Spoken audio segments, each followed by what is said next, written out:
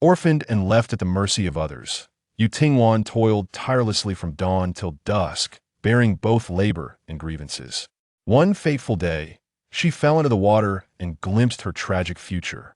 Her aunt would soon sell her to a lustful, elderly squire, and with no one to plead her case, she would rather face disgrace than endure such a fate, ultimately meeting a sorrowful end. Yu had had enough. She would no longer serve. Instead of allowing her marriage to be manipulated, she resolved to take control of her own destiny. However, as fate would have it, on her way to view a potential match, she stumbled upon the injured heir of the Wei family, being carried by a throng of onlookers. Dazed, she saw red the sight revealed the Wei heir, adorned in wedding attire, his expression dark and gloomy, being pushed toward the bridal chamber by his mother. Little did she know, the unfortunate bride beneath him was none other than herself. General Wei Zhao, proud and noble, had earned numerous accolades on the battlefield. After uncovering a grand deception that had ensnared him for over a decade, he found life absurd and harbored thoughts of self-destruction. In a tragic skirmish, he aimed his lethal weapon at himself. Yet, he did not perish instead. He became the heir of the remote Wei family. Wei Zhao's life was shrouded in darkness, and he believed he would never see the light again until she burst into his life.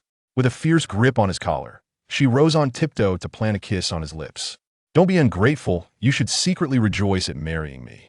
In the chill of early spring, the plum blossoms trembled on the branches. 1,000 miles from the capital, in the village of Shilin, wisps of smoke curled from chimneys. As dawn broke, Yu slipped into the kitchen.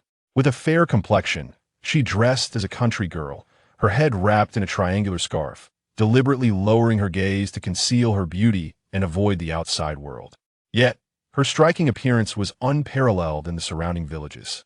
Her eyes sparkled like autumn waters, her lips of vivid hue, and a beauty mark at the corner of her eye added an alluring touch.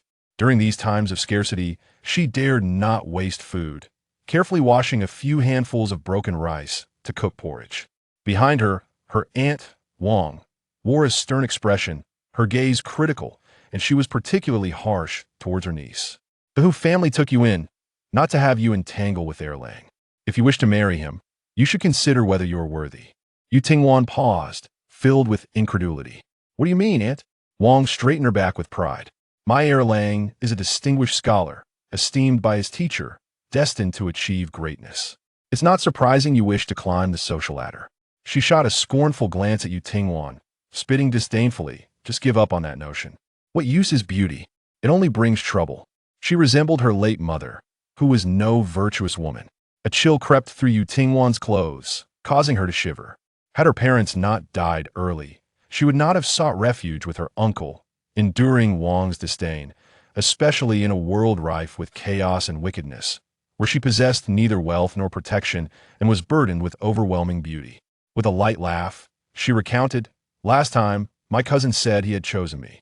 Upon hearing this, Wang was incensed, her hands on her hips. "You must have seduced him, you shameless little hussy. He professed his affection for me and declared he wants to marry me."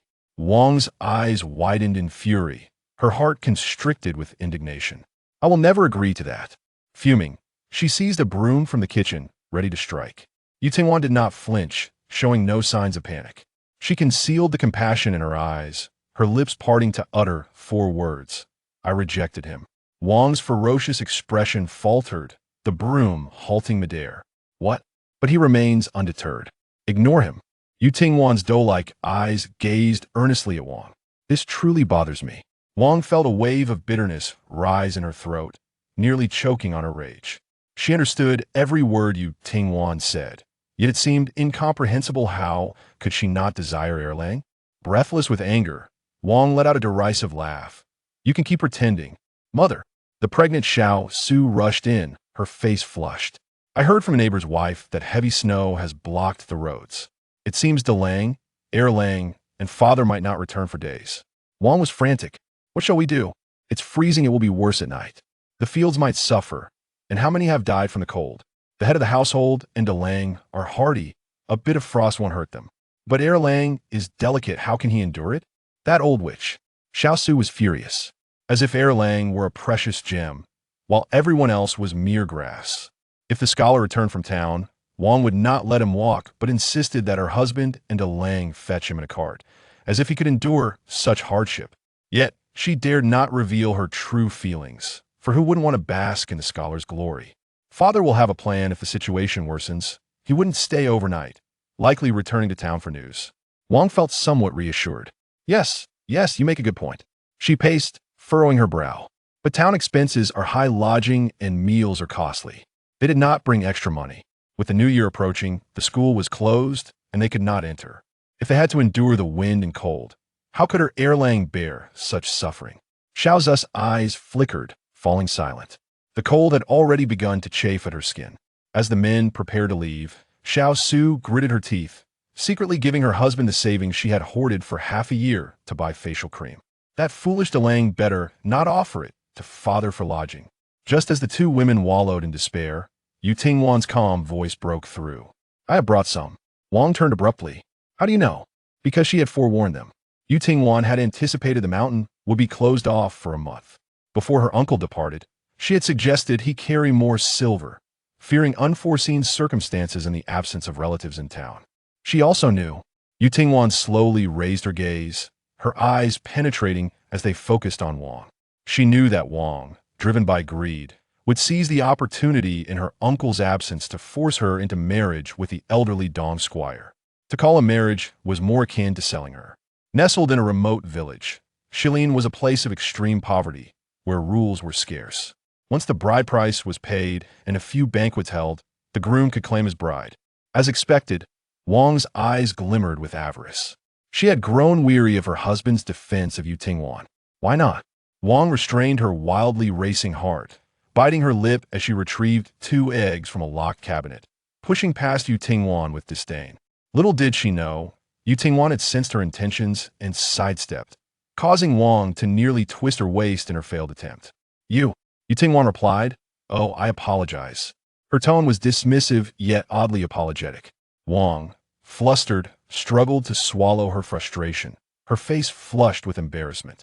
She shot Yu Tingwan a venomous glare before storming out.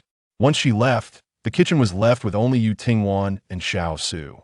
How stingy could one be, to leave home with only 2 eggs? Xiao Su, who feared Wang, suddenly grew bold, her belly protruding defiantly. Do you know where mother has gone? Yu Tingwan gazed into the flickering flames of the stove. With closed eyes, she recalled the memory of kneeling before Wang, pleading desperately. Aunt, please, I do not wish to marry him. She had groveled, yet Wang had maintained her lofty demeanor, attempting to crush her hopes. I'm doing this for your own good. How could I harm you? Yes, Dong's grandson may be your age, but an older man will cherish you. And there was Xiao Su, caressing the golden hairpin gifted by the Dong family, laughing with delight. The snow is falling beautifully with the mountains sealed off. Father won't return. No one can save you. Marry him you must. What's the use of good looks? You are just like your mother, destined to be treated poorly by men. None of these two were good people.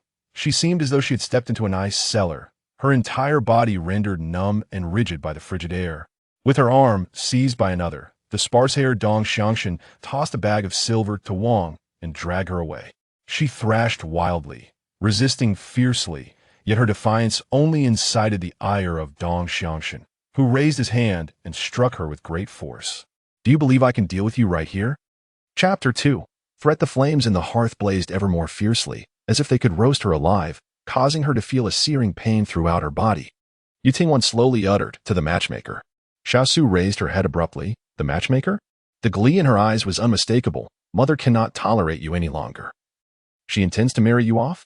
Having married into the family last year, she regarded Yu Tingwan with heightened wariness from their very first encounter. As women, who would appreciate the beauty of Yu Tingwan, who surpassed even the flowers in her radiance? Yet, her father-in-law harbored a sympathetic affection for this orphan niece. And even her mother-in-law, Wang, dared not overtly mistreat or insult her. Seeing Yu Tingwan's lack of response, Xiao Su covered her mouth and laughed. I once thought you had some remarkable prowess, that the uncle could not resist you. Given how much mother despises you, what kind of marriage could she arrange for you?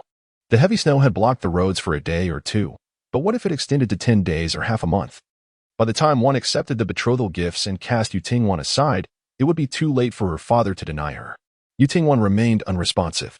Her mother had borne 2 sons for her father. No matter how great his rage, he could hardly cast her off entirely. Clearly, your good days are numbered. Noticing Yu Tingwan's continued silence, Xiaosu took this as a sign of intimidation, speaking with haughty disdain. After all these years sheltered by the Hu family, you cannot escape the ties of marriage in the future. If you have any conscience, do not forget the kindness shown to you by the Hu family. Yu Tingwan appeared contemplative. Xiaosu narrowed her eyes. You are not unwilling, are you? I knew you were an ungrateful wretch. My sister-in-law has misunderstood. Yu Tingwan murmured softly. I am merely contemplating how to honor the Hu family's kindness. That is more like it, scoffed the young Su, her disdain palpable. Yu Tingwan understood that her sister-in-law was renowned for her filial piety. Pouring hot water for the young Su, she remarked, though I may fall short in many aspects, I must strive to emulate you, sister-in-law. The young Su must have had honey on her lips, for she was decidedly unlikable. Yet, there was necessity in flattering the Wang family to secure a favorable match. With a mocking expression, the young Su accepted the bowl of water, believing that no amount of flattery from Yu Tingwan would suffice, as the Wang family only valued wealth, indifferent to her plight. I must learn from you, sister-in-law, to discreetly support my family behind my husband's back. The young Su was startled, causing her to drop the bowl in shock. What nonsense are you spouting? Yu Tingwan feigned ignorance of her sister-in-law's alarm, focusing instead on the shards scattered on the ground. You need not concern yourself with my affairs. Perhaps it would be wiser for you to worry about your own. 3 days prior, her sister-in-law's brothers had visited, and instead of being the virtuous woman she was, she had resorted to thievery, sneaking into the cellar to pilfer a dozen cabbages and radishes while their aunt was absent. The young Su appeared baffled, recalling how her sister-in-law had faced punishment for covertly sending grain to her family after her marriage, having been caught and mercilessly whipped with a jute stick, leaving her bedridden. Why have you not learned your lesson? The young Su's mind buzzed with confusion, her earlier bravado evaporating. With gritted teeth, she retorted, Are you threatening me? Rest assured, sister-in-law. I am discreet. Yu Tingwan picked up the broom that Wang had just cast aside and began to tidy up the disarray on the floor.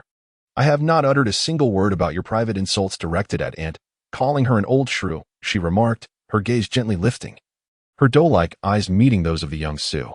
A smile played on her lips, though she appeared somewhat troubled. However, Su, feeling inexplicably anxious under her scrutiny, inquired, but what? With only a handful of bowls in the household, and with the sister-in-law's temper leading to a shattered one, I find myself unable to assist in this matter. What do you mean by a temper tantrum? She clearly mishandled it. How can you even mention that? If Yuan Ti brought the water, how could she have dropped it in the first place? Su dared not provoke further and awaited the completion of the porridge, which Yu Tingwan would soon serve for breakfast. However, this serenity was short-lived, for outside arose a cacophony of chaos, punctuated by the sounds of muffled sobs. Quickly, quickly, take him to old Qian for treatment. Is there still breath left? Oh dear, how could one be so grievously injured? The sight is truly alarming, drenched in blood. Had it not been for the concern of the heavy body amidst the crowd, Su would have rushed out to see for herself. Yet, Yu Tingwan remained composed, adding a piece of pickled vegetable to her porridge, as if the world were crumbling around her and she would not so much as flinch. Are you not at all curious? Such a peculiar sight. The throng outside gradually dispersed, and Wang, just returned from the matchmaker, pulled Aunt Wu from next door to gather information. Is it true? Was that the young man from the Wei family who was sent off to serve in the military years ago? Did they not say he perished? Perhaps he is fortunate to have survived, Wang replied, her tone laced with bitterness. But the Wei family received the government's compensation years ago and continues to receive a monthly military stipend along with 3 measures of rice. What a stroke of luck. The court provides compensation for the families of fallen soldiers, yet the silver trickles down in layers, and it is uncertain whose pockets it ultimately fills. Especially in remote places like Lingxi village, how much of it truly reaches the common folk? Wang's voice was filled with indignation. On my mother's side, there were those who perished on the battlefield, yet we have not even caught a glimpse of the promised compensation in silver or grain. When we went to the Yamen to protest, we were met with violence that nearly cost us our lives. Why is it so?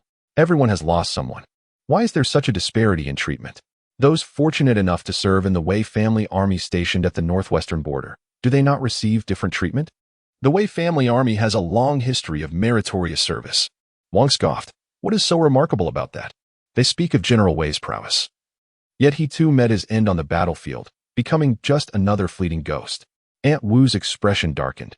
Do you think you can belittle General Wei? What is his status compared to yours? Mind your words. If this were to get out, your son Erlang's studies would come to an abrupt end. Upon mention of Erlang, Wang felt embarrassed and dared not speak further. Aunt Wu, unwilling to dwell on the matter, lamented, I fear for young Wei, his prospects look grim. She sighed deeply. Now that the mountains are sealed off, outsiders cannot enter, and those inside cannot leave. There is no way to seek a doctor in town. The old man Qian only treats minor ailments like fevers and headaches, and his fees are exorbitant. One might end up relying on wild ginseng for survival. The compensation you speak of is tightly grasped in the hands of Old Lady Wei. Do you think she will part with even a single coin? Indeed, Old Lady Wei is known for her merciless nature. With a hint of satisfaction in her voice, Wang inquired, how did the person return? Aunt Wu, animated and full of life, recounted the tale with great enthusiasm. It was at the foot of the mountain where they made the discovery. At that moment, a woman from the Wei family's second household, while gathering firewood, noticed a crowd gathered, claiming that a stranger had rolled down from the woods. She approached to take a look and immediately broke into tears, exclaiming that it was her beloved son. Her misfortune was profound. Not only was she in such a state, but her daughter had also passed away 6 months prior, leaving the second branch of the family destined for extinction. As Yutingwan emerged for breakfast, she crossed paths with the two women. She greeted Aunt Wu, but her expression was one of fatigue as she prepared to return indoors. Stop right there, Wang scolded sternly. You spend all your time cooped up inside. Have you fed the chickens? Cut the pig-s fodder? Yutingwan, earnest in her reply, admitted, no. Then why aren't you off to do it? With her head hung low, she replied, I'm unwell and lacking strength. Wang was taken aback. Just before leaving, Yutingwan had been exchanging barbs with her, igniting her irritation. When did you fall ill? Yutingwan feigned innocence, but remained stubborn, right now. Chapter 3, Why must you curse me again? Over the years, Yutingwan, fearing expulsion from the household, had toiled selflessly, swallowing her grievances in silence, never once raising her voice. Wang, accustomed to her subservience, felt her anger rising. Not a single truthful word from your lips. You've truly honed your skills. Do you expect me to wait on you? Yutingwan pondered for a moment. That would be acceptable. Wang, trembling with rage, turned to Aunt Wu to vent her frustrations. Everyone outside is saying that I'm tormenting this niece of mine day in and day out. But look at her demeanor. She has become insufferable. Even the simplest tasks she refuses to undertake. It is unclear which vile person has tarnished my reputation. Aunt Wu, who resides next door, is surely aware of the trivial matters concerning the Hu family. Were it not for Hu Daju's protection of his niece, Yutingwan would not have survived to this day. The Wang family is not to be trifled with. In Hu Daju's absence, she would relentlessly torment her niece. She has no desire to meddle in the family affairs of the Hu clan, hastily feigning indifference before making her swift exit. Yutingwan, shivering from the cold, clutched the frayed and patched remnants of her cotton clothing. The Hu family has provided me shelter, and as Aunt Wu said, I shall dedicate my life to repay this kindness with hard work. Just as the gentle-hearted Mrs. Su emerged, she met Yutingwan's soft gaze and felt an ominous premonition. Yet, my sister-in-law, concerned for my well-being, insisted on taking on my burdens. Mrs. Su, how can this be permissible? Mrs. Wang furrowed her brow. This is unacceptable. Mrs. Su's unborn child is her precious grandchild.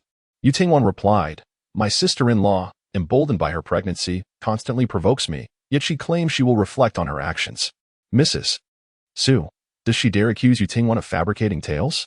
No, she would not. With a forced smile, she conceded, yes, it is my fault.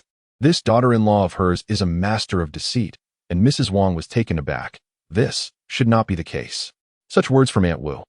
Yutingwan chuckled softly. Is it too much to ask for my sister-in-law to act with reason just once? The rural walls are constructed of stone and yellow earth, and the dwelling she inhabits is low and cramped, with antiquated window panes rattling in the merciless wind. Upon returning indoors, the smile that graced her lips gradually faded. A piercing headache enveloped her, and with each closure of her eyes, the haunting vision of her tragic demise replayed in her mind. Since the incident last year when she fell into the water and injured her forehead, fragments of images have intermittently surfaced in her mind, disjointed yet vivid glimpses of a future yet to unfold, perhaps echoes of a life once lived. Yutingwan slowly lowered her eyelids, feeling a chill envelop her, her bones trembling with unease. The Hu family was no longer a sanctuary for her. Yet, where could she possibly go? The village of Shilin was encircled by mountains, and the only path out had been sealed. Even if she managed to leave the village, How many tales of marauding bandits seizing young women awaited her beyond? Why was it only after her uncle's departure that the thought of her aunt's potential malice resurfaced? Anxiety offered no solutions. Yu Tingwan endeavored to maintain her composure, but all that lingered within her was a hollow void and endless confusion. Time passed, though she could not discern how long, and she gathered her emotions before retreating to a corner. Clutching the garments she had changed out of the previous night as she stepped outside, the somewhat disgruntled Xiao Su casually glanced over while tending to the chicken feed, reluctant to engage. However, Yu Tingwan stood resolutely before her, her gaze imbued with an inscrutable intensity. Xiao Su felt a shiver run down her spine. "What are you staring at?" Yu Tingwan blinked and articulated clearly, "Sister-in-law, you seem to bring a touch of misfortune." Xiao Su replied in disbelief. "Are you to the countenance of Wang had darkened? What is this nonsense? Is the bowl free of charge? Must she go to such lengths to curry favor with the young Miss Su?" Fearing Wang's reproach, young Miss Su hurriedly retreated to the backyard with a bag of chicken feed. She could not suppress her irritation and muttered that little vixen harbors ill intentions. I must not fall into her clutches. Initially, she was manageable, but for the past few days, it seemed she had taken a peculiar turn. Suddenly, a flutter of wings passed overhead, and a bird flew by, causing something to land at her mouth's corner. Raising her hand to investigate, she discovered it was bird droppings. Wang approached, wielding a slender bamboo stick, intent on reprimanding her. "What a misfortune! You foolish girl." Young Miss Su wiped the sticky residue from her lips. Her face contorted in disgust. She could no longer concern herself with anything else, trembling as she exclaimed, "Mother, that little vixen has brought a strange curse upon herself since falling into the water. Every time someone speaks ill of her, calamity befalls me. The last time they cursed her, I inexplicably broke out in a rash of red bumps, which itched for a fortnight. The time before that, it was when Delang, inebriated, struck me across the face. I am haunted by this." The ominous Yu Tingwan strolled along the village path, delaying her trip to the riverside for washing. She could not wander off, so she devised a plan to stall Lu the matchmaker. Outside Lu's home stood 2 willow trees, easily identifiable. With her silver tongue, she could persuade even the deceased to rise. People from miles around sought her to arrange marriages. Adorned in heavy makeup, her figure was a striking contrast to the emaciated forms of rural women, possessing a rare voluptuousness. Her eyes sparkled with the vibrancy of spring. Just as she fretted over how to report to the esteemed Dong, Wang arrived at her doorstep. Dong, though advanced in years, was notorious for his lasciviousness. After he exhausted his first wife, he turned his attention to seek out a young and unwed girl, specifically requesting one with a charming demeanor. This posed quite a challenge. Families with attractive daughters were reluctant to marry them off to an old man who would only bring them misery.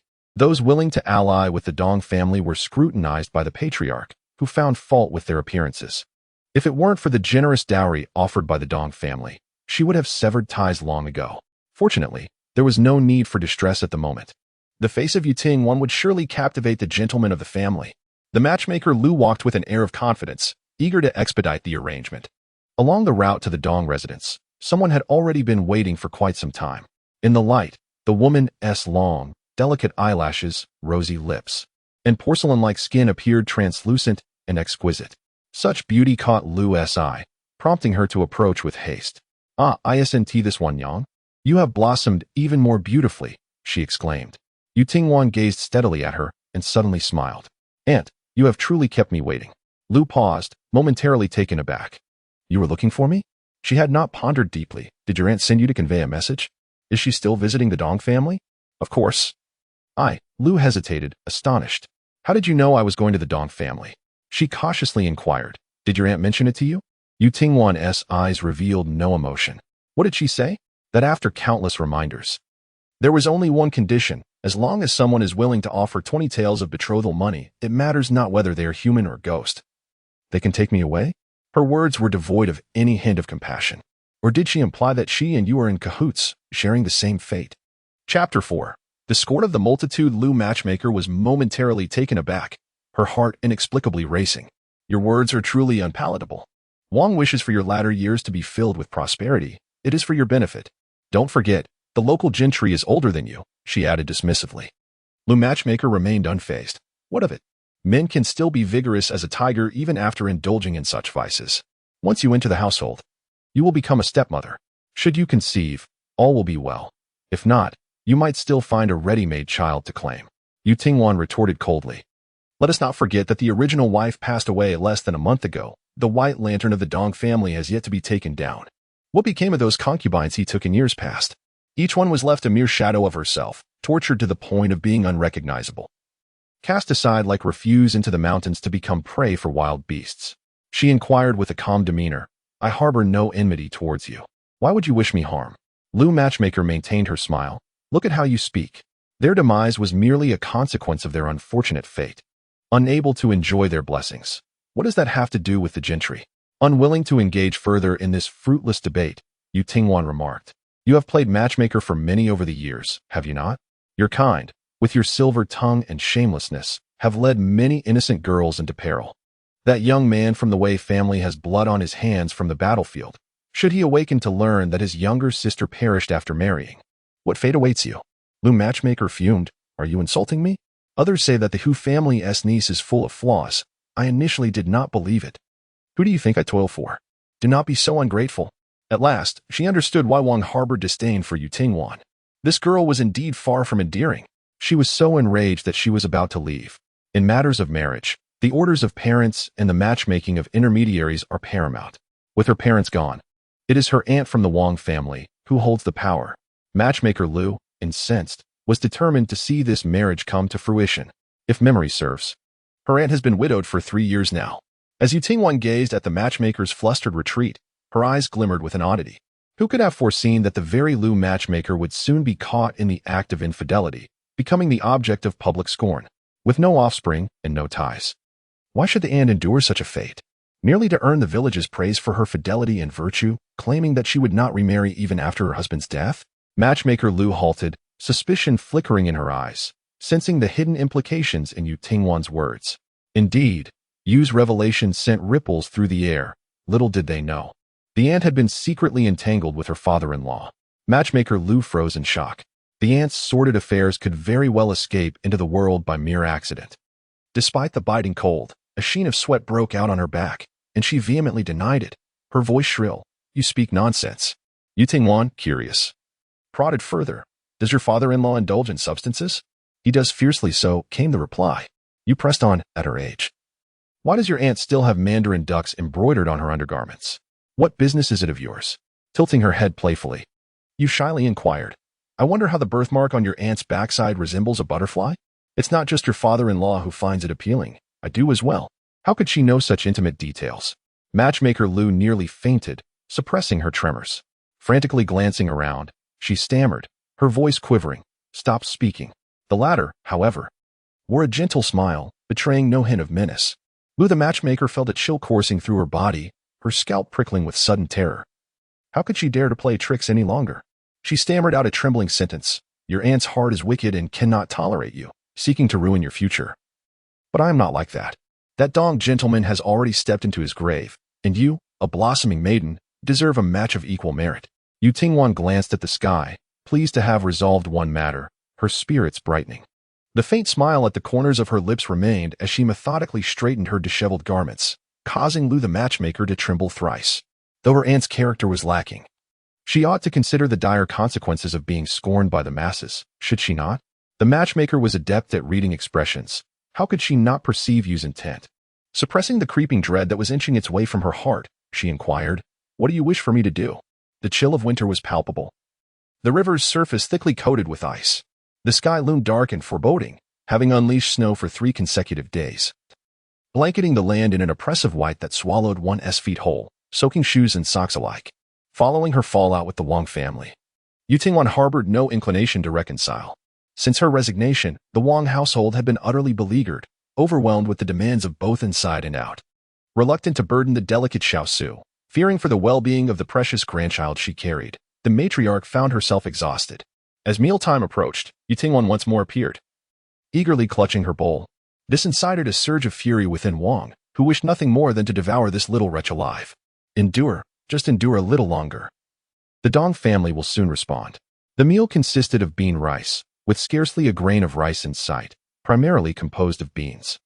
The yellow beans had soaked for little time, and Wang, unwilling to part with any oil, made the dish quite a challenge to swallow. Yu Tingwan expressionlessly spat out a small stone. This was already the 3rd morsel she had spat out. Yet, Abstaining from food would only lead to hunger. She furrowed her brow and took another bite. Little Su prodded with her chopsticks. She still preferred the dishes prepared by Yu Tingwan, as they were at least palatable. However, Yu Tingwan had now become a thorn in her side. She dared not allow her to cook. Cautiously, she glanced at Yu Tingwan, fully aware of her precarious position under someone else's roof. Had she been in Yu Tingwan's shoes, she would have long since knelt before Wang to apologize. In the past, Yu Tingwan had not particularly sought to please Wang, but she had shown her some respect. Wang had always made things difficult for her, and she had never protested. It was unclear what had driven her to madness these days. Sister-in-law, what are you looking at? Are you seeking to invite trouble? Yet, Little Su was wary of her. Nothing. Yu Tingwan nodded earnestly. Oh? Do you think Aunt's cooking resembles swill? Little Su tensed. You noticed that too? Wang. Yu Tingwan frowned.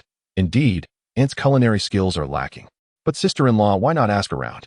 Which mother-in-law is so devoted as to care for her daughter-in-law? It's freezing outside, and Aunt would rather not get her hands cold washing the soybeans. She even hesitated to discard the soaking water and tossed it directly into the pot, leaving you with stones. If the taste doesn't suit you, can't you bear with it for a while? Sister-in-law, do not be foolish. It matters not if you go hungry, but what if the child is left starving? Upon witnessing a flicker of guilt and panic in Little Su's eyes, Wang struggled to breathe. The age-old conflict between mothers-in-law and daughters-in-law was undeniable. She was acutely aware that Yu Tingwan was sowing discord, yet she could not help but overthink. She fixed her gaze on Little Su, a cold smirk escaping her lips. Was it merely unclean? Could it truly cause harm? Did she really believe that having something in her stomach would prevent her from reprimanding her? Xiao Su's heart trembled with fear. Mother, I did not. I simply lack an appetite. Wang, however, was unwilling to believe her. Jabbing her sharply with her fingertip. What are you anyway? I was able to have Delang marry you. And I could just as easily have him divorce you after you give birth. His brother is successful. Why should he worry about finding a wife? Xiao Su's face turned pale. Yu Tingwan understood the situation all too well. The Hu family had once struggled to support Hu Yaozu's education, lacking the means to secure a bride for Hu Delang. The drought that year had caused many to perish from starvation. Xiao Su had been traded for a bag of rice by Wang. Hu Delang had always looked down upon her appearance, yet she had somehow managed to intimidate him. But this was merely the beginning. Suppressing her sarcasm, Yu Tingwan slowly replied, Now, Aunt, what words are these? Sister-in-law carries Hu's offspring. Let us not frighten her. Look at her pale face. If Cousin De were to see this. Yu Tingwan smiled, speaking the truth. Oh, he would not be distressed. Chapter 5. A match made in heaven. Xiao Su felt on the verge of a breakdown upon hearing this. Though she had married into the Hu family, she had never truly established her footing. Her family was impoverished, and her father and brothers lacked ambition. Thus, she stood at a disadvantage in the Hu household. If this child were a girl, Yu Tingwan timely reassured her, do not cry. Xiao Su covered her face. I am not crying, merely in the midst of contemplation. If you continue, tears may truly fall. Though Yu Tingwan's eyes revealed no sympathy, she turned to defend her. Aunt, spare her this time. Is it truly a matter of pride for Cousin De to divorce and remarry? This year, the harvest was plentiful, and every household had sold their grain for profit. The Hu family has become relatively affluent, yet raising a scholar is no trivial task. The funds for next year's tuition are still not fully assembled, and every coin must be saved. A sack of rice can no longer procure a bride. Were it not for Yu Tingwan being the catalyst of this matter, even the modest Mrs. Su would be moved. Then, she heard Yu Tingwan's voice, measured and resonant. Has sister-in-law done anything wrong? She has merely been forthright. At the heart of the matter lies the unpalatable bean porridge. It is all your fault, Aunt. Day by day, Wang sure is on the verge of being driven to her wit's end. What did you say? Repeat that. Yu Tingwan calmly uttered, I have made the decision. Aunt shall apologize to sister-in-law, and this matter will be laid to rest. Isn't it true that families should not harbor grievances overnight? Wang sure felt a wave of dizziness wash over her. Sooner or later, Yu Tingwan would be the death of her. How could it be that Yu Tingwan was the one to decide? Just days prior, she had chastised Yu Tingwan, who had not dared to complain. Could it be, as Mrs. Su suggested, that Yu Tingwan had been bewitched? Otherwise, how could her temperament have shifted so drastically? No, Wang Sure suddenly recalled the day, many years ago, when the head of the household had brought Yu Tingwan home. Was she not a bold little firebrand then? She had fixed her gaze on Yu Tingwan, only to meet a pair of indifferent eyes that regarded her as a mere jester, as if they could see through her. A chill ran down Wang Shu's spine. She needed to send Yu Tingwan away soon, lest the night grow long with troubling dreams. Perhaps having been busy all day, Yu Tingwan found herself restless upon a moment's pause. As she stepped outside, she noticed Aunt Wu from next door peering curiously inside. Upon being caught in the act, she showed no shame, her eyes full of appraisal. Out again? To her, Yu Tingwan remained quite courteous. Aunt Wu, despite having no familial ties to her, would not go out of her way to defend her against the Wang family. However, when Yu Tingwan first arrived in Shilin village, she often found herself at odds with the Wangs, prompting Aunt Wu to privately offer her counsel. Child, if you would heed your aunt's advice, never provoke your Aunt Wu again. Your uncle harbors guilt towards your mother and sympathizes with you, causing him to quarrel with her daily. Yet they are bound by marriage. And you, as a mere niece, stand apart from that bond. You bear the surname Yu. The Hu family is not your own. Had it not been for the misfortunes that befell your parents, there likely would never have been any connection between you. I understand your grievances. Wang is too hot-headed to accept you, but without a sense of security, you must learn to endure. Though her words were harsh, they resonated deeply. After all, she was an outsider. Over time, Yu Tingwan learned to rely on the goodwill of others. She assumed that by bowing her head, she could secure a small corner of peace. Yet the hardships of her past struck her like a blow. The likes of Wang, with their brazen disregard, would only push her further into submission. Yu Tingwan managed to smile, thinking, I shall gather some firewood for warmth tonight. The wood she collected was damp and would not ignite, but she had amassed a small pile in her room, gathered gradually before the snowfall. Though it was not much, it could last her a few nights, and she hoped that allowing the wet wood to sit would dry it somewhat for use. Relying on the Hu family's firewood was out of the question. Self-reliance was her only option in these bleak conditions. The thin quilt she used offered little warmth, and with the old windows allowing the cold air to seep in, Yu Tingwan feared she might not survive this harsh winter. Aunt Wu nodded in agreement. Indeed, it is as you say. This year is particularly strange. The cold has been unbearable, and many have succumbed to the frost. There are whispers that the heavens are claiming lives. Before she could utter another word, Yu Tingwan raised her hand to tuck a stray lock of hair behind her ear. The old cotton coat she wore hung loosely on her frame. With the slightest movement, the sleeves slipped down, revealing her delicate, pale wrist. Aunt Wu focused her gaze intently. Goodness, the bruise on her wrist caught the eye. She gasped. Did she lay hands on you? Yu Tingwan was taken aback and followed Aunt Wu's line of sight to look down. No, that's not. Aunt Wu interrupted. That wicked woman. Aunt misunderstood. This is from when I got up at night and accidentally bumped into something in the dark. Aunt Wu was unwilling to believe her, filled with sympathy. I know you were trying to hide it. Yu Tingwan insisted. It truly isn't. I understand everything. Yu Tingwan fell silent. But out of the corner of her eye, she noticed a thin, elderly woman not far away, eagerly watching the scene unfold. She recognized her. This woman, surnamed Fan, was known for her loose lips in Shilin village. Anything that passed through her mouth could spread like wildfire. Most importantly, Granny Fan had a quarrel with the Wang family. Yu Tingwan immediately responded sorrowfully, this little injury is nothing. There is nothing more important than maintaining family harmony. As a younger generation, how could I hold a grudge? It does not hurt. Yu Tingwan added, life is still intact. Granny Fan exclaimed, here comes the drama. She swiftly darted towards the area with the most villagers, unable to conceal the delight in her eyes. Everyone, stop and listen to me. I just came from the Hu family, and you won't believe what I saw. She opened her mouth to reveal, Wang has once again laid hands on her niece. Fierce as if she were ready to devour her. I saw her raise a stool and smash it down. When Hudaji was around, she held back a bit. But this time, it's hard to say. Last time she fell into the water, I harbored suspicions that it was Wang who had pushed her.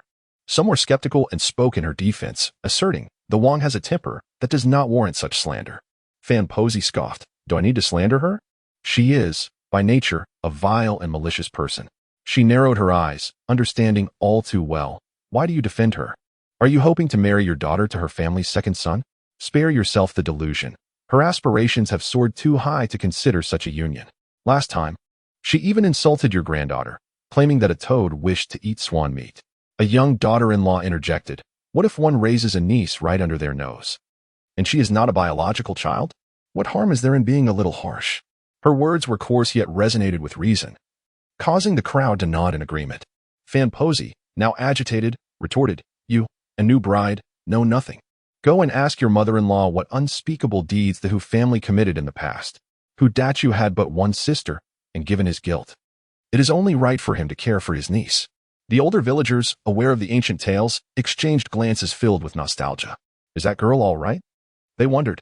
Fan Posey waved her hand dismissively. She is fine, still with breath. It is unclear, however, whether it was the stepmother who succumbed to Wang's machinations first, or if it was Wei's young master who fell victim to old Qian's wrath. With the new year approaching, it is ill-fated for two to die in the village. She scratched her head and chuckled. Remarkable. Such occurrences do align. Chapter 6. Tidying up. The cold wind swept through, penetrating to the very bones. After waiting for 2 days without receiving any news from the matchmaker Lu, Wang felt an inevitable anxiety creeping in.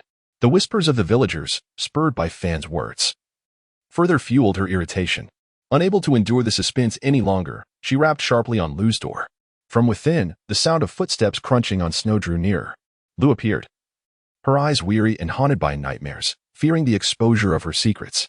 Upon seeing Wang at her door, her eyelids flickered with surprise. "Ah, it's you," she said, leaning heavily against the door, displaying no hospitality whatsoever. "The house is in disarray, so I want to invite you in for tea. Speak your mind here." Since Erlang began studying, Wang had been lauded by her fellow villagers, who hailed her as the future mother of a scholar. This newfound status had made her feel superior, and Lu's lack of deference irked her deeply. However, with pressing matters at the Dong family's side, Wang decided to suppress her feelings of indignation. Casting a furtive glance at the neighboring house, she understood that the matter of selling her niece was hardly honorable, and thus she would not publicize it. Lowering her voice, she inquired, "What has become of the matter I entrusted to you? You ought to provide a clear answer. Has the gentry set their sights on someone else? Or do they consider my 20 taels too steep?" Seeing Lu's silence, Wang stepped forward. "You have taken 2 eggs from me. You must ensure this matter is resolved." Lu feigned difficulty, asserting, "Who doesn't he know how much your husband values this niece? If he were to come here with a blade in hand seeking answers, what could my father-in-law and I do alone?" Wang furrowed her brow, only to find Lu shifting her tone unexpectedly. "However, you underestimate Master Dong far too much. To him, 20 taels are merely trivial. If he takes a liking to you, he would not hesitate to part with 100 taels." The greedy Mrs. Wang was left speechless. 100 taels? She had initially thought that 20 taels was already a bold demand, having never laid eyes on such a sum in her lifetime. Old matchmaker Lu raised her chin and remarked, "I recall your son Erlang is studying in town, is he not? Master Dong is quite remarkable. He has connections with the county magistrate. If he were to take an interest in your son, securing him a place in the finest academy in town would merely require a word from him, and the tuition fees could be waived." These words struck a chord deep within Mrs. Wang. While Erlang's current tutor held him in high regard, how could a local school compare to the county's academy? The family's financial burden had delayed Erlang's education. If only they could forge a connection with the Dong family. She was filled with excitement. "Rest assured, should this come to fruition, I will not reveal that you were the one who facilitated it. My husband will not trouble you, and you shall receive your due reward. I will rely on your diligence in this matter." Matchmaker Lu chuckled. Yet, in an instant, she forcefully shoved Mrs. Wang. Mrs. Wang fell heavily into the snow, the cold causing her to shiver. She shouted in anger, "Have you lost your mind? You are the one who has lost your senses." Matchmaker Lu retorted, "Has your conscience been devoured by dogs? Do you still consider yourself an elder? Have you no shame? Aren't you afraid that your niece's mother will rise from her grave to settle the score with you?" Her voice rang loudly, quickly drawing the attention of a neighbor. Before long, an elderly man hurried out, dressed in a heavy cotton coat, with a serious expression on his face. "What has happened?" At the forefront stood him, followed by numerous villagers. The mountain paths leading to Shilin village were treacherous, especially during the harsh winter. The village head placed great importance on tradition, always offering a pig's head for ancestral worship. Each year, he would procure a pig from the butcher in the neighboring village, dragging it back for slaughter. Those wishing to purchase meat would come forth with their money. However, the supply of pork was limited. The village head would reserve some for his own family and set aside a portion for relatives, leaving insufficient quantities for sale. Thus, the villagers would eagerly approach the village head to secure their share. This annual indulgence was a luxury, a moment to allow the hard-working family members to savor the taste of meat. Lu the matchmaker, living next door to the village head, was well aware of the influx of visitors in recent days. She had been waiting for Mrs. Wang to arrive. Sure enough, the village head, leading the charge, expressed his confusion. "Why has a quarrel erupted?" he questioned. "Can't we discuss matters amicably among kin?" Upon seeing him, Mrs. Wang's eyes flickered with apprehension. What right did she have to protest? She hurriedly rose, exclaiming, "It's nothing. I merely lost my balance." Lu the matchmaker scoffed, lifting her chin defiantly. Oh, so you can act but not own up to it? You are aware of your own guilt, aren't you? She addressed the crowd, declaring, I was the one who pushed her. I showed her mercy by not using a broom to drive her away. Now that everyone is present, let us seek justice. Who among us does not know that her niece is as lovely as a flower? Had it not been for her mother, would the Hu family have attained their current status? If it were me, I would have treated that girl as my own daughter. Yet, whenever Hu Daju is absent, how can the stepmother enjoy her days? I find that what old lady Fan said holds some truth. When the stepmother fell into the water, it surely must be connected to her. Mrs. Wang? How can one blame her for not standing firm? The village head furrowed his brows, stating, such words should not be uttered lightly. Human hearts are inherently tender, having spent many years in close proximity to the young woman. How could Daju's wife possibly wish her harm? Wang replied, indeed.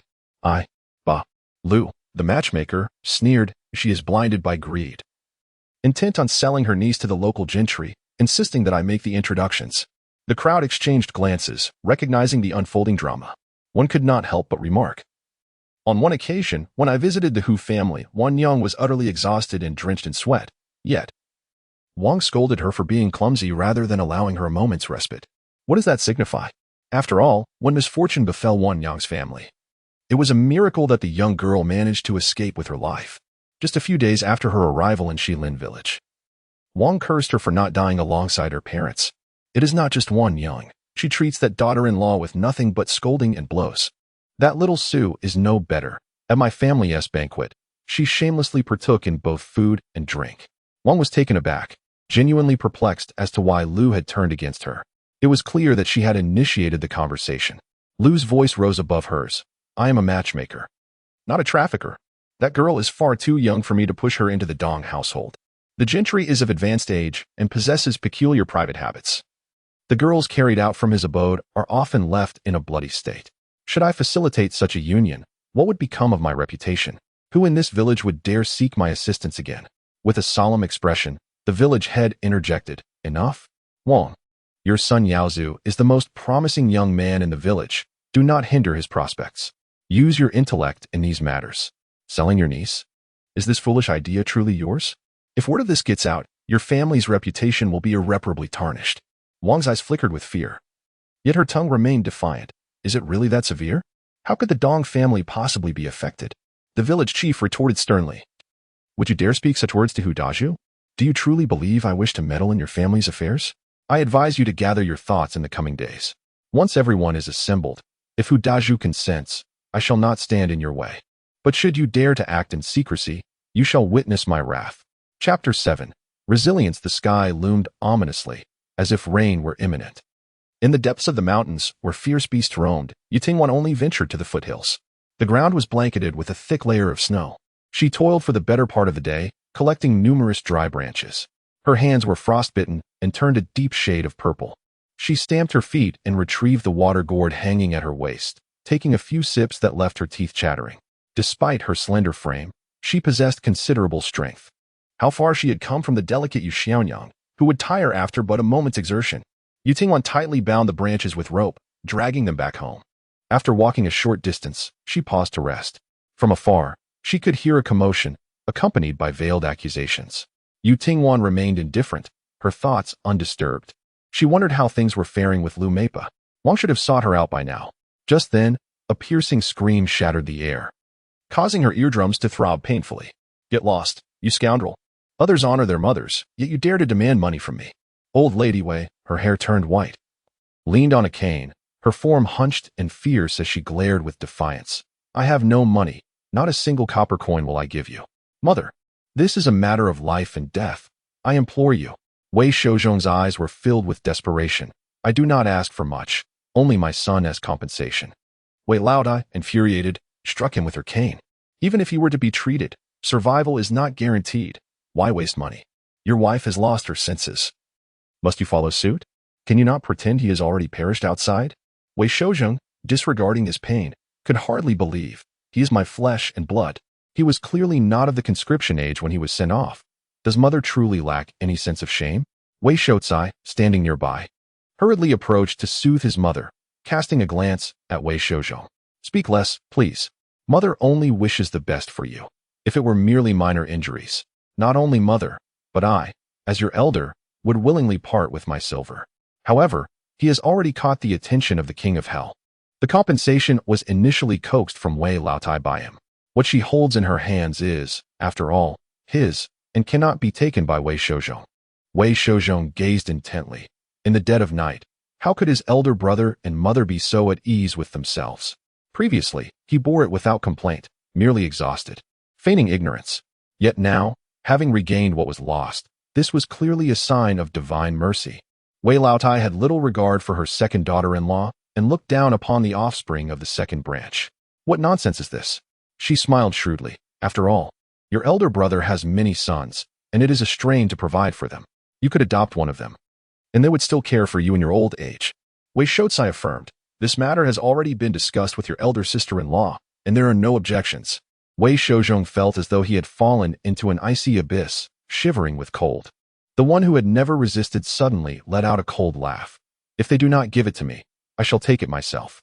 You dare to move, and do not blame me for disowning you as my son. Wei Shouzhong's voice trembled slightly. Yet, his father was in grave danger.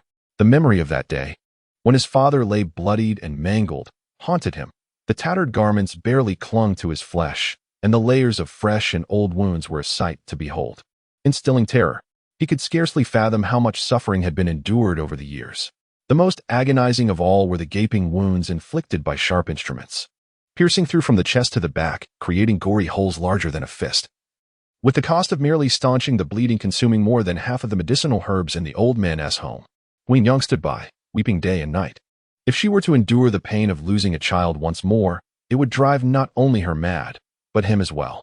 With this thought, the fury that Wei Shouzhong had amassed over the years erupted uncontrollably. He dared not delay, shoving aside Wei Shouzhong, and forcefully kicked open the door to Old Lady Wei's room, barging in. You dare.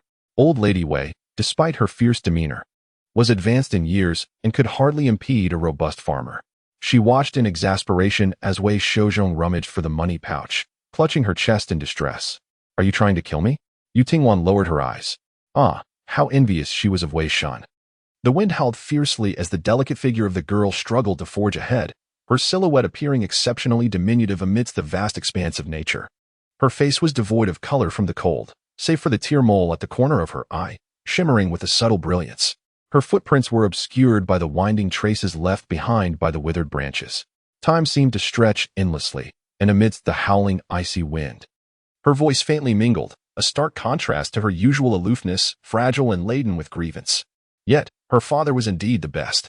The gate of the Hu family stood ajar, revealing an elderly woman clad in a deep blue cotton coat, her attire impeccably neat and devoid of any patches.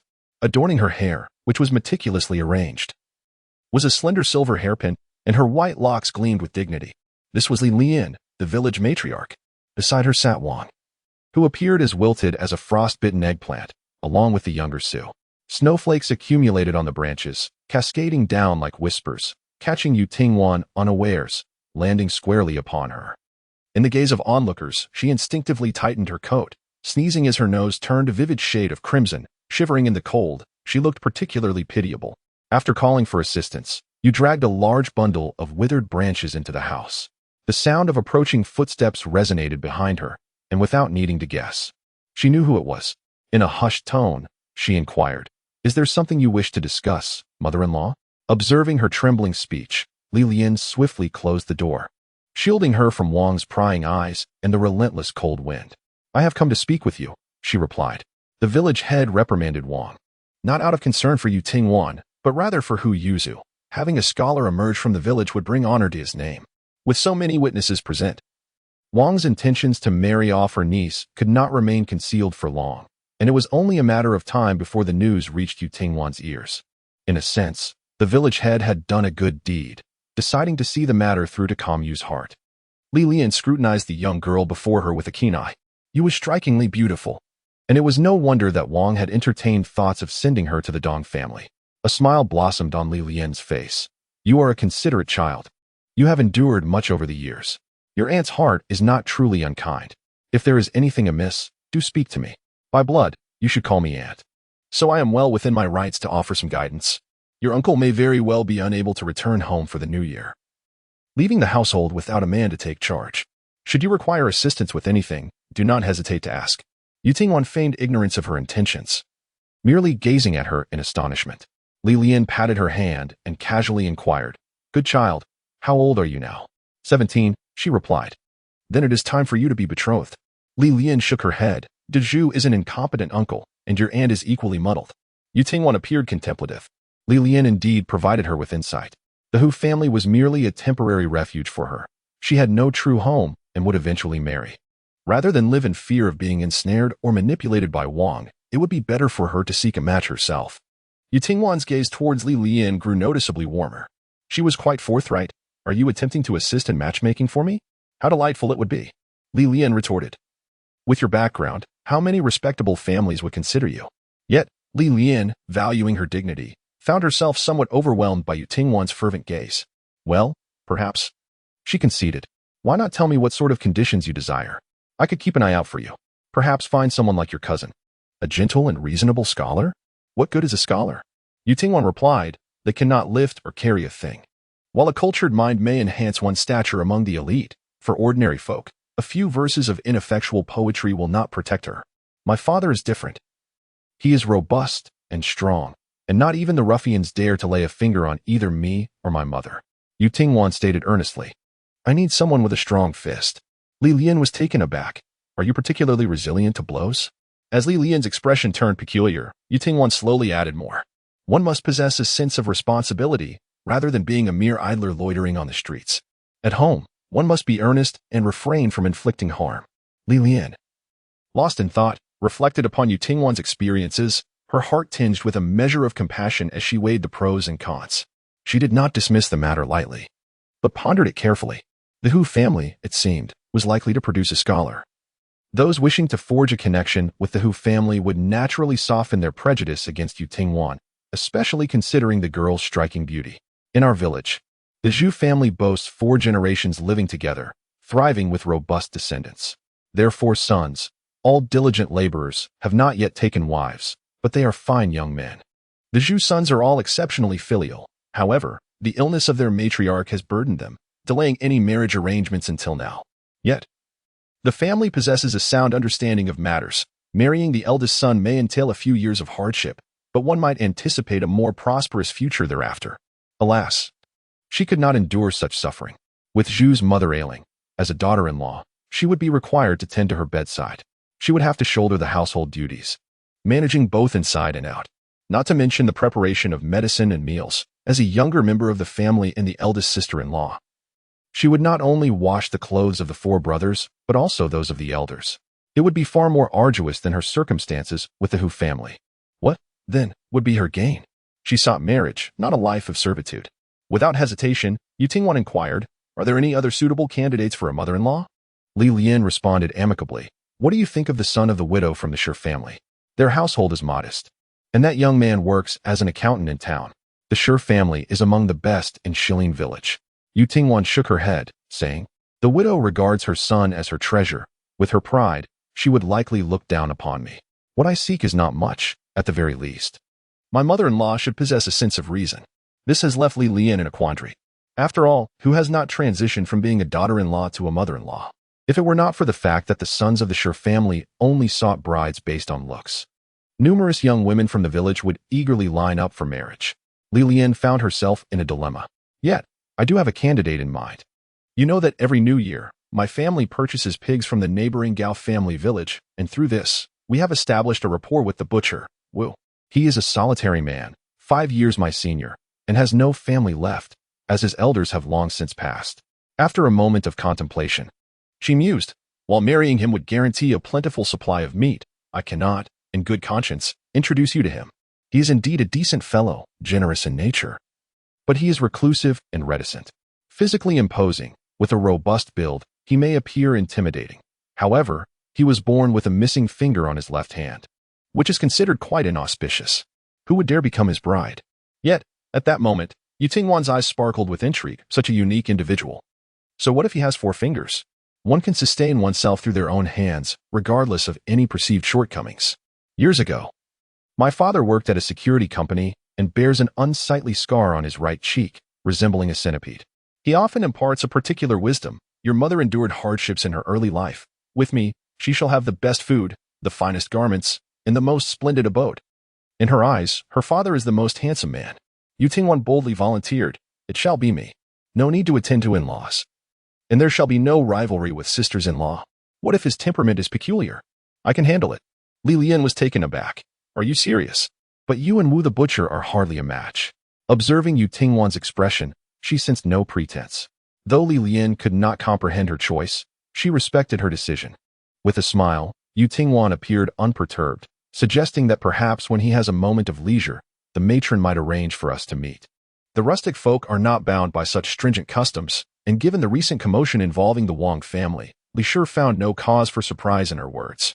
Should the two not hold any disdain for one another and choose to live a grounded life, it could indeed blossom into a promising union.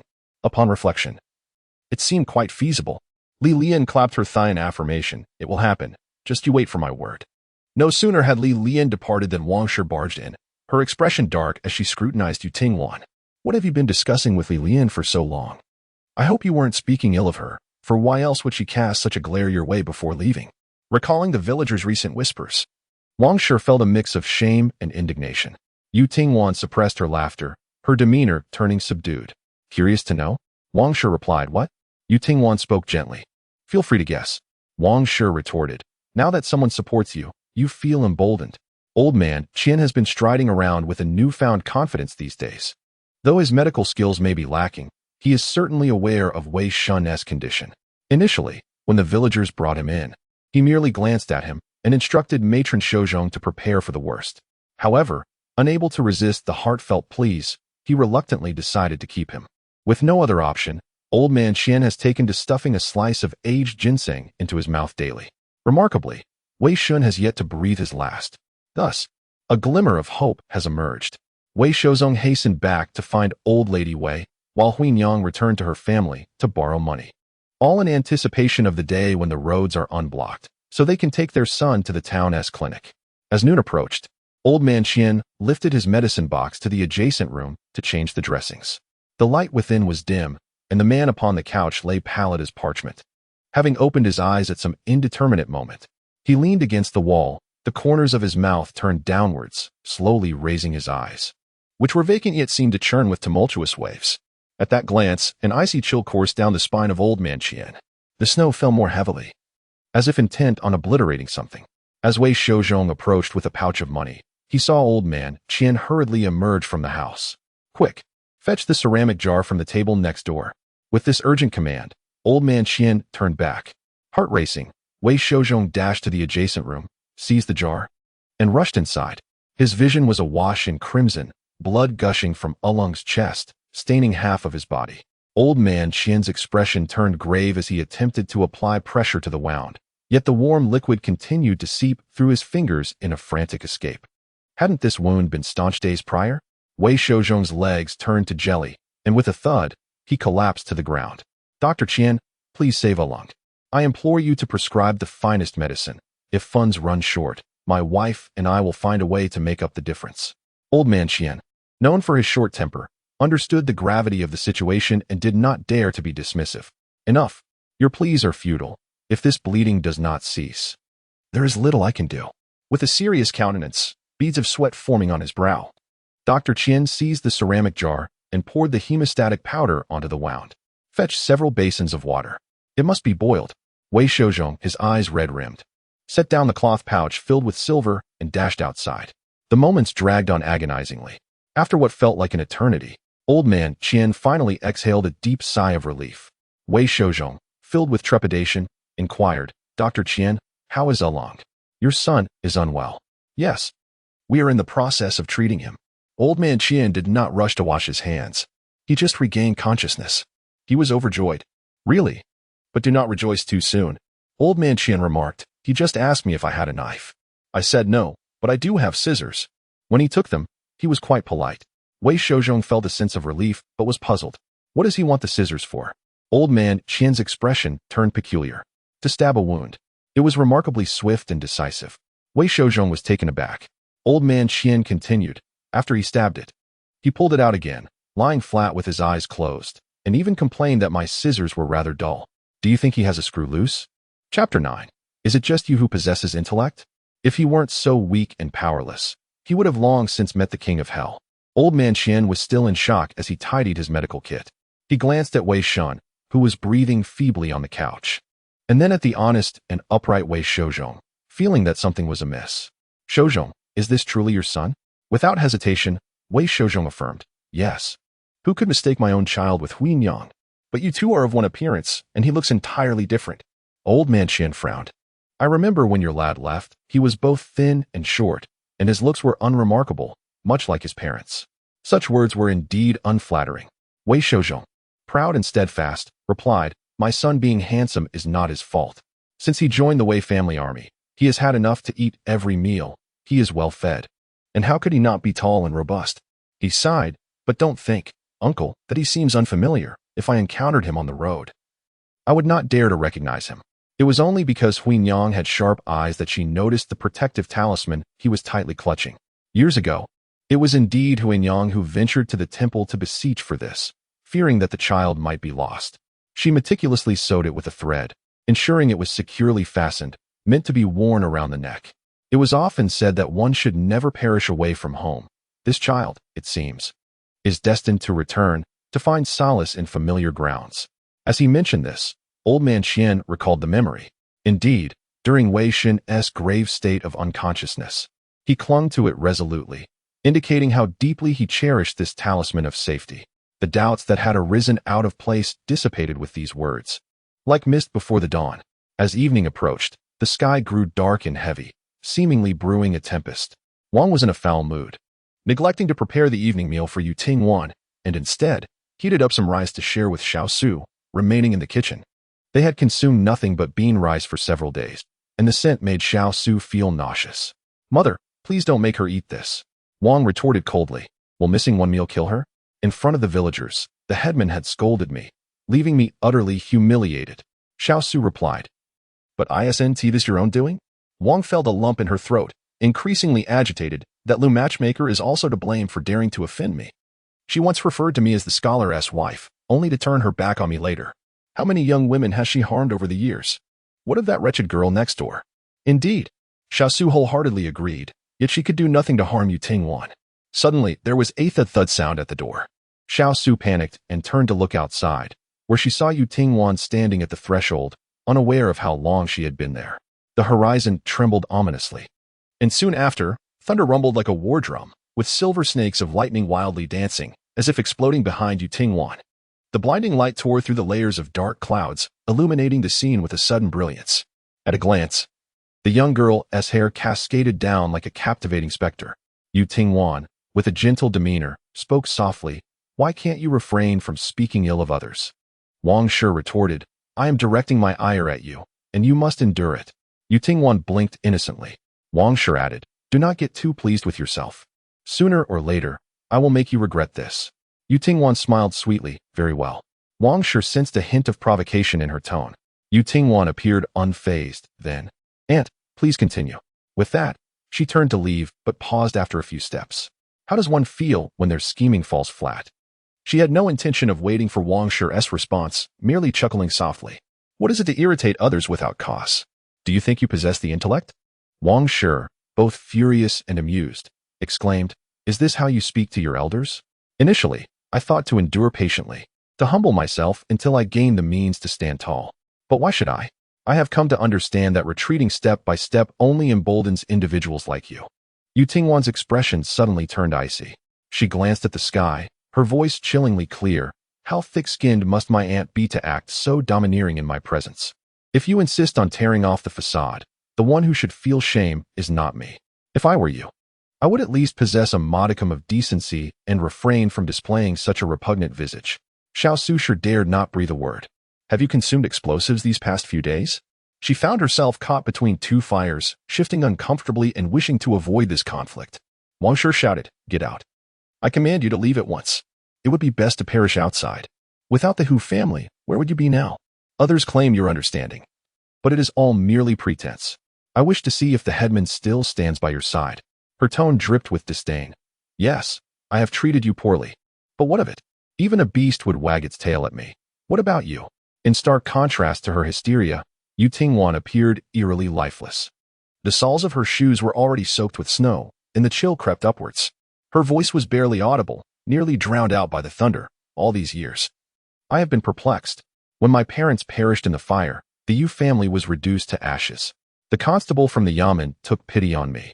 Yet with so many children at home, he could not take me in, leading me to seek out my uncle after much difficulty. When my uncle arrived and saw me, he wept, declaring his intention to take me away. Though I was young, I had never heard my mother mention a brother from her family. There had been no correspondence over the years. I only knew that she had been rescued by my father when she was in dire straits, and they had married. It was evident that there had been discord between her and the Hu family. I entered the Hu household in trepidation, and over the years, I made attempts to inquire. Yet the villagers of Shilin avoided the subject entirely. What could I do at that tender age? My parents sacrificed their lives to save me, which was nothing but a plea for me to live well. Therefore, I could not be cast out. At this point, her words faltered. Only a few days ago, when I ventured into the mountains, I inadvertently overheard something spoken by Granny Fan. Wang was taken aback. Yu Tingwan turned her head. Do you wish for me to recount every word to my aunt? She tugged at the corners of her mouth. Would my aunt dare to listen? You say, if I were to approach my second cousin's master and bring this up. Before the words could fully escape her lips, she was interrupted by Wang. No, Erlang is not involved. You must not endanger him. Yu Tingwan seemed to have heard the greatest joke of all time. After all, was my mother not innocent back then? Did she not also meet a similar fate? Wang's gaze towards her shifted, revealing a hint of trepidation. At that time, Hu Daju nearly divorced her over this matter. Had it not been for the severe illness of their newborn son, who needed care, she would likely have been cast aside long ago. Consequently, for these years, she had not dared to utter a word about her sister-in-law in front of Hu Daju. When Hu Daju went to fetch Yu Tingwan, the village head learned of this and sighed deeply. Since you have decided to bring her back, you should take good care of her. Daju has not had it easy. He has been searching for his sister for years, only to receive news of her death. He must be suffering inside. As for that matter, I will remind everyone to be discreet and not to mention it in front of the young lady, lest it lead to enmity. A sardonic smile played on Yu Tingwan's lips. So, does my aunt still believe she owes me a debt of gratitude? As for myself, my thoughts have been quite tumultuous these days, and I find it difficult to muster the energy to address it. I advise my aunt to tread carefully. Chapter 10. A union of mourning and celebration after the rain. The snow fell incessantly, and the temperature dropped further.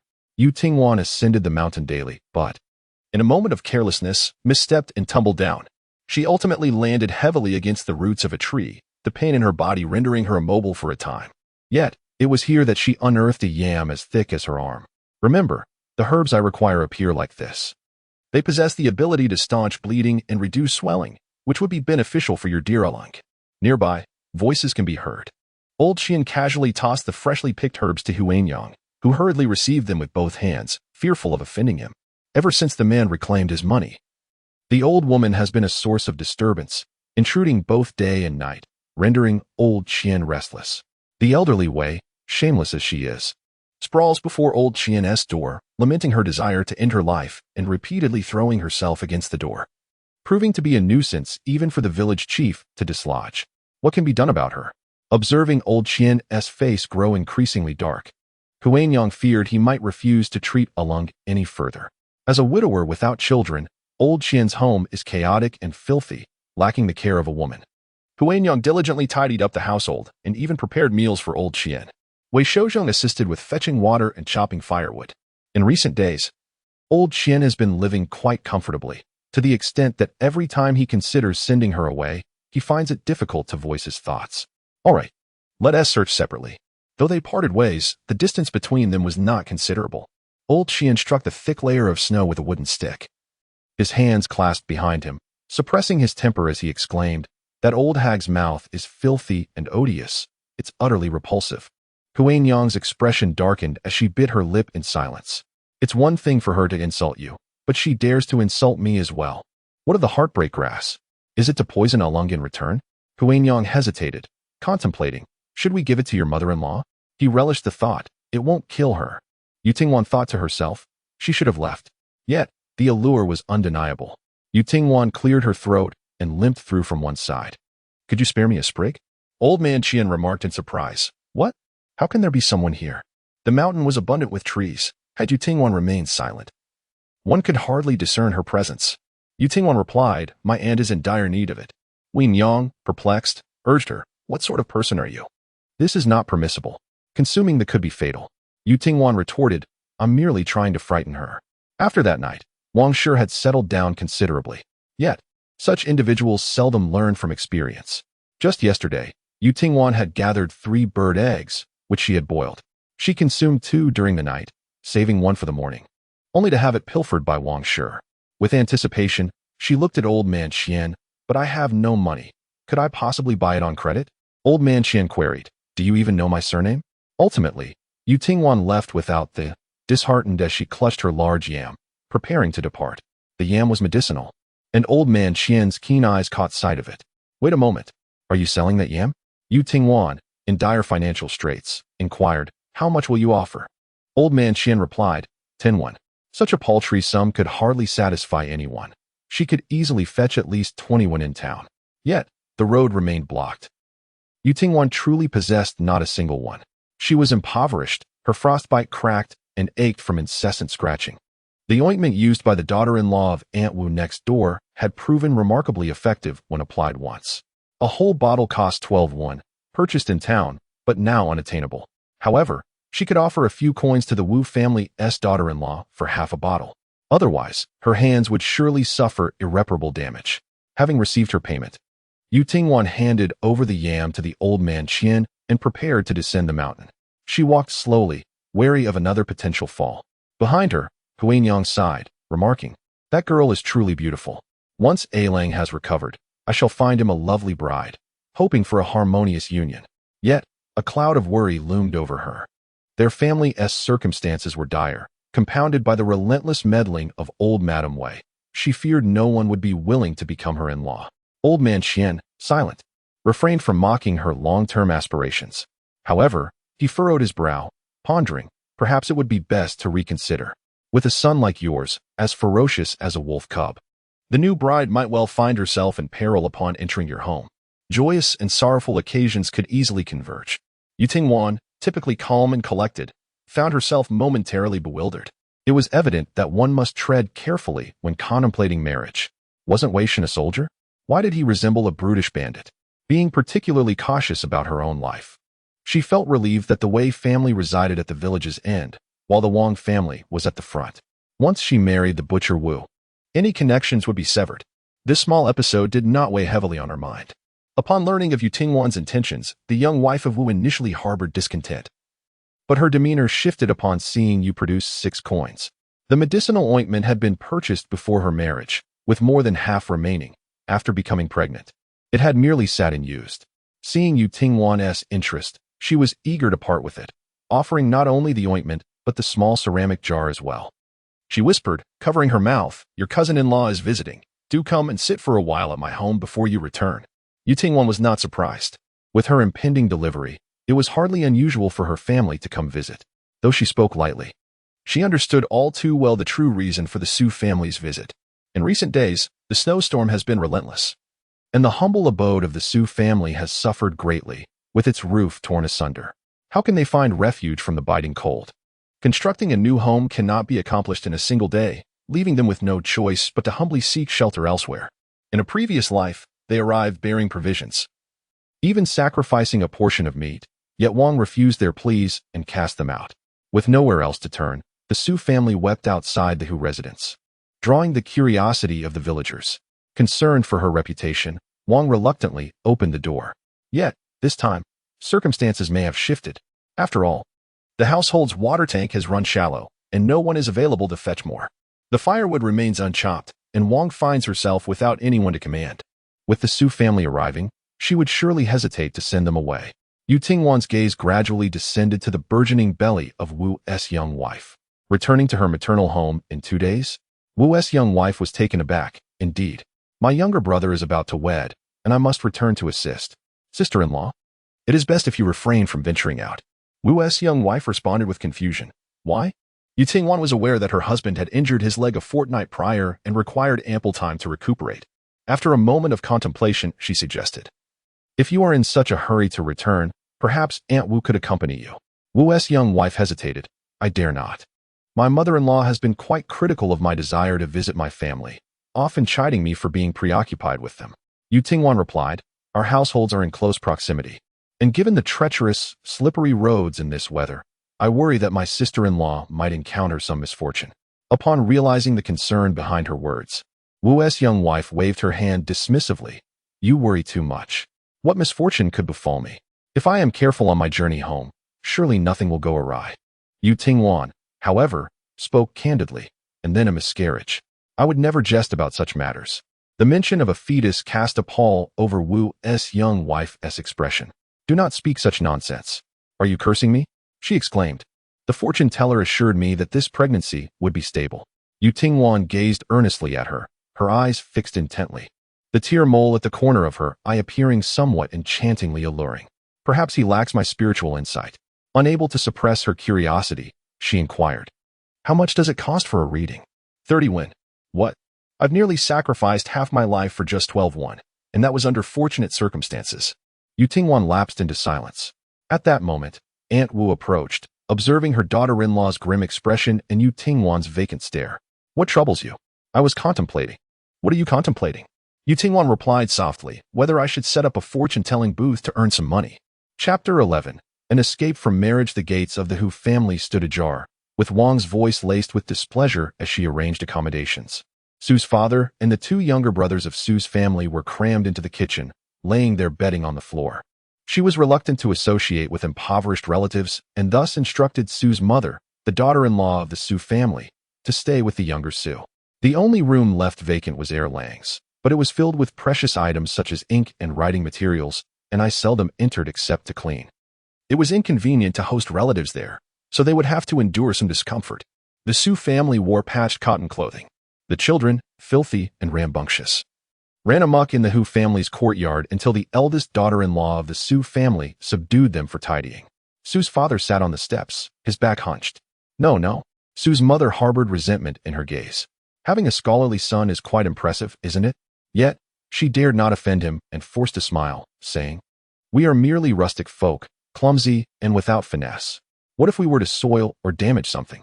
Before arriving, I had told my child that the uncle from the Hu family is destined to become a scholar, a person of great promise. This statement was laden with countless compliments, pleasing Mrs. Wang immensely. She raised her chin with an air of pride, unable to conceal the disdain flickering in her eyes. It was at this moment that Yu Tingwan entered the courtyard. Her ink-black hair was disheveled, and her garments bore several tears from the wind. All eyes turned toward her, and among them, a dark-skinned man's eyes brightened. Cousin Yu, what has happened to you? Do you require assistance? Yu Tingwan furrowed her brow, evading his outstretched hand. This man was the second brother of the Su family, known for his silver tongue. With the Su family unable to afford a bride for him, he resorted to courting young women indiscriminately. Last year, he had even come to propose, only to be driven away by Hu Daju wielding a broom. Yu Tingwan slowly lifted her gaze, a flicker of disgust crossing her features. Step aside. Su Fun's smile remained undiminished. I hadn't seen you for a while, and upon inquiring, I learned you were gathering firewood. Look at how frozen you are. Your hands are all red. I feel for you. The young girl was strikingly beautiful, her skin as delicate as porcelain. She had grown considerably, and Su Fun was nearly entranced. He was aware that the Hu family looked down upon him. But what did it matter? Even if he could not marry Yu Tingwan, he would be content with merely holding her hand or stealing a kiss.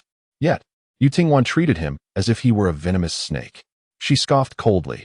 Her fragmented memories of her past life offered no insight into Su Fun's fate. However, a man of his reckless nature, who would flirt with widows, was bound to meet his downfall eventually. Yu Tingwan retorted slowly, you seem rather ill-fated. Little Su, why must you say that again? I am haunted by it. As Su Fun remained oblivious, drawing closer to Yu Tingwan, she feared that her second brother might encounter yet another mishap and hastily pulled him back. Wan'er, too, seemed weary and eager to retreat indoors for rest. Any discussions with her second brother could wait. She had indeed learned her lesson. Yu Tingwan's gaze swept over the people in the courtyard, finally lingering for a moment on the raucous young man from the Su family before she returned indoors. At the instant she closed the door, she heard the reproaches of Su Mo. Wan'er's temper seemed to be growing increasingly irritable, but her brother had only acted out of kindness. Would Wan'er believe such things? Yet, She had no desire to expose the truth. Yu Tingwan, indifferent, brushed the snow from her clothes as the door shut behind her and concealed the remaining 6 of coins. Only then did she attend to her wound, which was not severe, a mere abrasion that had bled slightly. These past few days, she had been bustling about, yet as a woman, her energy was limited. And in her current state, venturing outdoors seemed unwise. Firewood needed to be conserved. The room was damp and chilly, she could not bear to use the wood. Her hands, already numb from the cold. She shed her insufficiently warm cotton clothing and climbed onto the bed, covering herself with a thin quilt. Still, she felt cold. She added several layers of clean garments before applying a bit of ointment evenly to her hands. A soothing coolness alleviated the itch. Exhausted, her eyelids grew heavier. Just as she was on the verge of slumber, fragmented memories flickered before her eyes.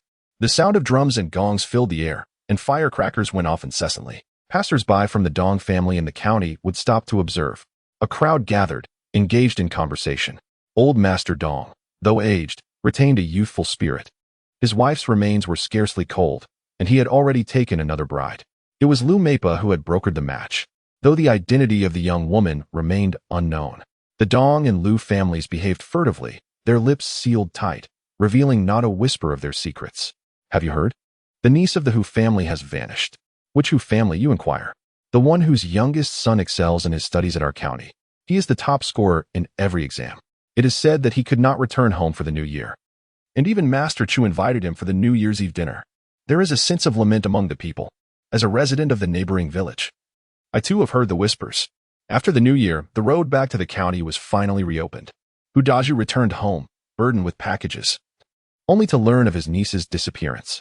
He cherished her more than his own eyes, and in his fury, he unleashed a torrent of anger. Now, the entire community of Shilin village is assisting in the search, yet there are no leads.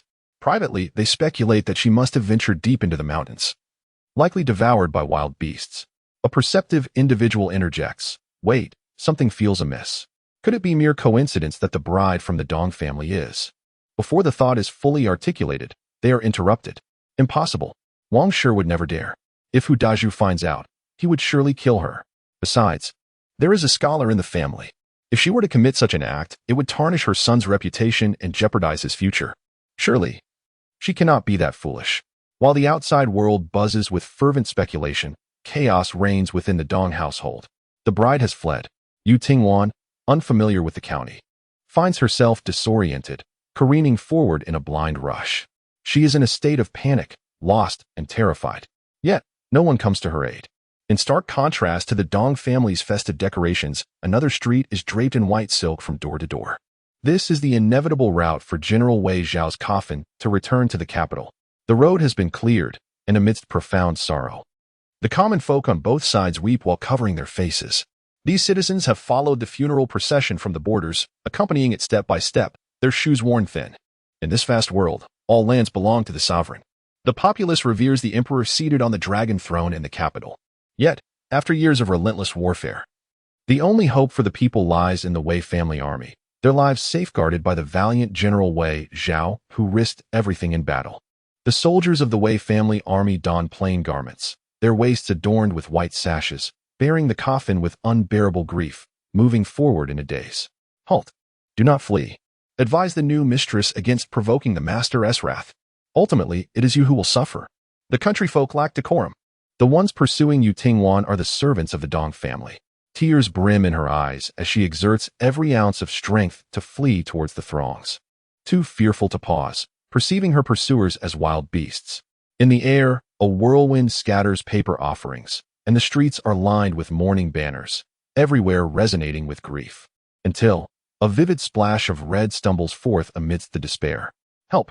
Chapter 12. An urgent desire to depart Yu Tingwan abruptly snaps back to reality. Sleep utterly eluding her, she dares not dwell on the past, as a suffocating sensation engulfs her. Her heart pounds like a drum. The helpless sorrow of a previous life feels like an impenetrable prison, overwhelming her with an irresistible force. The young girl clutches the collar of her garment over her heart. Struggling to breathe, she yearns desperately to escape the Hu residence, wishing for not a moment's delay. Meanwhile, in Zhexian, a variety of stalls line the streets. Amidst the bustling throngs, a number of soldiers could be discerned patrolling. Your sister-in-law insisted on acquiring some facial cream. seemingly oblivious to the fact that her visage hardly warranted such expenditure. Regardless of its application, her countenance remained unappealing. The complaints of Hu Dalong echoed in his ears. Yet Hu Yuzu's thoughts were captivated by the intricately crafted wooden hairpin displayed at a stall. He produced a copper coin to settle the payment. Hu Dalong squinted. Is this for your cousin? Clad in scholarly attire, Hu Yaozu exuded an air of refinement, a stark contrast to the rough-hewn Hu Dalong, who was accustomed to toiling in the fields. He pressed the wooden hairpin to his chest, his ears flushed with warmth, neither confessing nor denying, merely continuing to walk ahead. The two made their way towards the inn. En route, an elderly gentleman called out to Hu Yaozu with delight. A short while later, Hu Dalong entered, his face aglow. Exclaiming loudly, "Father, on our way back, we encountered Master Chu." He expressed a desire to invite Yuzu to his home for the new year. Knowing he is still in the county, it was evident how highly Master Chu regarded Yaozu, and as the elder brother, how could Hu Dalong not be thrilled? Hu Yuzu felt joy as well, but was equally troubled. If I go, I want to be able to spend the new year with father and you. With your elder brother beside you. Is there any need for your concern? Hu Daju was also excited, yet remained more composed than Hu Dalong. This is indeed a fortunate opportunity. Many seek such a chance in vain. Master Chu has always looked after you. We must not visit empty-handed. Consider what we might bring along. The family relies on you to achieve greatness. Hu Yaozu promptly acquiesced.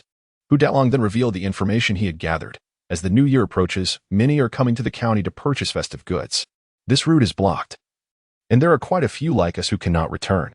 Every year, merchant caravans acquire medicinal herbs, and the escorts of goods are abundant, filling the inns to capacity. Fortunately, we secured our arrangements swiftly. The number of patrolling soldiers in the vicinity has increased, and it is rumored that soon the coffin of General Wei will pass through Zixian. Several streets are adorned with white lanterns, and numerous officials have been dispatched from the capital to receive it. The battle was won, yet how did lives perish? Before he could utter more, Hu Daju noticed that Hu Dalu had absorbed none of the discourse, his brow furrowed in deep thought. He fell silent, leaning closer to inquire of Hu Yaozu. Father was just in high spirits. What has transpired? Hu Yaozu replied softly. He must be preoccupied with thoughts of his younger sister. Hu Dalu shot a sidelong glance. And you do not feel the same?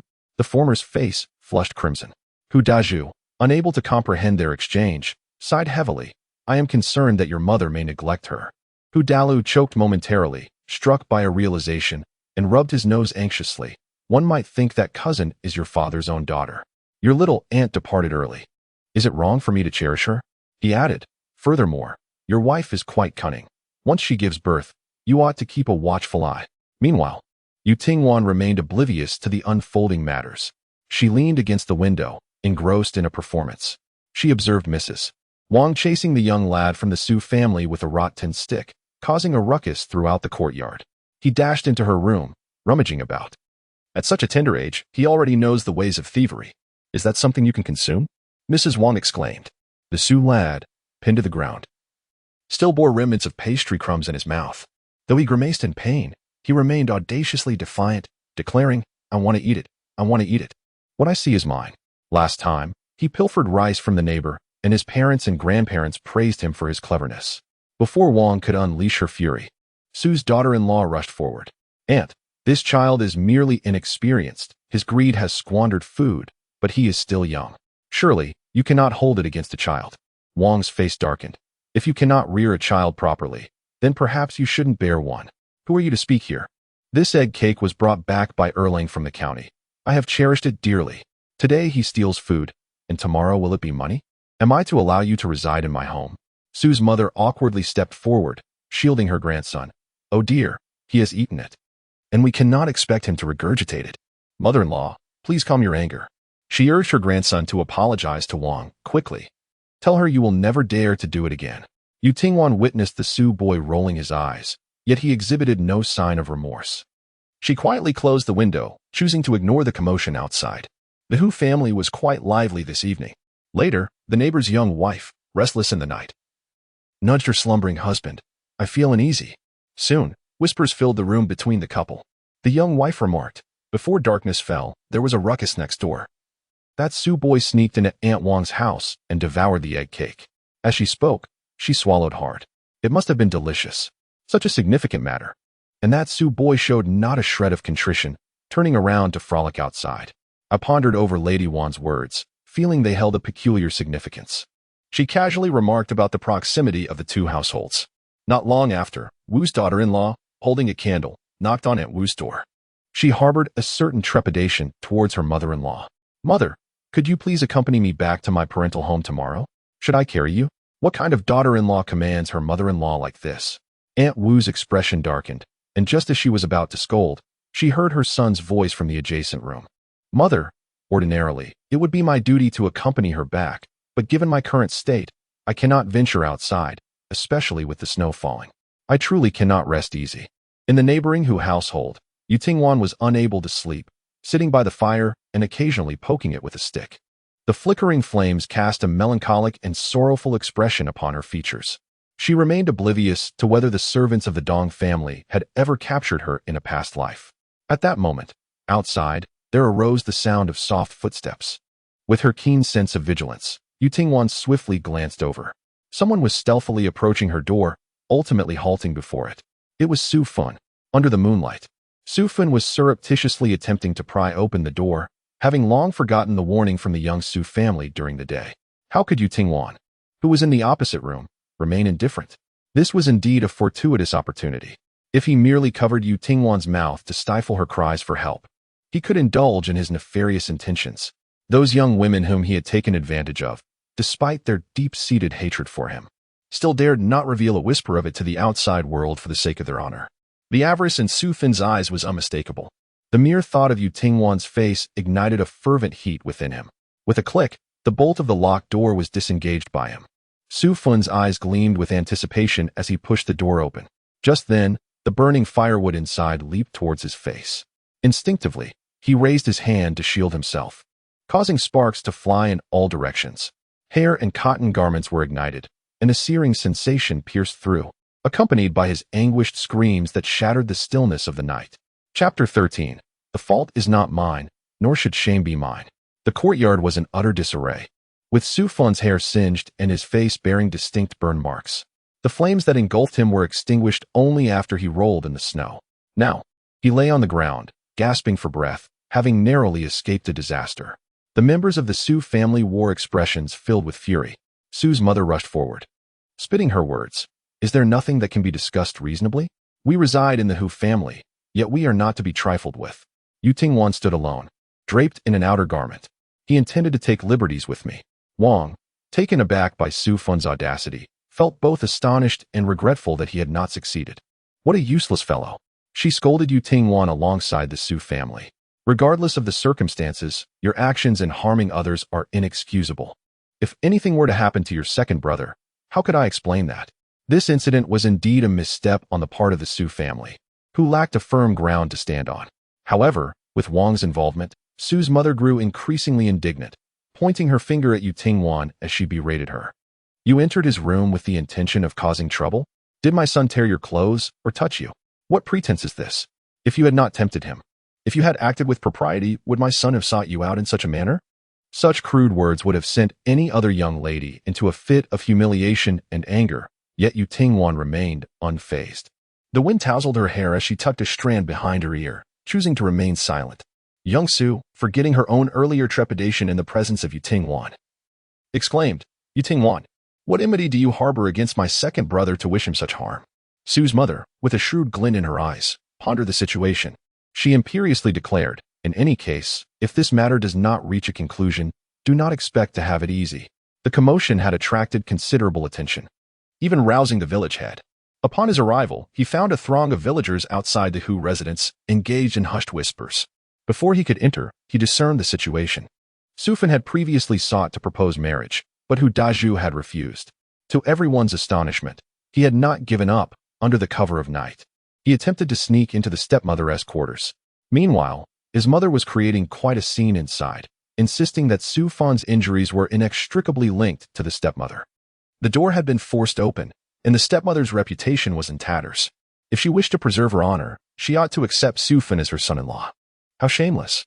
The village head's expression darkened as he entered and beheld the unremarkable Su Fin lying on the ground, wearing a self-satisfied smirk. "You Biaomei, please be with me. Given our circumstances, why let others revel in our misfortune?" Yu Tingwan was seething with anger, unable to suppress her fury. With a cold countenance, she approached and kicked Su Fan twice. "Ah, how dare you strike my son?" Su's mother exclaimed, her eyes wide with disbelief as she prepared to roll up her sleeves. But the villagers of Shilin would not allow her to prevail. Li Lian rushed over, pulling Yu Tingwan back. "Good child, do not be angry. We will certainly seek justice for you." Were it not for her strength, Yu Tingwan would have lunged forward for another kick. "You scoundrel! How dare you entertain such thoughts about me?" Yu Tingwan, thoroughly disgusted, smiled coldly as she turned to Wan'er. "Aunt, what is your perspective on this matter?" Wan'er appeared troubled. "Stepmother, I believe Su Fan is quite taken with you. Indeed, he is at fault." In a moment of confusion, this transpired. "However, after tonight, if you do not marry him, who else could you wed? Even if you are innocent, it will be difficult to clarify. In my aunt's view, it would be better for our families to become even closer." Have I said enough? Yu Tingwan showed no mercy. Since the incident, my aunt has only sided with the Su family, failing to speak a word in my defense. It is true. My aunt cannot bear to see me well off. She is indeed eager to push me into the abyss. Wan'er choked on her words. Yet, after the affair with the Dong family, how could she possibly express anger towards Yu Tingwan in front of everyone? How could you view me in such a manner? Yu Tingwan had no desire to witness her clumsy performance. From the outset, my aunt blamed me for hurting him. Wan'er did not deny it, feeling justified. After all, he's your cousin S own brother. My aunt implies that I must swallow this grievance. He barged in. I should not have resisted, and even if I were humiliated, for the sake of my cousin, I should simply let it go. Wan'er widened her eyes, observing the grim expression on the village head and hastily refuting, "No. I meant that the Hu family has such a small place, and I live right next door. If you call, I would come immediately. How could I let you suffer? Now that the entire village is aware, what benefit does this bring to you as a young woman?" This statement prompted most present to nod in agreement. After all, family shame should not be aired publicly. Yu Tingwan remained unmoved, her voice icy. "If I do not act, and that beast covers my mouth, I fear I would have no chance to call for help. Even if I did cry out, I do not believe you would come to my aid. Does my aunt still not understand? I would rather see my reputation tarnished than entrust my life to you. What significance does reputation hold if it is not paramount to preserving my existence?" Wang was infuriated. "How dare you?" "Enough," Li Jing interjected. "Is it not enough of a farce already? Wang, you are to be regarded as an aunt. If the Su family were esteemed, I would not utter a word. But Su Fan is nothing but a ruffian." Su's mother retorted. "What kind of talk is this?" Li Jing forcefully interrupted. "This is Shilin Village. The stepmother belongs to Shilin. Who are you to speak? Regardless of any familial ties, should I, as the village head, decide to expel your entire clan, no one would dare voice a complaint. If this marriage proceeds, will not the ne'er-do-wells who cannot find wives seize the opportunity to infiltrate the homes of our village's daughters under the cover of night? Can I set such a precedent?" In that instant, the onlookers held their breath, seething with indignation. Indeed, this concern transcends merely Yu Tingwan's predicament. What family is without daughters? Yu Tingwan remained steadfast, though a sense of dread coursed through her. Had it not been for her sleeplessness, had it not been for... She dared not dwell further. She cast a cold glance at Su's mother. "Your son is a beast. Even a fleeting glance at him brings misfortune, and every utterance feels tainted. Do not think that if his schemes fail today, it alters anything. The fault lies not with me, nor should the shame rest upon my shoulders. Do you assume I am one of those delicate maidens who, when faced with calamity, would remain silent and allow you to manipulate me at will?" Su Fan did not take kindly to her words. His previously jovial demeanor shifted to one of grimness as he retorted, "Do you even have the audacity to find fault with me? I do not harbor any disdain for your mother." The words he intended to utter remained unspoken, as the young Su was frightened into silence, covering her mouth tightly. This matter was a taboo for the Hu family. After learning it from the inebriated Hu Dalong, the young Su, unable to restrain herself, carelessly divulged it upon returning to her maternal home. Despite her repeated admonitions not to mention it outside, who could have anticipated such a turn of events? Yu Tingwan demanded, "What has happened to my mother? Speak up, let him say it." The young Su trembled in fear. Not only did Wang's expression change, but the emotions of everyone present also became peculiar. "I, Yu Tingwan, intend to marry, and the suitor must be an upright and honorable individual. You allege that I am enticing him?" It seemed as if she had heard a delightful jest. "Am I to be attracted to his unappealing visage, or to labor like a beast in the impoverished Su household, or perhaps to admire his supposed talents, a man of considerable age who can only boast of trivial accomplishments? Chapter 14. Moving house, what is there to fear? I am unafraid even of reporting to the authorities. The night was thick with darkness, and Yu Tingwan's words resonated with conviction. What? You intend to report to the authorities? Shouldn't Yu Tingwan obediently accept her fate?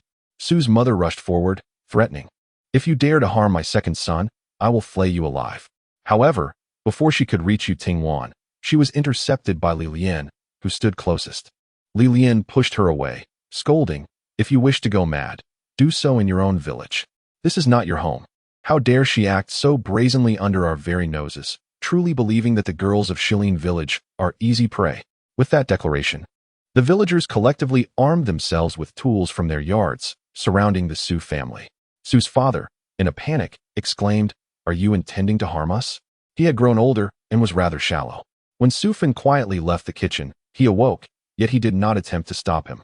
At this moment, it was futile to be angry with Su Fan. He couldn't even handle a mere woman. The second son of the Su family appeared sullen, shielding his wife behind him, believing he was lowering himself. If you are unwilling to marry, we shall not force you. I will have my younger brother apologize to you. Do not cling to this matter. Yu Tingwan retorted, if I were to castrate Su Fan and later apologize to him, would that be acceptable? The atmosphere grew tense. The village head studied Yu Tingwan, noting her calm demeanor in the face of adversity, a rare quality indeed. He clasped his hands behind his back. Given that it is dark and unsuitable for travel, we shall let it be for now. Wang, come dawn. The Su family must depart. Wang frowned, somewhat reluctant. Once they left, it would fall upon her to labor again. However, she dared not contradict the village head's words. The expressions of the Su family changed dramatically. No, we cannot leave this house. Where would we go? In such cold weather, are you not condemning us to death? Li Lian was unwilling to listen to their lamentations. That is your affair. Some villagers echoed her sentiments. It was one thing to seek refuge during misfortune, but to harbor ulterior motives was another. Even if Wang were willing to let them stay, we would not agree. Such relatives, I would never wish to associate with in a lifetime. Then go die? Better to spare other girls from your mischief. At that moment, the village head turned to Yu Tingwan, pondering for a moment before speaking. Madam, this is indeed a scandal. I understand you have been wronged. Although Su Fan harbored ill intentions, he ultimately did not succeed. Now, his injuries are of such severity, yet the authorities remain indifferent. If matters escalate, it will be detrimental to you as well. Over the years, your uncle's treatment of you requires no elaboration from me, while you may disregard the opinions of outsiders. One must always consider him and Yazoo. You are a good child, and one would expect you not to cause them undue trouble. As outsiders, it is indeed not our place to intervene in this matter. Would it not be better to set it aside for the moment? When your uncle returns, I will not obstruct his decisions regarding the Su family. Yu Tingwan was not surprised that the village head would take a conciliatory stance. After all, it is not his daughter who is embroiled in this situation. He cannot truly empathize. How could a young woman who has lost her parents possibly compare to a scholar? She is not foolish enough to confront the village head of Shilin village directly. With her head slightly bowed, she appeared to be in a state of inner turmoil. Observing her shift from aggression to a more relaxed demeanor, the village head's expression softened accordingly. Is there a particular difficulty you are facing? Yu Tingwan pressed her lips together. I can no longer reside with the Hu family. First, it was the Dong family, then the Su family. What will be next? Her concerns were not without merit. The village head also felt disappointment towards the actions of the Wang family. It is not merely Yu Tingwan who feels uneasy. He shares in that apprehension. This matter can be resolved easily. You may stay at my house until your uncle returns. Though it adds another mouth to feed. When Hu Daju comes to collect Yu Tingwan, it will not be an undue burden on them. However, Yu Tingwan did not agree. Once she moved out of the Hu family, she had no intention of returning. Residing with the village head's family would mean navigating the complexities of a large household, which would be quite inconvenient. She was also reluctant to owe anyone a favor. Seeing her hesitation, the village head remarked, if you are concerned about causing trouble, there is an old vacant house in the village. Though it has fallen into disrepair over the years, it can be tidied up enough for habitation. That very evening, Yu Tingwan moved into the old house. Perhaps out of sympathy for her plight, as she limped from her fall, the villagers voluntarily offered their assistance. Aside from some firewood and a few pieces of clothing, along with the fruit she had foraged to stave off hunger, she managed to gather very little luggage. Although she had resided in the Hu family for many years, her presence had left only a faint trace. Upon witnessing this, old Madame Fan remarked with a hint of sarcasm, "One might think you lived in the firewood shed. It seems your days in the Hu household were not as comfortable as one might assume." Upon hearing this, Wang felt an overwhelming urge to confront her. In the countryside, it was already a considerable kindness for the family to offer her a place to sleep. As darkness fell, Yu Tingwan struggled to discern the path ahead. Overcome by the chill, she kept her head down and followed the others. With an injury to her leg, she walked at a slow pace. The old house was quite distant and in a state of disrepair, yet the neighboring light indicated occupancy. This would suffice. The village had unlocked the door and ushered everyone inside. The house had been uninhabited for a long time, covered in cobwebs and a thick layer of dust. It was merely a small room, yet Yu Tingwan felt immense gratitude. Having arrived, the villagers were not in a rush to depart. Instead, they began to assist in cleaning, each movement brisk and efficient. The windows rattled ominously in the cold wind, but were hastily secured by the villagers. Old Madame Fan leaned in. "My nephew," she began, only to be interrupted by a plump woman nearby. "Madame Fan, please. Your nephew is mute. Do you truly wish to introduce him to her?" Old Madame Fan retorted, "What of it? Being mute is not a flaw. Had it not been for her mute nephew, she would not have regarded Yu Tingwan in such a light." She grasped Yu Tingwan's hand and exclaimed, "My dear child, I genuinely believe you two are well suited." Yu Tingwan replied, "Thank you." Everyone perked up their ears, casting glances in their direction. Fan Posey remarked, "There are indeed advantages to having someone who cannot speak." Yu Tingwan sincerely inquired, "What advantages?" Fan Posey choked momentarily, and Yu Tingwan had to compassionately provide the answer. "In the future, should disagreements arise, he would lack the ability to argue with me." Fan Posey nodded vigorously. "Exactly." Yu Tingwan forcefully withdrew her hand. Undeterred, Fan Posey continued, "I have another nephew." The stout woman interrupted, "You ought to be silent. Your other nephew is even less suitable. Mentally impaired at 28, he still soils himself. The last time you washed his undergarments, he dashed out bare-bottomed. I witnessed it. That thing was as thin as a needle." Such candid remarks are often unrestrained among country folk. Although Yu Tingwan had yet to experience romance, she was aware that ordinary couples engage in intimate activities. The Hu family was small, and every time Hu Daju and Su made a commotion in their quarters, it would disturb her rest. Moreover, there were plenty of stray dogs in the countryside, and Yu Tingwan had not been oblivious to male dogs mounting females. Merely contemplating this made her scalp tingle. Wasn't being slender preferable? Otherwise, it must be quite painful. Once it was done, everyone would assume he hadn't entered at all. Inspired, Yu Tingwan resolved that if she were to seek a partner, it must be someone slender. Chapter 15. If you are not a Lang, who is? Though she pondered this, Yu Tingwan realized she could not resort to disrobing the other when they met gazes, lest she be labeled a scoundrel. Should another girl have overheard this, her face would have flushed with heat. Yu Tingwan, it seems, is not one to experience shyness. She listens intently, her earnestness palpable. The young woman diligently seeks knowledge, tidying up her dwelling to make it hospitable, while the villagers do not linger long. As they exited the courtyard, many shook their heads in disapproval. Had we not rushed to her aid, bolstered by the support of the village headman, this young lady might have been coerced into submission by the Wang family and the Su clan. The child is indeed pitiable. Her frostbitten hands are a sight to behold. Earlier, she had expressed countless words of gratitude in a soft voice, hardly resembling the newcomer to Shilin village. A recently married young bride could not contain her curiosity and inquired, what was she like at that time? Her father was a bodyguard, a man of considerable skill. That singular daughter was cherished deeply, adorned in gold and silver from a young age. In those days, she was proud and prickly, quick to anger. Even the sight of a dog on the road would provoke her ire. Laughter erupted from the crowd as someone recalled, she constantly clashed with the Wang family. Whenever Hu Daju was absent, Wang would taunt her, and her temper would not allow her to yield. Wang, frustrated and at her wit's end, would stomp about, while she remained defiantly arrogant. One individual, reflecting on the scene, mimicked Yu Tingwan's audacious and vexed demeanor, lifting her head high. "Aunt, do calm down. What if I were to die of anger?" The crowd erupted in laughter once more. I know, came the follow-up. She even said one more thing. What was it? It would be fine to die of anger, for then I would acquire a new aunt. The elderly woman sighed, reflecting on the hardships endured by the late mother, which had gradually tempered her temperament, ultimately teaching her to read the expressions of others. Li Lian was the last to depart. Turning to the docile young girl before her, she said, "There is no need for you to see me off. The blanket you brought from the Hu family appears rather thin.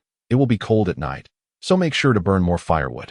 Lowering her voice, she added, these past few days have been busy at home, and I haven't ventured out. However, I have kept your matters close to my heart. Tomorrow, I will go to the butcher Wu to fetch some pigs. I shall mention you to him. With the year-end approaching, several nearby villages will send people over, so he will likely be occupied.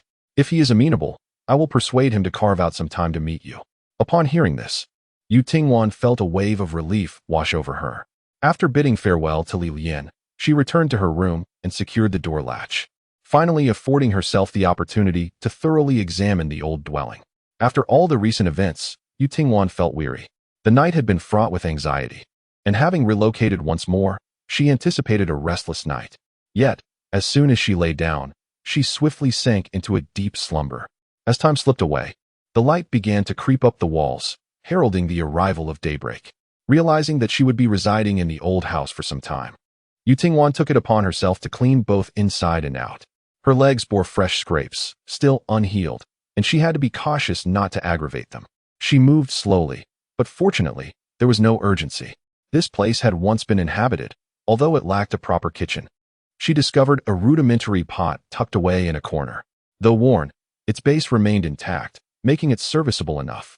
After washing it, she boiled some hot water. By the time she finished tidying up, it was already midday, and she had worked up quite a sweat. Mother Wan! Mother Wan!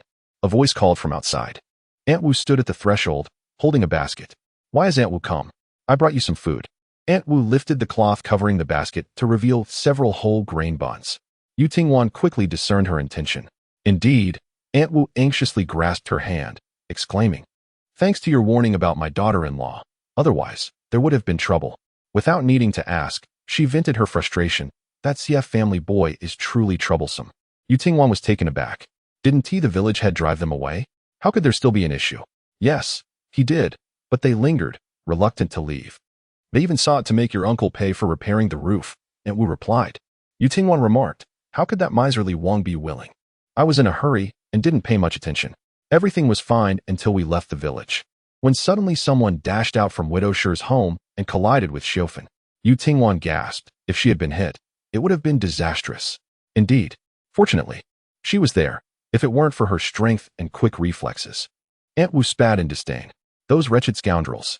The entire CF family is rotten to the core, and that boy, so young, has turned to thievery, stealing Widow Shi's purse. If anything were to happen to Xiaofan's unborn child, I swear I would not let him live.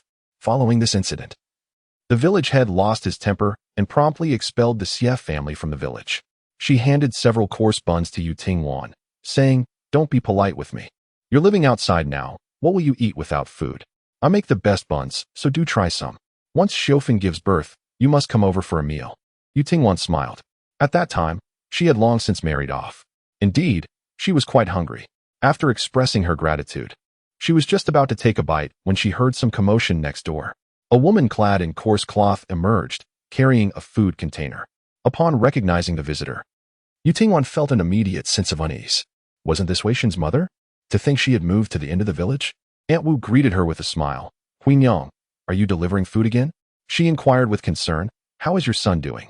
Huinyang's face, rare to show joy, lit up.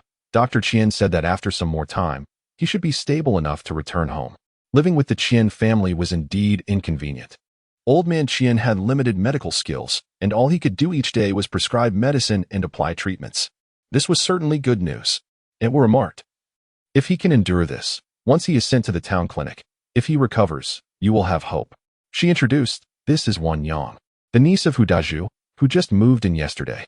Knowing you are busy, once your son returns, and you have some leisure, you must keep in touch. Turning to Yu Tingwan, she continued, who doesn't know the capabilities of Wei family's son? He has been through the battlefield, living next door. Who would dare to cast an eye on you? Yu Tingwan replied. Isn't that a bit inconvenient? Huinyang responded, there is nothing inconvenient about it, only.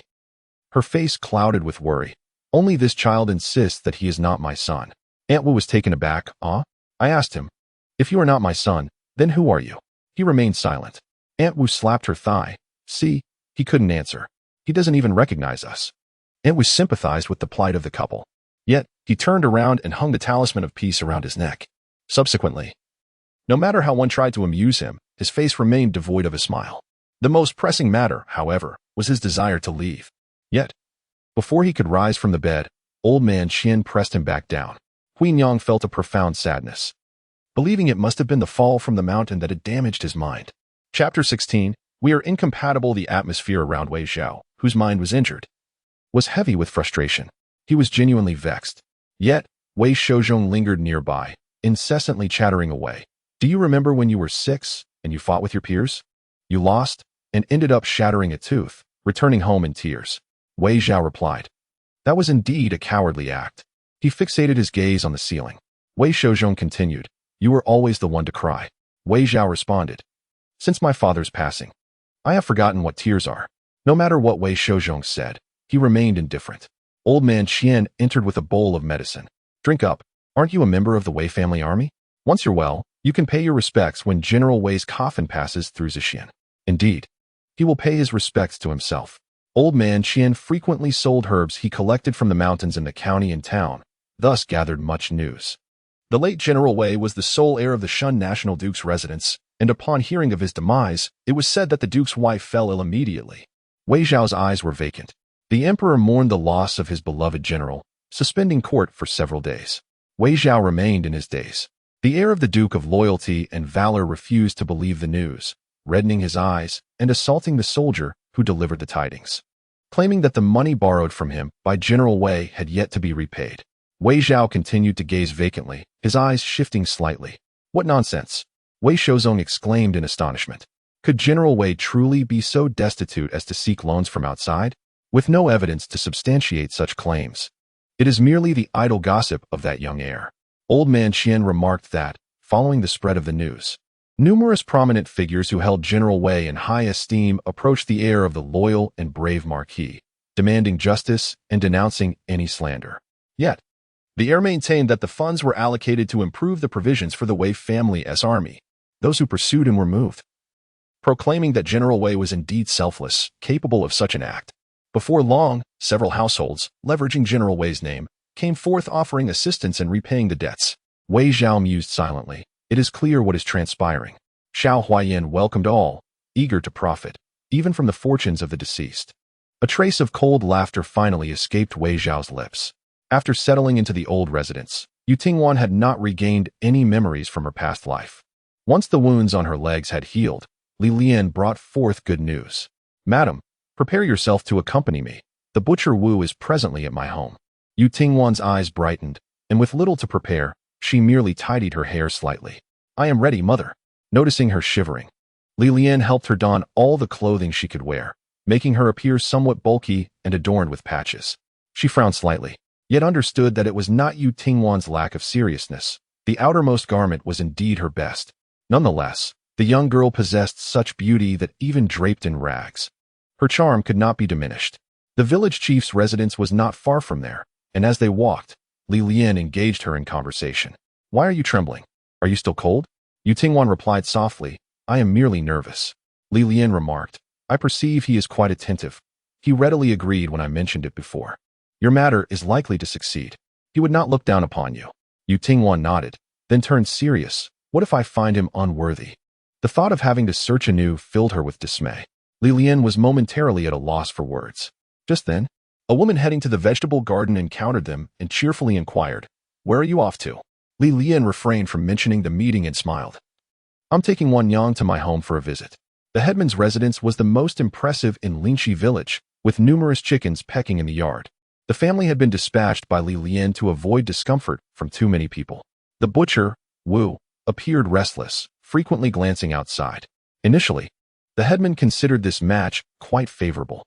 However, after witnessing Yu Tingwan's calm demeanor last night, he now felt that Wu the butcher was unworthy of her. He silently shook his head. You lack the steadiness of a proper young lady. Wan'er's situation, has your wife discussed it with you? Yes, Li Lian responded, extolling Yu Tingwan's virtues in his presence, praising her decisiveness and beauty. However, Wu the butcher took her words lightly until Li Lian ushered in the charming young woman, leaving him momentarily speechless. Yu Tingwan was also assessing him. His skin was dark, his appearance not particularly handsome, yet not unattractive either. His attire was neat and seemingly new. It was evident he placed great importance on this encounter. He was tall, with a physique that suggested strength. The headman nudged Wu the butcher with his foot. Why are you standing there like a fool? Show some ambition. Wu the butcher regained his composure, hurriedly concealing his fingerless hand beneath the table. I. Yu Tingwan responded with a radiant smile that was both generous and inviting. Li Lian, observing the situation, understood the unspoken nuances. Please, take a seat, she encouraged. Pouring warm water for Yu Tingwan to warm her. There is no need for formal introductions. We are all genuine people here. And you both have reached the age for marriage, so let's dispense with pretenses.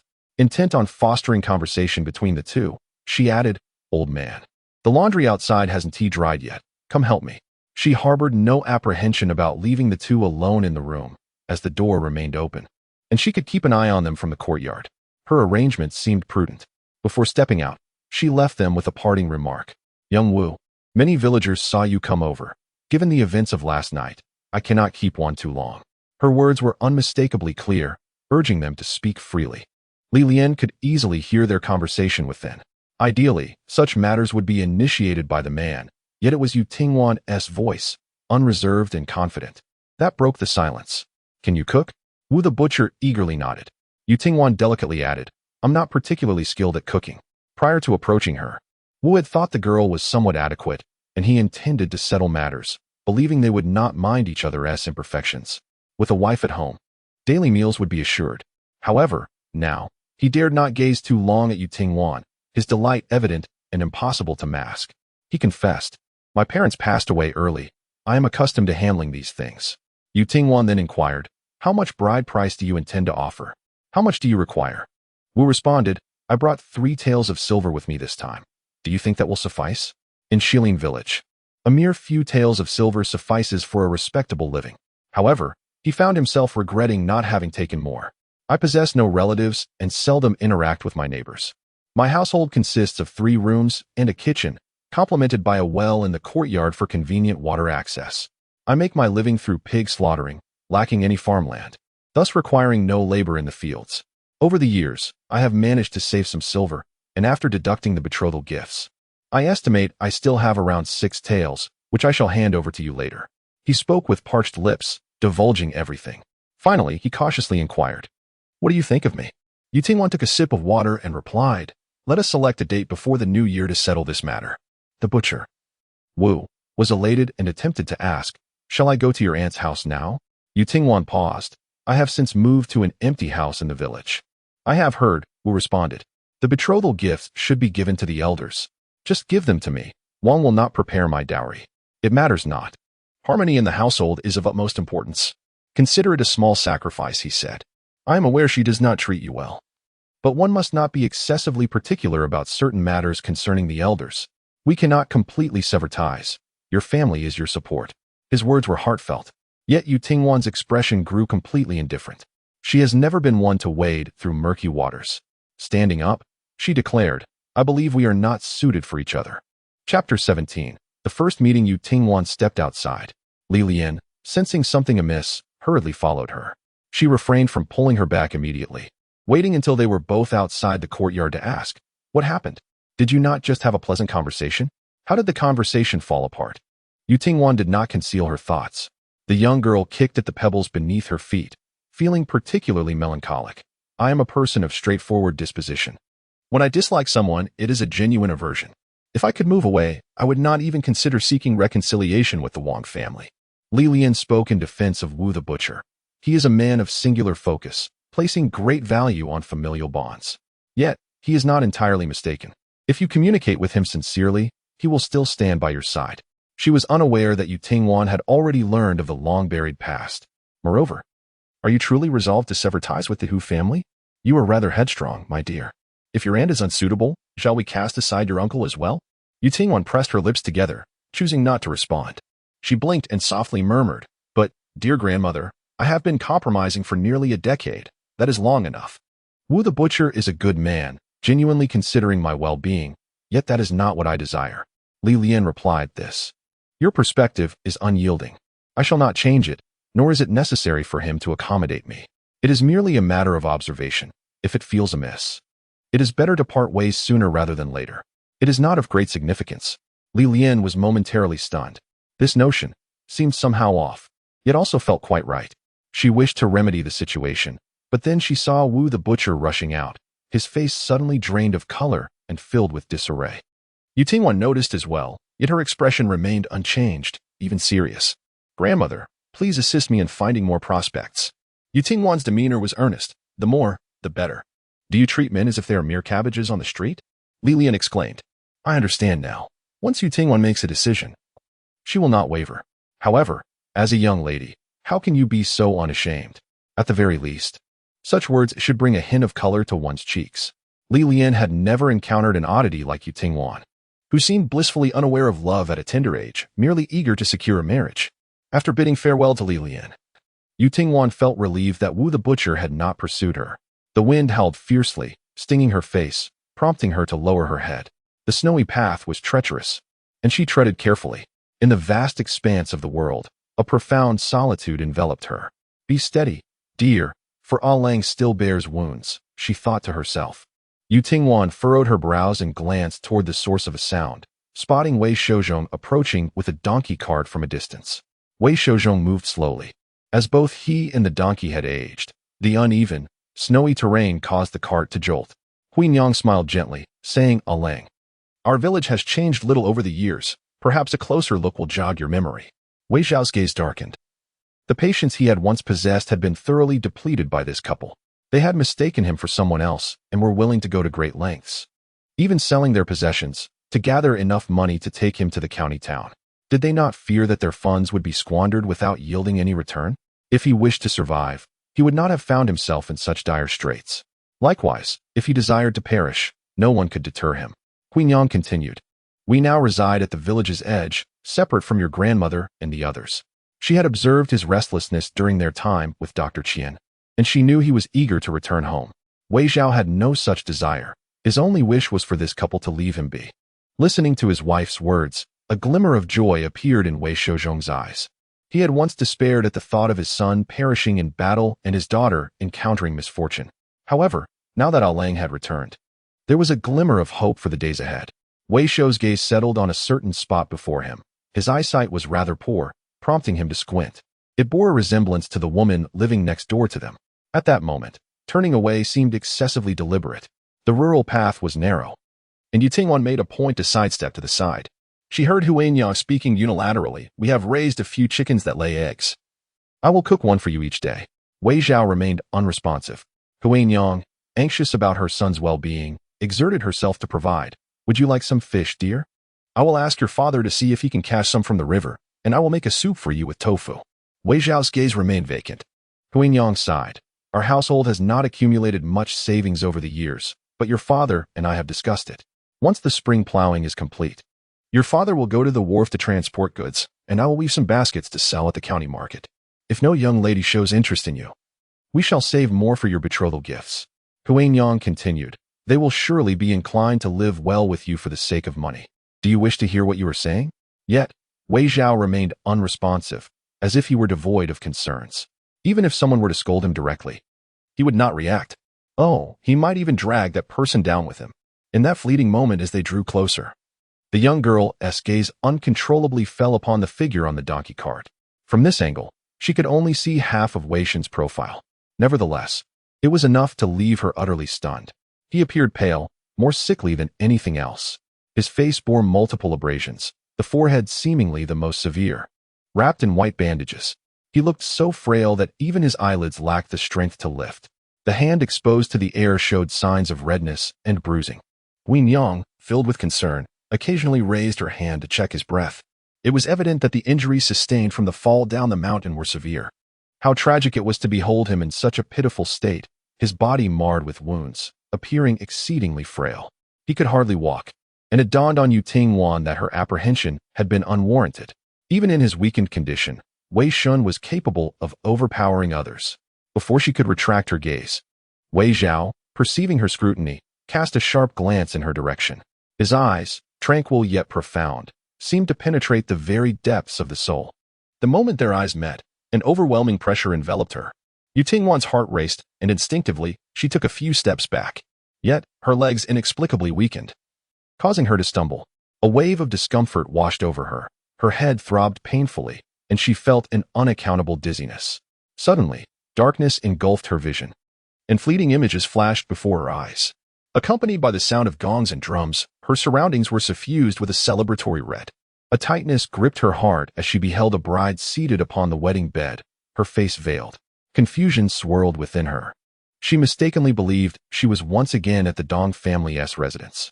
But no, the wedding chamber here was quite modest, albeit adorned with thoughtful care. As she surveyed her surroundings, her bewilderment deepened. Just then, footsteps grew closer, accompanied by playful banter. In the blink of an eye, "You've wed," came the voice of Aunt Wu. "The villagers rejoice on your behalf. Do not keep the bride waiting." "I'm such a fool. How did I not think to match you two?" spoke Li Lian. "Busying myself all day, yet it is fortunate you found each other. What does it matter that the sun has yet to set? Come in, come in. You are unwell. Rest early and spare yourself the socializing. Your mother is eagerly anticipating her grandchild." With a creak, the door swung open. The groom was pushed in, and upon closer inspection, Yu Ting recognized him as Wei Shan, who had just moments ago been half dead on a donkey cart. Her astonishment was mingled with confusion. Her memories from her previous life did not include any notion of Wei Shan marrying, regardless of whether the Wei family army had rescued her after her escape from marriage. Her temperament would certainly not lead her back to Linxi village, nor would she have any connection to Wei Shan. Unable to comprehend the situation, Yu Ting decided to dismiss her thoughts. She glanced at the bride on the bed, then at Wei Shan. His world-weary face was marked by a blend of despondency, gloom, and disdain, devoid of even a hint of joy typically associated with newlyweds. Nevertheless, one could not deny that his features were strikingly handsome, yet Yu Ting was not captivated. She preferred a sturdy figure like her father's, one that exuded reliability. Wei Shan removed the gaudy red flower from his chest, finally lifting his eyelids to regard the bride. His expression inscrutable, devoid of even a single smile. To those in the know, he was marrying, to outsiders, it might appear as though there had been a death in the family. As Wei Shan took steps towards the bed, Yu Ting felt no trepidation about witnessing something she ought not to see. Instead, she moved closer, eager to observe. She was determined to unveil the bride's veil and discover which unfortunate girl had found herself entangled with such a character. "Late mother, what has happened to you?" A voice, tinged with urgency, echoed from a distant realm, ethereal and haunting. Yu Ting looked around in bewilderment, yet nothing was discernible. In that fleeting moment, the old bed creaked ominously as the bride was pinned beneath Wei Shan, two buttons already undone, revealing a glimpse of her alabaster neck. Wei Shan spoke, astonished. "How is she so fair? Is she so impatient? What was she holding moments ago?" As Yu Ting was about to make a jest, she suddenly discerned the visage of the bride. The smile that had graced her lips vanished in an instant. No one knew that face better than she did. Yu Ting's hands trembled uncontrollably. It was, astonishingly, her own face. Mother Wan, Huang Yang exclaimed in a flurry, grasping Yu Ting, who was sliding down in distress. With great difficulty, Yu Ting managed to stand upright, her eyes gradually filling with anxiety. Yet, what was the source of her discomfort? Noticing her pallor, Huang Yang suggested, "I shall escort you to Dr. Qian for an examination." Yu Ting, in a daze, replied, "I am fine. It is simply absurd." In her previous life, she had vehemently resisted marrying into the Dong family, only to receive a stinging slap from Dong Xiangshan. Yet she had still fought back. When Wang Shi saw her noncompliance escalating, she resorted to administering a sedative, intending to quietly send her away under the cover of night. Yu Ting bit her tongue, drawing blood in an effort to maintain her consciousness. The only person who could thwart this calamity was the village chief, but he was too far away. As Wang Shi and Dong Xiangshan relaxed their vigilance, she made the desperate choice to knock on Aunt Wu's door next door, seeking refuge.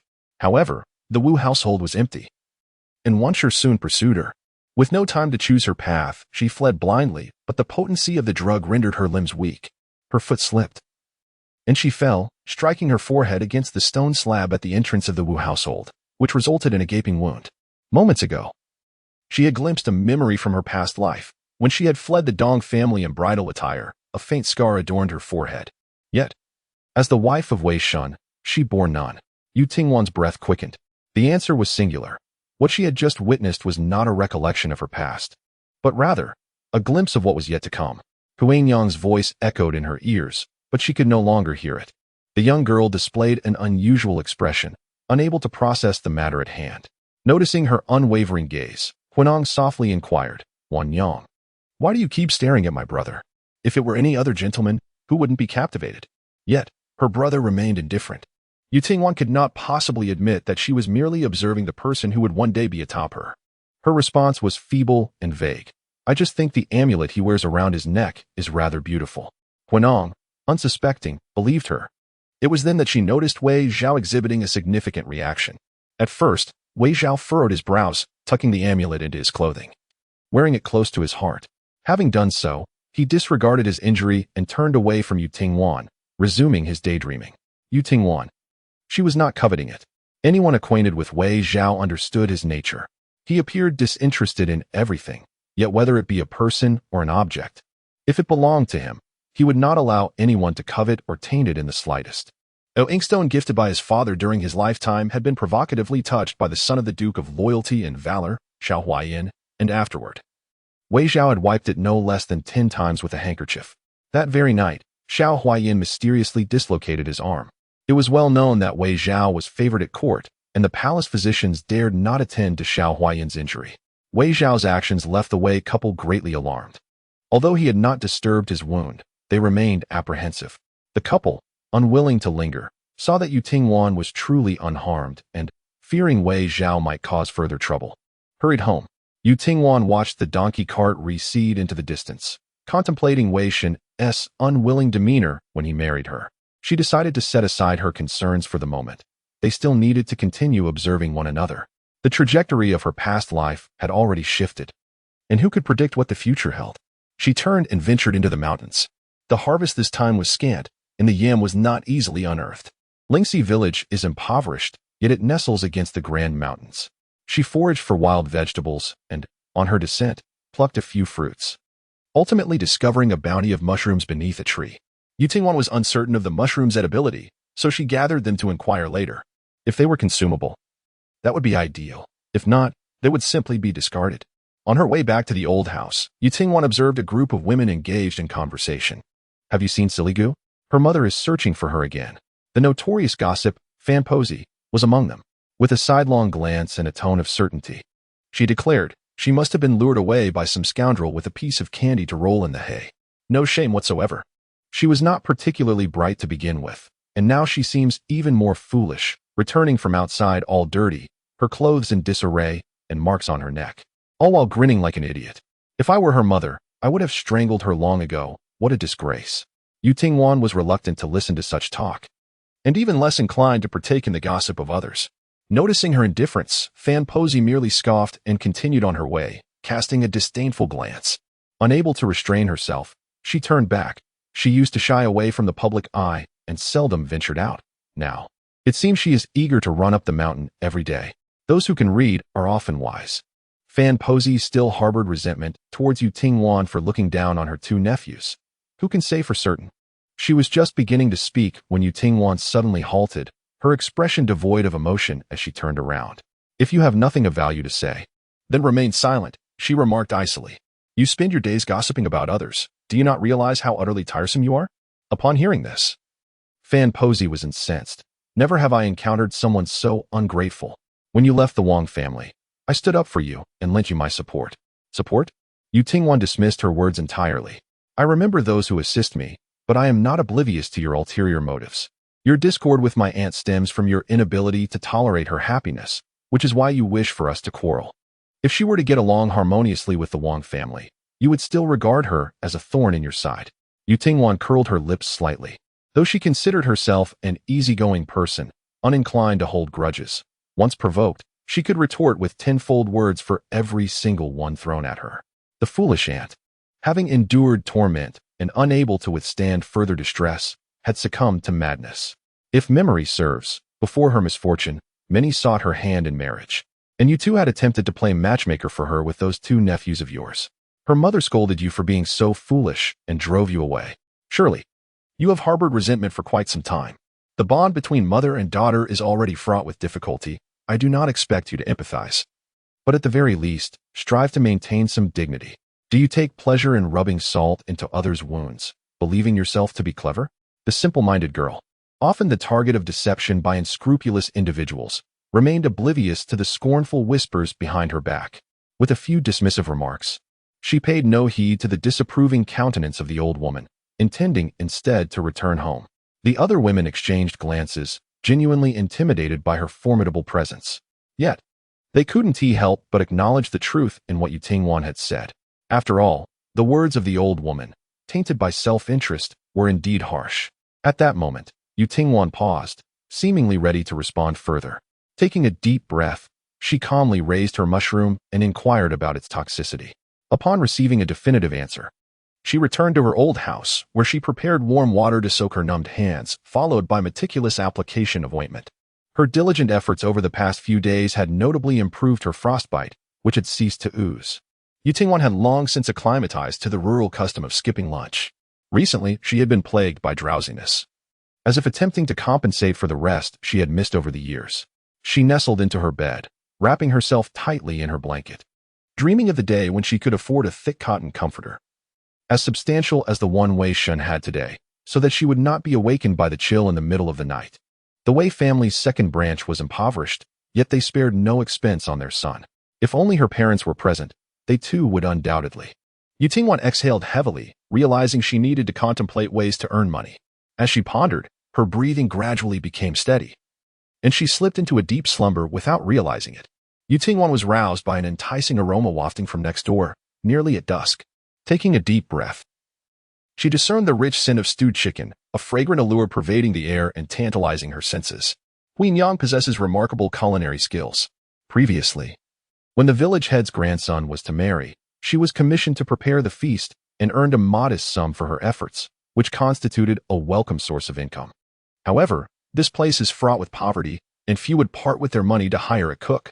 Although the Wei family had once divided into two households, they had never truly separated. Consequently, any earnings that Huin Yang managed to secure were swiftly claimed by the elderly matriarch of the Wei family. Even the simplest of vegetables, when prepared by her hands, became extraordinarily delicious. Yutingwan had nearly forgotten how long it had been since she last tasted meat. The steamed buns provided by Aunt Wu had long since been consumed. Yutingwan washed the wild greens and cooked them alongside mushrooms in a broken pot. Lacking oil and salt, the flavors were naturally rather bland, but she was not particularly finicky. The Wei family was stewing chicken, while Yutingwan subsisted on wild greens and mushrooms. The following day, the Wei family prepared fish, and once again, she dined on wild greens and mushrooms. On the third day, the village had chosen an auspicious moment to slaughter the pig purchased from Butcher Wu. Half the villagers gathered to witness the event, and those with money eagerly sought to procure the fattest cuts of pork, desiring the richness that comes with well-fed meat. Queen Yang also stood in line at the village head's home. Though her family needed to conserve their finances, she was unwilling to deprive her son, Erlang, of a hearty meal. Arriving late, she found that the best cuts of fat had already been taken. Clutching her small amount of cash, Queen Yang's gaze inevitably fell upon the pig intestines discarded in a corner, destined to be chopped up and fed to the chickens. In these times, few people consumed pig intestines. They were difficult to clean, often associated with bad luck, and notoriously unpalatable in taste. With nothing pressing to occupy her, Yutingwan decided to join the throng. Although she had no money to purchase meat, she had her own reasons for attending. Li Lian was busy cleaning the bloodstains in the yard, and Yutingwan approached her. "Mother-in-law," she called out. Li Lian felt an ominous premonition upon seeing her. Sure enough, Yutingwan sighed. 2 days have already passed. Li Lian retorted. "What are you rushing for?" Yutingwan appeared quite distressed. "I am genuinely anxious." Li Lian replied. "It is evident." Amusement mingled with annoyance flickered across her features, just as she was about to jest. Her voice was overshadowed by a sharp, caustic tone. "Isn't that the younger sister-in-law? You still have money to buy meat?" The scornful woman, sharp-faced and brash, blocked Huin Yang's path, exuding an air of superiority. Her voice was loud, showing no sign of restraint. "Look at what you and your husband are doing. You insist on treating Lang's illness, yet you have pilfered from your mother's purse. Your mother has been so distressed by you these days that she can hardly eat. She has grown gaunt. Yet you too are living in luxury." Yutingwan remained silent, feeling that old Lady Wei was in remarkably good health, coming daily to Huin Yang's doorstep to criticize them, disrupting her peace. After years of being suppressed by Zhuang Mei, Huin Yang had grown accustomed to her situation, her confidence wavering. "Sister-in-law, do not place the blame on me and the head of the family. What do you mean by mother-s money? That has always belonged to our branch. The Wei family has never been formally divided. What do you mean by your branch's money? Huinyang dared not meet Zhuang Mei's gaze, murmuring, though the families have not completely separated, you drove us out years ago, claiming there wasn't enough room in the house. We have lived apart all these years. How could the houses be divided? How could the land be divided? Such matters require written agreements. Old Lady Wei was biased, staying with the main family, unwilling to part with any assets. Moreover, the eldest son, Wei Shoucai, is sweet-tongued yet lazy in his work, while Wei Shouchong is honest and diligent, solely devoted to hard labor. Each year during the spring plowing, the fields tended by the first branch yield less than those cultivated by Wei Shouchong alone. The Wei family requires such a labor force.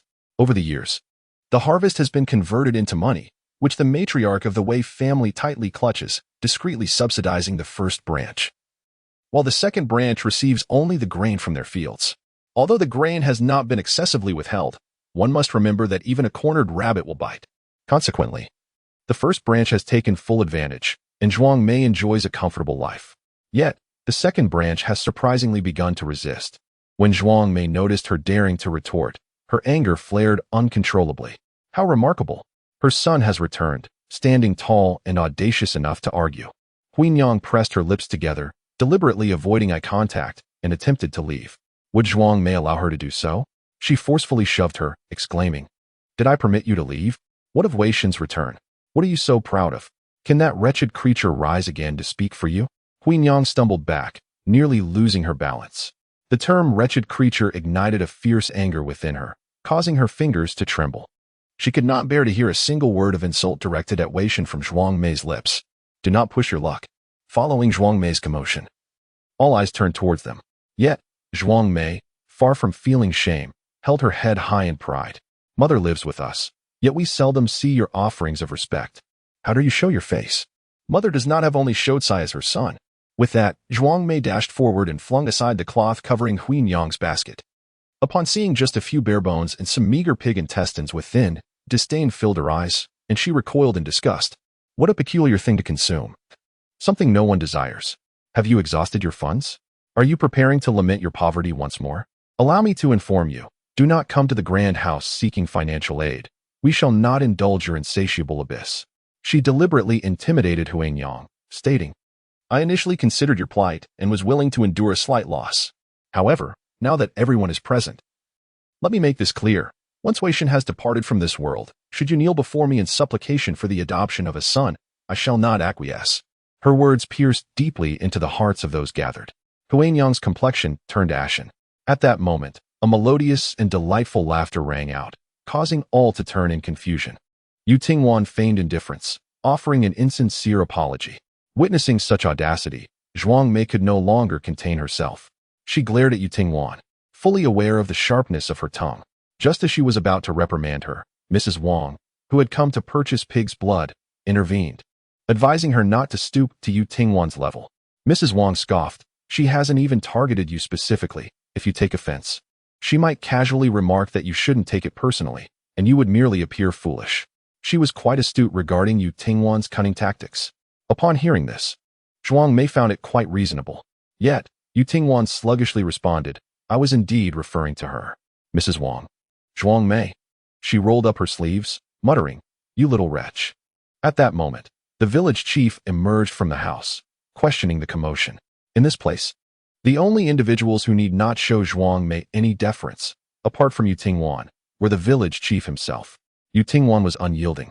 While the village chief commanded respect due to his age and status, was there any error in what Huinyang stated?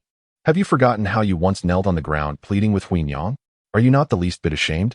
You do not wish for your son to be conscripted, so you resorted to bribing officials to register your nephew in his place. If I were not to mention those events from years past, would they have slipped from your memory? How can you dare to quarrel with her over this?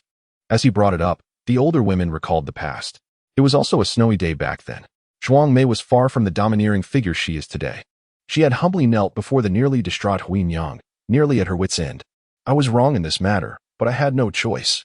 The hardships of military service are severe, and one misstep could cost a life. Your Wei Shen is agile and lively, even able to fish in the river. He is clearly a promising candidate for martial training. The usually gentle Huinyang, in a fit of rage, raised her hand and struck Zhuang Mei fiercely. Does my son deserve such a fate? If you cannot bear to send your own son to his death, must you sacrifice a Lang instead? Wei Shun is merely 2 years younger than Wei Qingtian. Zhuang Mei's expression shifted dramatically. This is an event from so many years ago. What relevance does it hold now? Observing her, others shook their heads repeatedly, revealing their own guilt. It has been some time since Wei Jia Lang returned. Yet the main family has not even visited. Such behavior is truly unseemly. Indeed, Qin Tian is now married and has become a father, while his cousin suffers such grievous injuries. In the absence of personal interests, the village chief remains exceptionally fair and willing to seek justice. With a solemn countenance, he remarked, "What goes around comes around. Do not fear retribution. A life cannot be taken so lightly." Zhuang Mei expressed her dissatisfaction. But this is merely a quarrel between women. It is hardly a grave matter. You are but a village headman, and your authority is limited.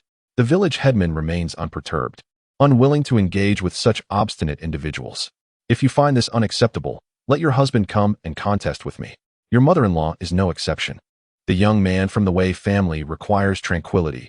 Does she not resemble a meddlesome old woman, disturbing him daily? Zhuang Mei could scarcely endure such indignities. She stamped her foot and issued a stern warning to Huinyang. You shall await my return. What is so remarkable about the village headman? With that, she turned and dashed outside, intending to seek support. Yu Tingwan pondered thoughtfully. It had become evident over recent days how much Wei Shouzhong and his wife valued Wei Shun. Yet, she was perplexed. If there were an error in the name, one could report it to the authorities. Why then did Wei Shun remain the chosen one, the nearest? Li Lian shook her head. It is not so simple. Noting the maiden's eyes, shimmering like autumn waters, Li Lian was inclined to elucidate. Initially, the frugal couple kept tight-lipped alongside old Lady Wei. When the time came, those listed were to report to the authorities, who would then compile and send them up the chain. Once centralized, various military camps would send representatives to make selections. Those chosen would be taken away. On the day of reporting, the elder couple accompanied them. Old Lady Wei suggested that as brothers, Wei Shun should also go along to bid farewell. Who could have anticipated the treachery and schemes that lay beneath? No one foresaw that Wei Shun would never return, while Wei Qingtian, who was meant to enlist, returned home with his parents. By the time Huinyang rushed to the authorities, Wei Shun had already been dispatched. What commotion could arise from such matters? Yu Tingwan understood. Yet, the village headman's daughter-in-law, cradling her child, remained bewildered. Why should we not create a scene at the authorities? Without needing to be prompted by Li Lian, Yu Tingwan gently remarked, recruitment is no trivial matter. If the wrong individuals are selected, it would constitute dereliction of duty on the part of the county magistrate. He would never take on such a case.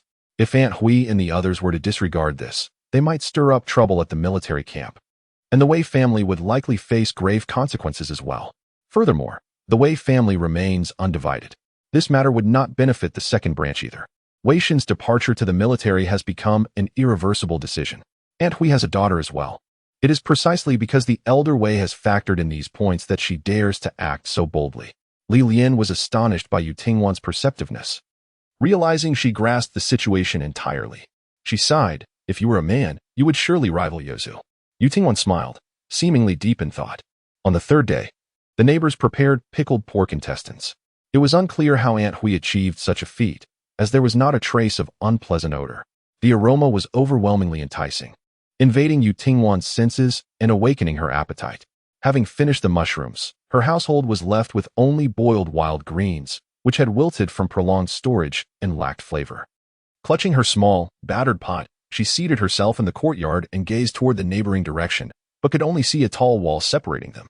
The young girl felt despondent, enveloped in a protracted silence. For the first time, she entertained an inappropriate thought. If she were to marry Wei Shun, would she also be able to enjoy pork intestines? Chapter 21. Is this how one ought to approach asking for assistance? Such thoughts were perilous, and Yu Tingwan resolutely dismissed them. She resumed her runs up the mountain, setting out at dawn and returning only after darkness had fallen. She could not afford to return to the old house, and instead hurried to Old Man Qian's residence. The old man, who had been preparing for bed, was perplexed. Are you here to sell me medicinal herbs? Yu Tingwan nodded. Old Man Qian was about to drive the person away, muttering about the nonsense and questioning their knowledge of medicinal herbs. However, Yu Tingwan emptied a basket of herbs from behind her, revealing that none of them were weeds. His expression shifted immediately. Do you truly understand these? Yu Tingwan replied, not really, but I have taken note of them. Last time in the mountains. You showed them to Aunt Huanyang, and they looked like this. But I only pointed out 3 types last time, and you have 6 here. Before she could further inquire, Yu Tingwan, with remarkable honesty, continued, when I previously came to fetch medicine for my uncle, what you had drying outside your house were precisely these. That was 3 years ago, wasn't it? You have quite the observational skills. Your mind is quite sharp. Yet, old man Xian, with his peculiar temperament, responded gruffly, I can dig up the herbs myself. Why would I need yours? Yu Tingwan sincerely advocated for herself. Given your age, your movements must not be as swift as mine. Her approach in seeking assistance was quite audacious. She pressed on, the price of each herb varies. Regardless of how Dr. Qian and the clinic set their prices, I would only take 60% for myself, leaving the remaining 40% as your labor's reward. After all, you will inevitably head to the county clinic to sell herbs. Bringing more along would not be a loss. Her sincerity was evident. Yu Tingwan was not greedy. She understood the value of accumulating little by little. Old man Qian dismissed her, saying, take them and go, don't linger here. He preferred solitude, managing to get by with his modest means and enjoying the occasional drink. What need do I have for such wealth? Yu Tingwan was puzzled. Why are you so unambitious? Old man Qian pondered the question himself. Can't you carry them to the clinic on your own? Yu Tingwan quietly shook her head, saying, the county town is far. I do not wish to walk. Then let us hire a horse-drawn carriage from the village entrance, came the suggestion. Yu Tingwan rummaged through her belongings and replied, it costs 3 for a single trip. Moreover, given that old man Xian and the medicine shop have long-standing dealings, they are familiar and easy to negotiate with. However, her understanding was limited, and the shop's attendant, seeing her unfamiliar face, would likely offer a lower price. Old man Qian suddenly recalled something. Yu Tingwan's eyes sparkled with a sudden idea, causing an inexplicable shiver to run down old man Qian's spine. There's another matter, she continued. He had yet to agree regarding the medicinal herbs. And now there was something else. Dr. Qian often treats patients. He must know many people. She cast her net wide. If anyone around you is still unmarried, I would appreciate your assistance in making an introduction. Old man Qian was momentarily speechless, staring at Yu Tingwan in disbelief, unable to discern any hint of jest in her demeanor. Thank you for your trouble. When the wedding feast occurs, I shall ensure Dr. Qian is seated at the main table. Upon returning from old man Qian's place, Yu Tingwan tightly clutched the 4 when she had acquired. He mentioned that the medicinal herbs she had gathered were plentiful in the shop, hence they were sold at a lower price. She inquired about the appearance of the more expensive herbs, but old man Qian remained silent, explaining that they grew deep in the mountains, where fierce beasts roamed, and a young lady like her should not concern herself with such matters. After nearly a day's labor, she had finally saved enough to amount to 10 won. At the Wei residence, Huanyang sat mending shoes while Wei Shozong prepared medicine. The couple occasionally glanced at Wei Zhao, who lay on the couch, staring vacantly at the protective talisman, resembling a soulless being. In recent days, they had not witnessed any erratic behavior from him, which gave them a sense of peculiar satisfaction.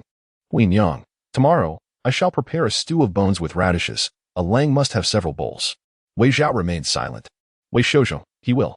Huanyang, there are still plenty of pig intestines left. Since no one is purchasing them, I have brought them all back. I intend to stir-fry half and marinate the other half to keep for the new year. What does a lang think? Wei Shozhong, he thinks it splendid. Wei Zhao, it is truly noisy. Wei Shozhong, tomorrow, I shall seek out the village head. Huanyang suddenly turned to him. Wei Shozhong, these years, I have been powerless, and you have suffered alongside me. Huanyang shook her head, fully aware that Wei Shozhong too has endured. Wei Shozhong raised his hand to wipe the moisture from the corner of Huanyang's eye, only to find Wei Zhao gazing over. It was unclear how long he had been watching, with that peculiar expression. Wei Zhao was indeed perplexed and bewildered. He had grown accustomed to the ugliness and hypocrisy of human nature. Were there not many couples in high society who feigned affection while being emotionally estranged? Those sordid characters displayed superficial love merely to conceal their unspeakable filth behind closed doors. It is often said that humble couples experience countless sorrows. Why had the Wei couple never quarreled, even once? Suddenly, Huanyang thought of something. Why is there still no commotion from next door? Early this morning, I saw Wan'er leaving with her basket. I hope nothing untoward has occurred. Wei Shozhong, perhaps she returned early to rest. Huanyang felt an unsettling anxiety. No, I must go check. The moonlight dimmed.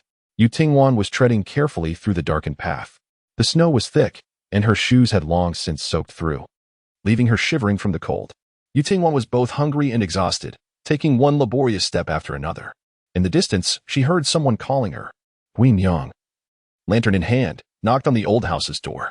Wan Yang, are you home? As Huin Yang stood in the dimly lit room, the absence of a response echoed ominously, causing her brow to furrow with concern. It was imperative that the head of the household seek out the village leader. The entire village ought to join the search. Just then, a gentle voice called from behind her. Huin Yang turned to see Yu Tingwan approaching swiftly, her weary eyes illuminated by the flickering oil lamp. A sigh of relief escaped Huin Yang's lips, yet she admonished, as a young lady, your safety is paramount. Which village is devoid of ruffians? It is unwise to traverse in darkness. You should return before sunset in the future. Gently, Huin Yang touched Yu Tingwan's hand, exclaiming, goodness. Your skin is as cold as ice. You must hurry home. Yu Tingwan blinked, realizing that she and Huin Yang were not particularly familiar. Huin Yang's gaze drifted downward, noticing the worn-out cloth shoes on Yu Tingwan's feet, soaked through and tattered. The chill had penetrated deeply, leaving her shivering, with only her pitifully expressive eyes visible. Huin Yang felt a pang of sympathy. Wait here, she instructed, returning to the Wei household. Soon, she reappeared with a pair of somewhat old cotton shoes. If you don't mind, you may wear these. Yu Tingwan hesitated, her eyes narrowing with scrutiny. What did the aunt intend to gain from her? Noticing the wariness in her demeanor, Huin Yang couldn't help but chuckle softly, recognizing that caution is a virtue. She pressed the shoes into Yu Tingwan's arms, explaining, these belonged to Xiao Yang when she was alive. I assure you, I seek nothing from you. It's just that. Her voice lowered to a whisper. I can't help but think that if someone had been willing to lend Xiaonyang a hand back then, perhaps her fate would have been different.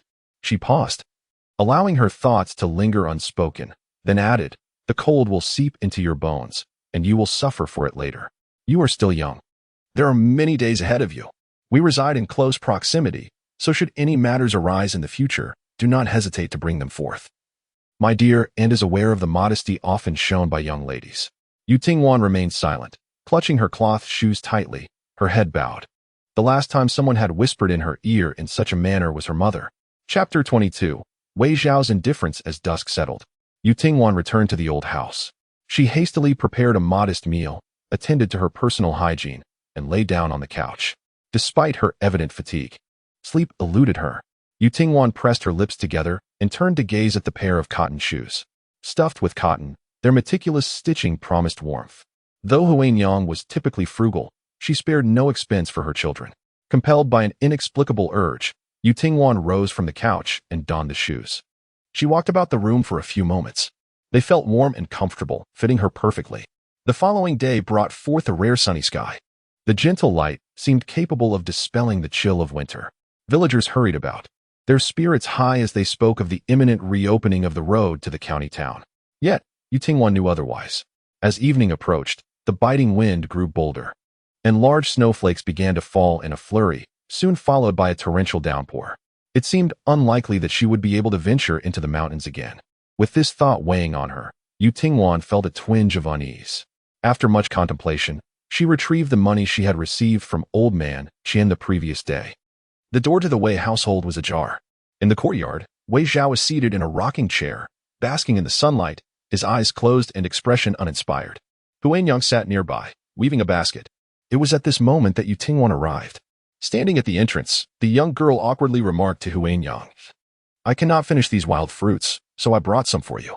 In a place where sustenance is scarce and wild fruits fail to satiate, it is evident that she is not sufficiently nourished. Huin Yang glanced over, observing that the wild fruits in Yu Tingwan's hands were plump and round, likely selected with care and washed before being brought.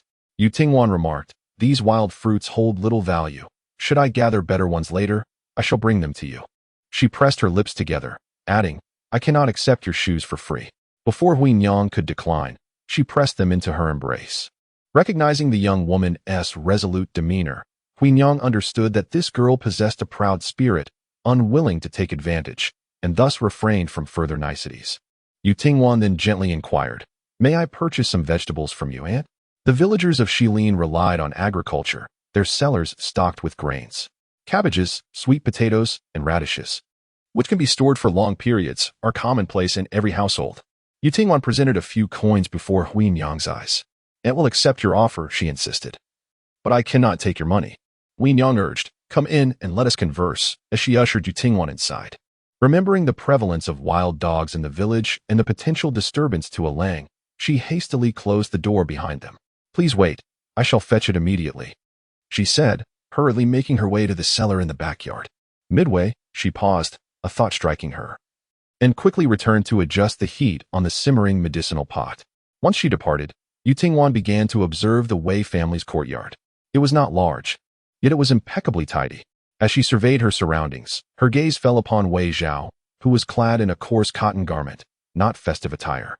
With his eyes shut, he occasionally coughed softly, appearing frail and fragile, his features betraying a lingering air of illness. He was clearly not the man who had once praised her beauty while pressing her down. Yet, an unsettling discomfort washed over Yu Tingwan, leaving her utterly perplexed. At that moment, what was it about Wei Shun that captivated her? She could discern that she was not coerced. In fact, she felt quite content with the prospect of this marriage and the man himself. Was she satisfied with his inability to bear burdens or lift weights? The young girl scrutinized him unabashedly, her gaze unfiltered. She appraised Wei Zhao from head to toe 3 times, yet could not arrive at a conclusion. Just then, a heavy knock resounded at the door. Outside stood a hunchbacked old woman, her hair as white as snow, sharp and caustic in demeanor. "Wei Shouzhong, I raised you, only for you to vex me? Have you forgotten your mother now that you have a wife? Hand over the money. What good is there in treating a sickly fool? I'm doing it for your own good." The elderly matriarch seethed, recalling how the world outside criticized Wei Qingtian for his lack of compassion in visiting Wei Shun. What is there to see in Wei Shun? Qingtian's wife is pregnant again. Can he come here to bring misfortune? Wei Shun should be shielding Qingtian from calamity. Why doesn't he perish outside instead of returning here? It was I who made the decision initially. Do you dare to contest it? You should be grateful. That child, Qingtian, is filial and sensible, willing to adopt you. You should be burning incense in gratitude. And thus, the tirade continued. Yu Tingwan frowned. This old woman seemed intent on wailing her grievances daily. It was one thing if she had been absent when she left home. But would she now have to endure her daily rants? Wei Shen needed to recuperate. Lost in thought, she noticed Wei Zhao beginning to move. The man lifted his eyelids and rose slowly. While lying down, his stature was less apparent, but upon standing, he appeared quite tall. He seemed somewhat unsteady, likely having strained his wound. However, Wei Zhao remained utterly indifferent, disregarding the presence of others nearby. As he reached for the bubbling pot of medicine, Yu Tingwan instinctively swallowed the words that were about to escape her lips, even gasping sharply in surprise. Wouldn't that scald the skin right off? Wei Zhao, seasoned in martial arts, had thick calluses on his hands. He appeared impervious to the heat as he stepped outside. There, old Lady Wei was in the midst of a vigorous tirade. Yet, at the village's edge, there was scarcely anyone present, leaving her shouts unanswered. Just as she intended to pause for breath, the door swung open abruptly. Before she could process the situation, scalding medicinal liquid splashed over her, eliciting a scream. Yu Tingwan snapped back to reality from her stupor. Despite her age, old Lady Wei was surprisingly robust.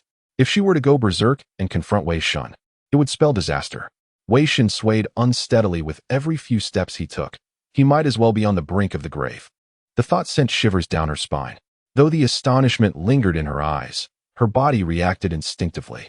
She rushed forward, closing the door while old Lady Wei hunched over in pain and secured the latch, all in one fluid motion, effectively isolating the old woman's frantic howls and vitriolic curses outside. Leaning against the door, Yu Tingwan could empathize with Wei Shen. After all, being bullied to one's doorstep would rouse even the most docile of souls.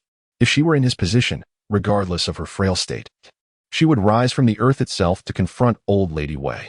Yet, what baffled her was Wei Shun's unyielding cruelty towards her. Her gaze slowly drifted downward. Are your hands all right?" she asked, her voice barely above a whisper. Wei Zhao returned, looking weary and unwell, casually tossing the pot aside before reclining once more.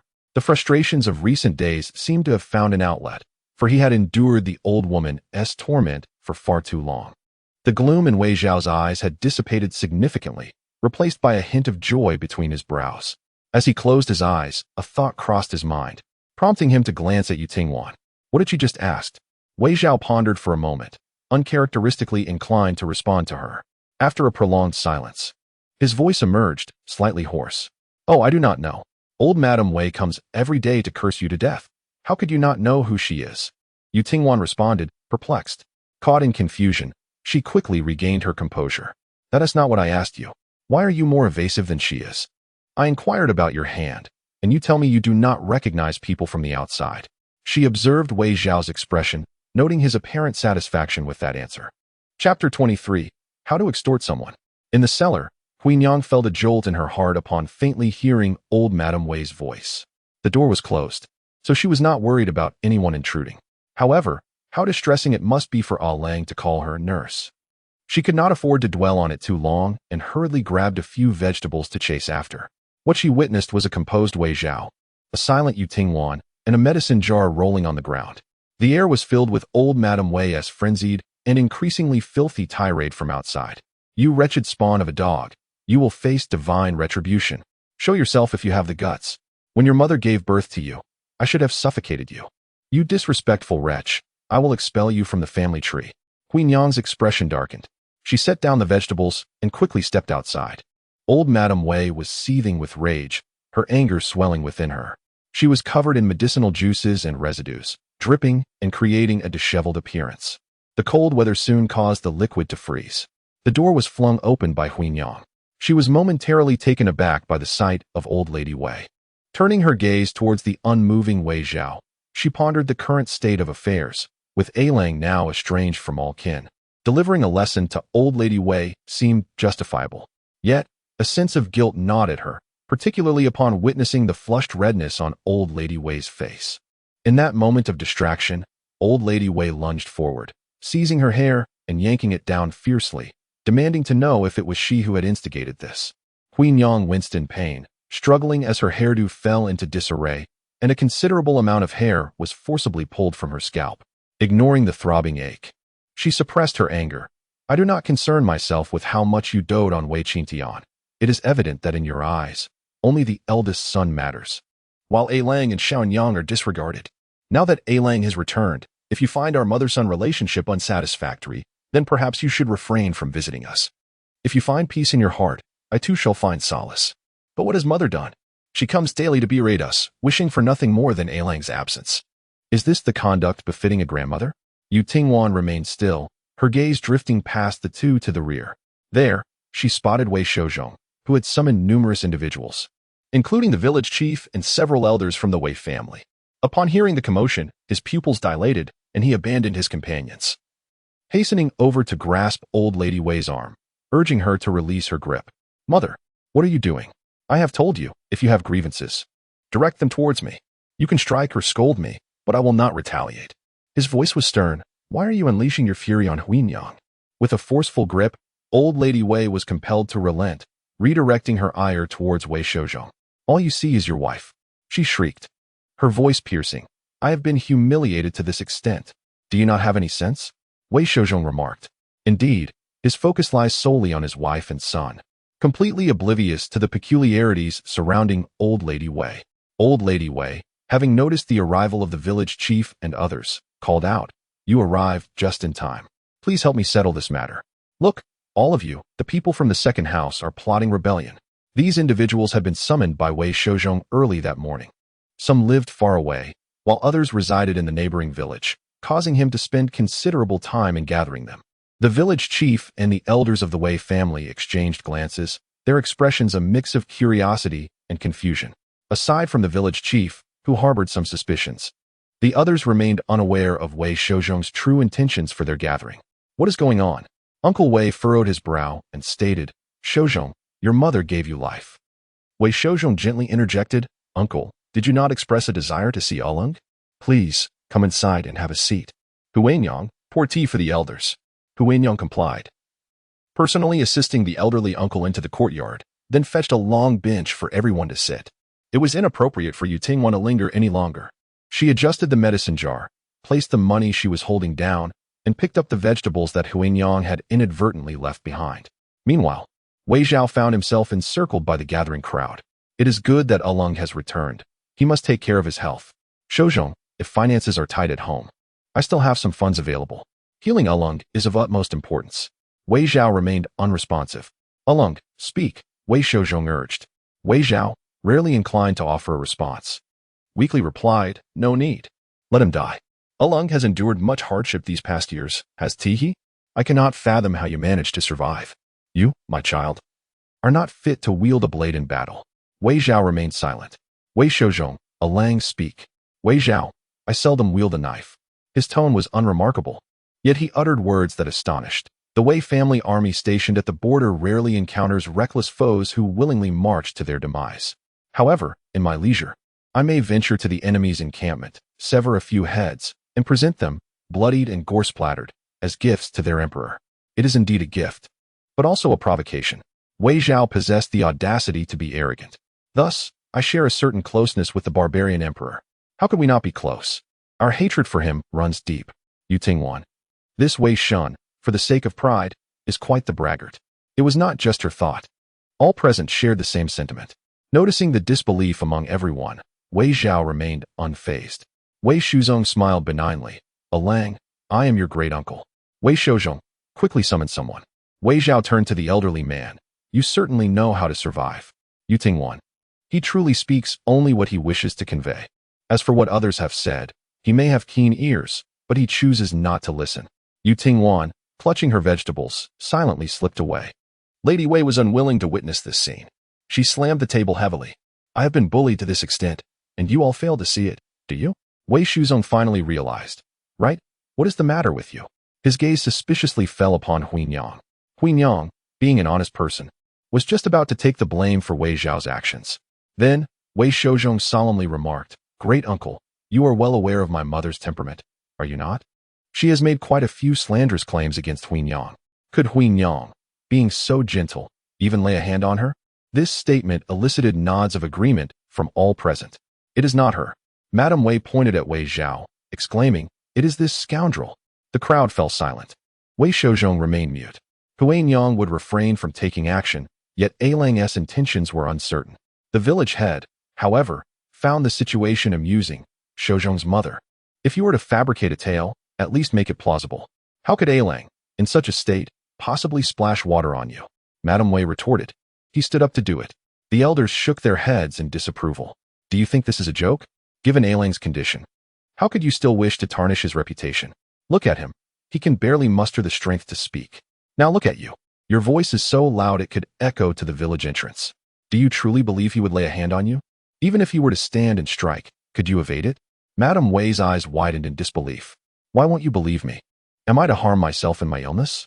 Look at my face. It is swollen and red. Her words contained a semblance of reason, prompting the onlookers to assess the feeble and indifferent Wei Zhao, juxtaposed against the agitated and frantic Madame Wei. In a fit of desperation, Madame Wei scanned the crowd and pulled back Yu Tingwan, who was about to step out of the Wei household. You were present in the courtyard at that time. You must have seen it. Speak up, was it not him? Yu Tingwan hesitated, her gaze meeting Wei Zhao's calm eyes from a considerable distance. He appeared utterly unfazed, showing no concern for whether she would expose him. Madame Wei urged her, Speak. Quickly, bear witness for me. Yu Tingwan wished to steer clear of the turmoil, not wanting to become embroiled in the conflict. Yet, the pain from Madame Wei's grip compelled her to respond. With an innocent expression, the young girl remarked, This old woman. How can you even try to frame someone? Chapter 24. How delicate you are. You lie. Yu Tingwan spoke with a calm demeanor. Might you kindly release me? You are merely relying on your age to oppress me. Even if you were to dislocate my arm, I would not be intimidated into uttering falsehoods. Old Lady Wei, taken aback, stammered. Then what are you doing now? Her fury rendered her momentarily speechless. Yu Tingwan stepped back a few paces, creating distance between them. I reside next door. Yet I am not particularly acquainted with Aunt Hui. Today is the first time I have come over, and I have no intention of fabricating lies for anyone. Her composure and persuasive tone were undeniable, especially as she firmly clutched several crisp, fresh cabbages. Old Lady Wei could not fathom that Yu Tingwan would speak untruths. In a fit of rage, she raised her hand to strike. You wretched, ungrateful. However, Wei Shouzhong swiftly pulled Yu Tingwan behind him, taking the blow without retaliation or evasion. The sound of the slap echoed, not without force, causing his head to turn. Yet Old Lady Wei, undeterred, lunged at his face like a rabid dog. You must all be in cahoots. The elder members of the Wei family could no longer remain passive. Enough. Do you possess any semblance of maternal grace? One might think that Shouzhong is your adversary. Uncle Wei maintained a stern expression. There were only a few of us at home. How could the truth not be discerned? Huinyang, recount the events in their entirety. Though he wished for Wei Zhao to speak, she remained unresponsive. If your mother-in-law disparages you, we, the elders, shall certainly stand by your side. However, should your family exploit her age, we will not permit such behavior. Hearing his words, old Lady Wei felt a sense of relief wash over her. She held her chin high, eager to witness how Huinyang would articulate her words with such eloquence. Just moments ago, when Tingwan attempted to leave, old Madame Wei insisted she stay. Now, with no one to impede her, she decided against departing. Tingwan wore a smile that was neither genuine nor entirely mocking. Huinyang, being straightforward and incapable of deceit, flashed a look of panic, stumbling over her words, uncertain of how to begin.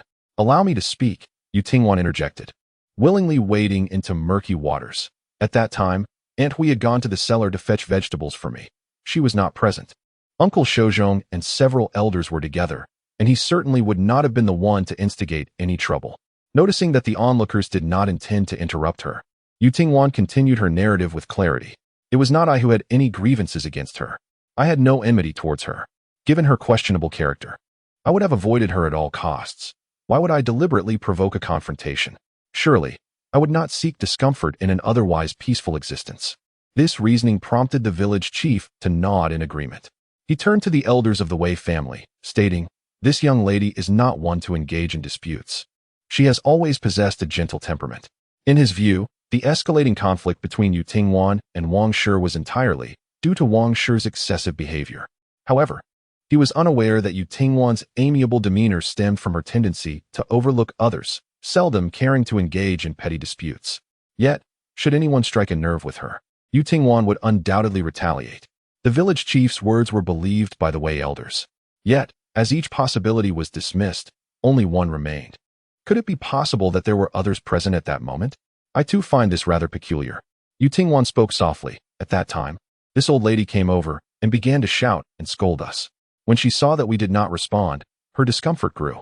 Like a possessed individual, she stormed in with great provocation, seizing the boiling potion and abruptly pouring it over her own head. Her words dripped with sincerity, as she patted her chest in feigned shock. Truly, it was quite alarming. Lady Wei? The uncle of the Wei family was in disbelief. Why? Lady Wei was a person of peculiar simplicity, overly meticulous in all matters. Yet, if she were to splash the potion, it should have been directed at Wei Shun. So why did she aim it at her own face? Tingwan, I find it perplexing as well. How could she have lost her mind so suddenly? However, I have come to a realization. She spoke without hesitation, even filling in the gaps. Firstly, by pouring out the medicine, she aimed to prevent Wei Shun from receiving treatment. After all, the eldest branch has many descendants, and they cannot support everyone. Assistance must come from Uncle Shouzhong. How much silver would be needed for Wei Shun's medical expenses? As long as he draws breath, the eldest branch stands to gain nothing. Tingwan. Secondly, it is a scheme to frame and slander. During these days, she has scolded and caused a ruckus, yet the second branch has swallowed their anger and refrained from retaliating, persistently visiting and making things difficult. Only she would emerge as the wrongdoer. The reputation of the eldest branch is far from favorable. Aside from Wei Qintian, the rest are anxiously awaiting brides. With such a commotion, who would dare to marry their daughters into this family? She has faced her share of closed doors. It is indeed rare for her to act with such cunning, deliberately rendering herself in this pitiable state. Tingwan. Anyone who witnesses this would not suspect her own hand in the matter. There are but a few individuals in the second branch. Someone must bear the brunt of the blame. Everyone is led astray by her narrative. After all, this is the sole explanation. As the elders stood beside Aunt Hui, she, in her fury, turned to point at Wei Shun. Poor Wei Shun, still lying there, was unjustly accused. His dear grandmother seemed intent on ruining him. Elder Lady Wei exclaimed. I did not. Her anger caused her to jump in agitation. Tingwan remarked, Look, when she cannot contend with me, she resorts to rage and humiliation. The onlookers glanced between the honest second branch and Elder Lady Wei. Over the years, she had relentlessly pursued her goals, committing numerous wicked deeds. It indeed seemed like something she would do. Yet, in her attempt to deceive, she had only harmed herself. Uncle Wei inquired of Wei Zhao, Lang, is this true? Wei Zhao gazed at Yu Tingwan with a contemplative expression, as if peering through her to see another person, appearing lost in thought. Yes, his pale lips murmured. I have suffered. Yu Tingwan responded. How delicate you are. Her demeanor shifted to a more subdued tone as she looked at elder Lady Wei. Her words laced with derision. You should be grateful that my parents departed early. Had they still been here, would you dare to stand before me and shout? When the Yu family home was engulfed in flames, my mother fought valiantly to shield me with her body. As a mother yourself, you vile old woman. With your heart filled with malice, how dare you even mention her? With a cold expression, she strode back to the old house. At that moment, Wei Shouzhong knelt heavily before the elders. Uncles, respected elders, I wish to petition the family estate. I seek your witnesses. This declaration struck like a thunderbolt. Elder Lady Wei was taken aback. What? Say that again. Uncle Wei's expression darkened. Shouzhong, do you comprehend the gravity of your words? Wei Shouzhong turned his gaze towards the elders of the Wei family. When Ah Lang was sent away, Huinyang fell gravely ill. I insisted on dividing the family, but my uncles advised me against such folly, reminding me that as long as our parents were alive, we should remain united. Each time a battle occurred, the authorities would post notices of the deceased. The widow's son, employed as an accountant in the county, would relay messages whenever he saw our village's name. In the 3rd year since Ah Lang's departure, the son of the Shi family sought me out. Wei Shouzhong felt as though the heavens had collapsed upon him. Yet I found myself unable to mention the idea of separation any longer. With a heavy heart, he expressed the difficulties we faced. A desolate smile gracing his lips. Huinyang and I have but one pair of children, and now only Xiaonyang remains. Alas, we are a couple without means. Growing old, and will inevitably depart before her. I dread the thought of her lacking a brother's support when she marries, for if her maternal family is weak, how will she endure the inevitable hardships? Such is the compassion of a parent's heart. In the countryside, if a married daughter finds herself in misfortune, her family will not hesitate to confront her husband's family for an explanation. He feared for Xiaonyang, left vulnerable and alone. Though the sun shone brightly, an unrelenting chill seeped into my bones, leaving me shivering.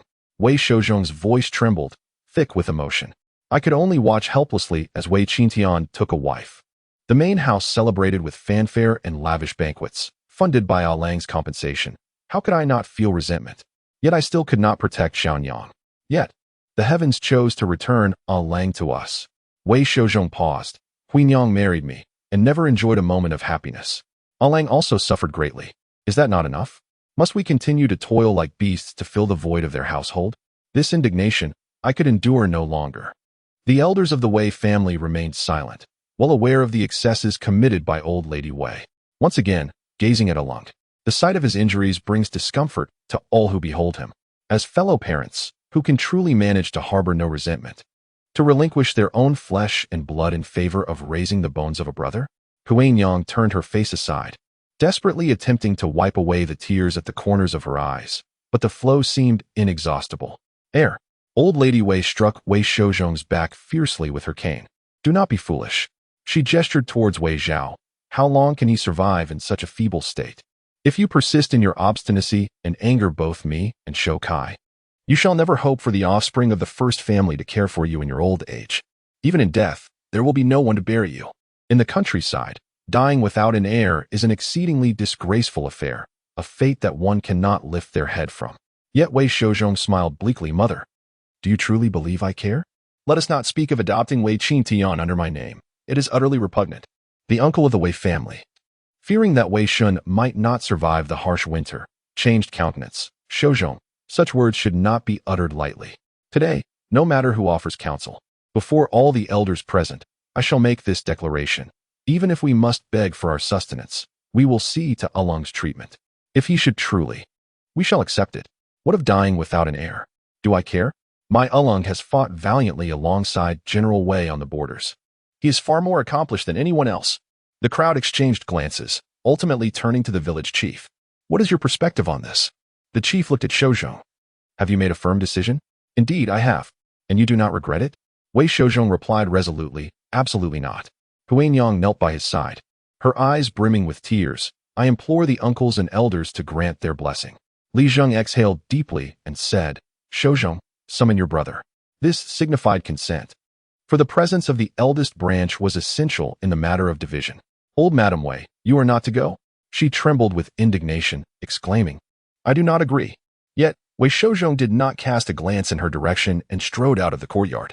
The old Madame Wei attempted to pursue him, but was halted by Li Zhang. "If you continue to stir up trouble, the bond between mother and son will dissipate, leaving only enmity. Just observe how your situation unfolds. Without the second branch, the first branch, a collection of ineffectual idlers. How could old Madame Wei expect to lead a comfortable life? The shares due to Wei Shouzhong must be allocated, and according to the customs. The second branch ought to provide old Madame Wei with a fixed pension.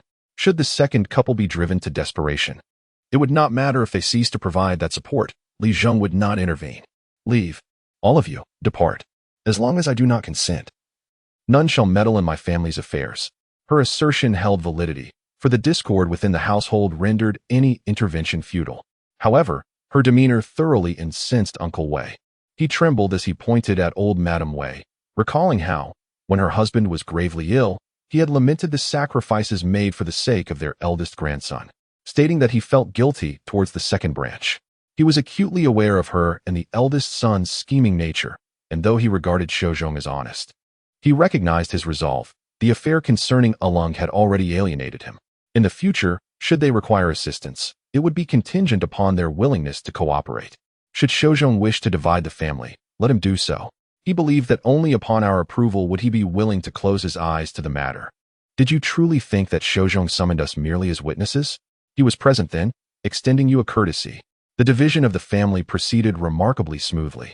Despite the interruptions from Wei Shouzai and Zhuang Mei, who objected loudly, only to be reprimanded by the elders of the Wei family.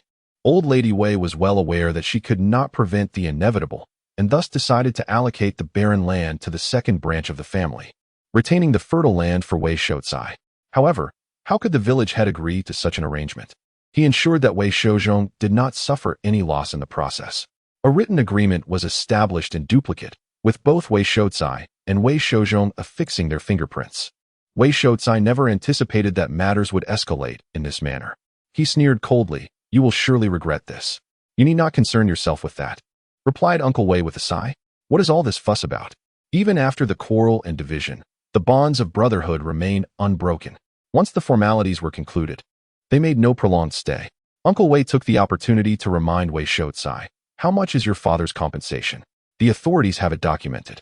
Your mother has spent a considerable amount over the years, all for your sake. As the elder brother, it would be improper for you to keep this to yourself. Remember to repay it, for they are relying on you for support." Once these individuals departed, the courtyard of the Wei family felt less constricting. After such a commotion, Huanyang felt a sense of relief. She prepared to brew medicine, only to notice a stack of paper money by the medicine jar. Huanyang paused, recalling something, and her gaze drifted towards the neighboring room. That child, the couple, in perfect harmony, chose not to mention Wei Zhao's injury to old Lady Wei. After witnessing the unfolding drama, Wei Zhao felt exhausted. He lifted his gaze towards the sky, reflecting on the necessity of observing celestial signs during military campaigns. Slowly, he rose to his feet. "Who permitted you to get out of bed? Are you fit to be on your feet?" Huanyang exclaimed in alarm, "My husband." Wei Zhao halted, his voice feeble and lacking energy. "Do you wish for me to fetch a chair?" Indeed, it was the very chair on which he had just reclined. "In your current state, how could you possibly move a chair?" Huanyang shook her head vigorously. "No, no, no." Wei Zhao's dark eyes were shrouded in a thick haze as he murmured, "It is going to rain."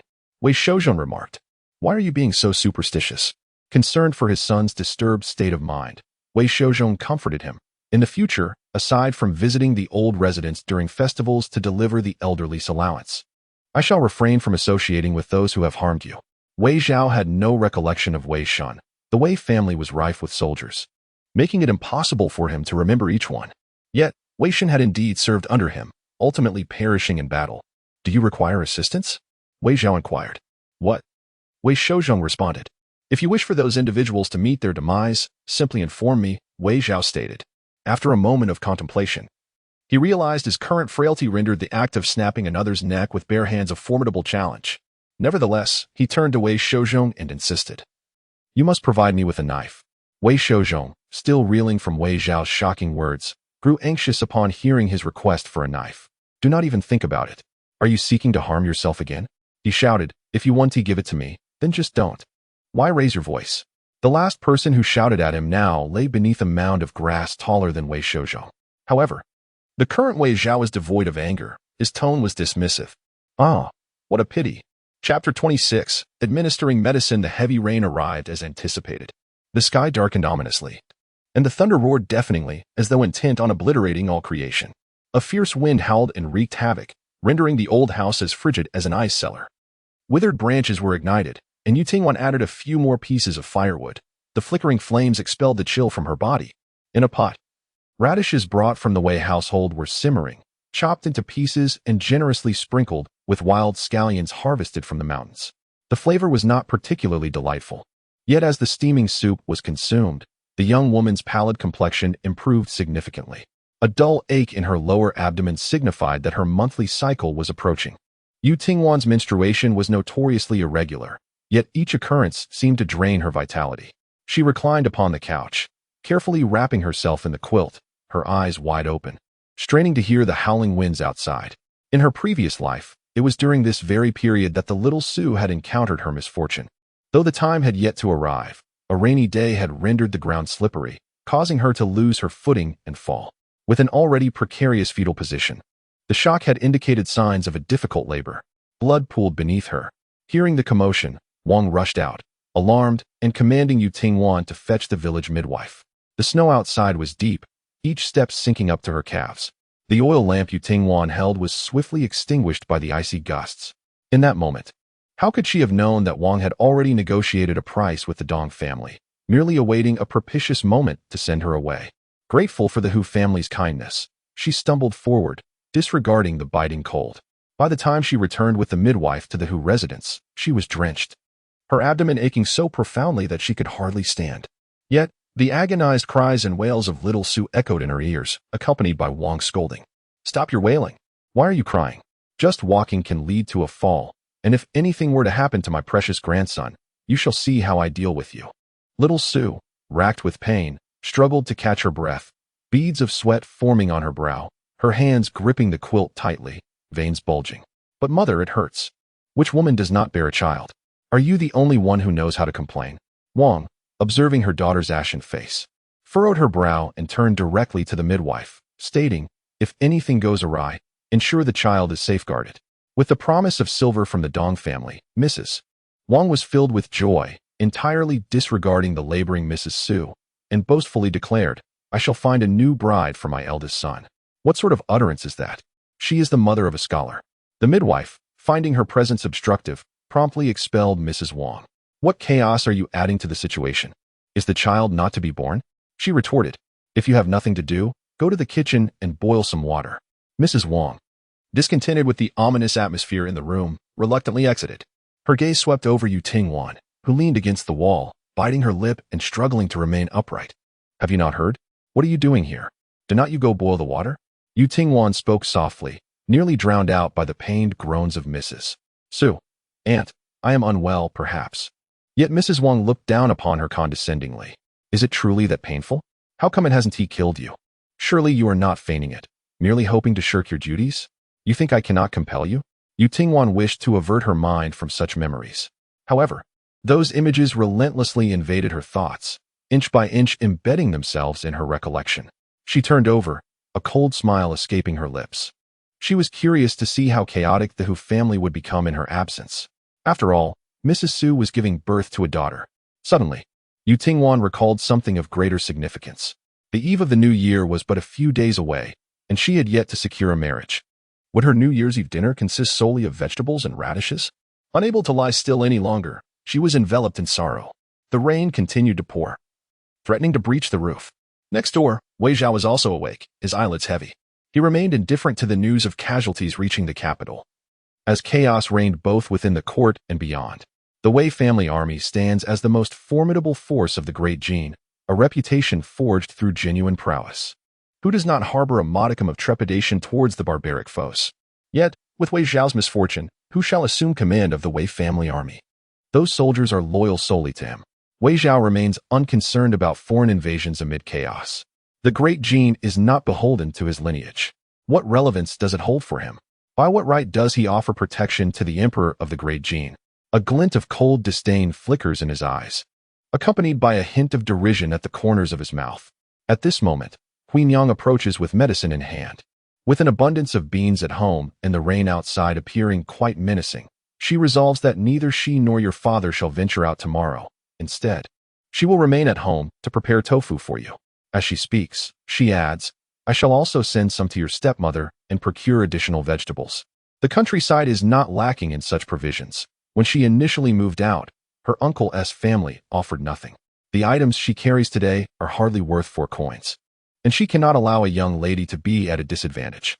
As she places the medicine by the bedside, a voice from outside interrupts. Huinyang, the kitchen is flooded. The kitchen is cluttered with firewood, and Huinyang cannot afford to engage in conversation with Wei Zhao any longer. She hastily heads outside.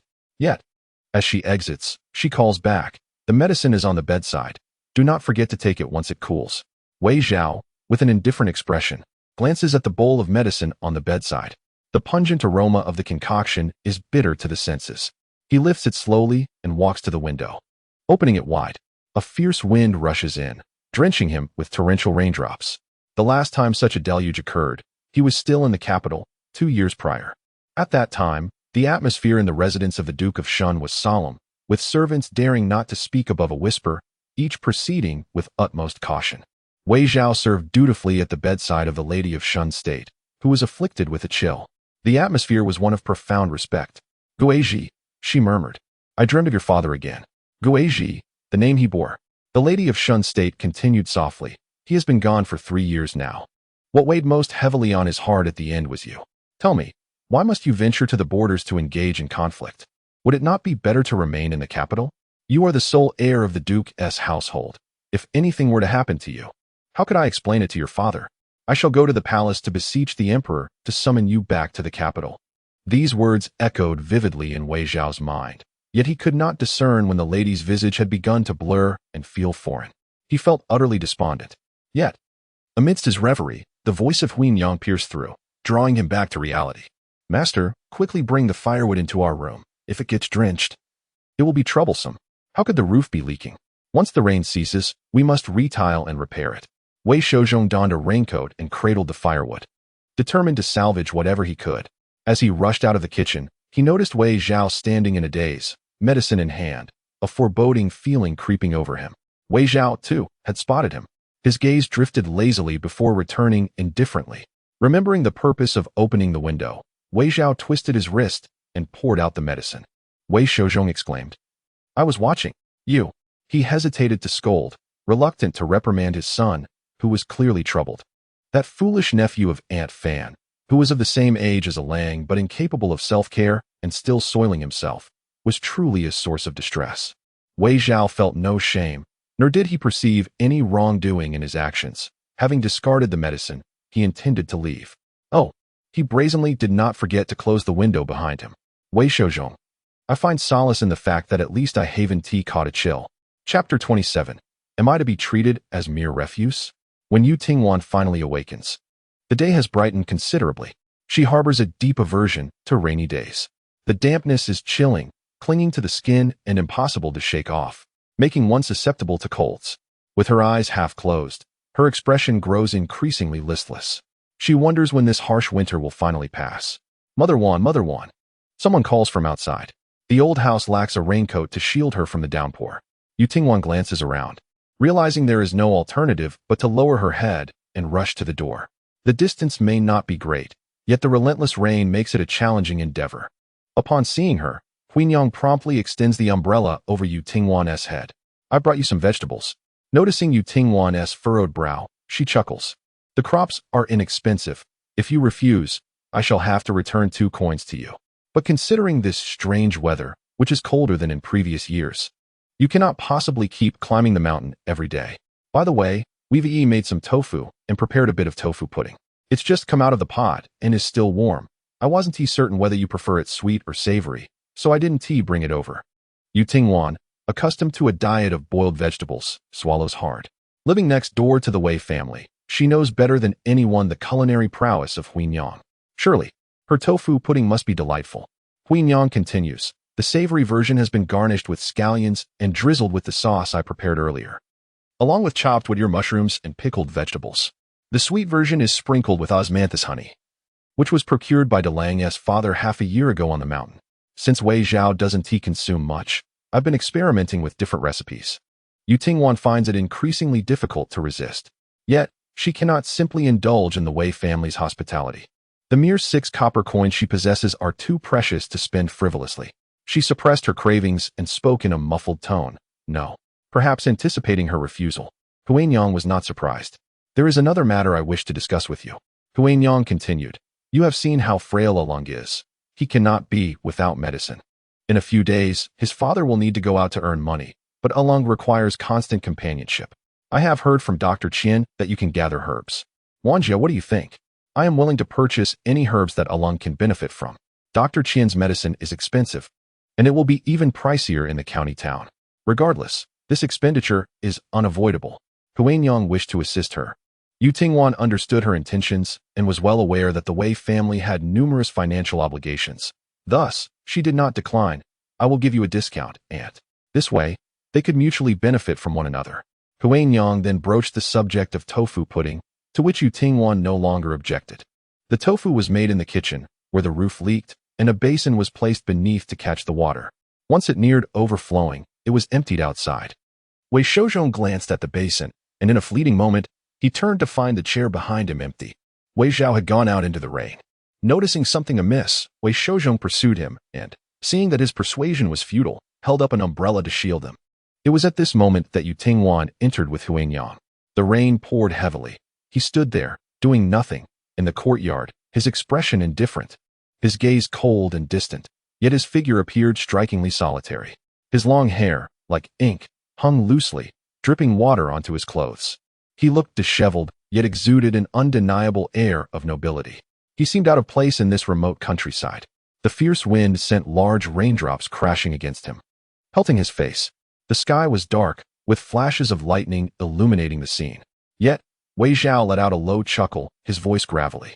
The absence of blood splattering upon one's face is surprisingly invigorating. The rain is frigid, whereas blood is searingly hot. Huanyang's pupils dilate in shock, her voice trembling. Why do you continually mistreat your own body? Wei Zhao gazes back with a calm demeanor, reiterating with tiresome patience. I am truly not Wei Shen.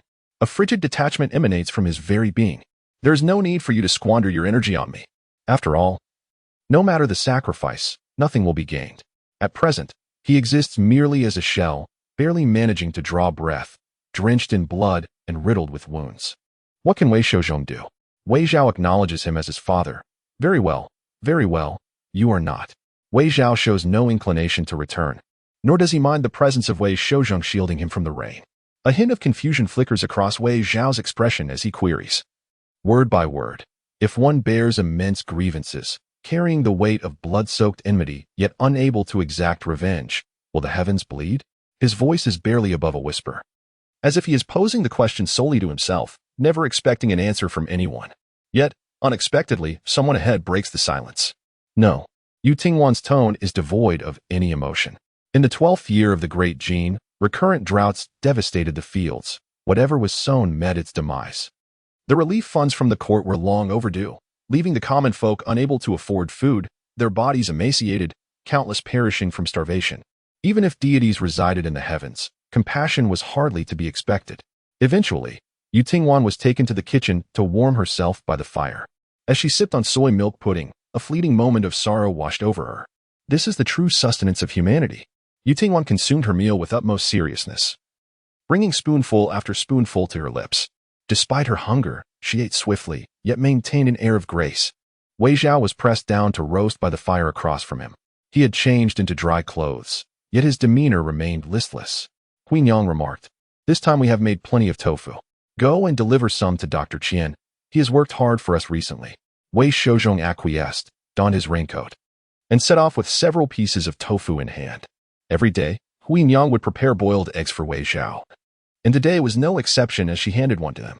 Wei Zhao turned to discard it, but he knew that Huanyang would undoubtedly fuss over it. A thought that irritated him. He glanced at Yu Tingwan, who was relishing her tofu pudding as if it were a delicacy. Her eyes sparkled with delight. While Huanyang busied herself at the stove, an egg appeared before Yu Tingwan. She was momentarily taken aback and looked at Wei Zhao. Noticing her lack of reaction, Wei Zhao, with little patience, tossed the egg into the fire. Yu Tingwan gasped. This is a precious food item. The eggs from the Hu family as chickens must be saved. Half is for Hu Yuzu to regain his strength, and the other half is to be sold in the county. She hurriedly retrieved the egg with a stick. She thought to herself that Wei Zhao's intellect was indeed lacking. Placing the egg on the table, she went to find Huinyang.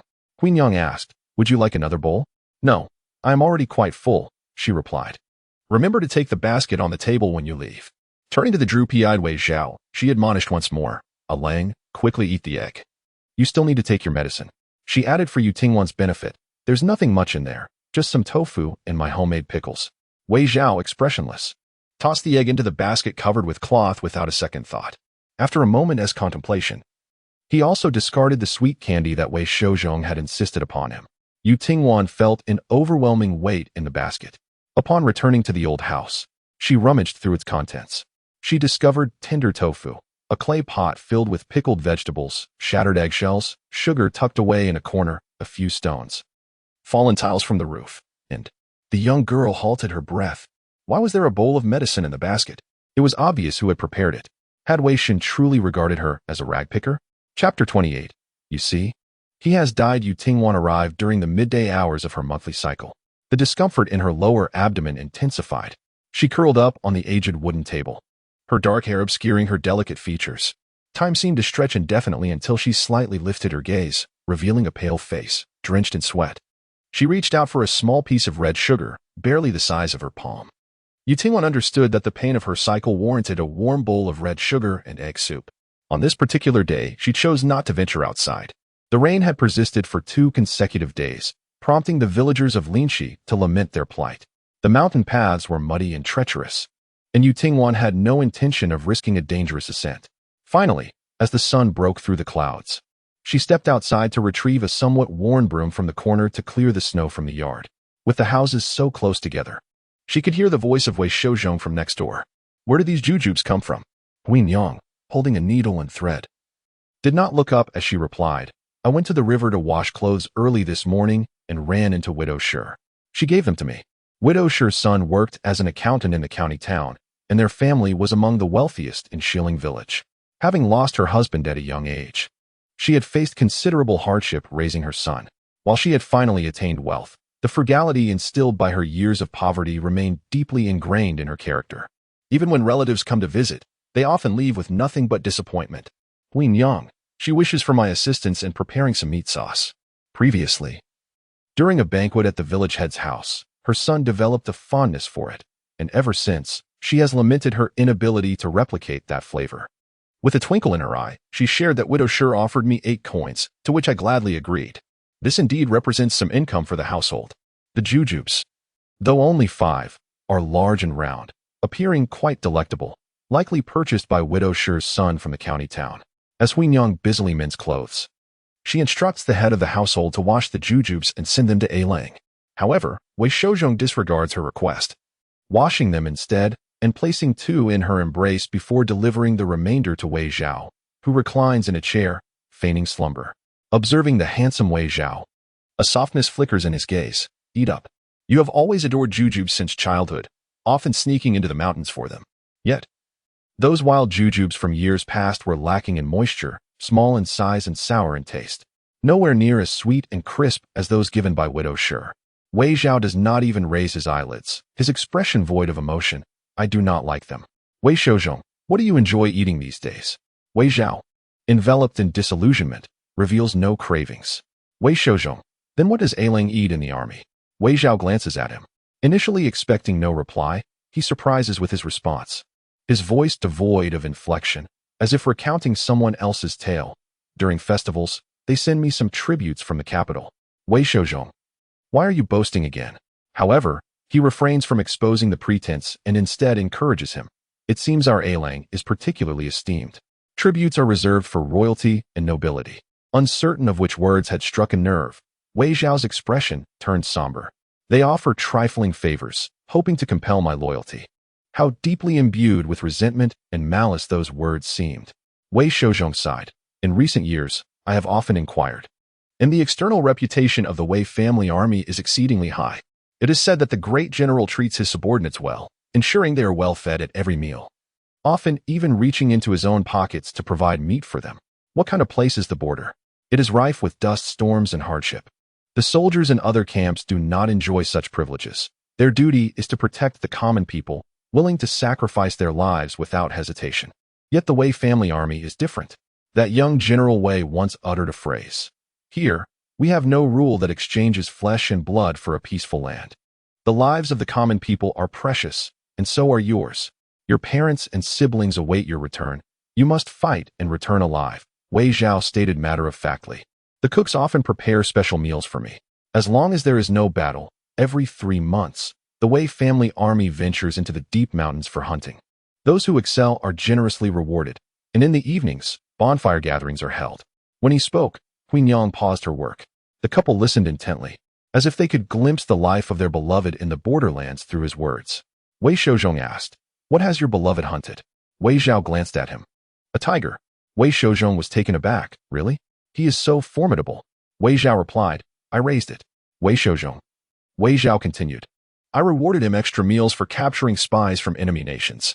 Wei Shouzhong, "All right, I no longer believe that." He chose not to press further. "And what of the tiger?" Wei Zhao lowered his gaze. Wei Shouzhong understood that there was no longer any reason for boasting. With a smile, he remarked, "When I learned that you were chosen by the Wei family's army, both your mother and I truly breathed a sigh of relief." He gazed at the tall and robust Wei Zhao. That General Wei was indeed a good man. Wei Zhao chuckled, yet his laughter bore a hint of derision. "Is that so? But good men do not live long." He spoke coldly. "Look, he is already dead. Who remembers him now?" This statement sounded peculiar. Yet Wei Shouzhong gave it little thought, assuming that Uleng was merely saddened by the mention of the general. "Who said that?" Wei Shouzhong countered. "The dignitaries in the capital are mourning deeply for him. Even the emperor has suspended the mourning court." Wei Zhao remained silent, dismissing the notion that those in the capital were the epitome of hypocrisy, cloaked in a veneer of false virtue. Next door, Yu Tingwan, despite her efforts not to eavesdrop, heard the conversation with crystal clarity. She strained to sweep the snow, attempting to clear her mind, yet at that very moment, Queen Yang's voice reached her ears. "Father, why are there fewer bowls in our house?" Yu Tingwan froze in her tracks. "With me, at this moment." Wei Shouzhong was climbing onto the roof of the kitchen to make repairs. "Count them again. You must have misplaced them somewhere," he suggested. Queen Yang furrowed her brow. "How could I possibly miscount? We have a fixed number of bowls and chopsticks, and we are missing 3. She searched high and low, yet could find not even a trace, which was indeed strange. It was unlikely that they had been robbed. Yu Tingwan was unaware whether the Wei family had been burgled, but she did spot several bowls marked with the Wei insignia in the corner of the courtyard. Snow continued to fall, accumulating in the crevices of the bowls, while a small patch of ground still bore the remnants of a thick brown liquid. "Yu Tingwan, why have they all come to my courtyard?" Just as she pondered this, she heard a commotion above her. Raising her gaze, she saw something being thrown over from the neighboring yard, which ultimately landed beside her. It was a half-eaten jujube, bearing the marks of teeth. Yu Tingwan glanced at the bowl and then at the jujube, feeling a mix of anger and amusement. Meanwhile, Wei Zhao next door furrowed his brows, swallowing the jujube in his mouth. Although the fruit was sweet, it tasted like wax to him. He still held 2 more, which he neither wished to keep nor consume. With a flick of his wrist, he tossed the 2 burdens into the adjacent yard. One struck the snow-covered ground, while the other hit Yu Tingwan on the head. The young girl clutched her head in pain. Did he think of her home as a dumping ground? She was tempted to storm over and confront Wei Zhao about his antagonism towards her. However, upon realizing what had struck her, Yu Tingwan felt that perhaps she could exercise a bit more patience. She picked up the jujube and, in an act of frustration, took a bite. Chapter 29. An exuberant appearance. Restless at home as dusk approached, Yu Tingwan finished tidying the courtyard, sweating profusely. It was then that Li Lian arrived. A thought crossed Yu Tingwan's mind, and she hurried over. "Grandmother, are we to meet someone again?" Li Lian, without beating around the bush, replied directly, "I don't have any suitable candidates on my end." The light in Yu Tingwan's eyes dimmed.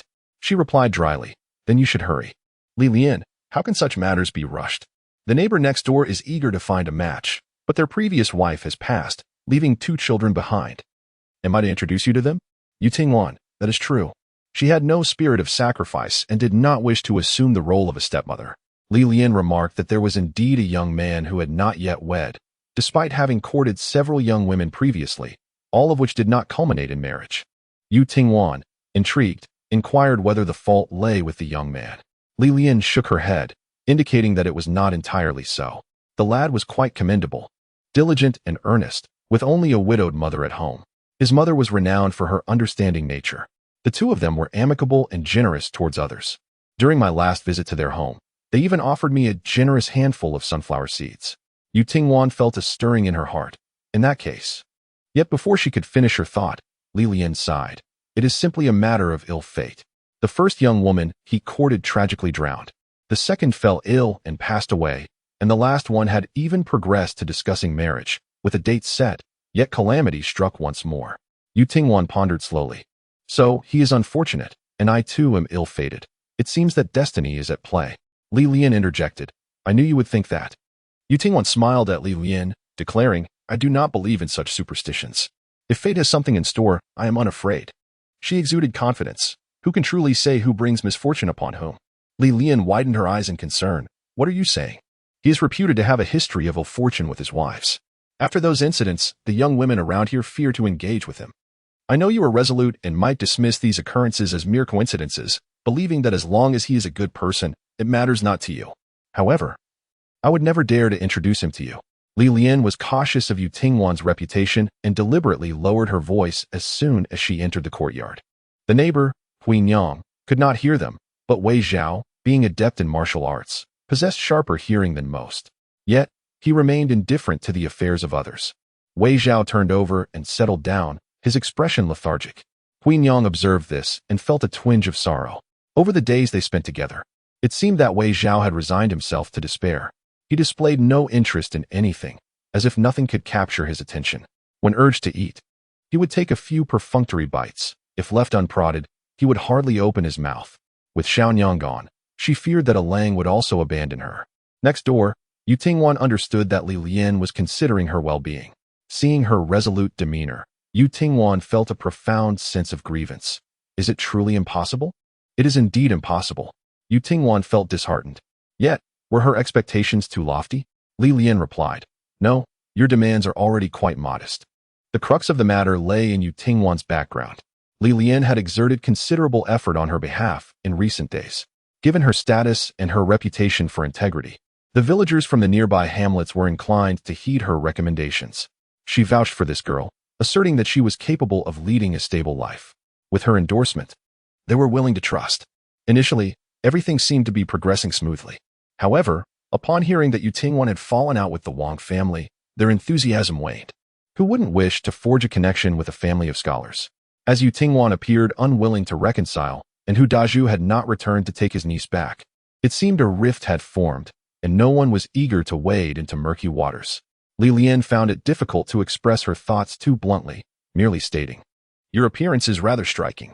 Yu Tingwan understood the implication and softly remarked, It does not seem fitting for someone of my background. Family-seeking brides may worry that I am unsettled. Is that so? She was not offended and gently inquired, Does mother-in-law have something to convey? This indeed reminded Li Lian of her purpose. She smacked her thigh, exclaiming, Look at me, engaged in this conversation, and I've completely forgotten the matter at hand. Yu Tingwan did not perceive anything more significant than her gaze, yet it was evident that the smile had vanished from Li Lian's face. The atmosphere was so grave that the young girl instinctively held her breath. Then came the revelation. Your sister-in-law gave birth last night. Yu Tingwan responded with bewilderment. Is that all? It was said she fell during the night, nearly facing a difficult delivery. Your aunt was wailing like a banshee. The neighbors could hear the commotion and saw that your sister-in-law was bleeding beneath her.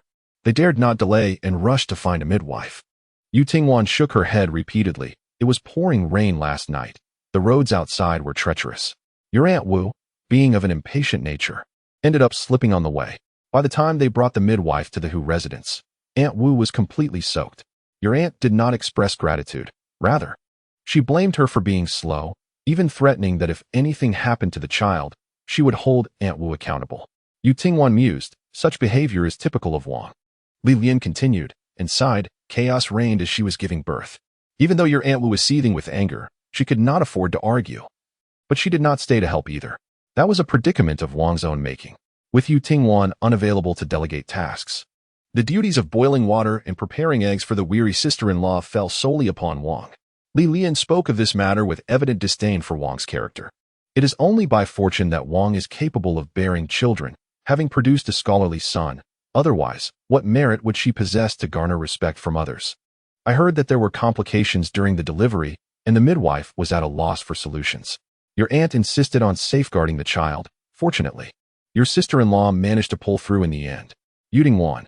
She believed that Xiao Xushi must have been infuriated by Wang Shi. Even before death had claimed him, Wang Shi was already preoccupied with finding a new bride for Hu Daolong. How could Xiao Xushi possibly be pleased? She must have been seething with anger. Li Lian disclosed. However, it was a daughter she bore. Upon seeing the absence of a son, Wang Shi's countenance darkened instantly, cursing Xiao Xushi for her ineptitude. Despite providing her with ample sustenance and care, she had given birth to a financial burden. Once the midwife departed, Xiao Xushi remained without milk, leaving the child in desperate hunger. Yet, Wang Shi abandoned the mother and daughter, refusing to cradle the crying infant, and retreated to her quarters. Li Lian remarked, I share this with you to advise that you must avoid the Hu household for the time being. She cautioned, your aunt is muddled, and with no capable man in the household, it is best to steer clear, lest she seize the opportunity to vent her frustrations upon you. Wan nodded, understood. She would return only because of her illness. Li Lian sensed something amiss. After speaking for so long, parched and dry, the young girl's response was unervingly calm, devoid of even the slightest surprise. She hadn't inquired a single question throughout. How could one remain so indifferent in the face of such an incident? Wan was taken aback. Why should she care? She found it puzzling. After all, the child was not born to her. Such reasoning appeared invincible. Li Lian continued, your sister-in-law has treated you poorly, and now she faces such misfortune. Though it is not righteous, if it were I would at least find some satisfaction in her plight. Wan found it difficult to respond. She had already reveled in her anticipations. Under Li Lian's scrutinizing gaze, Wan meticulously played her part. She hesitated before uttering 2 words. Huh? Chapter 30. Still worried about your son being shy? Snow fell gently. And before long, the freshly cleared path was once again cloaked in a deep, penetrating white.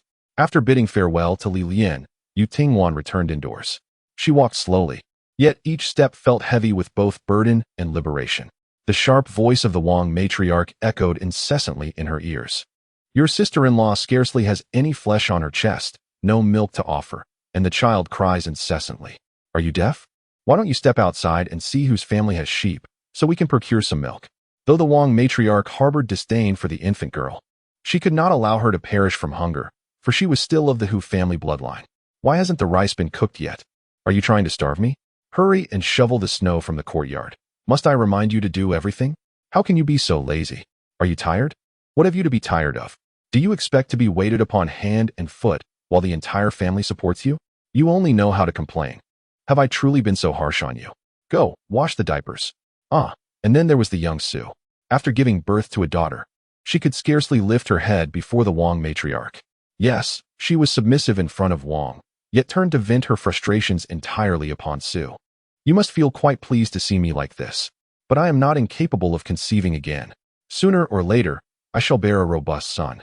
I am the wife of the Hu family, and you? What are you really? By the way, Mother hasn't informed you yet, has she? She has found a promising match for you, but I wonder how long you would survive after marrying into that family. Despite the innocence of the child, Wan felt no fondness for the infant due to these 2 women. The emotions in her eyes grew increasingly faint until she finally managed a slight smirk, leaving behind a whisper of derision as she crossed the threshold. Uncertain whether to mock the Wang family or to ridicule her own past self for its reluctance to instigate conflict, Wan found herself amidst a tempest of wind and snow several days later. The gusts were particularly fierce, sharp as the edge of a blade, capable of inflicting wounds upon the flesh.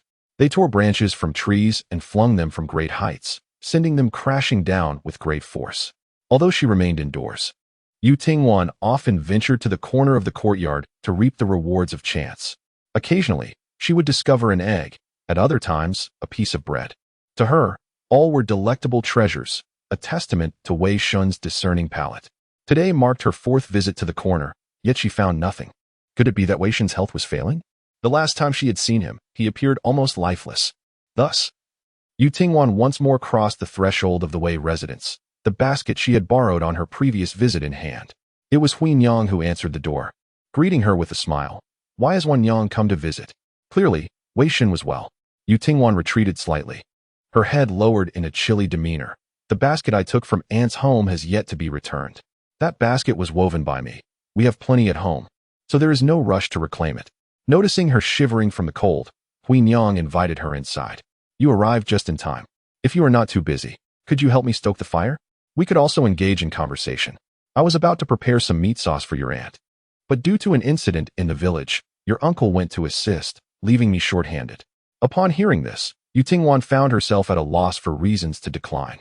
She inquired, what has happened in the village? Huinyang did not conceal the truth from her. A group of outsiders had arrived, intending to reach the county. But as you know, the roads are currently blocked, making their passage impossible. In such frigid weather, one could easily perish, and these individuals sought out the village chief, pleading for assistance in securing shelter. The village is impoverished, and most families are already cramped with their own members, making it quite challenging to accommodate a dozen outsiders. With the new year approaching, one cannot ascertain the character of these newcomers. If the mountain road remains blocked for too long, must they really take them in for the holiday? No one is inclined to offer shelter without compensation. The village head had no choice but to mediate, gathering those with relatively spacious homes to discuss potential arrangements. Among them was the Wei family. Huinyang informed her, the village head has reached an agreement with the outsiders. They are willing to pay 3 won for a night's stay, and if meals are provided, that will be an additional charge. Who could forget that the Wei family's ailing is like a bottomless pit? Everyone they manage to save is hard-earned. Yu Tingwan's memories from her previous life are rather fragmented, and she is unaware of the situation concerning the outsiders. Was that uncle sent to fetch them? Huinyang paused, casting a glance at Wei Zhao, who sat nearby, his gaze unwavering, a hint of worry flickering in her eyes. Their home could indeed accommodate guests, as Xiaonyang's room had been vacant for quite some time. Huinyang continued, but after much discussion with his father, we still feel it's inappropriate. Ailing is not in good condition. I'm concerned that having too many people around might make him uncomfortable. Yu Tingwan replied. Are you truly worried about your son being shy? Huinyang responded. With more people in the house, there will be more complications. The village head means well, but we appreciate the gesture and would prefer to decline. Entering the kitchen, Huinyang instructed Yu Tingwan to warm herself by the fire while she settled on a wooden bench to prepare the shrimp caught from the river, deftly removing the shells. This had been prearranged with Widow Shi, who had promised to prepare everything in advance. The meat sauce is generously made. Besides the marbled meat, there were beans, firm shrimp flesh, and fresh chicken mushrooms. Huinyang moved with agility, suggesting they could enjoy a meal at home later. Upon hearing this, Yu Tingwan perked up. Aunt, would you like me to peel some garlic for you? No. Be careful not to hurt your hands. Yu Tingwan glanced down at her frostbitten hands, several areas cracked and sore. A simple sentence brought tears to her eyes. In the Hu family, all she ever heard was, who in the countryside isn't like this? Why are you being so delicate? She didn't press the issue further and set down the basket. Ultimately, one cannot bite the hand that feeds. Noticing that Huinyang was not paying attention to her, Yu Tingwan surveyed the surroundings and quickly stashed a bowl from her basket in the spot designated for the Wei family's dishes. After completing this task, she felt a gaze upon her, subtle yet devoid of kindness. Yu Tingwan turned her head and spotted Wei Zhao reclining quietly on a chair, almost as if he were invisible. He seemed to have been there for quite some time. The Wei couple preferred to keep their eyes on people for their own peace of mind. Wei Zhao exuded an aura devoid of vitality, appearing despondent and disheartened. In contrast, he had seemed more human when he was rambling in the rain the other day. One could only wonder what he had endured. Wei Zhao lowered his eyelids, meeting her gaze. Oh. Yu Tingwan recognized that look. It was the gaze of someone watching a monkey perform. Nevertheless, she chose not to hold it against him. After being fed a few times, she found Wei Zhao to be rather agreeable. Thus, she felt no fear of him. The young girl generously smiled at him. Wei Zhao slowly averted his gaze to the protective talisman in his hand. Oh dear. Suddenly, Huinyang recalled something. I inquired what she had forgotten, only to discover that she had neglected to prepare the medicinal concoction. She chided, Alang, why did you not remind me? Yu Tingwan interjected. The medicine was already spilled. How could one possibly remind her? Indeed, Yu Tingwan noticed the dark orbs of Wei Zhao flicker with a profound sense of aversion. Chapter 31. Reduced to such a state? The preparation of meat sauce is both time-consuming and laborious. Yu Tingwan observed as Huinyang meticulously arranged everything. Once everything was in order, She lifted a wooden stool and settled by the stove, igniting a fire. When the oil reached the desired heat, a sizzling sound filled the air. Huanyang first extracted shrimp oil, then added the shrimp meat to fry it to a crisp. She removed it and diced it into uniform pieces before attending to the chicken mushrooms. Even before the meat was processed, the enticing aroma wafted through the air. Yu Tingwan worked with great diligence. When Huanyang instructed her to add wood, she complied. When asked to reduce the flames, she deftly used a pair of long-nosed iron scissors to remove a few sticks of wood.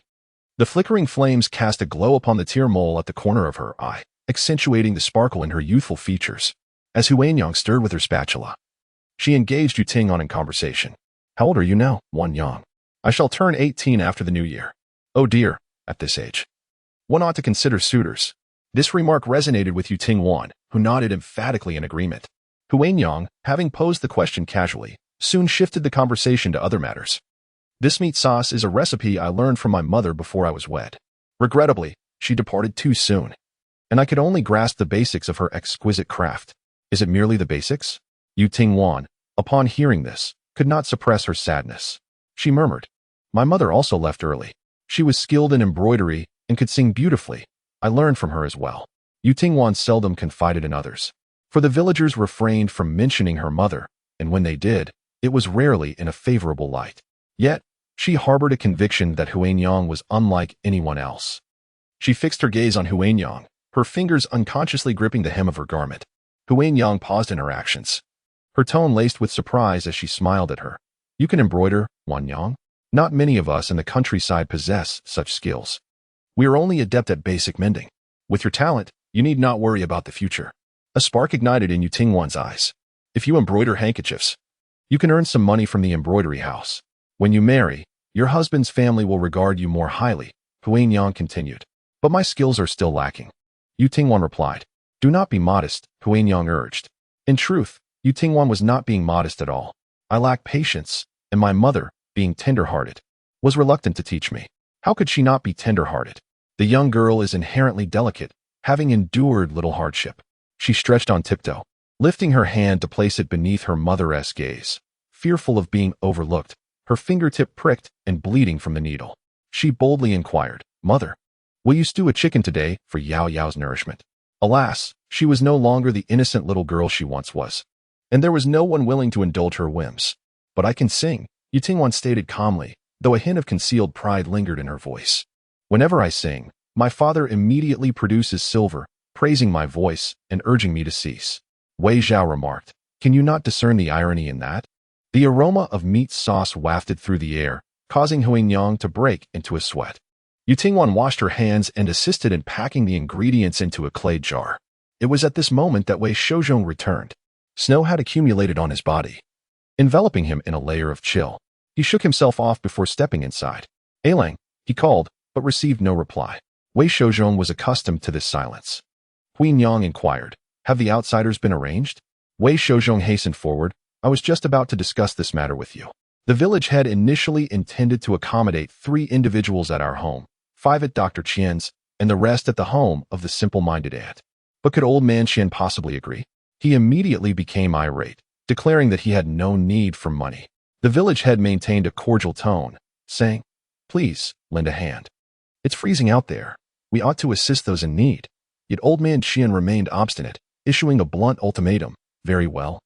Wait until they are on the brink of freezing to death, then come find me, and I shall see if I can help." Now he was brimming with confidence. That lad from the Wei family was saved by my intervention. Had it not been for me, he would have long since perished. This clearly demonstrates my capabilities. Wei Shouzhong, preoccupied with his thoughts, was somewhat distracted. Ultimately, the village head had no choice but to seek assistance elsewhere. However, arrangements were made meticulously. As he spoke, he cast a glance at Wei Zhao, who appeared lost in thought, his eyes flickering with ambiguous emotions. Hesitating for a moment, he decided to step outside, saying, "Huanyang, come with me for a moment." Upon hearing the tone, Huanyang felt a twinge of suspicion.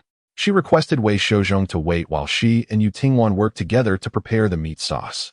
Once her hands were clean, the two of them exited in succession. Outside, Wei Shouzhong beckoned Huanyang to a corner, avoiding any unnecessary words. In a hushed tone, he divulged, "Among these outsiders, there is a midwife, accompanied by 5 young women, all purchased from the north, intended for sale in the south. In this world, the impoverished are abundant, and the exchange of daughters for money has become a commonplace occurrence.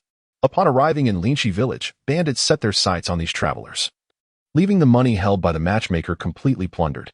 The young women endured considerable suffering along the way, each one emaciated beyond recognition, with several succumbing to illness.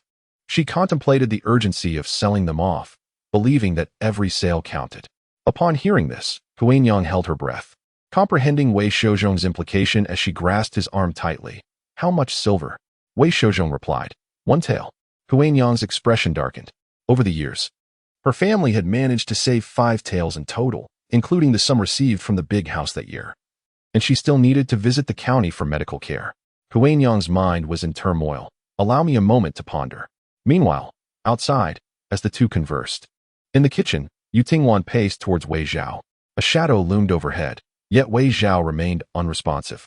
Unable to contain her curiosity, Yu Tingwan inquired, "Why are there stones and tiles in the basket?" She had long been puzzled by this. Noticing Wei Zhao's silence, Yu Tingwan bit her lip and tentatively suggested, "Having spent so many years in the military, your skills must be commendable." Wei Zhao did not even glance her way. Yu Tingwan, adopting a gentle tone, proposed, "Next time you throw, could you perhaps angle it to the right? Each time it strikes the same spot, causing such damage. It is evident your aim is precise. However, that location is considerably deeper than the surrounding ground, measuring almost the length of an arm. Each time, Yu Tingwan must dig in the snow for an extended period." She, too, felt wearied by this. Wei Zhao, uninterested in her discourse, dismissed her. Yu Tingwan remarked, "You can keep the medicine for yourself. I have no need for it." As Yu Tingwan observed that Wei Zhao displayed no signs of anger, she chose to cast aside the words of the old man Qian. She even ventured to make another request. Could the timing for throwing the items be fixed? She yearned for a warm-boiled egg. Wei Zhao slowly raised his gaze, devoid of any emotion. He seemed to possess an inherent air of authority, as if it were a birthright. Yet, his frail condition made him appear less threatening to others. Yu Tingwan pressed her lips together. "Those items were willingly discarded by you. I neither stole nor robbed. Although I did pick them up to eat, I shall not recompense you. Even if you demand it, I have nothing to offer. However, once I have money in the future, I—" Before she could finish her sentence, Wei Zhao finally spoke, and his words were rather unpalatable, even harsh to Yu Tingwan's ears. His voice was flat. "Is it truly so impoverished?" Chapter 32. You are quite presumptuous. The heavy snow fell incessantly, bringing with it a biting chill that seeped into one's bones. Huanyang found herself at a loss, remaining silent for an extended period. Wei Shouzhong, though honest and straightforward, possessed a certain decisiveness. He spoke up, "Given the current state of Alang, which respectable young lady would be willing to marry him? Unless we are prepared to offer a greater betrothal gift. But you are well aware of our family's circumstances. How can we afford such a burden? In contrast, a mere 2 taels of silver might be manageable with some effort." Huanyang furrowed her brow tightly. "But the silver we possess is meant for Alang's treatment. Matters of marriage can be postponed, yet medical care cannot wait." She spent entire nights fretting that their funds would fall woefully short. Wei Shouzhong sought to comfort his wife. In recent times, the division of land has reached a critical juncture. Once the spring planting is concluded and the affairs of the fields are properly managed, I shall venture to the county dock to transport goods. Though I possess limited skills, I am blessed with considerable strength. It has come to my attention that there is a demand for miners in the West, and I intend to inquire further about it." Upon hearing this, Huanyang became instantly alarmed. "No, that mine treats its workers like beasts of burden. Do you not recall how many perished last year? If anything were to happen to you, what would become of me and Along?" I urged her to listen, but I have not yet gone. I would not gamble with my life unless absolutely necessary. Wei Shouzhong interjected, "Last time, Uncle and the others mentioned that if we find ourselves in a tight spot, they would be willing to lend us some silver. Furthermore, we are not in a rush to make any decisions today. We must first ascertain whether those young women are suitable and willing to lead a stable life." His words offered Huanyang some solace, calming her troubled heart. "I believe it is far more prudent for us to purchase from the matchmaker," I suggested. "Take, for example, that sister-in-law of the late wife. How often does her family come to beg for favors? It is no easy task to find a sensible matchmaker. Those young women are different. Having been sold by their families, they are completely severed from their past." At this juncture, Wei Shouzhong let out a heavy sigh. There is something I have kept from you. Previously, our kitchen roof leaked, and several tiles fell off the eaves, shattering upon impact. After they were cleared away, they were carelessly tossed into the corner. With a grave tone, Wei Shouzhong continued, "Yet Along, taking advantage of our distraction, has secretly collected them. I witnessed him demonstrate with them briefly before attempting to cut his own neck. The edges of the tiles were perilously sharp.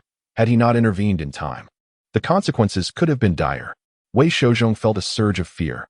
He replaced the tiles with smooth stones. Yet, Wei Zhao remained indifferent, his eyelids drooping, devoid of joy or sorrow, and his dark eyes harbored not a trace of vitality. It was as if, even if his throat were to be slit and blood spilled forth, it would matter little to him. Even after the tiles had been taken away, Wei Zhao's demeanor remained unperturbed. He exhibited no attachment, caring little for anything, including life and death. This very indifference only heightened Wei Shouzhong's anxiety. Fear creeping up within him, cold sweat soaking his back. He could only tremble as he spoke. "Ailang, you must not." Yet, the old father's heart was heavy with concern, seeing Wei Zhao's disdain for the stones. He ground the sharp edges of the tiles smooth and allowed Wei Zhao to play with them instead. However, Wei Zhao was not satisfied, for he had carelessly cast away both the stones and the tiles. Huin Yang's complexion turned ashen. Merely hearing Wei Shouzhong recount these events filled her with trepidation. Wei Shouzhong closed his eyes and murmured, "Huin Yang, we are growing old. How many years can we accompany him? We cannot watch over him at all times." Inside the room, Yu Tingwan was genuinely incensed. After all, she was truly impoverished. Yet the young girl could not fathom how Wei Shun could utter such words. He was on the verge of dragging their parents down with him. Yu Tingwan tightened her small face, distancing herself from him. "You are quite presumptuous." Wei Zhao appeared listless, rendered momentarily speechless, and silence enveloped the room. Upon Huin Yang's return, her eyes were slightly red, her mind clearly elsewhere. Meanwhile, Wei Shouzhong had stepped out for a brief while, only to return shortly with a group of people in tow. Leading them was a shrewd woman, who, upon entering the courtyard, began to survey her surroundings with keen eyes. Behind her followed a group of timid young women, each pale and emaciated, their garments soiled. As Yu Tingwan pondered this sight, she observed Huin Yang approach Wei Shen. "Do not worry, my dear. I shall find you a suitable bride," Huin Yang assured Wei Zhao softly. "Yet, a bride is someone you will share your life with. I fear you may not find her to your liking. Would you care to venture out and see for yourself?" Noticing Wei Zhao's silence, Huin Yang, accustomed to it, resorted to gentle persuasion. "Pray tell, my son, what kind of girl do you fancy?" Yu Tingwan longed to interject, aware that Wei Shen favored those fair of complexion, but she restrained herself. Unwelcome images flickered in her mind, rendering the young girl somewhat uneasy. Wei Zhao had likely heard such discussions countless times. The late Duke of Shun had once remarked, "You have established yourself. It is time to settle down." The Duchess had also expressed her preference, saying, "In this capital, I hold the Princess of Yong'an in high regard. She is also interested in you. What are your thoughts? If you are inclined, I shall arrange it for you. If not, I shall seek other options." During a banquet, the current emperor had further proclaimed that he could choose from any noble young lady in the capital. Yet, Wei Zhao remained wholeheartedly devoted to the military, and now, he seemed to have set aside those thoughts. As Huin Yang departed, Yu Tingwan fell into contemplation. She understood that with Wei Shen's disposition, it was a valid concern, not only Huin Yang, but even she worried that Wei Shen might struggle to find a bride. The young girl gazed at Wei Zhao, perplexed. How could he be so indifferent to such a joyous occasion? Wei Zhao merely replied, "I am not Wei Shen. What does it concern me? Husbands and wives are meant to entertain guests." Huin Yang moved a stool outside and poured hot water for each of them. Wei Shouzhong sat at the entrance of Wei Zhao, able to hear the conversations in the courtyard while keeping an eye on the people inside. The woman was dressed elegantly, yet a hint of distress lingered in her demeanor. After sipping the warm water, her frozen body felt a measure of relief. Her eyes were enveloped in layers of fatigue, and she, being eloquent in her trade, addressed Huin Yang. "My surname is Chun, and those around me call me Aunt Chun. I heard from Brother Wei that your family wishes to see the girls, so I brought them along. Fear not, they all hail from respectable families. Were it not for the unfortunate circumstances in this dreadful weather, I would never be in such haste to sell them. These girls, once nurtured, could fetch a handsome price in the South. Not just one or two, but even 10 taels would find willing buyers. Consider yourself fortunate. I am a straightforward person. As long as you provide the proper payment, I shall leave the girls in your care, along with the deed of sale. With that, she turned sharply to the girls behind her, commanding, "Step forward and let the lady see you." The girls, having journeyed thus far, were most fearful of Aunt Chun. Upon hearing her words, they hurriedly approached, trembling. Queen Yang observed this with compassion. There is no need to fear. Such matters must ultimately be consensual. If you are unwilling, I shall not compel you. She encouraged them to take their seats again.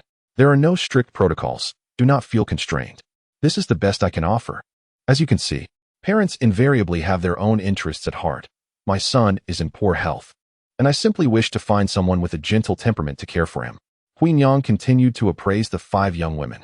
Alang possesses a commendable appearance, and she yearns to find a striking maiden, believing that any offspring they may have in the future would also be aesthetically pleasing. However, given Alang's lackluster demeanor, how could she possibly anticipate him to carry on the family lineage? Only Yu Tingwan remains oblivious to her thoughts. Otherwise, she would surely voice her disdain. Although your son's health is lacking, his eagerness in undressing her is quite evident. Aunt Chun, casting a sidelong glance, admonished, "Why do you all stand there like fools? Have you lost your tongues? Do not hesitate to honestly reveal your backgrounds to the young lady. Accompanying her would surely be more advantageous than following me." The young women felt a sudden jolt. They were well aware that Aunt Chun never engaged in unprofitable transactions. A notable figure in the northern region, she made her living through this trade, devoid of any compassion. Those fortunate enough might be sold to affluent households as maids, although they would live as servants. They would no longer have to worry about food and clothing. In contrast, those who were less fortunate might find themselves relegated to brothels, suffering the loss of their purity and enduring the degradation of countless men. A small matter compared to the true horror of contracting a disease. The maiden closest to Huin Yang was the first to comprehend, viewing Huin Yang as a lifeline. She promptly knelt before her, declaring, "I am Zhao Di, capable of undertaking any task. If you desire me, dear aunt, I am willing to toil like a beast of burden." Yu Tingwan stood at the doorway, observing from a distance. The girl appeared in tattered garments, frail and disheveled, her hair a chaotic mess. Her face, coated in a layer of dust, suggested that she had not washed for several days, resembling someone who had fled from disaster. Startled, Huin Yang hurriedly assisted her to her feet. "There is no need for such humility.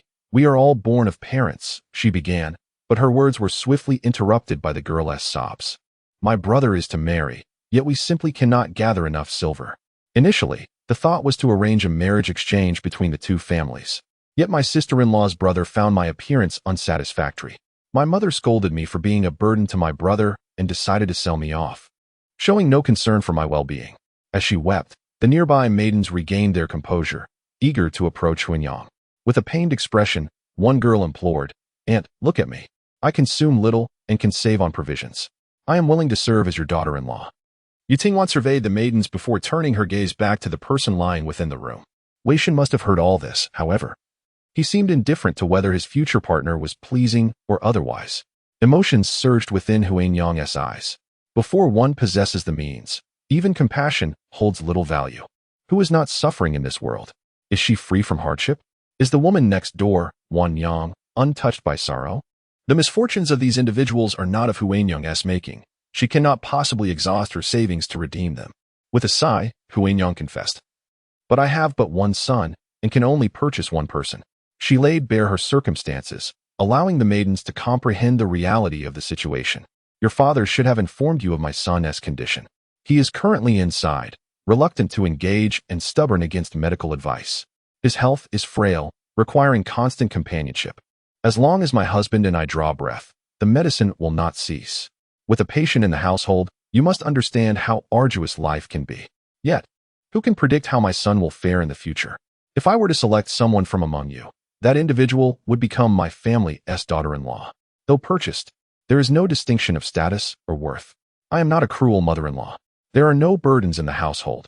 My husband and I manage the fields, leaving no toil for the daughter-in-law.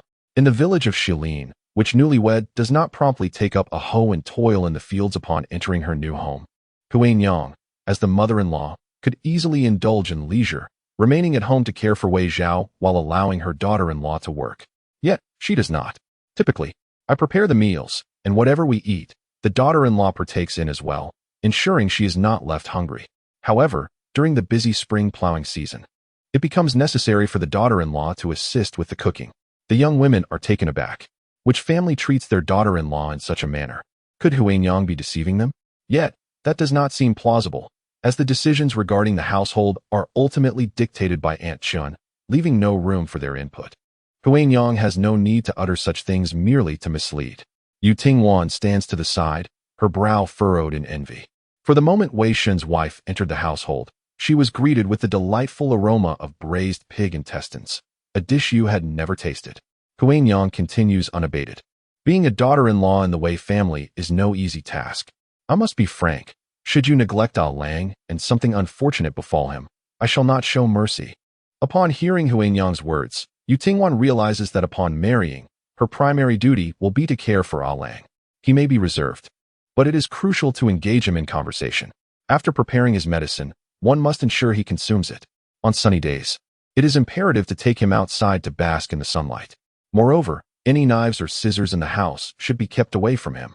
He must not be allowed to touch them. Huanyang meticulously details every aspect. Ah Lang must be kept clean and tidy. As for his soiled garments, I shall handle the washing. Whether it be one piece or two, it matters not. If you wish to avoid washing your own clothes, feel free to hand them over to me. It is no trouble at all. She attends to her duties with efficiency, not one to quibble over such matters. Yu Tingwan ponders thoughtfully. Is being a daughter-in-law in the Wei family truly so leisurely? Wei Shun is unwell, and his words have become somewhat less pleasant. However, he remains magnanimous. Yu Tingwan cannot help but feel a sense of melancholy. If Wei Shun were to marry, he would certainly cease to throw eggs at her. Unfortunately, Granny Chun does not sell men, or else she too might consider taking a husband. Yu Tingwan. Oh, I almost forgot. She is impoverished. Even if she had the means, she could not afford one. The words of Huanyang left the other young women utterly astonished. They were not even inclined to consider what Wei Shun looked like. They jostled one another, all gravitating towards Huanyang. Auntie, my cooking skills are excellent. Let it be known, during the spring plowing or at any other time, you can leave the kitchen to me. I am more than willing to serve you. Auntie, I am particularly adept at caring for the sick. Previously, when someone in my family fell ill, I was the one who tended to them. I would certainly take good care of Wei Along. Auntie, a fortune teller once told me I am destined to bear children. I shall surely bless Wei Along with a healthy son. Huanyang was not a harsh person. She replied, I understand that you now see me as a lifeline. For who would willingly marry a man in such poor health? Think carefully before you speak to me. I recognize this may be a burden for my future daughter-in-law, but once married, I shall treat her as my own flesh and blood. Yu Tingwan's eyes widened in surprise. Own daughter? Such words were rare in the ears of Granny Chun. Over the years, whom had she not encountered? Who could ever obtain a good fortune from her hands? Granny Chun could discern with a mere glance whether a person was genuine or not. The Wei couple were truly honest individuals. She set down her tea and wiped her mouth with a cloth. That is the fortune of these young women. Just then, Yu Tingwan, in her fervor, tugged at Huanyang's arm. Yu Tingwan gazed at her with bright eyes. She wished to express that she could cook, yet it was merely edible. She longed to convey that she had cared for the sick, but when she had fed the ill Wan'er spoonful by spoonful, Wan'er had nearly succumbed under her care. Yu Tingwan's lips parted and closed, then parted again. Ultimately, feeling utterly defeated, she dryly remarked, I can make Wei Shun happy. Chapter 34. Encountering filth. The atmosphere grew heavy with tension. All eyes fell upon Yu Tingwan. The young woman was strikingly beautiful. Her face unadorned, yet seemingly enhanced. Dressed in multiple layers of cotton clothing, her figure remained obscured. However, her porcelain skin and eyes shimmering with a tender allure, complemented by a delicate beauty mark, lent her features an unconscious charm. Her voice, soft and melodious, exuded an innocent purity. Old Chun, upon entering the courtyard, took immediate notice. Such beauty could not be compared to the mundane powders in her possession. With proper grooming, who could say how many hearts she might ensnare? Initially assuming her to be a daughter of the Wei family, he was mistaken. Yu Tingwan awaited Huanyang's response. Though her thoughts had been impulsive, she increasingly felt that this course of action was feasible. Reliable men were a rarity in this world. Yu Tingwan understood better than anyone that the butcher Wu had been so agreeable primarily due to her exceptional looks. The greatest taboo for a woman was to rely on her beauty to attract men. Sometimes, it was wiser to depend on in-laws rather than on a man. Men like Wu, who had lost their parents early, were few and far between. In families with elders, her lineage would inevitably become a source of contention. Even with Li Lian vouching for her now, those around her might overlook her background for the time being, but prolonged interactions would inevitably lead to disputes. Yu Tingwan is not particularly afraid of hardship. Rather, she dreads the prospect of enduring suffering while being subjected to her mother-in-law's harshness, her sisters-in-law's malice, and the indifferent gaze of her partner amidst the swirling gossip. She wishes to avoid daily disputes over such matters. If married life proves no better than her single days, what purpose does it serve? Yu Tingwan seeks nothing more than tranquility. Though she finds none in Wei Shen, she has glimpsed it in Huinyang. After spending time together, Huinyang has observed Yu Tingwan's composure and would never jest about such serious matters. Huinyang is taken aback. Not only her, but even Wei Shozong is particularly surprised. However, it must be said that after hearing numerous young women's words, only Yu Tingwan has struck a chord with the essence of marital relationships. Yu Tingwan's expression is earnest. She genuinely believes this matter is feasible. Before Huinyang can respond, discontent arises. Shenpa slams her teacup down. What does this mean? How can you be so shameless? Young lady? She turns to Huinyang, her face darkening. Sister, you wouldn't have me come here for nothing, would you? This is tantamount to obstructing her chance. Yu Tingwan furrows her brow and glances at her, a smile tugging at her lips. What's the rush? This is a mutual agreement. If my aunt finds it agreeable, she will consent to the young lady entering the family. If it seems unsuitable, can you truly force it? What is the point of flaunting authority? She casually glances at Chunpa. As a broker in human trade, you have paid silver and signed contracts at the government office. Yet that is still a nefarious undertaking. The young lady's demeanor is notably cold. I am not a commodity for you to dispose of at your whim, dependent on your mood. I desire to enter the Wei family. If that offends you, so be it. But does that render Wei Shen any less desirable? If you are unwell, bear with it. One wonders where an outsider finds the audacity to behave as if this were their own home. She offered a suggestion. If it becomes unbearable, then simply take the person back. This way, she would have no rivals. The young girl is truly two-faced. She infuriated Madame Chun, yet turned to Huinyang with a gentle tone. Aunt, now that I have moved out, I can make my own decisions regarding marriage. Madame Chun, exasperated, wore a dark expression. Yet, she truly could not impose her will. The Hu family's infant has not ceased crying, their voice hoarse from distress. Young Madame Su, weakened and unable to rise from the bed, found no method to soothe the child. Her eyes were clouded with exhaustion. After childbirth, she seemed to age several years. Mother. She had no choice but to call out into the world. Are you there? With a loud bang, the door was kicked open. A biting cold wind swept in, prompting young Madame Su to quickly wrap the child in blankets. Madame Wang appeared with a stern expression. What are you shouting about? She cast a glance at the child in young Madame Su's arms. Her hopes of holding a grandchild were dashed. How could she feel joy? Delang was such a quiet baby when he was born, easy to care for. Just look at her. She keeps me awake all night crying. How could she possibly be Delang's offspring? Such words struck deep. Young Madame Su's tears overflowed. Mother, how can you say such a thing about me? Is the child not born of me and another? Her resentment toward Madame Wang was profound. Yet, her maternal family was weak, leaving her with no choice but to submit. Young Madame Su turned her face away, hastily wiping her tears. The child was desperately hungry, and she felt utterly helpless. How could a hungry child not cry? Madame Wang, growing impatient, retorted, You're always complaining. The child's belly is still ungrateful.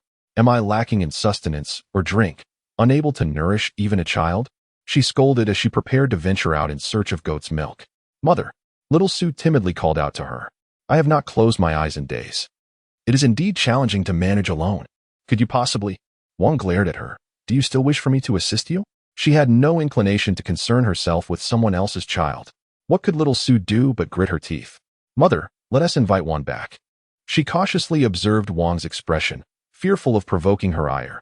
She was initially so obstinate, opposing us at every turn, and now living outside. She must have endured considerable hardship and come to regret it. Mother, haven't you been lamenting your exhaustion lately? If she returns, the household chores will be shared, and I shall find respite on my end. Wang furrowed her brow. That wretched girl has a disagreeable temperament, yet she is indeed efficient in her work. Sensing Wang's wavering resolve, little Su hastily added, if father returns and finds one absent, he is likely to become enraged. This year will be far from pleasant for us. If that is the case, it would be prudent to provide her with a way to save face, lest she presume upon father's support, becoming arrogant, and then feigning innocence, compelling mother to personally apologize and plead for her return. Upon hearing this, Wang found the reasoning quite sound. When Yu-Tingwan had departed, she had not provided a single grain of rice. Surely, upon seeing her, she would weep and beg for forgiveness. Wang set off, traversing a considerable distance. Finally nearing the old residence.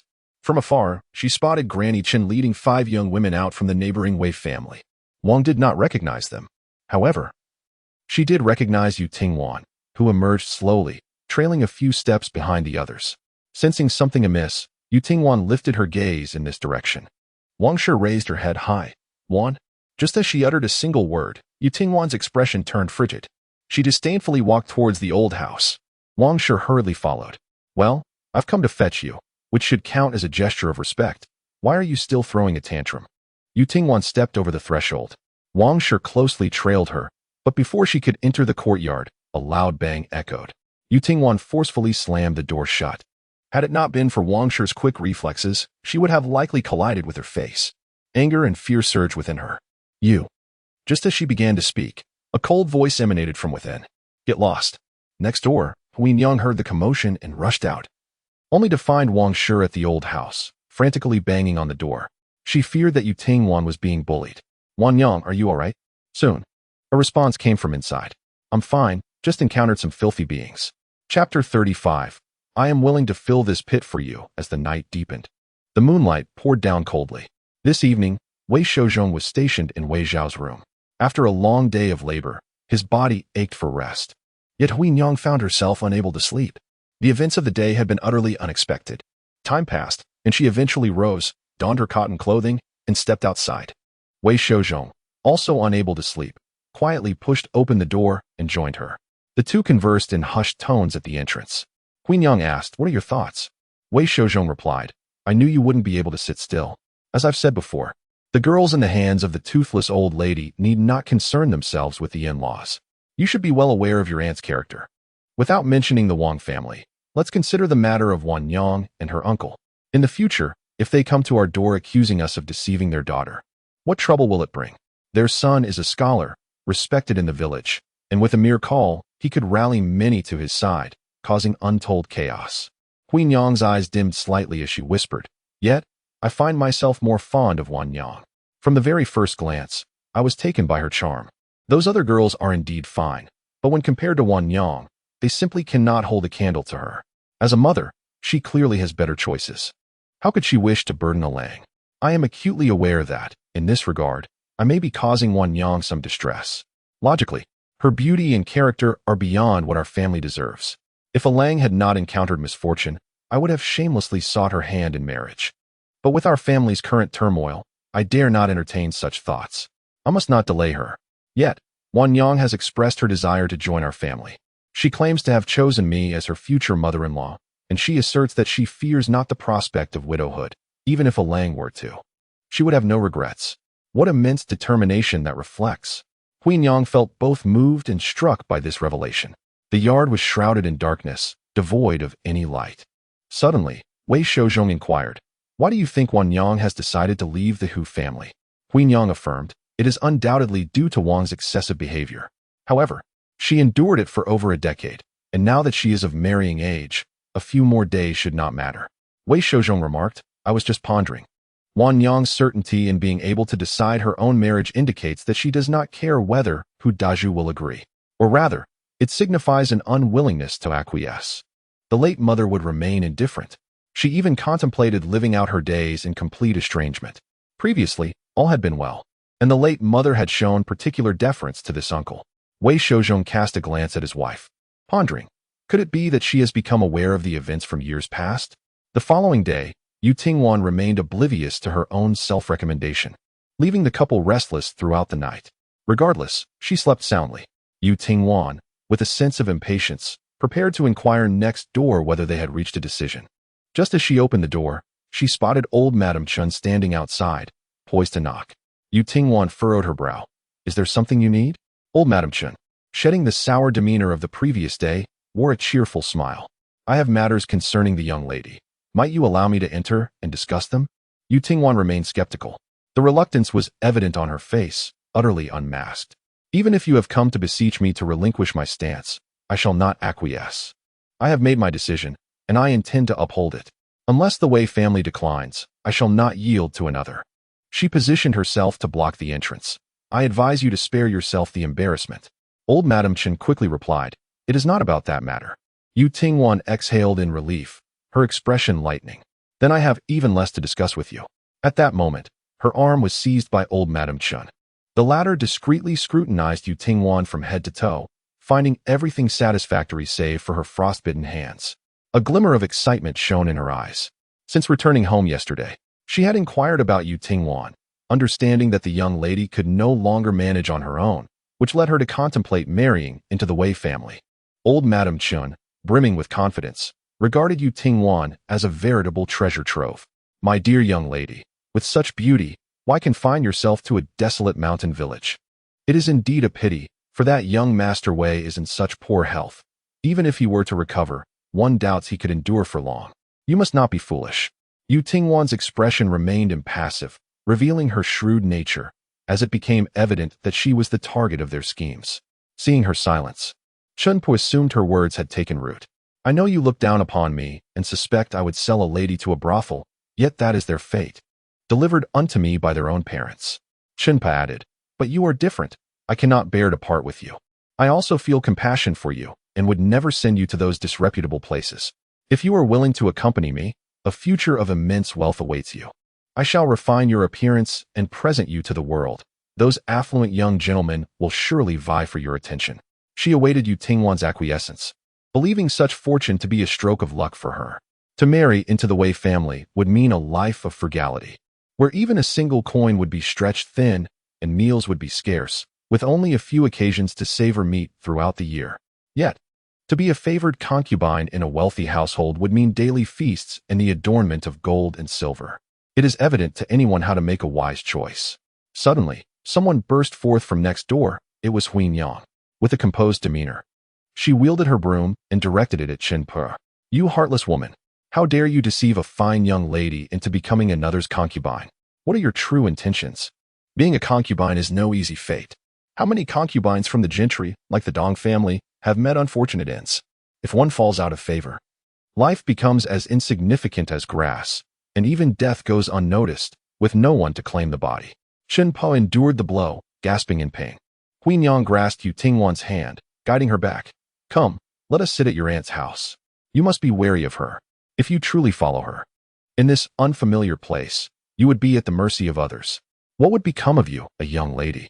Chen Po, unwilling to relent, was about to follow when she noticed a young man seated within the Wei family's courtyard. His back turned to her, his face remained obscured. Yet he must surely be a scion of the Wei family. Realizing this was indeed Shilin village, Chen Po felt disheartened and retreated in defeat. Upon entering the Wei residence, Yu Tingwan looked at Huin Yang with sparkling eyes. Aunt, if my brother were to marry you, it would be his good fortune. Yet, I fear you may come to regret it. Life is a long journey. Yu Tingwan spoke with utmost seriousness. I have truly come to understand. Very well. Then your aunt is sincere. She inquired, have you had breakfast? Yu Tingwan shook her head. I shall fetch you a bowl. We can discuss the rest later. Today, I prepared sweet potato porridge, soft, glutinous, and fragrant. As Huin Yang entered the kitchen, Yu Tingwan beamed with delight. She stepped closer to Wei Zhao, who slowly lifted his gaze to meet hers. Considering that they would soon be husband and wife, a greeting was in order. Yu Tingwan cleared her throat. Is this a surprise? Wei Zhao remained silent. Yu Tingwan placed her hands behind her back, finding him quite agreeable. I am willing to fill this void for you. Chapter 36. You are about to establish your family. One must indeed be more prudent. The Wei family's courtyard, though modest, was sufficient. Huin Yang was capable and knew how to manage her life well. The yard was kept meticulously clean, and for ease of passage through the snow, a path had been cleared. In the eastern corner, a fence encloses 5 chickens. To the west, adjacent to the old house, persimmon trees are planted, providing a delightful refuge from the summer heat. Though the branches are bare, the persimmons hang, plump and juicy, promising a delectable harvest soon. Wei Zhao fell into a prolonged silence. He had overheard the conversation between Yu Tingwan and Li Lian, aware of Yu Tingwan's eagerness to marry. Yet, It is indeed rare for someone to willingly leap into a pit they know is perilous.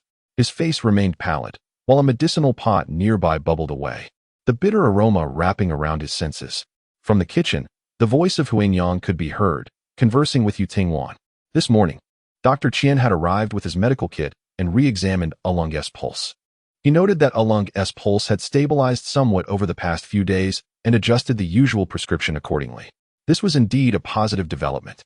Noticing that the porridge had cooled, Huangyang reignited the fire to warm it up again, her eyes sparkling with joy. Alung was quite cooperative. The pulse examination required a comprehensive approach, encompassing observation, inquiry, and palpation. In the past, Wei Zhao would have dismissed anything the old doctor said as inconsequential. However, this morning, when Dr. Qian posed a question, Wei Zhao responded. For instance, Dr. Qian asked about his recent emotions. How is he? Every day feels like a struggle for survival. Wei Zhao replied nonchalantly. Dr. Qian, skeptical, remarked, Are you jesting? Your pulse indicates otherwise. Wei Zhao, devoid of any guilt from being exposed, merely smirked and replied weakly. Is your medical skill insufficient to discern my state?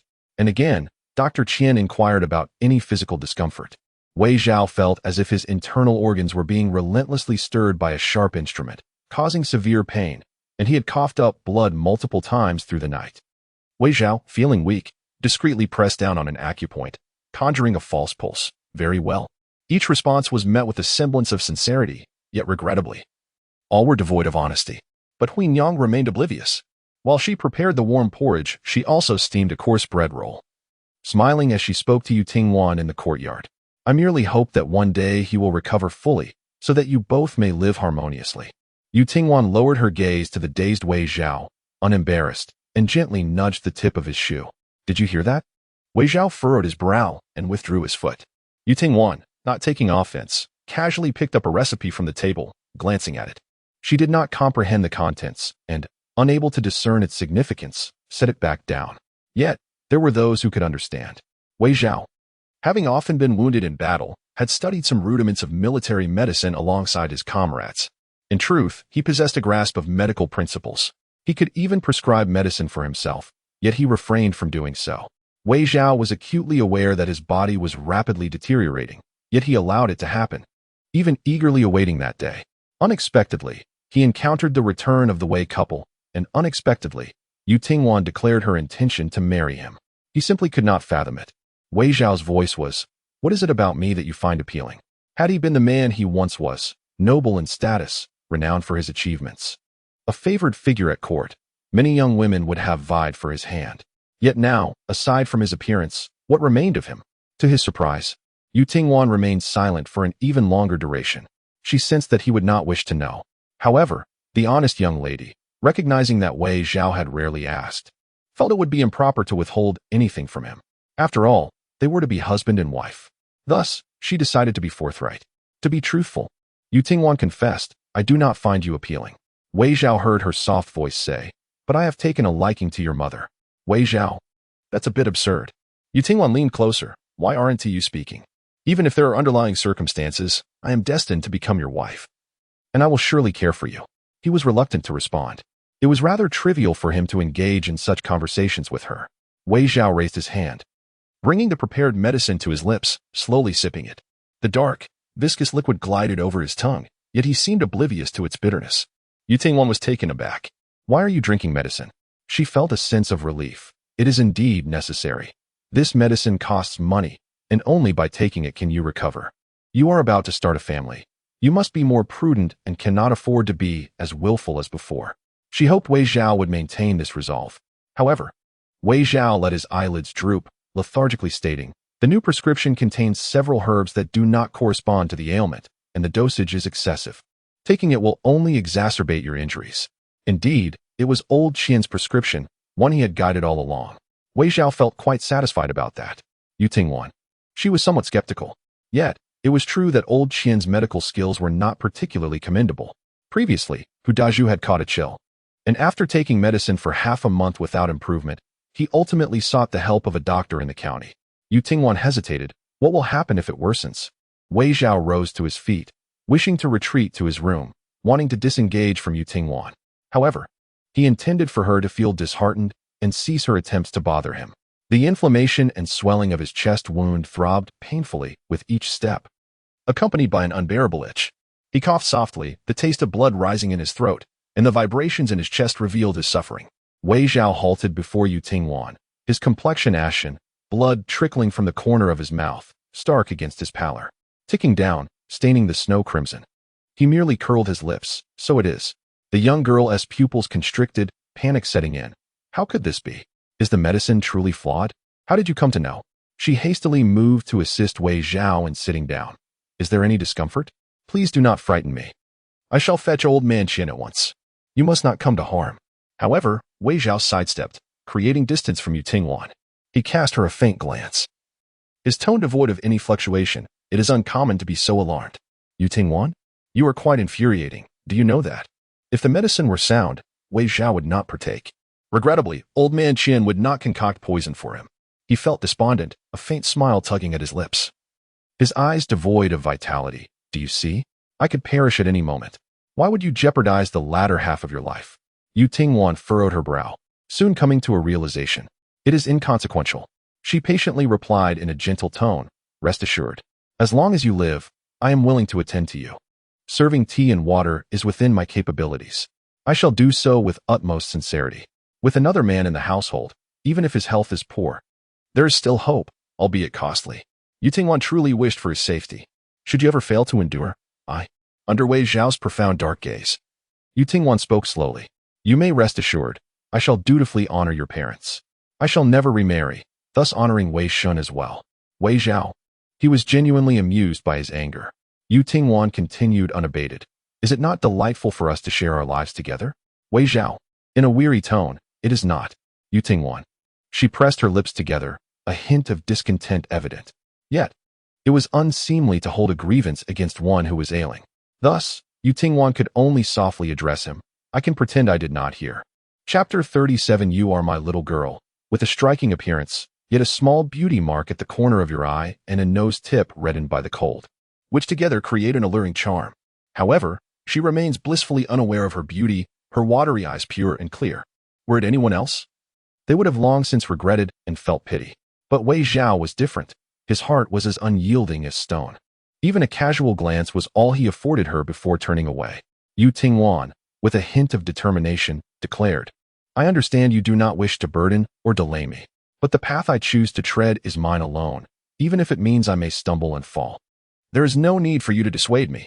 Wei Zhao's gaze gradually became vacant. Not a single word she uttered resonated with him. He swayed past Yu Tingwan. Don't follow me, he said as he stepped into the room, preparing to shut the door, only to find a shadow trailing behind him. Yu Tingwan, maintaining a gentle tone, proposed, may I come in and take a look? After all, I will be residing here in the future. Wei Zhao's room was a far cry from the dilapidated old house, furnished with a wooden bench and table crafted by Wei Shouzhong himself, comparable to any bought from a store. The bed, though modest, was ample enough for two. Yu Tingwan, who was susceptible to the cold, envisioned sharing a quilt with Wei Shun. Wei Zhao had never encountered someone so audaciously forward. Yet, exhaustion weighed heavily upon him, and he found himself unwilling to engage in disputes. His pace was slow, even somewhat unsteady, as he lowered his eyelids, intent on lying down. At that moment, Huangyang approached with a bowl in hand. The courtyard was empty, and she had not anticipated Yu Tingwan's presence in Wei Zhao's room. However, as we are on the verge of discussing marriage, the rural customs are not so stringent, and given that Ailang's health is fragile, there is no need for excessive formalities. Late mother, please eat something to settle your stomach. Huangyang, there isn't much to eat on your side either, and in the future, there's no need to bother with lighting a fire. We live nearby, so we can share meals together. Since we are about to become one family. Yu Tingwan refrained from any false modesty. Then I shall come over to help Aunt with the fire. Agreed. Huangyang insisted that Yu Tingwan remain seated instead of leaving. Wei Zhao sat there, as if in a stupor. For the past few days, your uncle and I have taken turns watching over him at night. Huangyang remarked. The floor is cold, making it uncomfortable to sleep directly on it. Look, that little couch over there was moved from Xiaonyang's room, though the room feels cramped. Once you are married, it can be taken out. Yu Tingwan held her bowl and sipped the sweet potato porridge, cooked to perfection, warming her from within. She closed her eyes in delight, savoring the flavor. It was not merely that she could not enjoy fine meals in the old house, even at the Hu family. She had never tasted such rich porridge. Hu Dazhu and Hu Dalong were both skilled farmers, and their household should not be so impoverished, yet they raised a scholar. If they did not practice frugality, how could they afford it? She listened intently as Huinyang spoke. Huinyang, somewhat embarrassed, said, "A bridal price of 1 or 2 taels for you as a daughter-in-law is not impressive. However, our family truly cannot afford much." Yu Tingwan replied, "I understand." She did not refuse the bridal price. It was her rightful due. Whether the Wei family provided it or not was one matter, but if her family faced difficulties later, whether she could draw from it for their support was another. Moreover, the elderly couple, being kind-hearted, would not wish to simply acquire a daughter-in-law without due consideration. However, necessities must be provided. Huinyang remarked, "Your uncle has gone to the mountains early to chop wood, intending to craft a couple of boxes for you upon his return. You and Alung should take a look around the house and see what else is needed. We can purchase those together later." A warm sensation enveloped Yu Tingwan's heart as she replied, "All right." Without waiting for Huinyang to inquire further, the figure feigning sleep within the room suddenly spoke in a low voice, "I desire a dagger." Huinyang responded with a slight chuckle, "Why bother asking him? Men are often careless. Such matters require our determination." Wei Zhao weakly added, "A sharp one." Huinyang continued conversing with Yu Tingwan. "There is a considerable amount of cotton at home, yet I notice your cotton clothing is quite thin and ill-fitting. Once the roads are reopened, we shall go to the county to select some fabric and have new garments made for you." Yu Tingwan immediately detected a troubling inconsistency. The reopening of the roads would likely not occur until after the new year. When, then, would she be able to enter the household? Huinyang reassured her. "We shall wait until everything is properly arranged before choosing an auspicious date. Both your father and I wish to ensure you are treated well." The young girl anxiously tugged at her clothing. "What troubles you?" Huinyang asked. "It's nothing really," she replied, biting her lip. "I am simply a bit anxious." Her anxiety was genuine, for she feared the long wait could bring unforeseen complications. What if Hu Dazhu and Hu Yaozu returned after the roads were reopened, and disturbances arose during their wedding days? Would that not bring ill fortune? Furthermore, Yu Tingwan was also concerned about Wei Shen's health. If she were not married by then and something were to befall him, what would become of her? She cast a glance at the person lying on the bed, displaying no sign of embarrassment. "I have already inquired. The days before the new year were quite pleasant." Huinyang was taken aback. This was rather sudden. Yu Tingwan gazed at her with a sense of melancholy. "There are no wedding garments prepared," Huinyang remarked. "But that is not a necessity," Yu Tingwan replied earnestly. The impoverished Westland village saw every household economizing. There were indeed young women in the village who married without wedding attire, departing with a bundle to join their grooms. She sincerely believed, why waste money on wedding clothes when they are impractical? It would be far better for Aunt to make me a set of ordinary clothes that I could wear regularly. As long as Wei Shun and I tidy up and hold a simple ceremony, that will suffice." Huinyang hesitated. "I have already placed you in a difficult position, and I am not in a difficult position. If Huinyang were willing, she would gladly move the belongings from the old house right now and proceed with the ceremony." Seeing the young girl's strong determination, Huinyang, being a decisive person, immediately agreed. "Very well, we shall arrange it before the new year. Our family can still reunite and celebrate together." She added, "Your uncle and I will discuss the specific date and inform you once it is settled. In the meantime, we have much to prepare, including the banquet." Yu Tingwan then inquired, "Who do you plan to invite?" In the countryside, when hosting a wedding feast, if the family is relatively well off, they might set up several tables and invite neighbors to join in the merriment. If funds are tight, they would only invite close relatives for a simple meal. Huinyang informed her, "As for the Wei family, your uncle and I do not intend to invite the elder branch to avoid complications. The last time we separated, it was with the assistance of the village head and several elder uncles. They are the ones we must invite. Huinyang, I must return to my maternal home soon to inform them that a joyous occasion is forthcoming." As she spoke, she glanced at Yu Tingwan. "Regarding the Hu family, Yu Tingwan, no need to call." Huinyang did not press further. "Very well, as you wish." Once she finished her porridge, Huinyang began to tidy up. "You need not wash. Keep your hands dry and take good care of yourself. Stay here and converse with Alang." With that, Huinyang hurriedly departed, leaving behind the still unfamiliar betrothed couple. Wei Zhao felt no discomfort, as he did not regard the matter of marriage with any seriousness. Yu Tingwan, too, felt at ease. She was quite obedient to Huinyang's words, strolling over to the bed. under Wei Zhao's languid gaze. The young girl unabashedly lifted her hand to gently caress the thick quilt, marveling at the comfort it promised. Wei Zhao, in a slow drawl, "That is my quilt." Yu Tingwan innocently replied, "It will also be mine in the future." Lacking any understanding of love, she even boldly pointed at Wei Zhao, declaring, "You are mine as well." Though she spoke the truth, her words riled Wei Zhao, who fell silent, refusing to utter another word. He even yanked the quilt from her grasp, pressing it beneath him, and closed his eyes, ignoring her. This matter was quite serious. However, Yu Tingwan remained unperturbed. She perched on the edge of the bed, prodding Wei Zhao's back with her fingertip. "Have you recovered?" Wei Zhao emitted a muffled sound in response, lifting his eyelids to reveal an absence of emotion. "You." The last time she mentioned her poverty, Wei Zhao had worn this very expression. It brought forth unpleasant memories, and even now, it cast a shadow of sadness. Yu Tingwan furrowed her brow, interrupting, "If what you have to say is unkind, then it is better left unsaid." She remarked, "Coughing up blood is no trivial matter. How can you conceal this from Aunt and the others?" Wei Zhao remained silent. Yu Tingwan, deep in thought, surmised that Wei Shun must be concerned about alarming their parents. With the mountain road impassable, what could Hui Nyang and Wei Shouzhong do? They could only fret helplessly. His intentions were commendable. Yu Tingwan said, "I understand now. You have no secrets from me. One reason is that you do not wish to burden me, hoping to dissuade me from getting involved. And the other is that you do not regard me as a stranger." Wei Zhao thought despairingly, "No, you do not comprehend." Yu Tingwan, perceptive as ever, replied, "If I were you, I would feel the same. Yet you have been careless. The blood that dripped in the courtyard could expose you if they were to see it." The young woman spoke with calm assurance, "But do not worry. I have covered for you. I buried it beneath the snow before coming in." "I truly thank you," Wei Zhao said, reluctant to engage further with Yu Tingwan. Observing his demeanor, she did not feel disappointed. When the young Su entered the family, Hu Dalao had disdain for her appearance, and over the years, he had seldom shown her kindness. Yet, the noises in their room at night were always considerable, and now they even had children. His situation with Wei Shun differed from theirs.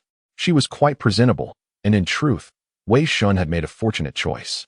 In the future, even if they did not express affection, they could maintain a respectful distance. Yu Tingwan gently prodded Wei Zhao. "All couples begin as strangers. You must adapt. This is my first experience as a daughter-in-law, and I have little expertise. If I have made you uncomfortable in any way, then you should." The young woman paused. Generally understanding and accommodating, it was only when provoked that she would engage in disputes. Unless Wei Shun has committed an act to incite her ire, she would never intentionally discomfort him. She spoke softly, "Then reflect upon your actions." No one had ever dared to utter such words to Wei Zhao. Wei Zhao possessed myriad methods to make life unbearable, and those who feared him were as numerous as the fish crossing a river. Each word from Yu Tingwan seemed to challenge his patience. It was indeed a refreshing encounter. The young lady displayed remarkable magnanimity. "I understand you are unwell, and a few minor vexations are to be expected. I shall not hold it against you." She then poked Wei Zhao again. As she did so, she sensed an unusual dampness beneath her fingertips. Her gaze fell to Wei Zhao's back, where the area she touched was stained with moisture. With steady resolve, she observed, her voice trembling, "What? How is there blood?" Only then did Wei Zhao find the opportunity to respond in a subdued tone. "You have prodded my wound." The broken cloud spear had initially pierced through his chest, emerging through his back. Although the bleeding had ceased, it had not fully scabbed over. And under Wei Zhao's subtle movements, the wound had become inflamed and swollen.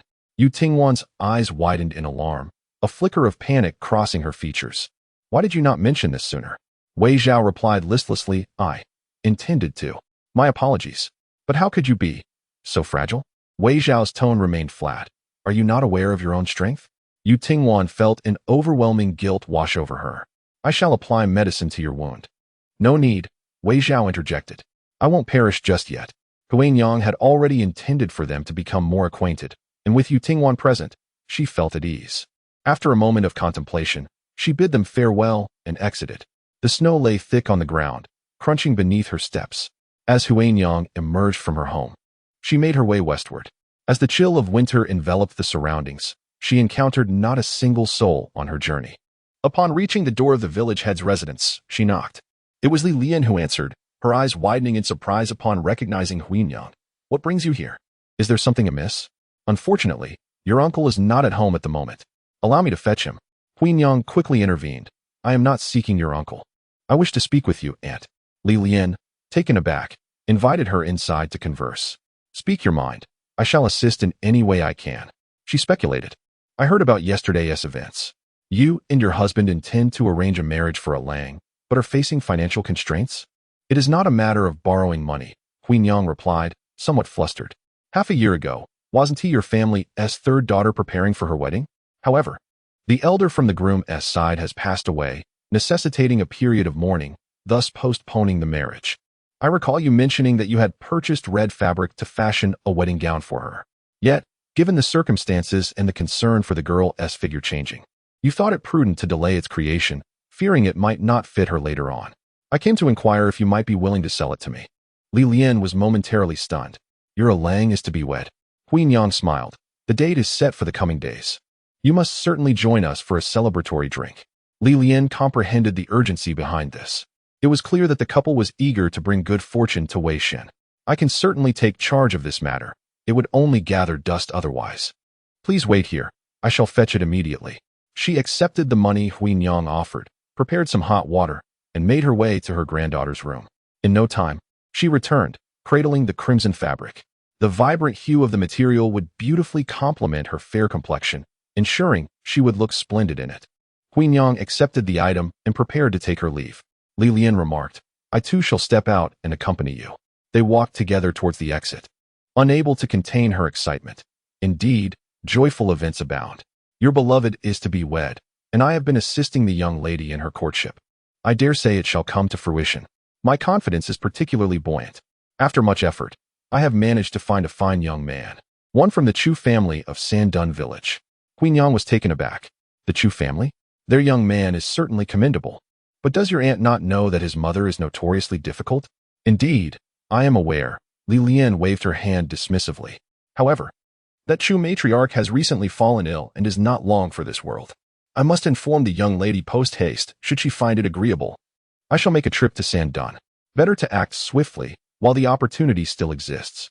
Queen Yang interjected, yet it is not yet settled. Li Lian, reluctant to divulge too much, quickly redirected the conversation. I have seen the young ladies in the matchmaker's possession, though I am unsure which will become your beloved's wife. Nevertheless, you and your husband will surely choose wisely. Misunderstanding ensued. Queen Yang boldly clarified, that young lady is from our village.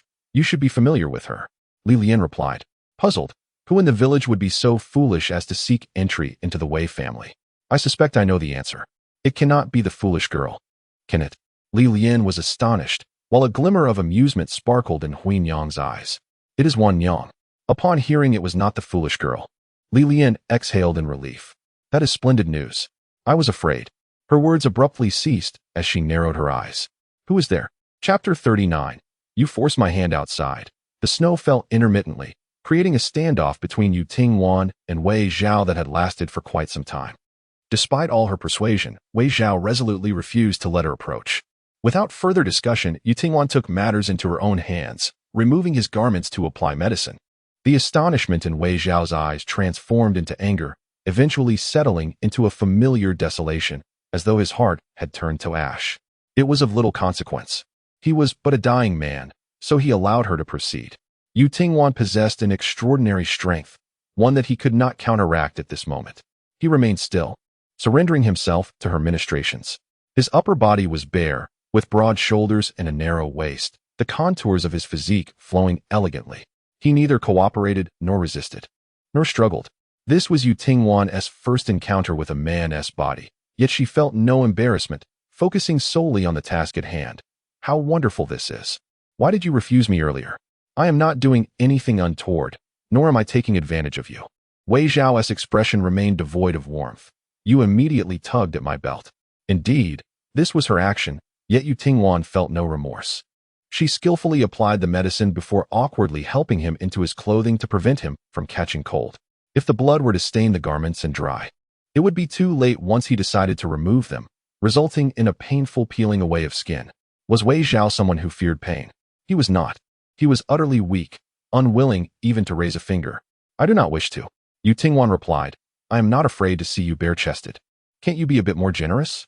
Wei Zhao did not meet her gaze, his eyes vacant, his tone flat. You are forcing me. You Tingwan. Such words.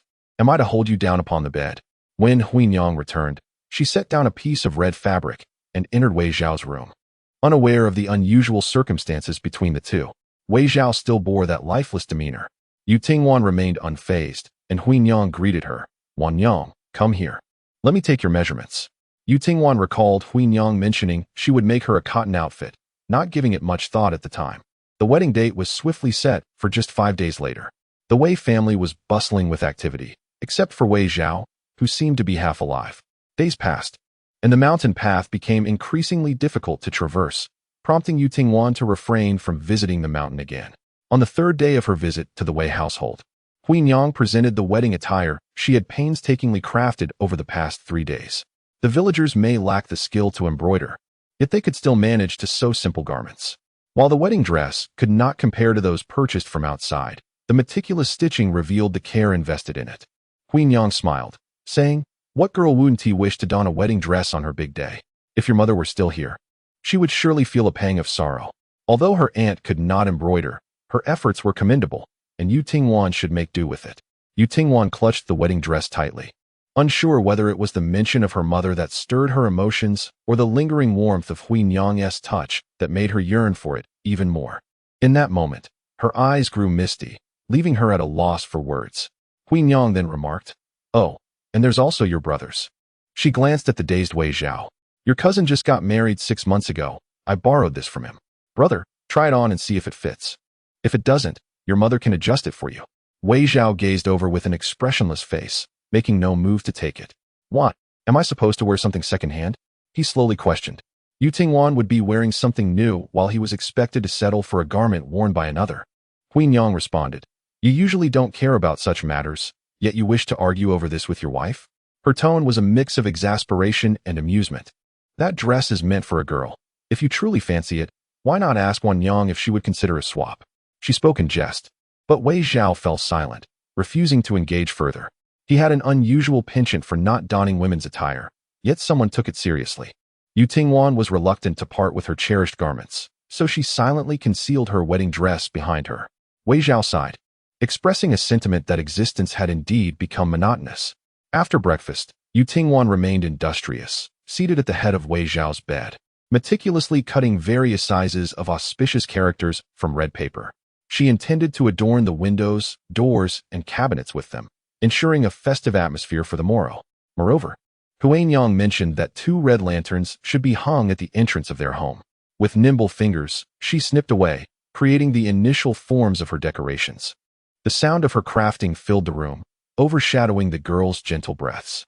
Her hands worked tirelessly, allowing her the leisure to observe as Wei Zhao absent-mindedly brushed away the red paper scraps that the wind had scattered upon him. The remnants were plentiful, yet Wei Zhao, exasperated, attempted to clear them before ultimately resigning to inaction.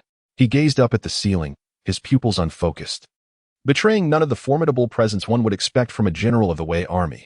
Who could forget that General Wei was notorious for his decisive and vigorous approach, demanding unwavering diligence from his subordinates, ever vigilant to the slightest disturbances outside? How could Wei Shen appear so lethargic? One could not fathom how he was selected for the Wei army. It was said that those chosen were exceptional martial talents. Could it be, Yu Tingwan speculated, that he was an excellent cook and thus became a cook for the troops? Wei Zhao remained lost in thought. After having startled him previously, Yu Tingwan hesitated to prod him again. She leaned closer, assuring him, there is no shame in admitting it. I would not speak of it to anyone. Being a cook is commendable. You ensure that the soldiers at the front receive their sustenance without the need to wield weapons, all while remaining safe. Yet, no response came forth. Yu Tingwan could no longer extract any words from his lips. Yu Tingwan sighed in resignation. Feeling deflated, you really care about face. Wei Zhao, irritated by her incessant chatter, cast a dark and brooding glance at Yu Tingwan. The cooks in the Wei family army were either too old to charge into battle or were injured soldiers unable to move. How could it possibly involve Wei Shen? She had initially thought that Yu Tingwan would temper her enthusiasm, but to her surprise, the young girl smiled at him. You are quite earnest. Yu Tingwan felt a sense of comfort. Such vitality was far preferable to the oppressive gloom. Wei Zhao. Speaking of which, Yu Tingwan sensed something amiss. Numerous questions had weighed heavily on her mind for quite some time. Previously, she had not been concerned, believing there would be no intersection of their lives. But now her status had indeed changed. She pressed her lips together. The border is a considerable distance from Shilin village. Given that you were gravely injured, how did you manage to make the journey? Only the couple from the Wei family remained immersed in the joy of their reunion, unaware of the underlying oddities. It was unclear which word in her sentence struck a discordant note with Wei Shen. A fierce emotion and frustration flickered in his eyes, and even his tone bore an unexpected edge. Yu Tingwan fell silent. She did not know how long it took before she found her voice again. It was soft, as if a gentle breeze could disperse it. Is it the tiger you mentioned last time? Wei Zhao responded listlessly. Yu Tingwan was skeptical, but she could not hold it against him. After all, Wei Zhao had sustained a head injury. If he insisted on imagining that he had raised a tiger, there was little she could do. Yu Tingwan decided to let it go. After all, he had returned. Some matters did not warrant excessive scrutiny. Wei Zhao felt quite vexed, as he had prepared for Yu Tingwan to continue her incessant inquiries. And indeed, she did ask. Her demeanor earnest as she recalled the various things he had done for her. Her eyes sparkled with delight, her tone as light as a feather, as if she were casually discussing dinner plans. Pray tell, do you think we shall have a son or a daughter in the future? Regrettably, Wei Zhao offered no answer, leaving Yu Tingwan disappointed. A gentle breeze wafted through the crack in the window. She set down the scissors, carefully collecting the myriad of joyful characters, lest they be scattered by the wind, and she remembered to weigh them down with the stone Wei Zhao had previously tossed to her. Just as she was about to step out to inquire if Huanyang needed her assistance, she heard a faint rustling behind her. Suddenly sensing something amiss, she turned to find Wei Zhao, who had been feigning unconsciousness moments before, now half sitting up. His complexion was pale, and his arms trembled with weakness as he reached for the scissors that Yu Tingwan had carelessly left on the wooden table beside the bed. Meeting her unwavering gaze, he displayed no trace of embarrassment for being caught. His arms were long, yet the scissors remained just out of reach. Slowly, he inched towards the edge of the bed.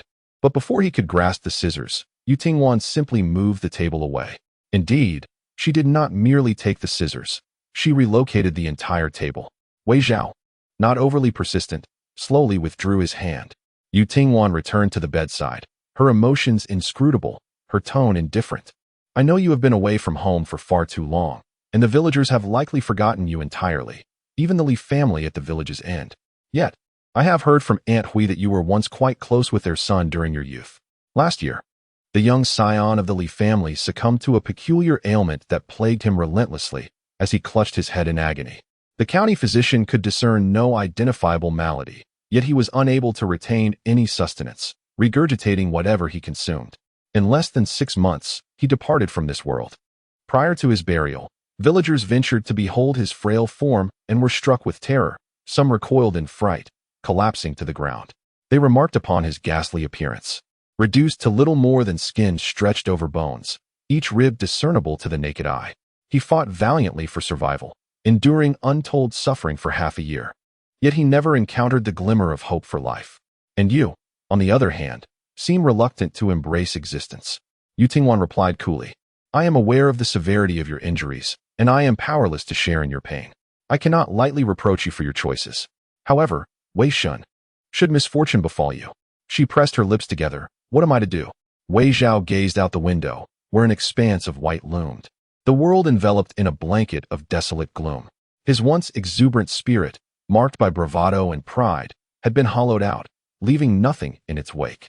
With a heart that felt lifeless, how could he perceive the joys and sorrows of the world? He had never contemplated marriage. Yu Tingwan's words stirred not a ripple within him. He chuckled softly, yet his eyes revealed an emptiness devoid of emotion. Are you concerned for my well-being? Yet you do not even know who I am. You are unaware of my nature or my past. Having left the Hu family, it is evident you are not one to vacillate. Our acquaintance has spanned but a few days, and I find nothing within myself that would elicit your esteem. Your decision to wed into the Wei family was a calculated consideration of advantages and disadvantages. While I am merely a choice among many for a young lady such as yourself, the maiden ought not to fear my misfortune, but rather the fact that I have not yet taken her as my bride before calamity strikes. Yu Tingwan blinked in surprise. She had not anticipated that Wei Zhao could articulate so many words. His prior reticence had left her somewhat taken aback, more so by astonishment than anything else. His thoughts were clear, and his words sharp, as if his mind had not been muddled by misfortune. Wei Zhao remarked, "So much talk. Yet not a single word has registered with you, has it?" Yu Tingwan replied in a muffled tone, "I never considered." Her voice faltered. To say she was indecisive would be to flatter her for having a mind of her own. To claim she weighs pros and cons would be to commend her intelligence.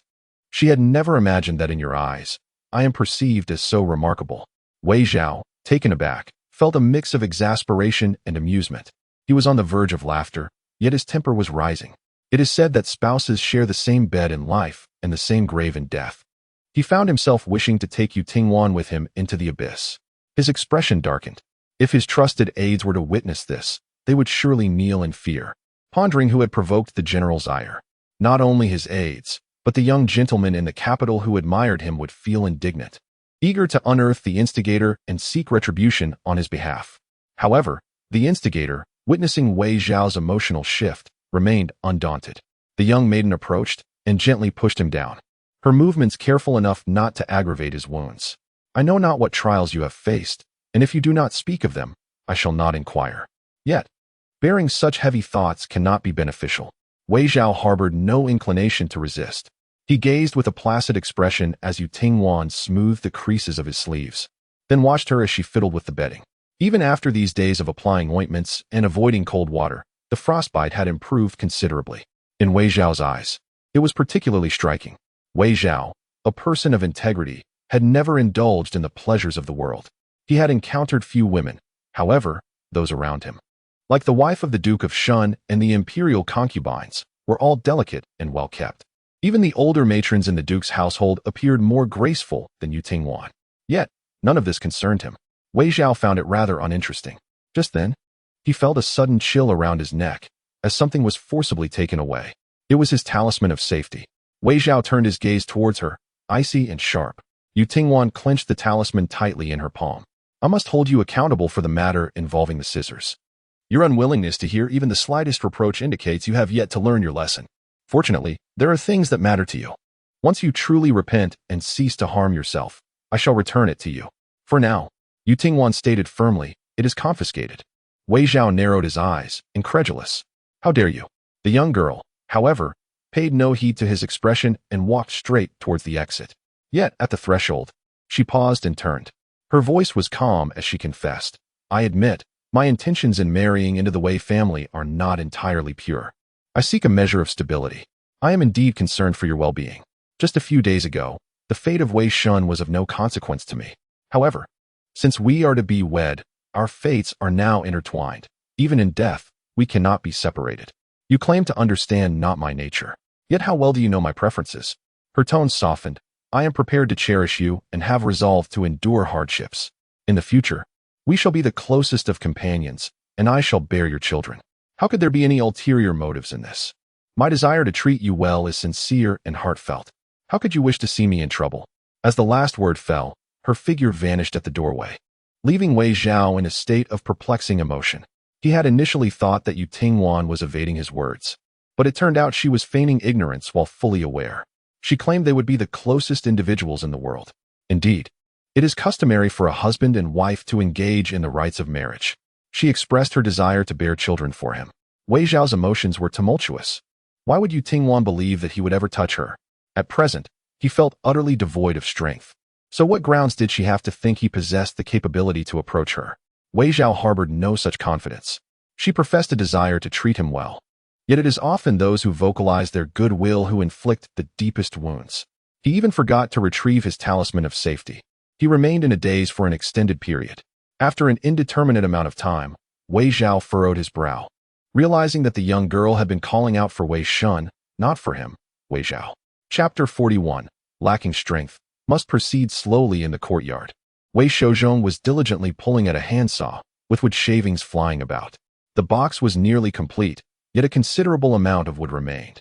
He intended to craft a walking stick for his son, which would require little effort. The timber felled from the mountain needed to be dried and planed. With the wedding date approaching, Wei Shouzhong feared he might not finish in time. The materials were transported from the village craftsman, who had promised to be compensated later. Queen Yang was nearby, discussing plans with him. The guest list was not extensive, but it could accommodate a few more. A banquet devoid of meat would be lacking. As the head of the household, you should catch some fish and shrimp. We shall also prepare a chicken. She felt a twinge of sorrow. For there were only 5 chickens in the household, yet each one could lay eggs. However, Queen Yang yearned to host the banquet with a touch of elegance. It simply could not be shabby. The leftover cured meat from last year was scarce, but a thin slice for each guest would still allow them to savor the flavor. After all, it was a dish in its own right. I shall bring back more winter bamboo shoots to stir-fry. The tofu from last time remained in abundance, which, when combined with eggs, would make a delightful soup. Fortunately, the home was not lacking in radishes and greens, ensuring that they could feast to their heart's content. Wei Shouzhong wiped his brow, expressing his confidence in her abilities. I trust your judgment in these matters. We all understand the family situation. Putting on a fade would only lead to discomfort. However, the wine could not be overlooked, for they had a fondness for it. Queen Yang nodded with a smile. I have it covered. Silly Gu's mother was skilled in brewing wine and would produce a considerable amount each year for sale. The villagers were inclined to support their business, and I had already arranged for several jars with her, ensuring abundance. As they conversed, they noticed Yu Tingwan emerging from Wei Zhao's house. The young girl was strikingly beautiful, and her mere presence was enough to catch the eye. Unbeknownst to her, she offered Queen Yang a gentle smile. Aunt, is there anything you would like me to do? Queen Yang, thinking the girl was eager for activity, replied thoughtfully, Indeed, there is something. We are preparing for a celebration here, and we need to boil some auspicious eggs. Previously, when the Du family hosted a celebration, they borrowed dye powder, which they may have forgotten to return in their busyness. Since the Du family has not yet returned it, I have not pressed them, considering they have lost their son and daughter and might no longer need it. If it is convenient for you, could you assist your aunt by fetching it? After speaking, she remained uneasy. Do you know the way to the Du family? To her surprise, Yu Tingwan did indeed know. The night she moved to the old house, the daughter-in-law of the Du family had spoken with her. Yes, she was the one who warned her that Fan Posey harbored ill intentions, and described his nephew, the plump woman with a rather slender lower appendage, who ran about in the nude. Yu Tingwan had thought at the time that she must find someone slender, otherwise it would be quite painful. However, in the busyness of recent days, she had forgotten. She also wondered how Wei Shun was faring. Though he was tall and robust, he was rather sickly and somewhat delicate. She felt assured that he was not doing well. I know, I shall go at once. As she stepped outside, she heard Hui Nyang's admonition from behind, warning her to be cautious on the slippery mountain path. Yu Tingwan cheerfully responded, The snow was deep, and her pace was slow. She encountered few people along the way and arrived at the Du family without incident. Upon learning her purpose, the elderly matriarch of the Du family promptly retrieved what was needed, not forgetting to hand Yu Tingwan a bundle of vegetables. Oh dear, look at me. My memory fails with age. I completely forgot to send something back to Hui Nyang. These vegetables are from the garden. Could you kindly deliver them to her? Yu Tingwan accepted the offering and bid farewell. As she departed, the matriarch continued to chastise herself for her forgetfulness, until the daughter-in-law of the Du family stealthily emerged from the house, asking, Mother, what does the Wei family need dye for? You foolish girl, of course. It must be for something important. The matriarch suddenly realized. Indeed, if the Wei family was preparing for such a matter, it must pertain to a funeral. Yet why were they also boiling eggs? She turned to her daughter-in-law, who was the Wei family's young man marrying. The daughter-in-law of the Du family glanced around, lowering her voice in fear of eavesdroppers. It must be the late mother-in-law. How could that be? If not her, then who else could it be? Could it not be that the girl has a good heart? The daughter-in-law of the Du family retorted, that stubborn temperament of Yu Tingwan's, her heavy guard, and her unwillingness to associate with others. I truly doubt she would go out of her way to foster good relations with the neighboring Wei family. No, I must go and inquire. She hurriedly grasped her mother-in-law's arm. Please, do not. We have not heard any credible news. I fear the Wei family may also wish to keep it under wraps. We must not add to their troubles. Taking advantage of the remaining daylight, Yu Tingwan did not rush to return home. Instead, she decided to wander near the foot of the mountain. It was there that she had previously gathered mushrooms. And having rained a few days prior, she suspected many more had sprouted. She recalled Hui Nyang mentioning that mushrooms make the most delicious soup with the cold weather. Few villagers ventured out for a meal, allowing Yu Tingwan to quickly gather a considerable amount. Lacking a basket, she used her clothing to hold the harvest. Just as she was preparing to return with her bountiful find, Yu Tingwan heard a sound akin to weeping, a pitiful, intermittent wail reminiscent of a cat in distress. It seemed to be a cry of pain, soon muffled to a whimper, likely stifled by someone. However, the distance rendered the sound indistinct. The chilling wind swept through, rustling the shadows of the trees, while the cries of mountain birds echoed in the air. Large snowflakes fell upon her neck, sending shivers down her spine. Yu-Tingwan remained vigilant, abruptly turning toward the source of the sound. The area was somewhat remote, overgrown with weeds, and now blanketed in snow, revealing only an expanse of white that hinted at lurking dangers. There were no nearby inhabitants at the foot of the mountain. Even if an incident occurred, calling for help would be futile. Who are those people? Are there others around? Yu-Tingwan merely regarded herself as an ordinary girl with a bit more strength. She was timid, not foolish enough to risk herself. She dared not advance and turned to depart. Fortunately, no one pursued her from behind. Yet, Yu-Tingwan's expression grew grave, and her pace quickened, eventually breaking into a run. Just as she entered the Wei family's gate, her body faltered, her legs weakened, and she collapsed onto the ground. Wan'er, hearing the commotion, hurried over. What has happened? Is everything all right? Yu-Tingwan grasped her hand tightly. There may be trouble at the foot of the mountain. Her tone was noticeably quicker than usual as she briefly explained to Wan'er. Upon hearing this, Wan'er became anxious. Unfortunately, Alung's grandmother has fallen, and your uncle just left. She attempted to help Yu-Tingwan up. You should go warm yourself by the fire in Alung's room. I will seek the village chief. However, Yu-Tingwan waved her hand. Aunt, I am too weak. I need a moment to gather myself. There is no need to worry about me. Seeing that aside from her pale complexion, Yu-Tingwan appeared otherwise unharmed, Wan'er felt slightly reassured and did not linger before heading out. Yu-Tingwan took quite some time to recuperate, allowing the terror in her heart to surface gradually. After an indeterminate period, a pair of shoes appeared before her. Slowly, she lifted her gaze to meet the owner of the shoes. Wei Zhao had emerged from the house. Though she was uncertain whether he had slipped out unnoticed during her moment of dread or if he simply tread quietly, the man gazed down at her with drooping eyelids. Yu-Tingwan asked, "Is it pleasing to the eye?" Presently, she felt quite disheveled. Not only were her clothes muddied, but her hair was also in disarray. Wei Zhao remained silent but took a step back. Yu-Tingwan's thoughts raced. All right. The man is indeed her choice. Splendid. Chapter 42. He is not considerate at all. The day began to fade, and dusk descended. In the courtyard stood well-crafted boxes, unpainted yet exquisite and sturdy. There was also an unfinished cane, suggesting that Wei Shouzhong had been in a hurry to depart. Yu-Tingwan had been seated against the door for an indeterminate time, with Wei Zhao observing her in silence. Perhaps weary from watching, Wei Zhao spoke slowly. You. Frustrated, she glared at him. Speak quickly. You are blocking my way. Was he intending to leave?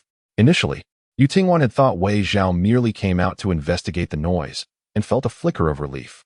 Indeed, Wei Xin was not considerate at all. She questioned. It's freezing outside. What are you going out for? Wei Zhao appeared listless, offering no reply. Yu-Tingwan furrowed her brow. If you catch a cold, it will be you who suffers. Go back. She had anticipated needing to persuade him several times and had even prepared to forcibly pull Wei Zhao back inside.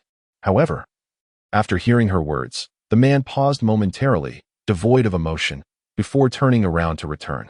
A flicker of surprise crossed her face. Yet she felt fortunate that Wei Zhao was unusually agreeable. The ground was indeed cold. Yu-Tingwan stood up, soft and yielding, and went to collect the mushrooms scattered on the ground. She had lost quite a few on the way back, but estimated she could gather enough for a dish. Feeling uneasy, she occasionally peered towards the entrance, yet saw no sign of anyone. By the time Huangyang returned, night had completely fallen. Her usually gentle face was now furrowed with concern as she hurried into the courtyard, the snow on her clothing not yet brushed off. She noticed the kitchen light was on, and the voice of a young girl could be heard from within. Though my cooking may not rival Auntie's, at least you should make an effort to eat. You barely touched your breakfast. How could you not be hungry now? Wei Zhao felt disturbed by the noise and attempted to rise, but Yu-Tingwan firmly pressed him back down with one hand. Wei Zhao. A spoon was forcefully thrust into his hand. Yu-Tingwan gazed at him, her expression filled with distress. You are putting me in quite a predicament. Wei Zhao. The one truly troubled here is him. Yu-Tingwan, with a resigned sigh, stood up and retrieved a jar of sugar from the cupboard in the kitchen, scooping a spoonful of brown sugar into Wei Zhao's bowl. There, is that edible for you now? Wei Zhao frowned, his desire to eat diminishing. I do not enjoy sweets. The young lady murmured. At your age, how can you still be so picky? Before long, you may find yourself a father, and meals should not be a source of concern for others. Queen Yang did not rush inside but leaned against the door, observing the young couple with a softened gaze. At that moment, Yu Tingwan noticed her, abruptly shifting her attention from Wei Zhao. "Aunt, are you hungry? I have prepared some porridge." No sooner had she spoken than her expression changed. Following her line of sight, Queen Yang looked down at the hem of her garment, where there were mottled stains of blood, and she quickly assured, "It is not mine." Queen Yang sighed heavily. The incident at the foot of the mountain involved the foolish girl. She whispered, "She had a miscarriage." That foolish girl was not married. Queen Yang felt a chill of fear. When we rushed over, the scoundrel who had tormented her had not yet departed. She could hardly bear to think what might have happened if Wan'er had heard the commotion and gone to investigate, only to be targeted by that rogue. The foolish girl was lying in a pool of blood. That beast was not from Shilin village. Upon sensing something amiss, he attempted to flee. Had it not been for the few sons of the village head, we might have struggled to apprehend him. When I returned, the foolish aunt remained in a deep stupor, her mother having fainted several times in despair. The plight of a solitary mother and her child is inherently challenging, and with this calamity, it became all the more dire. Were it not for the intervention of Aunt Li Lian and myself, she might have resorted to wielding a kitchen knife against that scoundrel. After a prolonged silence, Yu Tingwan finally regained her voice, albeit hoarse, the father of the child. Anticipating her inquiry, Huanyang shook her head. It should not be him. Not only from outside the village, but there are also numerous rascals within our own community, taking advantage of her naivety and luring her to the granary with sweets and buns. Consequently, the foolish aunt has only grown more foolish. With a heavy sigh, she lamented, "How could she possibly know whose child it is? What could the foolish aunt comprehend? Her mother is even more oblivious. Ultimately, it is merely a cursed offspring. Discovering its existence early might be for the best." Upon sensing that the situation was awry, both she and Li Lian felt a jolt of alarm. A group of us discreetly escorted the individual to Old Man Qian. Few were aware of the foolish aunt's miscarriage, and the village head was also inclined to keep it under wraps. After all, there are many gossips in the village. What kind words could be uttered in private? Just one person's careless whisper could drown a reputation. She glanced at Yu Tingwan, who remained tight-lipped. Then her gaze shifted to Wei Zhao. He was not one to speak. At that moment, Wei Zhao, with deliberate slowness and while Yu Tingwan was distracted, ladled spoonfuls of porridge into the young girl's bowl. The instant Huanyang turned her attention toward him, Wei Zhao sensed it and raised his head. Their eyes met. Indeed, he was genuinely apprehensive of becoming the subject of gossip. Yu Tingwan was relatively manageable. Huanyang, however, would murmur incessantly at the bedside throughout the night. He hesitated for a moment before resuming the task of spooning the porridge back into his own bowl. At that moment, a chilling voice echoed overhead. The protective Yu Tingwan felt deeply wounded. "Why must you snatch my food?" Wei Zhao replied, "It's truly bothersome." After finishing her meal, Yu Tingwan did not linger and returned to the adjacent room. Shortly after her departure, Wei Shouzhong returned from outside, his expression weary and fatigued.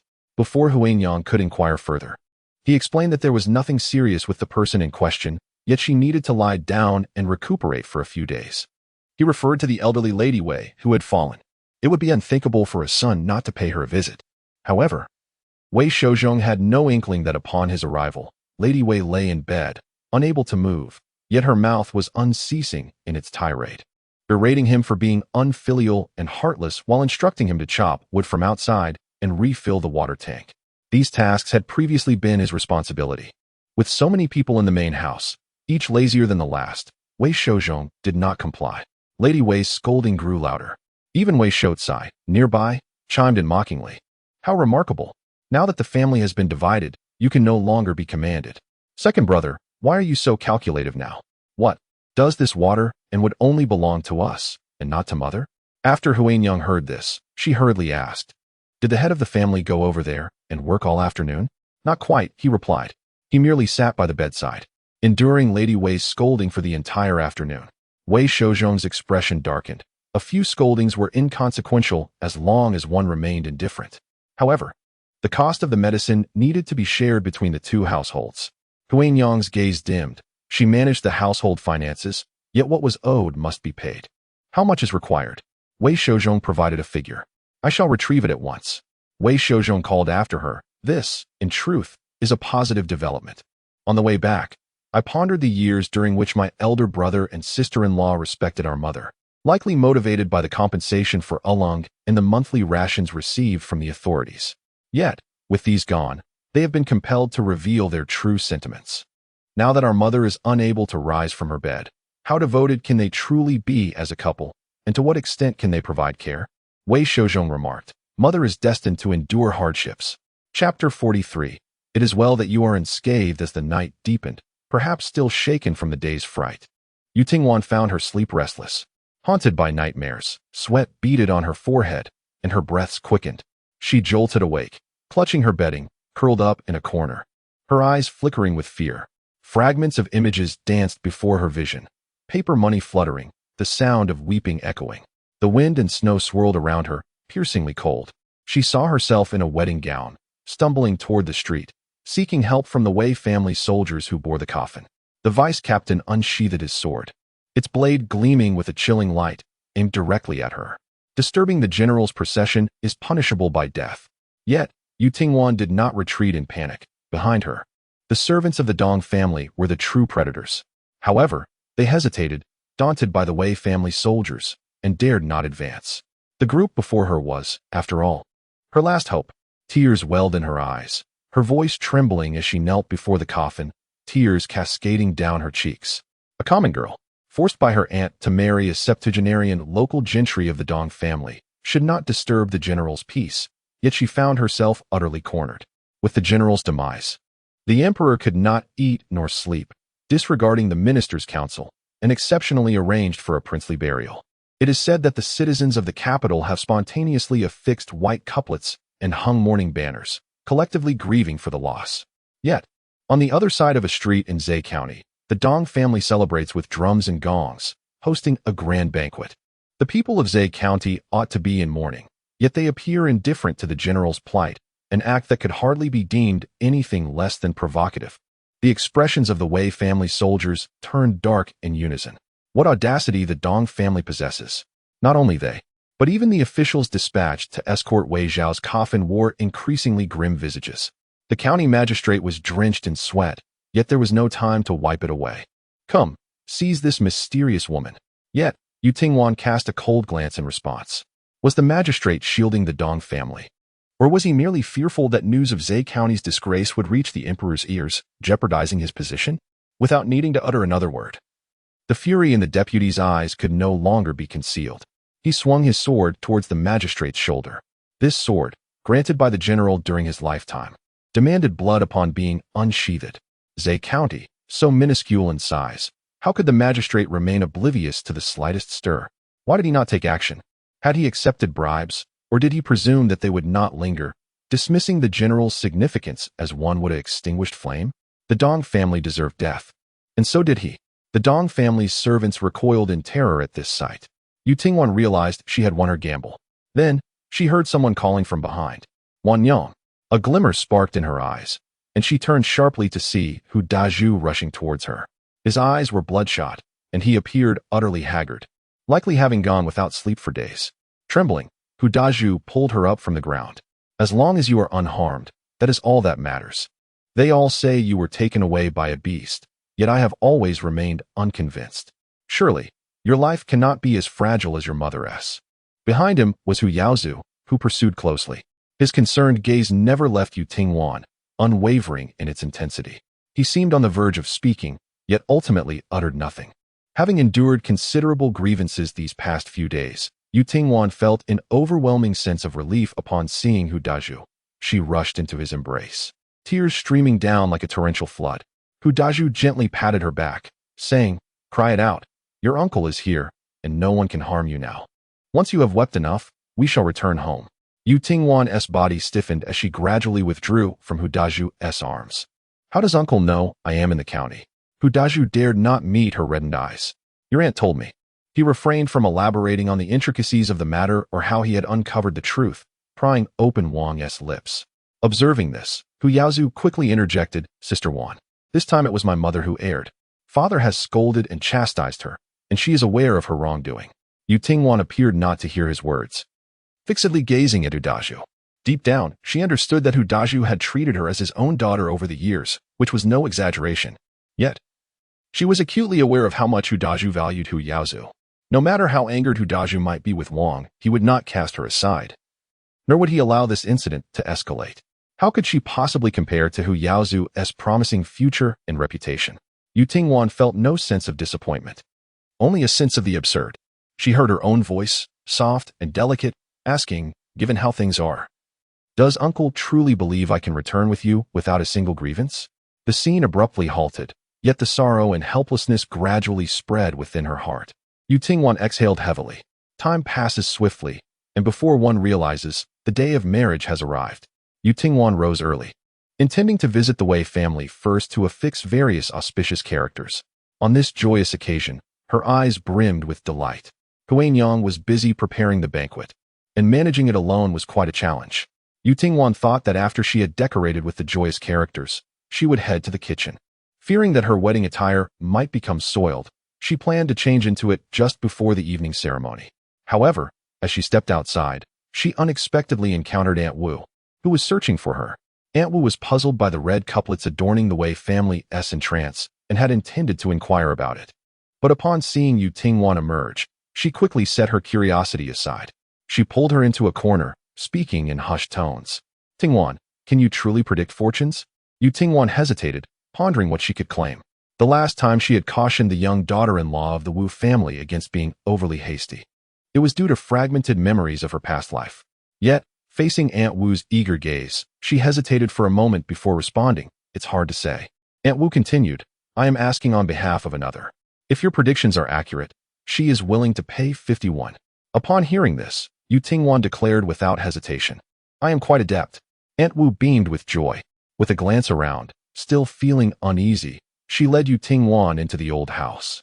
Lowering her voice to explain the situation, "That child, who calls me aunt, was married off early by her stepmother. She seldom visits her maternal home. But with her biological mother's Memorial Day approaching, she returned to stay the night. This stay is quite significant. I suspect her stepmother exhibits signs of being with child. Initially, I thought I was overthinking it, considering her father has been deceased for many years. How could her stepmother be expecting?" She covered her mouth.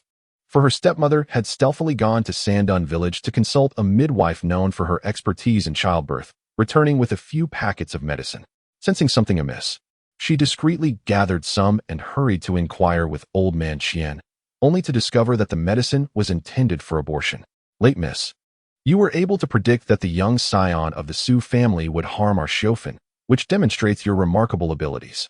This treachery is not easily uncovered. You must assist in discerning the identity of the child's father." Yu Tingwan replied, "Do you truly believe that fortune-telling is akin to divine intervention?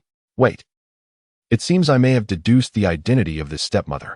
The midwife Lu, mentioned by Aunt Wu, was indeed the stepdaughter Zhou Qin." She realized the child belonged to Zhou Qin's biological grandfather.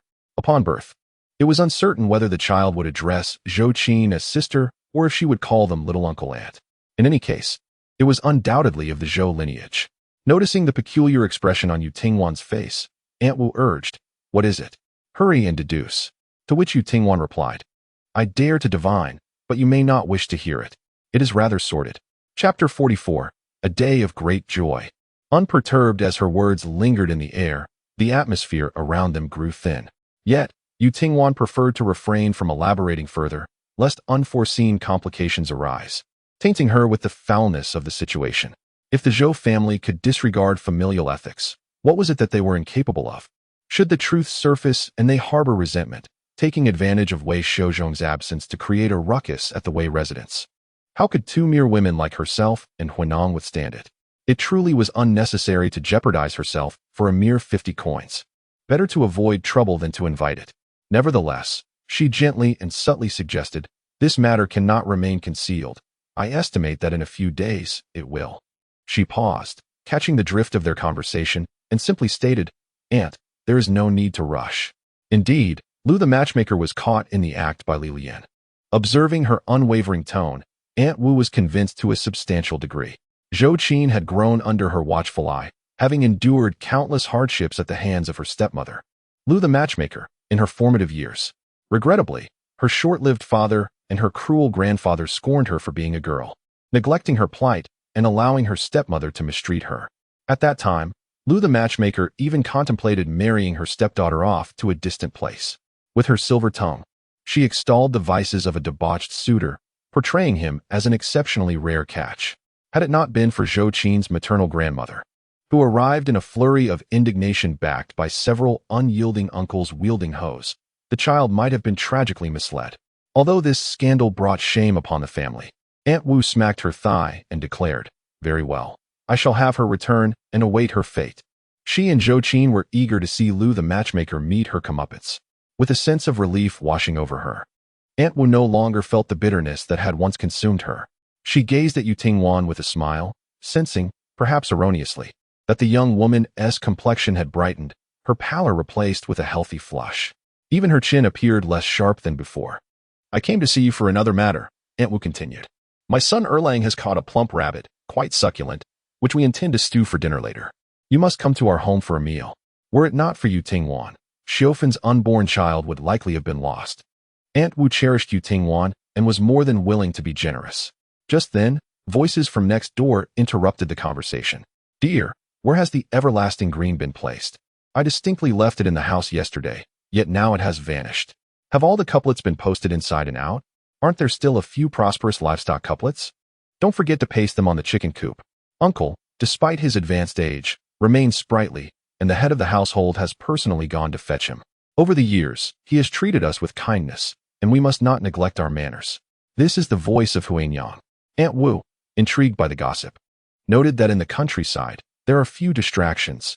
Any family event can be a topic of discussion for days. She gestured towards the neighboring house and said, "Isn't it peculiar? Is the Wei family preparing for a celebration?" That young man from the Wei family was grievously injured. When he returned, he collapsed on the ground, drenched in blood, and it was said he would not survive. I have little faith in old man Qian's medical skills. Previously, when Xiufan had stomach pains, he failed to discern that she was with child. Unable to contain her curiosity, Aunt Wu inquired, "Late Nyang, you are close to the Wei family. Do you know who he is marrying?" Yutingwan replied, "You have indeed asked the right person. I know quite well." However, before she could speak further, Aunt Wu interrupted her. "Look at me, how forgetful I am. You have little interaction with the Wei family. Your acquaintance is likely limited to casual greetings on the road. What could you possibly know?" Yutingwan, who preferred solitude, was not one to engage readily with others. Aunt Wu recalled that Yutingwan was about to go out. Knowing that you often ventured into the mountains, her expression turned serious. "My son Erlang had previously learned hunting from the old hunter. He often goes into the mountains for game, but he never dares to venture deep. He only circles around the outskirts. However, this morning, he mentioned seeing the tracks of a fierce beast in the snow. Oh, just thinking about it is terrifying. You must not go into the mountains these days." Yutingwan replied, "I won't enter the mountains." "That is reassuring," Aunt Wu said.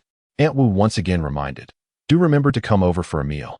The rabbit I make is simply delectable." Yutingwan responded languidly, "Well, I might not be able to come." "What is the matter?" Aunt Wu inquired. Yutingwan's tone was light and airy as she replied, "I need to find time to get engaged to someone next door." Aunt Wu was taken aback. Yutingwan stepped lightly into the Wei household. At that moment, Huanyang was in the courtyard, diligently polishing the everlasting greens. Nearby, there were red papers, dyed red eggs, and peanuts. "Why are you up so early?" Upon seeing her, Huanyang's smile broadened. She arranged the red eggs and peanuts on the red paper before carefully wrapping the everlasting greens inside, ensuring nothing would spill. She then wrapped it tightly with red string, knotting it securely. This was meant for the bride to carry across the fire basin later. Huanyang then picked up some peanuts. Pinching the tops with a bit of force, a crisp sound echoed as they cracked open, and she proceeded to bite down on the leaves of the everlasting greens. Before long, the greens were adorned with red and green peanuts, creating a festive appearance. Noticing Yutingwan observing closely, Huanyang said, "I steamed a few sweet potatoes. Go to the kitchen and have some to fill your stomach." Yutingwan responded affirmatively. In the kitchen, besides the sweet potatoes, there was Wei Zhao, who appeared disheartened, hollow-eyed, and peeling sweet potato skins. He had been awakened early by the chatter of Wei Shouzhong and Huanyang. He wished to remain in bed, but Wei Shouzhong insisted he come out to try the walking stick that had been prepared overnight. He peeled a few skins and stuffed a piece into his mouth, only to find the taste as bland as chewing wax. Seeing Yutingwan enter, he couldn't muster the energy to lift his head. Yutingwan picked up the walking stick by his feet, examining it with curiosity, and couldn't resist testing its weight. "Uncle, Tingwan paused. The title needs to be revised. She was utterly natural, devoid of any awkwardness. Father's craftsmanship is truly remarkable. Wei Zhao was perplexed by how Tingwan managed to be so effortlessly at ease. He languidly inquired, "Do you like it?" Tingwan nodded affirmatively. Yes, indeed. Now that she had a cane, it was essential for Wei Zhao to move about more frequently. Lying around all day, one would inevitably fall ill, whether they were sick or not. Wei Zhao replied, "Then it's yours." There was no need for him to discard it himself. In truth, this was a new marital gift from Wei Zhao. Whoever bestows a cane is a gift. Could she even utilize it? Although Tingwan could sense his ulterior motives, she restrained herself from showing displeasure. On such a joyous occasion, one must not allow anger to mar the day. The young lady remained silent for an extended period, so long that Wei Zhao found the stillness of the kitchen rather peculiar. Confused, he asked, "What's wrong?" At last, Tingwan found her voice, flat and devoid of emotional fluctuation. "I'm contemplating whether I should just injure my leg. Otherwise, it gathered dust." Had there been someone perceptive, aware that young ladies often speak in contradictions, they would have smiled and offered an apology. Yet, Wei Zhao was not that person. His eyes flickered. "Do you need assistance?" Unable to contain herself any longer, Tingwan raised her hand and struck him. Her strength was surprisingly formidable. It stung quite a bit. Yet she was astute enough to avoid targeting any sensitive areas. In all his years, this was the first time Wei Zhao had been struck. Chapter 45. To invite your wife out outside, voices could be heard. Which household in the village raises chickens? Who can keep the yard tidy? Only the diligent daughter-in-law of Shouzhong excels at this. The voice was familiar. It belonged to Li Lian.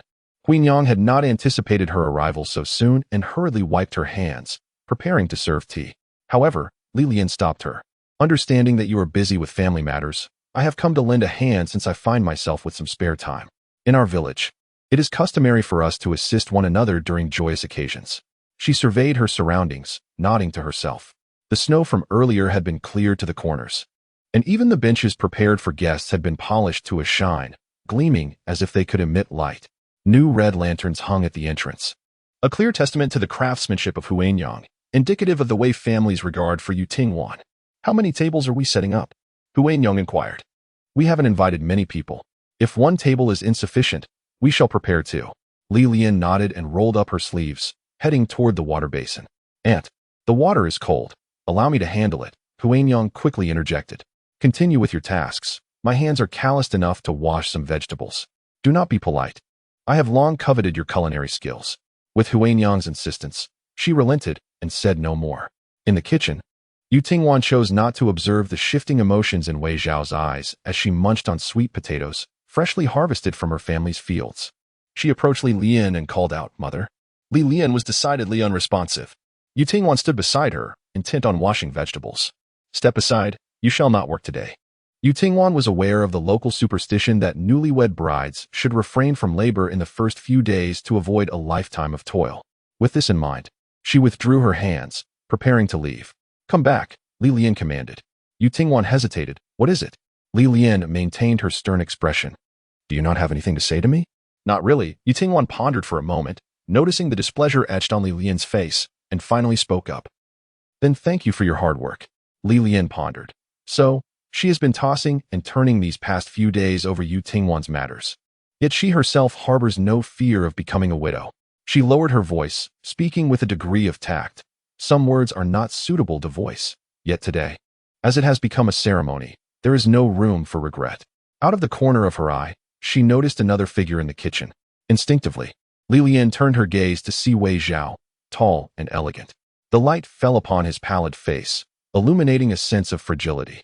His appearance was unexpectedly handsome, albeit melancholic. Could Wei Zhao walk? Indeed, not only could he walk, but upon hearing Huanyang urging him to take his medicine, he plucked a peanut off the everlasting green plant. It was then that Wei Zhao felt the piercing gaze of death emanating from Tingwan. He appeared listless, pausing for a moment, before reluctantly placing the peanut back. Li Lian's eyes widened at this spectacle. Yet, a calm voice of the girl reached her ears. "Mother, I am not confused. I am more clear-headed than anyone." Though they prohibited Tingwan from working, she was restless and could not bear to see Wei Zhao idle. So she invited him to help paste the wedding papers. Wei Zhao was not particularly inclined, yet Tingwan divided the task, handing half to him. The young girl's eyes sparkled with innocence, devoid of any flirtation, as she looked up at him. My mother once told me that marriage requires these papers to be pasted. The more we adorn the home, the smoother life will be. When my father married her, had it not been for the small size of our home, he would have bought every wedding paper available in the shop. Their love was renowned, never marred by quarrels. The red papers were purchased by her father, while the ones we are using were meticulously cut by my own hands. She nodded slightly, her tone exceptionally resolute. I am certain I can display a deeper affection than they do. Wei Zhao. For a person like him, born into error, destined to bear sin, every step is fraught with difficulty. He has no desire for deep feelings. He merely wishes for death. Yet, a crowd of onlookers surrounds him, making even death an elusive escape. Yu Tingwan, meticulous and earnest, was carefully affixing the auspicious characters, her efficiency notably slow, fearful of misalignment. She possessed an exquisite beauty, with rosy lips and pearly teeth, unlike a girl raised in the countryside. Her temperament could be described as both commendable and lamentable. At this moment, she turned to glare at the motionless Wei Zhao. Why are you dawdling? Can't you be quicker? Don't impede my progress. Wei Zhao. How could he muster the audacity to urge him when he himself was moving so slowly? As dusk fell, the Wei household became lively. Yu Tingwan returned to the old house. Lacking a copper mirror, she hastily styled her hair into a simple bun. She sat within, calculating the time, awaiting the sound of firecrackers from next door to herald the arrival of the wedding procession. With no prior experience in such matters, Yu Tingwan felt a flutter of nerves as she prepared to change into her wedding attire when Aunt Wu arrived, burdened with numerous packages. Having hurried along the way, she was slightly out of breath. Fortunately, I made it just in time. The auntie has come to assist you. Such matters were not typically my responsibility, yet I cannot rely on your aunt. She unwrapped the bundles, revealing eyebrow pencils and lip rouge. Isn't Xiufin's third brother recently wed? When his bride arrived, she had already adorned herself with rouge. I mustered the courage to pay her a visit and asked if I could borrow these items for you. Upon hearing it was for Yu Tingwan, how could they refuse? Yu Tingwan cast a curious glance in her direction. Aunt Wu casually remarked, you possess such beauty. If you were to enhance it further, you would be truly remarkable. Wei Jia alone glanced at her. Surely she would be pained throughout the night. After speaking, she felt regret, pondering what Wei Shen could possibly do in such a state. Her words were indeed disheartening. However, Yu Tingwan, unabashed, nodded in agreement. Believing Aunt Wu had spoken truthfully, after changing into her bridal attire, it was not long before commotion erupted outside, followed by the crackling sound of firecrackers. The elderly voice of Wei's great-uncle resonated, calling, along, quickly invite your bride to step out. Wei Zhao, looking frail and unwell, was escorted to the doorway by a throng of people. It was his first visit to the neighboring house. The old residence appeared particularly dilapidated, yet it had accumulated some liveliness due to Yu Tingwan's presence.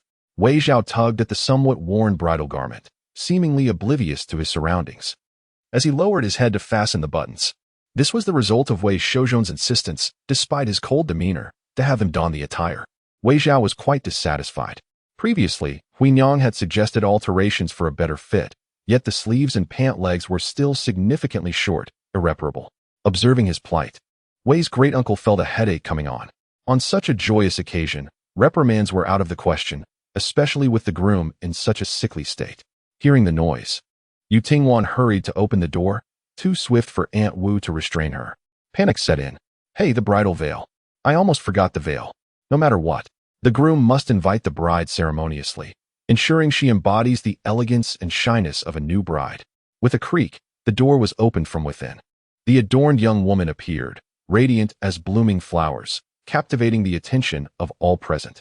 Wei Zhao, weak and listless, cast a fleeting glance at her before returning to the task of unfastening his buttons. Yu Tingwan stepped forward, gently brushing aside Wei Zhao's hand, fastening the 3 buttons he had already undone, displaying her thoughtfulness. With so many eyes upon them, one must not behave in such a manner outside. Wei Zhao, however, remained indifferent, allowing her actions to flow in one ear and out the other. As Yu Tingwan leaned closer, she whispered soothingly, do not rush, be a bit more reserved. We shall undress slowly once we return to the room and close the door. Sister One was never one to beat around the bush. Chapter 46. The wedding ceremony. At this moment, the sound of firecrackers had yet to cease, and the onlookers, distanced from the couple, could not clearly discern her words. Uncle Wei observed the exchange with satisfaction, nodding in approval. He surmised that Yu Tingwan must have been imparting some important advice. In the countryside, customs were fewer. And considering Wei Zhao's physique, Yu Tingwan, concerned about him catching a chill, revealed herself to be a thoughtful child. Wei Zhao, however, had caught her words. He had never encountered anyone as unabashed as Yu Tingwan. Her eyes sparkled with innocence, her thoughts openly displayed upon her countenance, even as she indulged in sweet nothings devoid of monetary implications. Yet, apart from that instance when she applied medicine to his wounds, she had not made any physical advances towards him. Having grown accustomed to such exchanges, Wei Zhao dismissed the matter lightly. In contrast, the young ladies from the capital were well-mannered and composed, their speech laced with propriety, yet those emerging from esteemed households often mastered the art of calculation, cloaked in a guise that concealed their true intentions. By comparison, Yu Tingwan was refreshingly genuine. Once more, she adjusted his attire, smoothing out the creases. Li Lian tucked a piece of red silk into Wei Zhao's embrace. Even if she held reservations about the marriage, she could only wish for the couple's happiness. Alang, do not keep your parents waiting too long. With your bride in hand, it is time to proceed to the neighboring hall for the ceremony. Wei Zhao cast a glance at the red silk, which appeared rather worn, even older than his wedding garments. As he relaxed his grip, it slipped from his hands and fell to the ground. Li Lian exclaimed, "You little rascal, were you doing that on purpose?" She felt a surge of indignation on behalf of Yu Tingwan. To marry such a remarkable girl is your fortune. How can you not cherish her? Had it not been for Yu Tingwan's eagerness to finalize matters with you, and her introduction of the young man in her hand, what concern would Wei Zhao have with Wei Shun? All the elders fell silent, feeling a sense of embarrassment. Yu Tingwan straightened her mouth, gazing intently at him. "Perhaps you should clarify this, my husband." This address made Wei Zhao's eyelids twitch. His tone remained indifferent as he stated for the last time, "I am not Wei Shun." Yet, no one believed him. Li Lian picked up the hot red silk and thrust it into Wei Zhao's hands, insisting, all right, not him, not him. Hurry, lest we miss the auspicious moment." Yu Tingwan smiled. "You can manage this well, can't you, my husband?" Her strength was formidable when she struck, yet her voice was soft when she called him husband. However, Wei Zhao perceived a hint of threat in her tone. With his eyelids lowered, he was lost in thought. Wearied, he chose to acquiesce, responding reluctantly with a nasal tone. Yu Tingwan poked him again. "One end belongs to me." Wei Zhao hesitated for a moment before dividing the red silk with her. Li Lian remarked, "That feels better." Aunt Wu, standing behind, also sighed in relief, exclaiming, "Good things come with trials, good things come with trials. Now, it's time to depart." Suddenly, darkness enveloped her as the bridal veil descended. She tightly grasped the red silk, the other end belonging to the man with whom she would share a bed. Yu Tingwan's emotions were somewhat complex, filled with anticipation, joy, and a hint of confusion. She had awaited this moment for a long time. While at the Hu family, she often contemplated that once she was married and had a home, she would have someone to cherish her, no longer enduring the indignities imposed by Wang Shi. Yet, Hu Dazhu would often say, "Wan Yang, uncle wishes to keep you a few more years. Once Erling passes the scholar's examination, the whole family will benefit." In the days that followed, the number of suitors increased, and my uncle aimed to select the most suitable match for you, so that he could satisfactorily report to your mother a century hence. As for Hu Yaozu, he discreetly intercepted her, away from the Wang family. "Wame, my heart is set on you. I shall marry you in the future. Wait for me to pass my examinations." Each time Hu Yaozu returned from the academy, he donned the attire of a scholar. He had never labored in the fields, exuding an air of bookishness and possessing a delicate, handsome visage. Were it any other girl, such a pair of affectionate eyes would have easily ensnared her heart. Yet, Yu Tingwan remained unimpressed. She found no allure in Hu Yaozu's soft, fair skin, which seemed incapable of even lifting a bucket of water without struggle. Wei Zhao, in a lethargic manner, ambled towards the door. Yu Tingwan, unable to see the path clearly, worried he might stumble, and thus followed closely behind him. The two families lived in close proximity. A mere turn beyond the courtyard led them to the Wei residence. As the bride entered, joy filled the air. The voice of Uncle Wei resonated nearby. After taking a few more steps into the Wei household, the bride stepped over a basin, a ritual to ward off evil and ensure smooth sailing ahead. The Wei family would not intimidate the bride. Fearing she might scorch her garments, the flames were kept subdued. Yu Tingwan slightly lifted her skirt and stepped over. The Wei couple had already changed into clean garments. Seated on either side, In the center lay a wooden table adorned with red paper. The room was filled with relatives of Wan'er, all eagerly craning their necks in anticipation. The footfalls from outside grew ever closer. Yu Tingwan received from Aunt Wu a sprig of the evergreen, symbolizing a joyous union and eternal harmony, which she had previously brought back to the old house. According to local custom, both parties were required to prepare a portion, with the bride bringing her share from her natal home to her husband's. Huinong had thus prepared 2 portions. As Yu Tingwan entered the main hall, guided by Li Lian, she placed the potted plant of aspidistra on the wooden table before the Wei couple. Another pot of aspidistra already occupied the table, and as Yu Tingwan set hers down, the leaves of both plants gently swayed in unison. The symbolism of blessings and good fortune was evident. Yu Tingwan was assisted back to Wei Zhao's side. The newlyweds were to pay their respects, kneel. Yu Tingwan complied, yet Wei Zhao remained motionless, lost in thought. "This won't do," Huiru interjected. "I fear my husband may strain his injury. Can't you see how weary he is from walking? Yet he is as stubborn as ever, refusing to use a cane." Uncle Wei quickly amended his words. "It is I who am foolish. A couple is one, and thus the wife's kneeling is equally significant." They bowed to the heavens, invoking the sky as witness, and Yu Tingwan lowered her body towards the entrance. Wei Zhao remained unmoved, prompting Uncle Wei to furrow his brow. "Enough of this," he sighed. They bowed to the elders, acknowledging the immense gratitude owed to those who raised them. Yu Tingwan knelt with utmost sincerity, deeply appreciative of Huiru and Wei Shoujo. Wei Zhao kept his eyes half closed, still unyielding. Since the death of his father, he had knelt before no one save for the ancestral tablets in the residence of the Duke of Shan. Uncle Wei observed this quietly. "Surely you could at least bow slightly, or nod your head. Enough of this." As they faced each other in mutual reverence, the young woman turned towards Wei Zhao. He spoke slowly. His voice was neither loud nor soft, yet he drew everyone's attention. Huiru suddenly stood up. "What is it? Is something amiss?" Li Lian did not wish for joyous occasions to turn into somber affairs. Having just stepped outside, she found herself lingering for an extended period. "Shall I fetch a stool for you to sit and rest a while?" she inquired. Wei Zhao, with a vacant gaze, sluggishly replied, "I am tired." Everyone else fell silent. Yu Tingwan, in a gentle tone, urged, "Please bear with it." Wei Zhao opened his mouth to speak, but Yu Tingwan was not inclined to listen. As she leaned forward, she exerted a gentle pressure on the back of Wei Zhao's head, pushing him downwards. Uncle Wei, filled with excitement, proclaimed, "The ceremony is complete." Wei Zhao was on the verge of laughter despite his irritation, when he overheard Yu Tingwan muttering softly, "What a troublesome person." Chapter 47. Loosening the belt. Lingxi village was not particularly large. The villagers were all nestled in their homes. Those living nearby, upon hearing the sound of firecrackers, rushed out to peek. Upon seeing the Wei family, who would not be astonished. However, it was considered impolite to visit during someone else's celebration.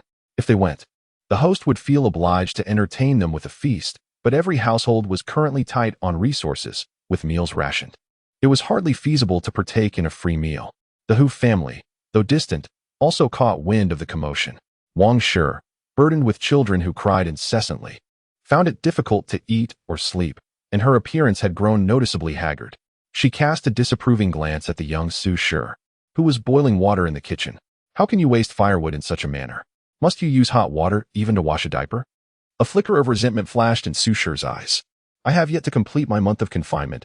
How can I possibly use cold water? My mother does not assist with the diapers, and that wretched girl has not returned. What am I to do?" Wang Shi sneered. "Are you blaming me now? If you must lay blame, let it be on your own inability to bear a child." She could scarcely muster the energy to cast a glance at the young Su, striding purposefully out. No sooner had she exited the kitchen than she was met with the plaintive cries emanating from Delang's room, a sound reminiscent of a wailing cat, intermittent and seemingly on the verge of gasping for breath. The very sound was pitiful. Yet, Wang felt nothing but annoyance at the disturbance. Spitting contemptuously, she stepped out into the courtyard and surveyed the direction of the village's edge, whose joyous occasion was being celebrated. She intended to inquire further. Lo and behold, was that not the future scholar's mother? The ever-disagreeable Fan approached her with a sidelong glance, dripping with sarcasm. Upon seeing her, Wang's expression darkened. Encountering you in public is truly ill-fated. Surprisingly, Fan refrained from engaging in their usual quarrels, instead offering a knowing smile. "What keeps you lingering at the entrance? Has the Wei family not invited you to the feast?" "The Wei family?" That direction led to the second branch of the Wei clan. Wang retorted, "Are you out of your mind? The Wei family's nuptials have nothing to do with me. Why would I intrude upon their merriment?" She scoffed in disdain. "Even if they did extend an invitation, I would find them too impoverished to be worthy of my presence." Fan chuckled heartily, "But the bride is none other than Wan'er. How could you, as her aunt, remain oblivious?" With exaggerated theatrics, she lightly chastised herself. "Oh dear, how foolish of me. Wan'er hardly acknowledges you as a senior." She emerged from the old house. "Why would they want you there? Wouldn't you be an eyesore?" Relishing the gossip, she added, "I wonder if Udaju's return will lead to your demise." One was taken aback, her eyes widening in disbelief as she sought any sign of deceit on Fan's face, but found none. Breathing heavily, she exclaimed, "I never consented. Who permitted her to marry?" She had always regarded herself as astute, yet now, she realized that Wei Shun had already set foot in the realm of the dead. It is truly baffling how she was deceived. She was foolish enough to leap into this pit. And let us not forget the betrothal gifts. They have nurtured Tingwan for so many years. Surely, they cannot suffer a total loss. Wang, in a fit of rage, was about to head to the Wei family. However, after taking just a few steps, she halted. It would be better if Tingwan's marriage turned out poorly. What reason does she have to interfere? She secretly hopes for an early wedding, after which Tingwan could become a widow, and then let us see how she dares to act so arrogantly. Famposi, ever the instigator, eagerly awaited the spectacle, yet unexpectedly, Wang chose not to leave and began to berate her. "You troublesome wretch, what business is it of yours?" Meanwhile, Tingwan sat upon the bed in her new chamber, her bridal veil still intact. Li Lian insisted that Wei Zhao should be the one to lift it. Yet, Wei Zhao was still outside, receiving a scolding. After all, he had not approached the marriage with the proper demeanor. The commotion from outside continued. "Oh, you truly have gone too far today. Must the bride herself be the one to initiate the ceremony? What, are you not pleased to become her husband? Only a patient woman like Wan'er would tolerate you." Tingwan nodded in agreement. Indeed, during the procession, he was hesitant and wooden at the altar. Other young men were always eager to rush into the bridal chamber. With a serious expression, Tingwan remarked, "Precisely. The bride enters into a lifelong companionship with you. And you must apologize to her upon your entry. Do you understand?" It seemed as though Wei Zhao had become deaf to the preceding remarks. Yet her final statement struck a chord, and he opened his mouth. "That sounds ominous." Wei Zhao, appearing disheartened, muttered, "Then her life will be rather short." Tingwan. The elders were momentarily at a loss for words. Wei Shouzhong, clad in coarse cotton attire, a dark-complexioned man, stepped forward with palpable excitement. "Alang, do you still remember me? I am your uncle." Wei Zhao glanced over, responding with a blank expression. "I do not recognize you." Zhao Yong's eyes reddened with emotion. "Really, I do not recognize you," Wei Zhao reiterated. Zhao Yong appeared profoundly distressed. Wei Shouzhong hurried to console him, saying, "Alang's mind is not in the right place. He remembers no one. Brother, do not take it to heart." Zhao Yong, at a loss for words, felt his face flush crimson. His gaze fixed unwaveringly on Wei Zhao. "Not long ago, something happened at home, and your aunt and I were unable to come. However, Alang, your uncle has always been concerned about you. Your grandfather cherished you the most, but alas, he departed too early and could not witness your marriage. When you are well, take your bride to your grandfather's grave and pay your respects." Wei Zhao spoke slowly, a faint pallor of despair gracing his countenance. "Nevertheless, I indeed have an uncle." Zhao Yong's eyes widened in astonishment, and all present became alert. Wei Zhao continued to state the truth. "He is already deceased." The surroundings fell into an oppressive silence. With everyone rendered mute, time seemed to stretch indefinitely until Huinyang emerged to alleviate the tension. Pa, you are simply muddled once more. It is only because your uncle cares for you that he does not hold it against you." Aunt Wu chimed in to ease the atmosphere. "In the blink of an eye, you have started a family. The villagers rejoice for you. Come inside. Do not keep your bride waiting." This remark felt eerily familiar, echoing the words heard when Tingwan first encountered Wei Zhao. Then came the voice of Li Lian. "I am rather forgetful. How did I not think to bring you two together? I have been busy with trivialities, but fortunately you have found mutual affection. What does it matter if it is dark? Come in, come in. Your health is not at its best. It would be wise to return home and rest, avoiding the need for social engagements and drinking. Your mother is also eager to embrace her grandchild." With a creak, the door swung open, and Wei Zhao was shoved inside. only for the door to be gently closed behind him with a thud. Yutingwan promptly adjusted her posture. The room now held an additional presence, footsteps approaching her direction. He came to a halt before her. After a prolonged moment of anticipation, instead of lifting the veil, she was met with the sound of rustling. Finding it peculiar, she lifted a corner of the veil to glimpse Wei Zhao. The young girl gasped, her eyes widening in shock. Wei Zhao was bent over, loosening his belt, which had been hastily tied into a knot by Wei Shoujo. Yutingwan swallowed hard. It was not unexpected, truly not unexpected. It was precisely as she had envisioned. He was intent on pressing her as soon as he entered. Wei Zhao was genuinely fatigued. Ever since his injury, he had been unable to find sufficient rest. He yawned, hoping Yutingwan would shift her position, as he intended to recline on the couch and sleep. However, before he could utter a word, Yutingwan had already made her move. The young girl lay down on the couch, adopting a stance of brave sacrifice. She took a deep breath, fully prepared. Let it come. Chapter 48. Do not even consider it. Do not ask me again. The bed in the Xiangfang had seen better days, as Yutingwan lay down. It creaked slightly, swaying. The bedboard was quite firm, incomparable to the Wang Wali Luohan bed of the Duke of Shun's residence. Nevertheless, Wei Zhao, accustomed to the hardships of military campaigns and sleeping under the open sky, was not a pampered noble who could not endure discomfort. Thus, he found it adequate. The bed he had once occupied was now claimed by the girl who considered herself his wife. The young lady adorned in a wedding gown, her brows meticulously drawn, her lips a luscious crimson, and her face touched with a delicate dusting of powder, presented an appearance that was truly captivating. Were it not for the fact that the Hu family had a scholarly gentleman whose presence evoked trepidation among outsiders, and that Yutingwan seldom ventured beyond her threshold, such beauty would likely be ill-protected in the households of ordinary folk. Wei Zhao, lost in thought, seemed to drift away. After a considerable pause, Yutingwan awaited his response. Her lashes fluttering like the wings of a butterfly. Quietly, she pried open her tightly shut eyes just a fraction. The belt was loosened halfway as she pondered. Shall I assist you? She inquired. Wei Zhao, returning to the present, replied with composure, no need. Then do hasten, she urged. Now that they were wed, she felt emboldened to express her thoughts candidly. Outside, revelry and toast continued, and for the moment, the gathering would not disperse if they were to cause too much commotion. It would not bode well. Wei Zhao fell silent, gazing intently at Yutingwan, eager to hear what further insights she might share. The young lady did not disappoint him.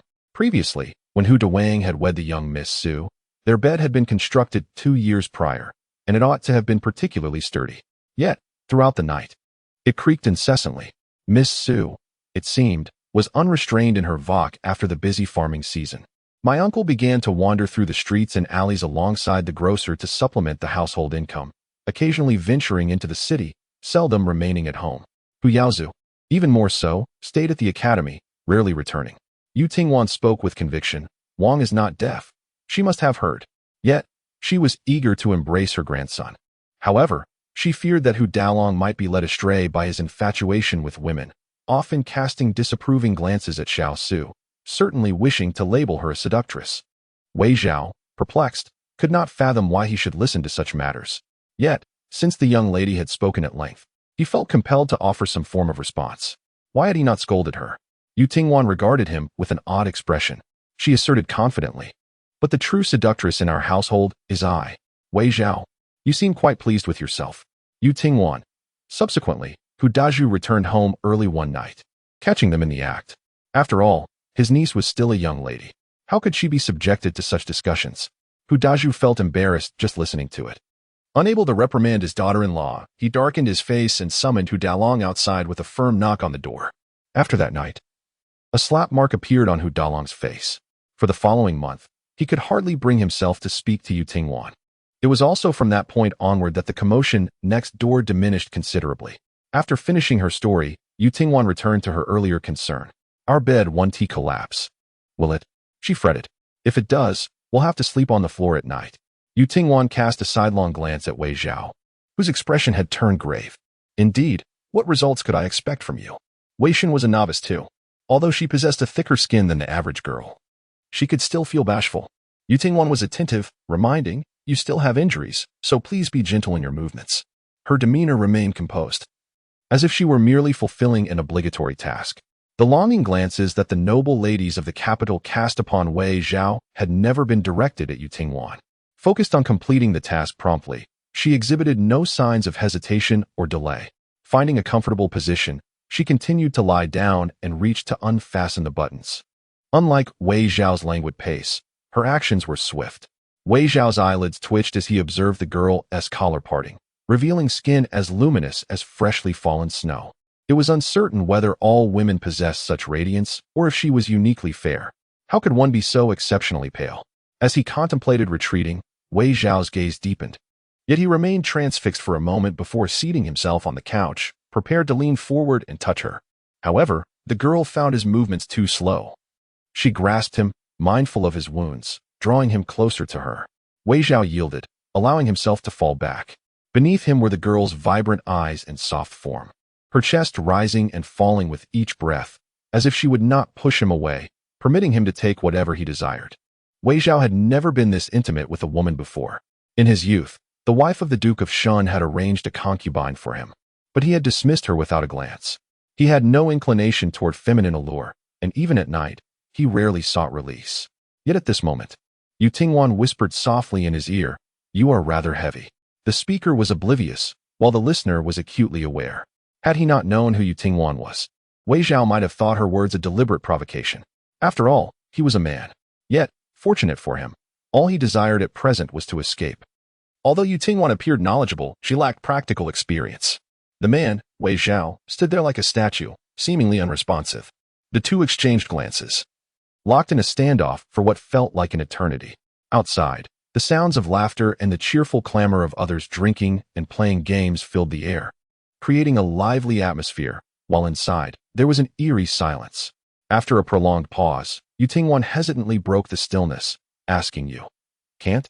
Wei Zhao finally moved, reaching out to adjust the neckline of her garment, probing inward.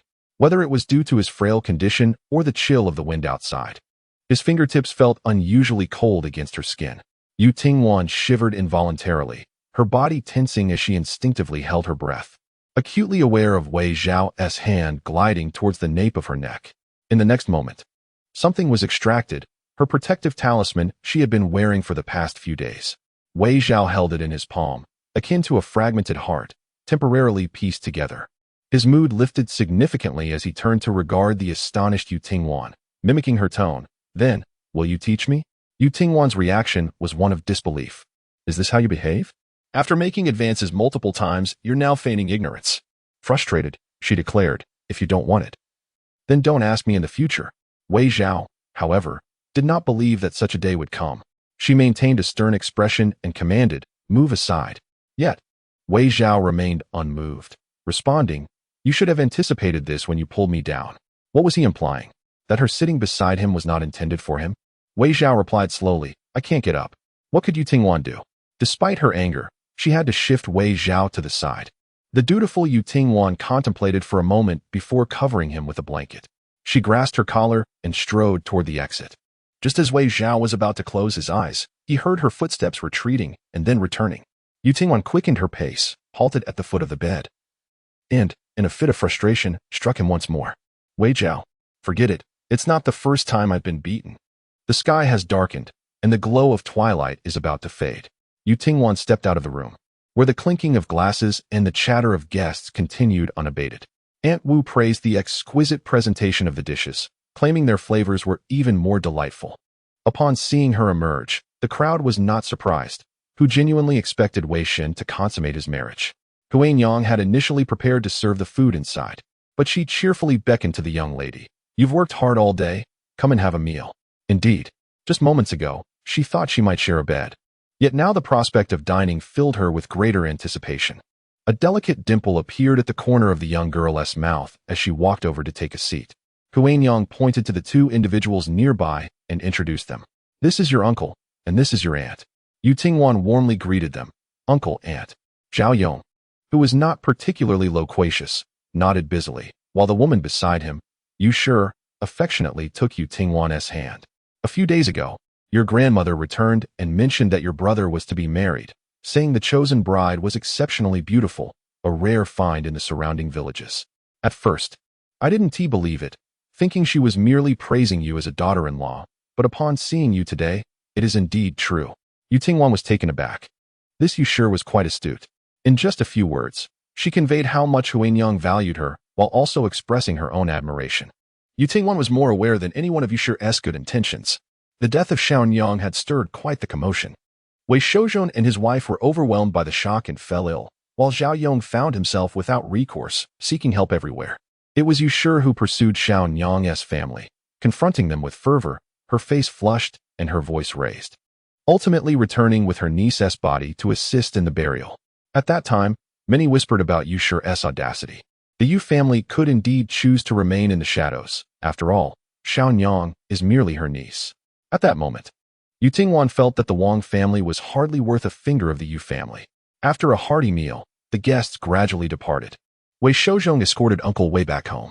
After Huanyang bid farewell to Li Lian and the others, she returned to find Zhao Yong tidying the table while he was preparing to wash the dishes. Brother, sister-in-law, Huanyang called out. It's dark outside, and it's snowing. Traveling at night is perilous. Please stay the night. Zhao Yong glanced at you, for the household was under her authority. When you married into the Zhao family, Huanyang was still unmarried.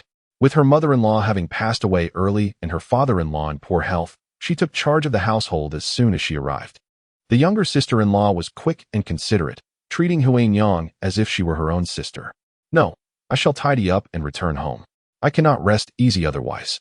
My brother and I can look out for one another. Surely nothing can go awry? Huanyang sighed, refraining from further persuasion, and tried to dissuade you from working. Then we must leave at once. It takes an hour to travel, and who knows if the snow will worsen later. You waved her hand dismissively. What difference does it make with a bit of effort? Unable to sway her, Huanyang felt troubled. Someone chuckled softly. Yu Tingwan remarked, Aunt, perhaps you should heed Mother's advice. She worries for you and Uncle. You care for her, so let her care for you in return. Indeed, Yu Tingwan had a way with words, effortlessly speaking to both people and spirits alike. These few sentences brought a sense of ease to Yu's heart, and her gaze towards Yu Tingwan brimmed with approval. After seeing them out, Huanyang continued to disallow Yu Tingwan from helping. Thus, Yu Tingwan went to the kitchen to boil water, ensuring Huanyang would not suffer washing dishes with cold water. After Yu Tingwan departed, Wei Zhao succumbed to slumber. His consciousness drifted in a haze, as though he could still hear someone calling out to him amidst the confusion. Suddenly, the voice of the noble heir, Xiao Huayan, pierced through the chaos. The young lady from the Ministry of Revenue harbors feelings for you. Even if you choose to remain indifferent, she approached you on the road, attempting to engage in conversation while casting flirtatious glances. You first claimed her eyes were ill, then turned around to suspect her as a spy, leading to her being detained for interrogation? Who would dare to marry someone like you? If your future sister-in-law were to brush against you, would you not break her hand? At that moment, he was polishing his broken cloud spear, the weapon glimmering with a cold light, his pitch-black eyes emanating a chilling intensity. I had official matters to attend to, yet she lingers. How can one ascertain her intentions? If one were innocent, the Wei family army would never resort to unjust punishment and would certainly release her. Xiao Huayan remained unconvinced. With such a commotion, which young lady would still dare to approach Wei Zhao? This ruthless maneuver was clearly aimed at eliminating future troubles. Soon, the voice was replaced by another.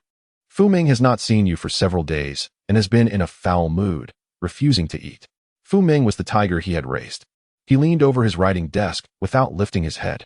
Last time, it tore apart the military treatise left by the great scholars of the previous dynasty, and the period of confinement has yet to conclude. Indeed, he had ordered the tiger to reflect in solitude.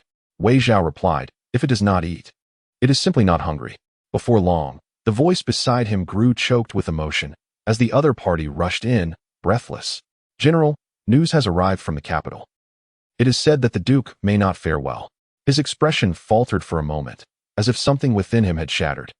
The overwhelming emotions of sorrow and fear coursed through his entire being, the pain radiating throughout his body, rendering him breathless. At that moment, the creaking sound of the old door being pushed open seemed to resonate from afar, tearing apart all illusions. My husband. Yu Tingwan gazed at the pallid figure on the bed, drenched in sweat, his body trembling slightly, and she silently feared the worst.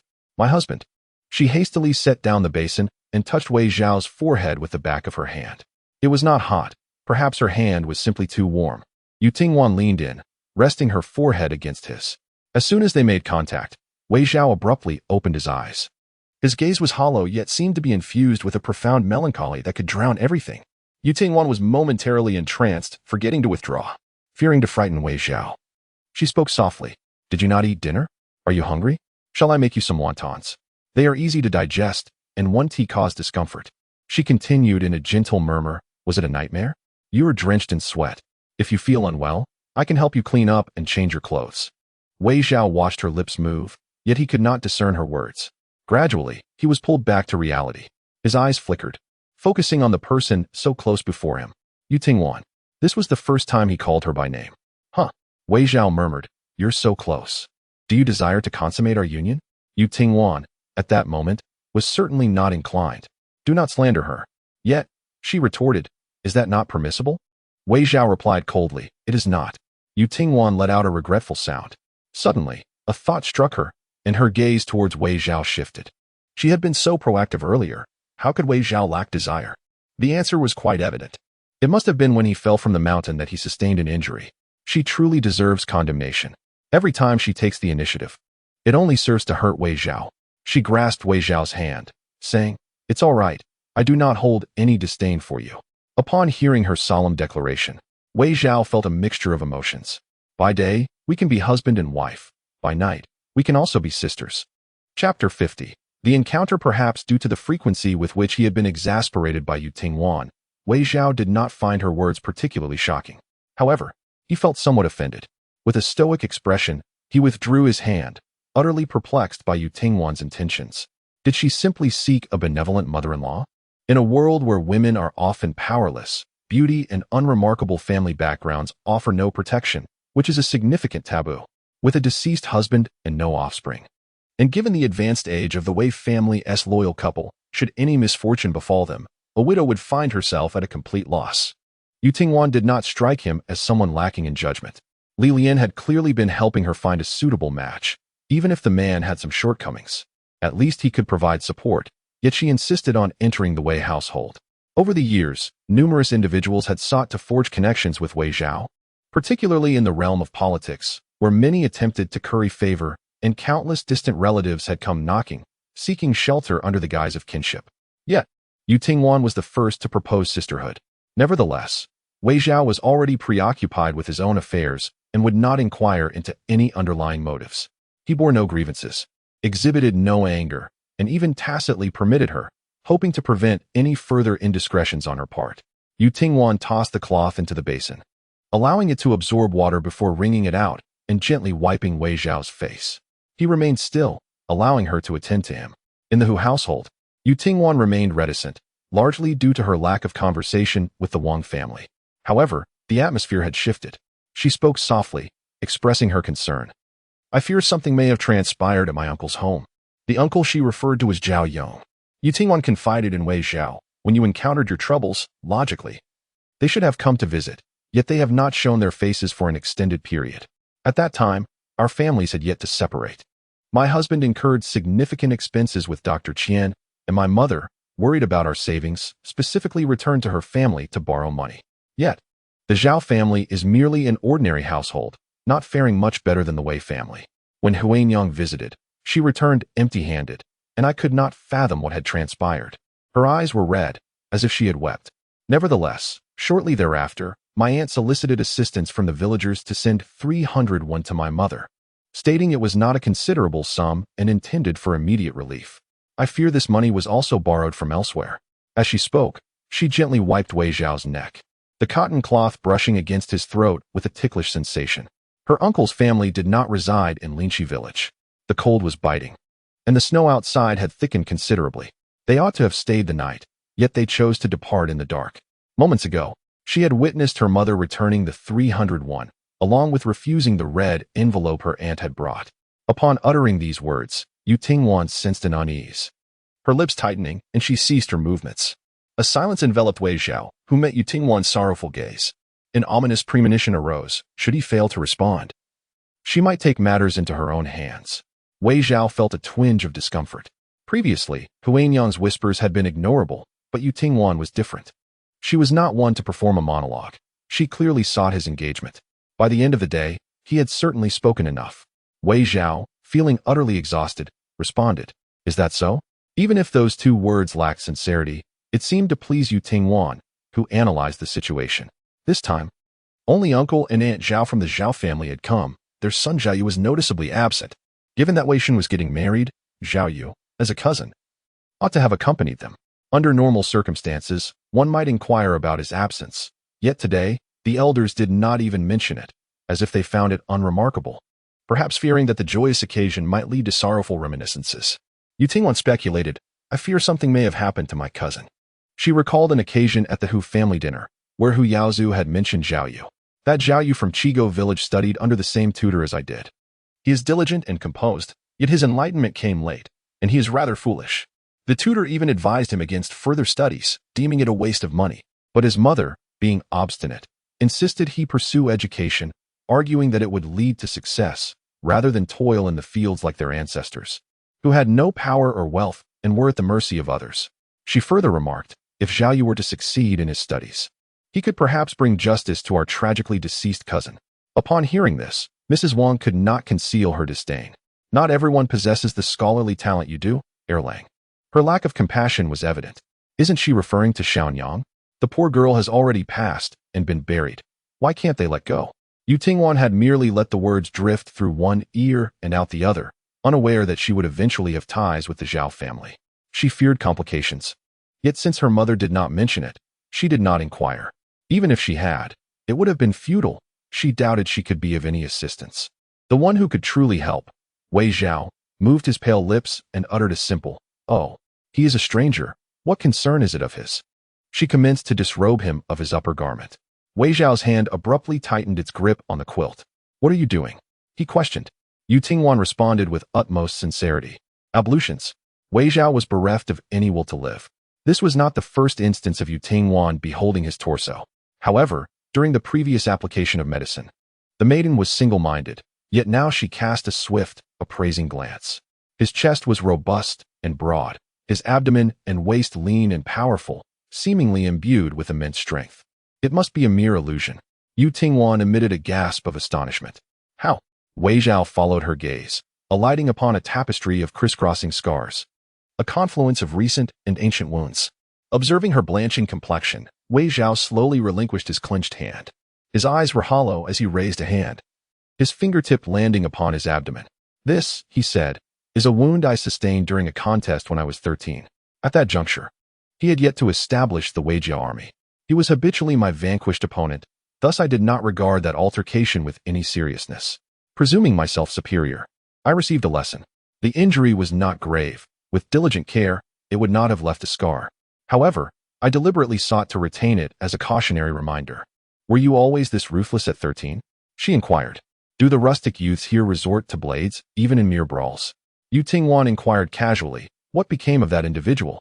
Wei Zhao responded, 3 days hence, disregarding my wound, I subdued him. Acquiescing, he became my lieutenant." Yu Tingwan was incredulous. Very well, the boasting commences." Wei Zhao then gestured toward another scar. 2 years prior, a poisoned arrow pierced this spot. Yu Tingwan was uncertain as to the veracity of his words. Yet, Wei Zhao's willingness to converse was a positive development. His tone remained unwavering. "Ordinary individuals could not approach me, and the Wei family army was heavily fortified, akin to an impenetrable barrier. Yet, unexpectedly, a traitor emerged among us. With unusual behavior occurring right beneath his nose, how could Wei Zhao remain oblivious? However, this individual was untouchable, for he was in clandestine communication with the revered eunuch Hong, who stood by the emperor's side. Who sought to eliminate him was hardly a mystery. Wei Zhao had accrued countless achievements, rendering him a figure of concern for the sovereign. Nevertheless, after years of establishing his authority, the traitor still hesitated before taking action. His hand trembled, causing the arrow that should have veered off course. Yu Tingwan observed the scar, and then Wei Zhao. What could this mean? Wei Zhao, in a dispirited manner, remarked, "How could one refute the painstaking efforts of another?" I took a few steps, allowing him to strike true. Chapter 51. Share half of my bed. It took half a year to rid myself of the lingering poison. Yu Tingwan regarded him with a skeptical gaze. "If that were the case, your mental affliction was not a result of a fall, but rather an inherent condition."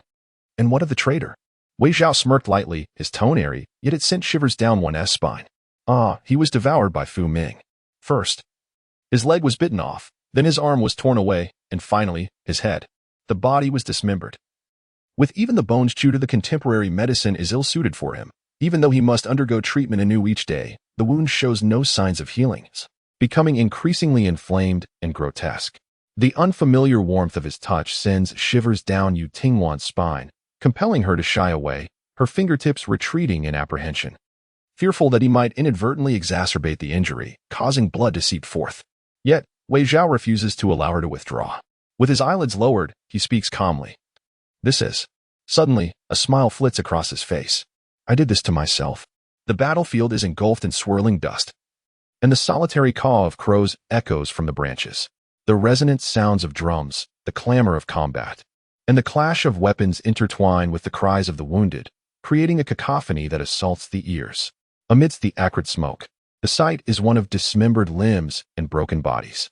In the chaos, he too is blinded by rage, with arrows raining down from the sky, and the once formidable enemy now in disarray. The voices of strategists and the triumphant beat of drums fill the air. The young general lifts his gaze to the azure heavens, pondering how the most renowned general of the capital, Wei Zhao, is ultimately nothing but a farce.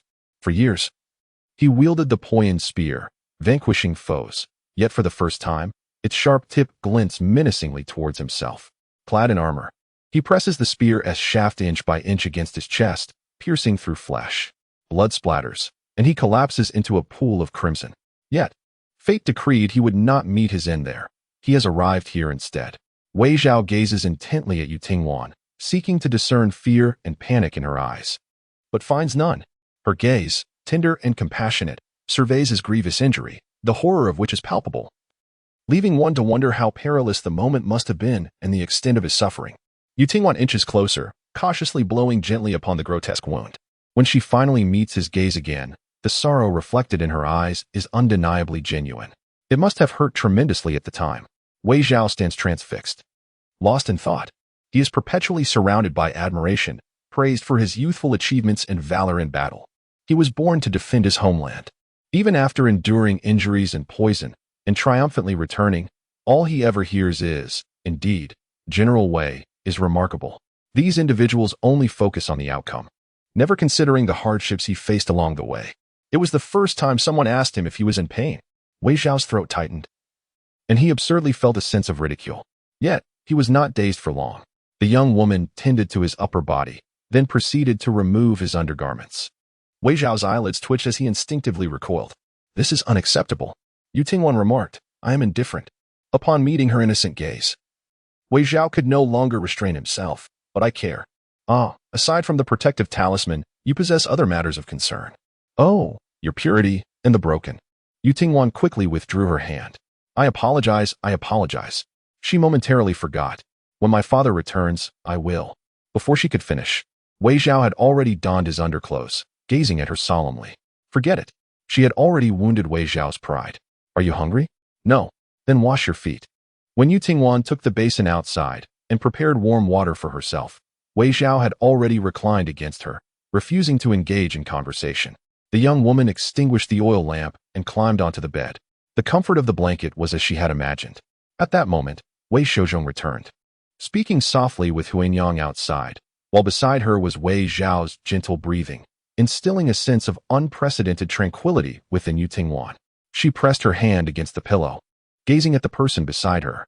Even in the pitch darkness, she could see nothing. Yu Tingwan inched closer to him, and then closer still. May I hold your hand while I sleep? As the young lady drew near, a delicate and ethereal fragrance enveloped her, delightful to the senses. It was quite pleasant. Given her impoverished state, she surely could not afford such perfumes.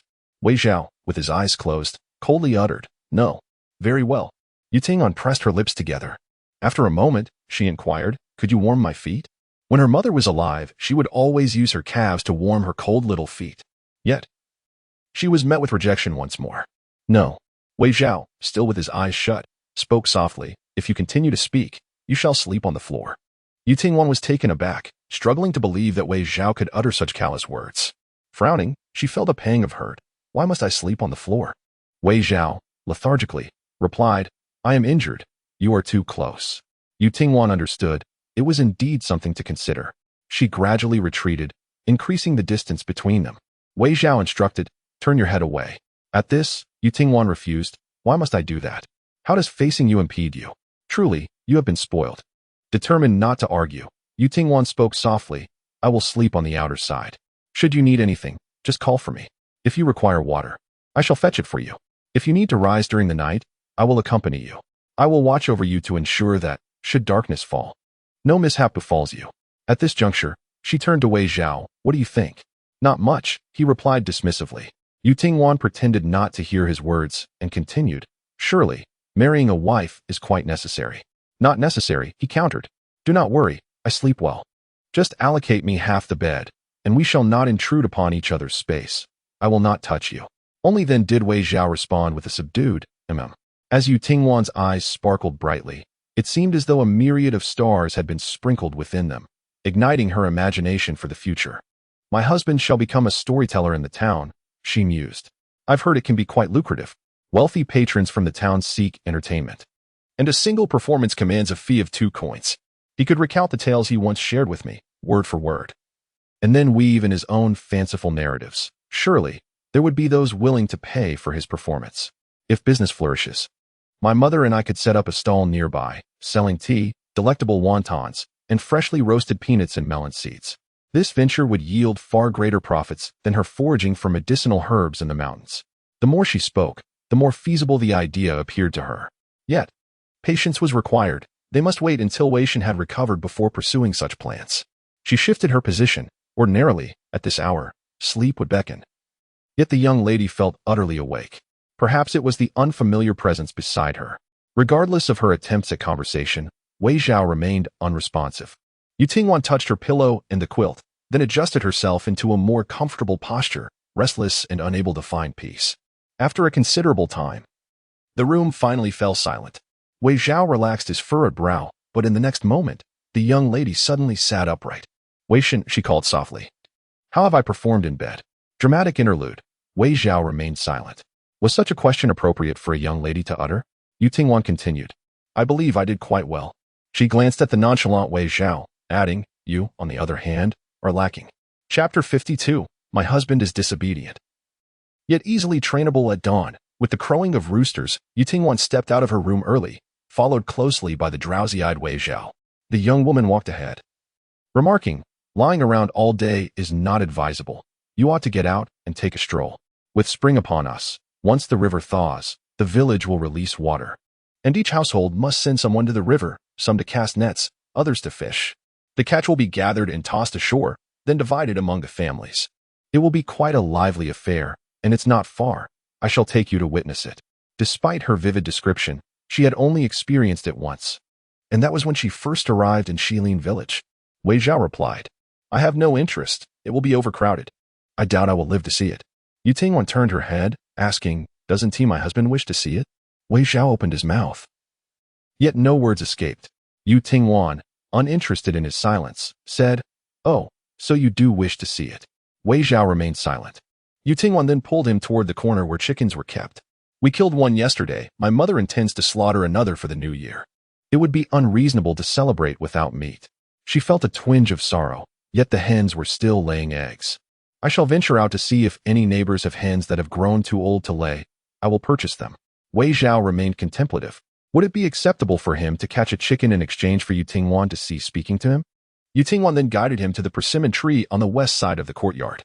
She tilted her head to gaze at the ripe, red persimmons, having longed for them since she lived next door. At this stage, the persimmons were not entirely ripe, but they would mature nicely if picked and left for a few days. "My husband." Wei Zhao appeared listless. Yu Tingwan playfully nudged his shoe with her foot. Wei Zhao responded, "MMM." Yu Tingwan smiled at him, revealing a delicate dimple. "Since you got up without delay today, I have decided to reward you with a persimmon." In the village, women often soothe children in this manner. Yu Tingwan, having never been married, remains unaware of what fosters affection between couples. Yet, she perceives Wei Shun as delicate and incapable of self-sufficiency, perhaps projecting this onto him. Without hesitation, Yu Tingwan circled beneath the tree and found the shortest persimmon. Just as Wei Zhao turned to leave, the snow on the ground, which had fallen throughout the night, lay thick. Wei Zhao struggled to lift his feet, moving forward slowly and laboriously. in her peripheral vision. The young woman stretched out her hand but failed to pluck the fruit. Undeterred, she strained on her toes, her face flushed, yet her fingertips merely grazed the bare branches. Wei Zhao halted in his tracks, observing her intently. The girl leaped and managed to touch the fruit, but miscalculated her strength in the attempt to pluck it. Yu Tingwan readied herself for another try. Wei Zhao chuckled softly. Yu Tingwan, startled, whirled around, their eyes locking. In Wei Zhao's gaze, she discerned a hint of nonchalance. Almost negligible yet palpable. Yu Tingwan pursed her lips. Am I amusing, or have you thought of something delightful? You're amusing. Quite so, he replied, without a trace of hesitation. Taking a deep breath, Yu Tingwan challenged. If you're capable, then you try. She endeavored to maintain her composure, yet her vivacity was undeniable, something that Wei Zhao lacked. For reasons unknown, he found himself inexplicably drawn back to her side. He stood beside Yu Tingwan, his form frail and pallid, lips devoid of color, and his movements unsteady, presenting an unusually slender silhouette. Yet his stature was tall, with long limbs that effortlessly reached up to pluck the persimmon. Before he could fully comprehend the moment, Yu Tingwan snatched the fruit from his grasp. Wei Zhao gazed at his empty palm, seemingly unaffected. However, at that moment, Yu Tingwan returned the persimmon to his hand. Despite Wei Zhao's extensive knowledge, he could not fathom Yu Tingwan's thoughts. Soon, the young lady clarified her intentions. Yu Tingwan, in a generous manner, declared, "It is a gift for you." Wei Zhao responded in disbelief. Do you not see how this appears? One might think you picked it yourself. Indeed. Yu Tingwan placed great importance on the rituals involved. When she arrived at the kitchen, Huanyang had already cooked the glutinous rice. While Wei Shouzhong was pounding it in the stone trough, Yu Tingwan approached briskly, inquiring, "Are we making rice cakes today?" During the New Year in Lingxi village, every household prepares rice cakes. However, due to the precious nature of glutinous rice, the quantity is limited, a mere small plate for the family to savor. Huanyang smiled and replied, "Yes, it is long overdue. We have been busy, which has delayed the task. We haven't even prepared the laba congee at home. And I thought we could accomplish it all today to ensure a good year for our family." The rice, red beans, winter jujubes, and peanuts had been soaked overnight. The joy in Yu Tingwan's eyes was unmistakable as she joined in to sort the longan flesh.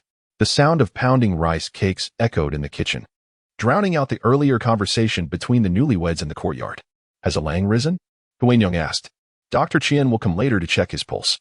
Yu Tingwan replied. "He has gotten up." Initially reluctant, he had been persuaded by Yu Tingwan's gentle prodding. Although he may not always obey, he was certainly trainable. She pondered whether he would discard the persimmons. Though there were plenty hanging on the tree, one must cherish food. If he chose to toss it aside, so be it.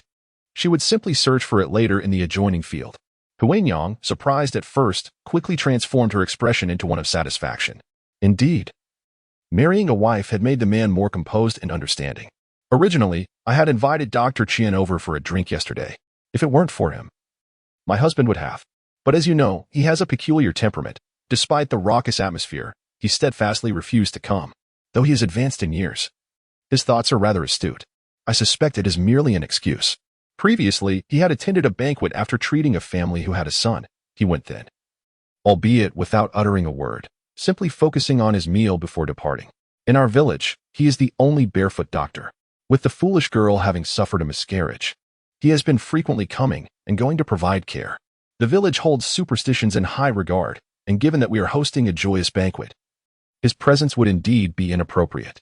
Thus, Huanyang did not press the matter, instead sending a bowl of food with Wei Shouzhong. Upon hearing this, Yu Tingwan paused her actions and inquired, "How is the foolish girl faring?" Huanyang's expression darkened slightly.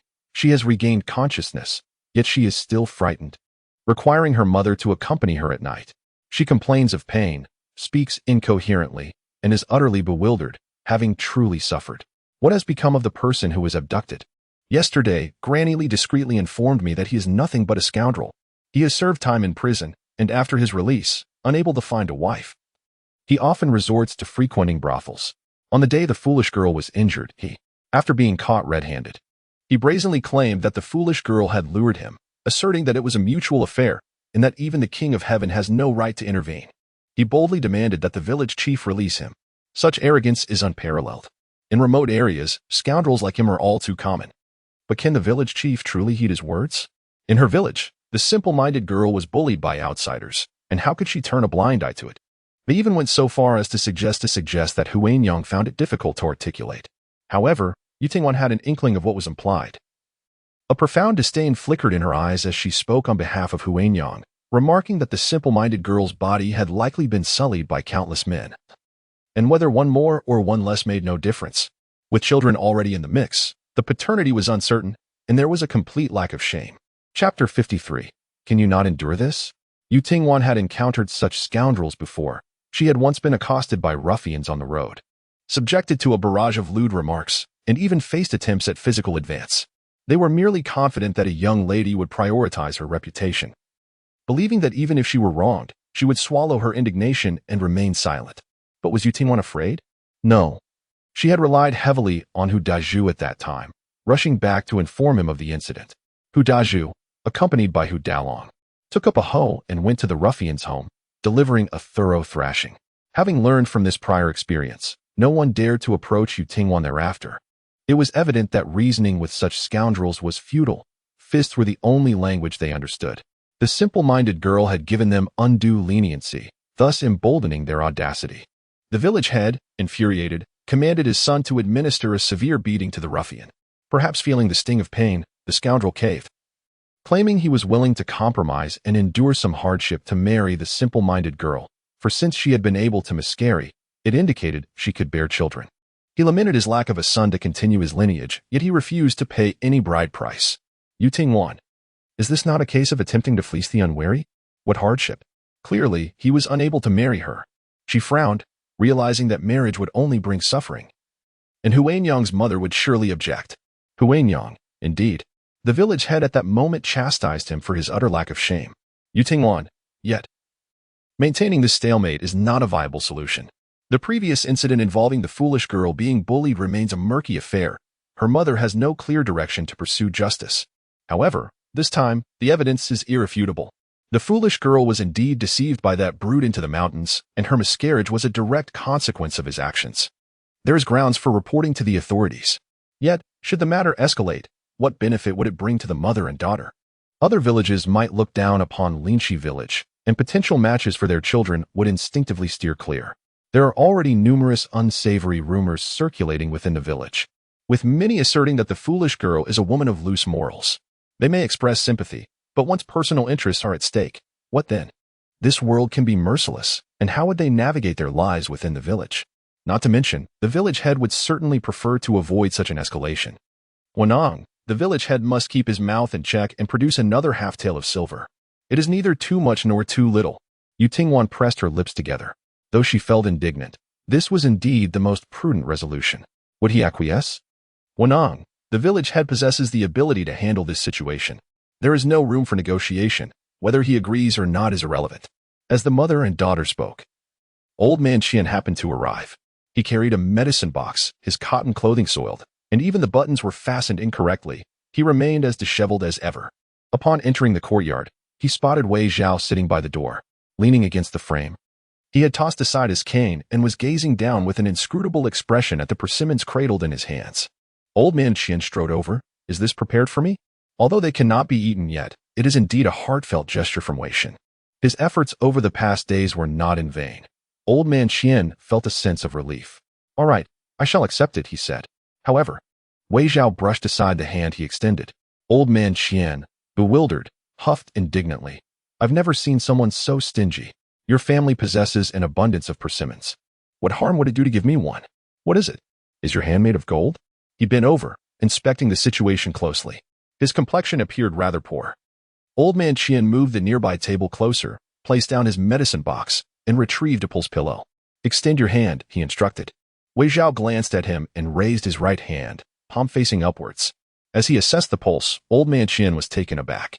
Last time, the pulse had clearly shown improvement, yet this time it was alarmingly weak, almost imperceptible, as if it could falter at any moment.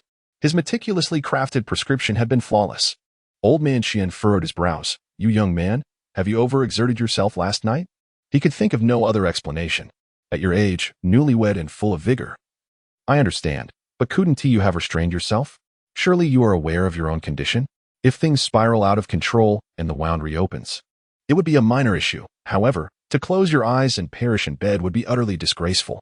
Wei Zhao raised his gaze, his expression icy. For a fleeting moment, old man Qian felt a shiver run down his spine, a cold chill gripping him. Yet, Wei Zhao quickly averted his gaze, and the overwhelming sense of suffocation dissipated as if it had merely been an illusion. At that moment, Yu Tingwan emerged from the kitchen, holding a bowl of steaming porridge. Noticing the person standing beside Wei Zhao, she gently inquired, "Dr. Qian, have you had your breakfast?" Old man Qian's expression turned peculiar. Yu Tingwan set down the porridge. Her skepticism regarding old man Qian's medical skills notwithstanding, she still felt compelled to seek his assistance before heading to the county town. Her husband's wound had become inflamed and swollen over the past few days, and he had been coughing up blood with increasing severity.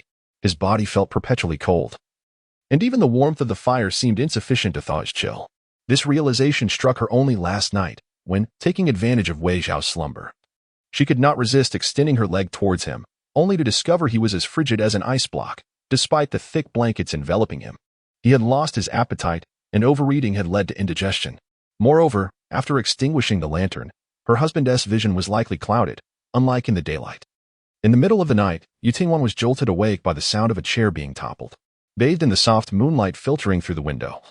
She saw Wei Zhao stumbling his way out of the room, knocking against furniture along the way. She hurriedly got out of bed. "What is it, my husband?" she inquired.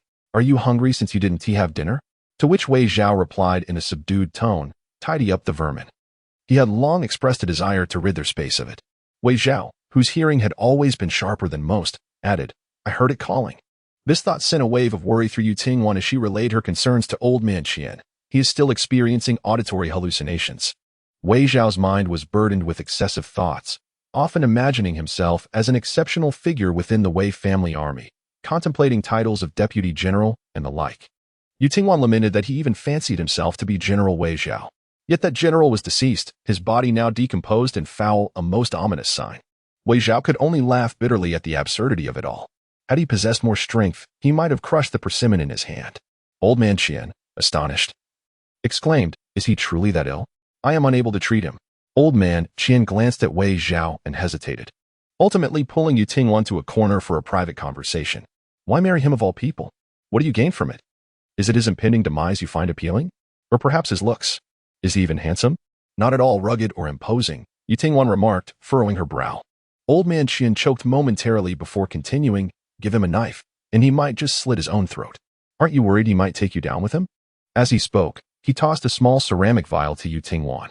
This girl had so moved him that he was willing to collaborate with her in selling medicinal herbs to attain prosperity. He could not let her perish. "Take this. I prepared it last night. If he ever falls ill and turns violent, remember how you asked me for poison for your aunt? She has no use for it. It is no wonder you were deemed wise by the likes of Huanyang." Yu Tingwan listened intently to his measured tone. "But your husband could certainly utilize it." Wei Zhao interjected, "Thank you." Chapter 54. Money can be earned again, but a husband is unique upon uttering this statement. Old man Qian met Wei Zhao's unwavering gaze. The frail man managed a faint smile before averting his eyes in a detached manner. If only they were not so far apart, he would have spoken with a deliberate low tone, leaving old man Qian to wonder if Wei Zhao had heard him. After the new year, they would head to the county's medical clinic. The journey's safety remained uncertain. In these tumultuous times, carrying poison could serve as a means of self-defense. Yu Tingwan accepted the vial. The mountain ginseng was a potent tonic for restoring vitality. It had once saved her husband's life. "Do you have any more?" she inquired. Old man Qian shot her a glance. "Do you even have any money?" In the past, Yu Tingwan would have silently lowered her head and refrained from speaking. However, times have changed. The young lady now straightens her back and asserts, yes, Huanyang has indeed provided her with a dowry of 1 or 2 taels. Yu Tingwan is acutely aware of Wei Zhao's physical condition. Not only does the old man lack the intention to procure medicine, but she herself is also apprehensive about the potential consequences. She does not wish for any misfortune to befall Wei Zhao. Money can always be earned anew, but a husband is irreplaceable. Yu Tingwan remains clear-headed when it comes to matters of great importance. The old man dismissively waves his hand, saying, "Money is of no use. I possess only 1 old ginseng root, which I unearthed previously from the mountains. Your husband has consumed half of it, and the remaining half has been used for the foolish girl's medicine, as she was afflicted with a severe hemorrhage." Yu Tingwan, filled with concern, inquires, "Are there no alternative medicinal herbs to nourish the body?" The mountain roads remained sealed, and I am truly uneasy. The old man replies in the negative. I am the only barefoot doctor in these 10 villages and 8 townships. I have none, and you should not expect anyone else to possess any either. However, he offers her a glimmer of hope. When I harvested that old ginseng, I noticed another nearby, but I left it behind due to its younger age. That could be life-saving. Your husband's pulse is weak and erratic, compounded by numerous ailments. Each day the mountain road remains closed. His condition may worsen. If you wish to save him, venture into the mountains. If not, you may as well prepare for a coffin. A jolt of alarm courses through Youthful as she hastily presses. Where exactly is it located? Is it deep within the mountains? Not yet into the depths, he responds. The mountains are rife with medicinal herbs, but they also harbor ferocious beasts, who, besides the skilled hunters in the village, would dare to risk their life to venture into such perilous territory? Old Man Chien, in the southeast direction, precisely where, if I could remember, would I still be able to give you a discount?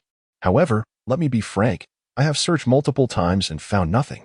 So much time has passed, and I cannot say if it still exists. Youthful fell silent, and seeing Old Man Chien preparing to leave, she filled a basket with persimmons for him. He did not take them without reciprocation, leaving behind some medicinal ointment. After he departed, Youthful stood in place, lost in thought for quite a while. Although she was warmly dressed, why did she suddenly feel so cold? Wei Zhao listened intently to their conversation, his eyelids drooping as he toyed with the persimmons in his hands. Life or death held no relief for him, neither surprising nor particularly concerning. Yet, someone did care. Youthful went to the kitchen to share this matter with Huanyang and Wei Shouzhong. Father, mother, should we venture into the mountains to take a look? The sound of hammering faded away. Huanyang's eyes were red, covering her face as she choked back tears. Wei Shouzhong glanced at his wife. Dr. Chien is right. When will the mountain path be cleared? It is left to fate. Without hesitation, he commanded, Mother, prepare some provisions for me. The difference between whether one can find something and whether one chooses to seek it is significant. He turned his gaze back to Youthful. You should stay at home. The ginseng that Dr. Chien mentioned will likely be elusive even if we search thoroughly. Instead of wasting effort, it would be wiser to explore the depths of the mountains. It is not appropriate for a young lady like you to accompany us. At this point, he grew restless. Making rice cakes is laborious work, even with Wei Shouzhong's strength. It would be tiring. He did not sit down to rest, but wiped the sweat from his brow with his sleeve. I will make a trip to the Peng family. The Peng family? The Hunter Peng? After years of marriage, Huanyang understood Wei Shouzhong's intentions well. Her anxious heart settled for a moment. Wait, there is no need to rush. I will fry a few rice cakes. You take them over. Wei Shouzhong considered this as well. Since he was no longer needed in the kitchen, he went to the yard to chop firewood. Once he left, Youthful approached Huanyang. Mother, does father intend to enter the mountains alongside Hunter Peng? The towering mountains backing Linchi village stretched endlessly, their treetops cascading like a sea of clouds. Venturing deeper, one would encounter layers of mist, and aside from poisonous snakes, there were countless thorns and ferocious beasts. Hunter Peng relied on hunting for his livelihood and was a frequent visitor to the deep mountains. He had hunted black bears and wild wolves alike. With him around, Wei Shouzhong's safety was assured. Youthful mused, but can Hunter Peng agree? These are all old stories, known to the villagers. Huanyang did not conceal the truth from Youthful, that Hunter spends 8 out of 10 days away from home. 8 years ago, his wife, dissatisfied with his lack of warmth and care, abandoned their 1-year-old child and eloped with her lover. The old house could not accommodate a second family, so your father and I had no choice but to move out and build our own home. Your father would pass by his house daily while cutting wood in the woods, and upon hearing the child's desperate cries, he felt compelled to check on him. To his shock, he found the child pale and fainted, which frightened him considerably. After taking the child to Dr. Chien, we discovered he had been starving for several days. Seeing the child in such a pitiable state and so small, and knowing Hunter Peng would not return home anytime soon, your father and I decided to take him in temporarily. That arrangement lasted for half a month. During that time, Huanyang and Wei Shouzhong faced their most challenging days. With no money in hand, the child's sustenance came from what the couple could spare from their own meals. It could be said that he owes our family a favor. Huanyang remarked, however, if we do not invite him. And something unfortunate befalls your father in the deep mountains, who will look after us? It seems we are merely repaying a kindness. The glutinous rice, thoroughly pounded, bore no trace of graininess. It was sticky yet not overly so. Huanyang skillfully rolled out uniformly sized dough skins. Youthful crushed peanuts, mixing them with brown sugar and sesame to create a filling.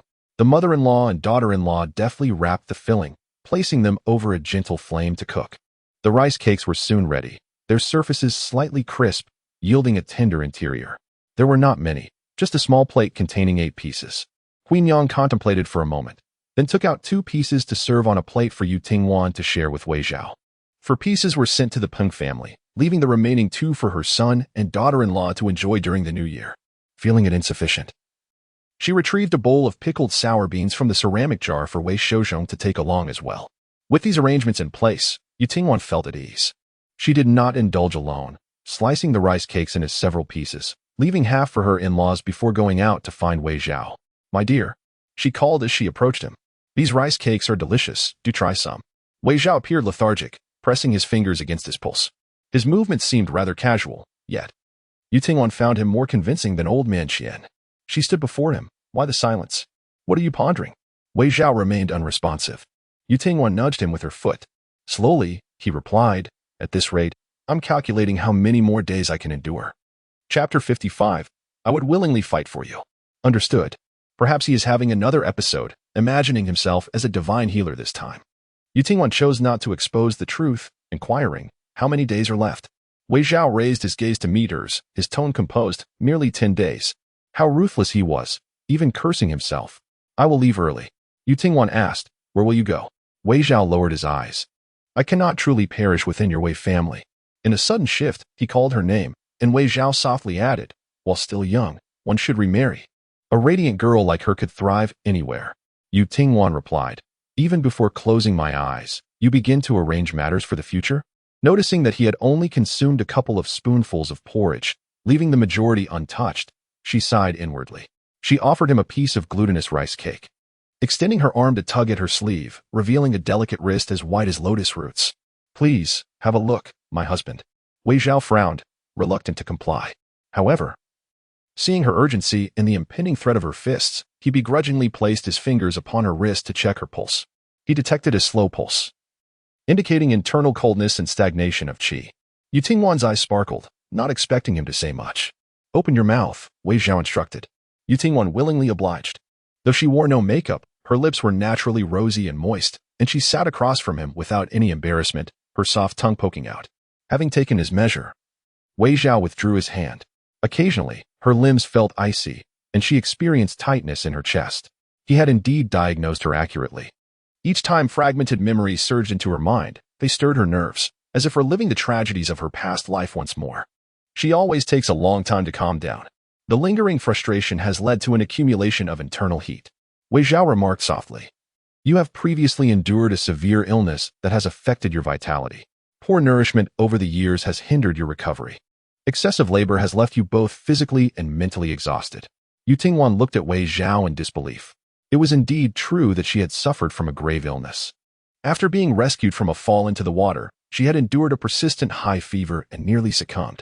The tasks at the Hu family were numerous, and whenever Hu Dazhu was absent, she was perpetually busy. "I never imagined my husband would inquire about my past to understand me." Wei Zhao responded with a puzzled expression. Yu Tingwan smiled at him. "In the future, if my husband wishes to know anything, he may simply ask me directly." "No, he does not wish to know," Yu Tingwan declared. "I shall speak candidly without reservation, ensuring that Wei Shun comprehends every facet of me." He continued, his tone still measured. "I am not one to treat the ailments of women.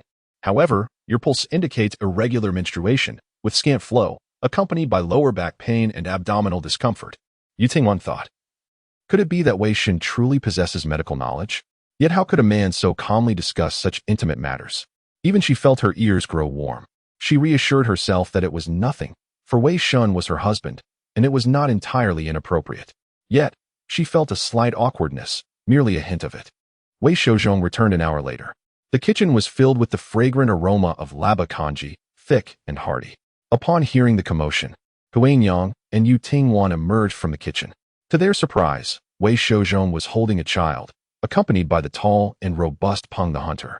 Wei Shouzhong chuckled, expressing his initial intention to spare brother Peng from unnecessary errands during the festive season, planning instead to trouble him after the new year. However, Peng insisted that there was no need for delay and proposed to set off shortly. Not only Huang Yang, but even Yu Tingwan was taken aback. Since Peng himself had made the suggestion, How could they possibly decline, recognizing the importance of the matter? Wan'er approached, brushing the snow off the child. Look at this little face. It must be freezing. Go with Auntie to warm up by the fire. She then apologized to Hunter Peng. I truly appreciate your kindness.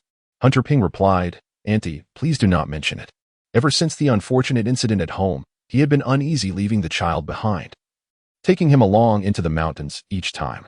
The child had endured considerable hardship alongside him, and in his care was often dirtier than his peers. As a grown man, I cannot possibly prepare a New Year's Eve meal, and every year the house feels desolate. Listening to Uncle's words, I felt relieved and wondered if I could invite you Sean over for the New Year's dinner, hoping you could assist in watching over him for a few days. What are you saying? Wan'er hurriedly replied, I shall tidy up Xiaonyang's room and have you Sean stay here. Mother, let me go. Please prepare some provisions for Father and Hunter Peng. As Yutingwan took a few steps, a thought struck her, and her expression turned grave.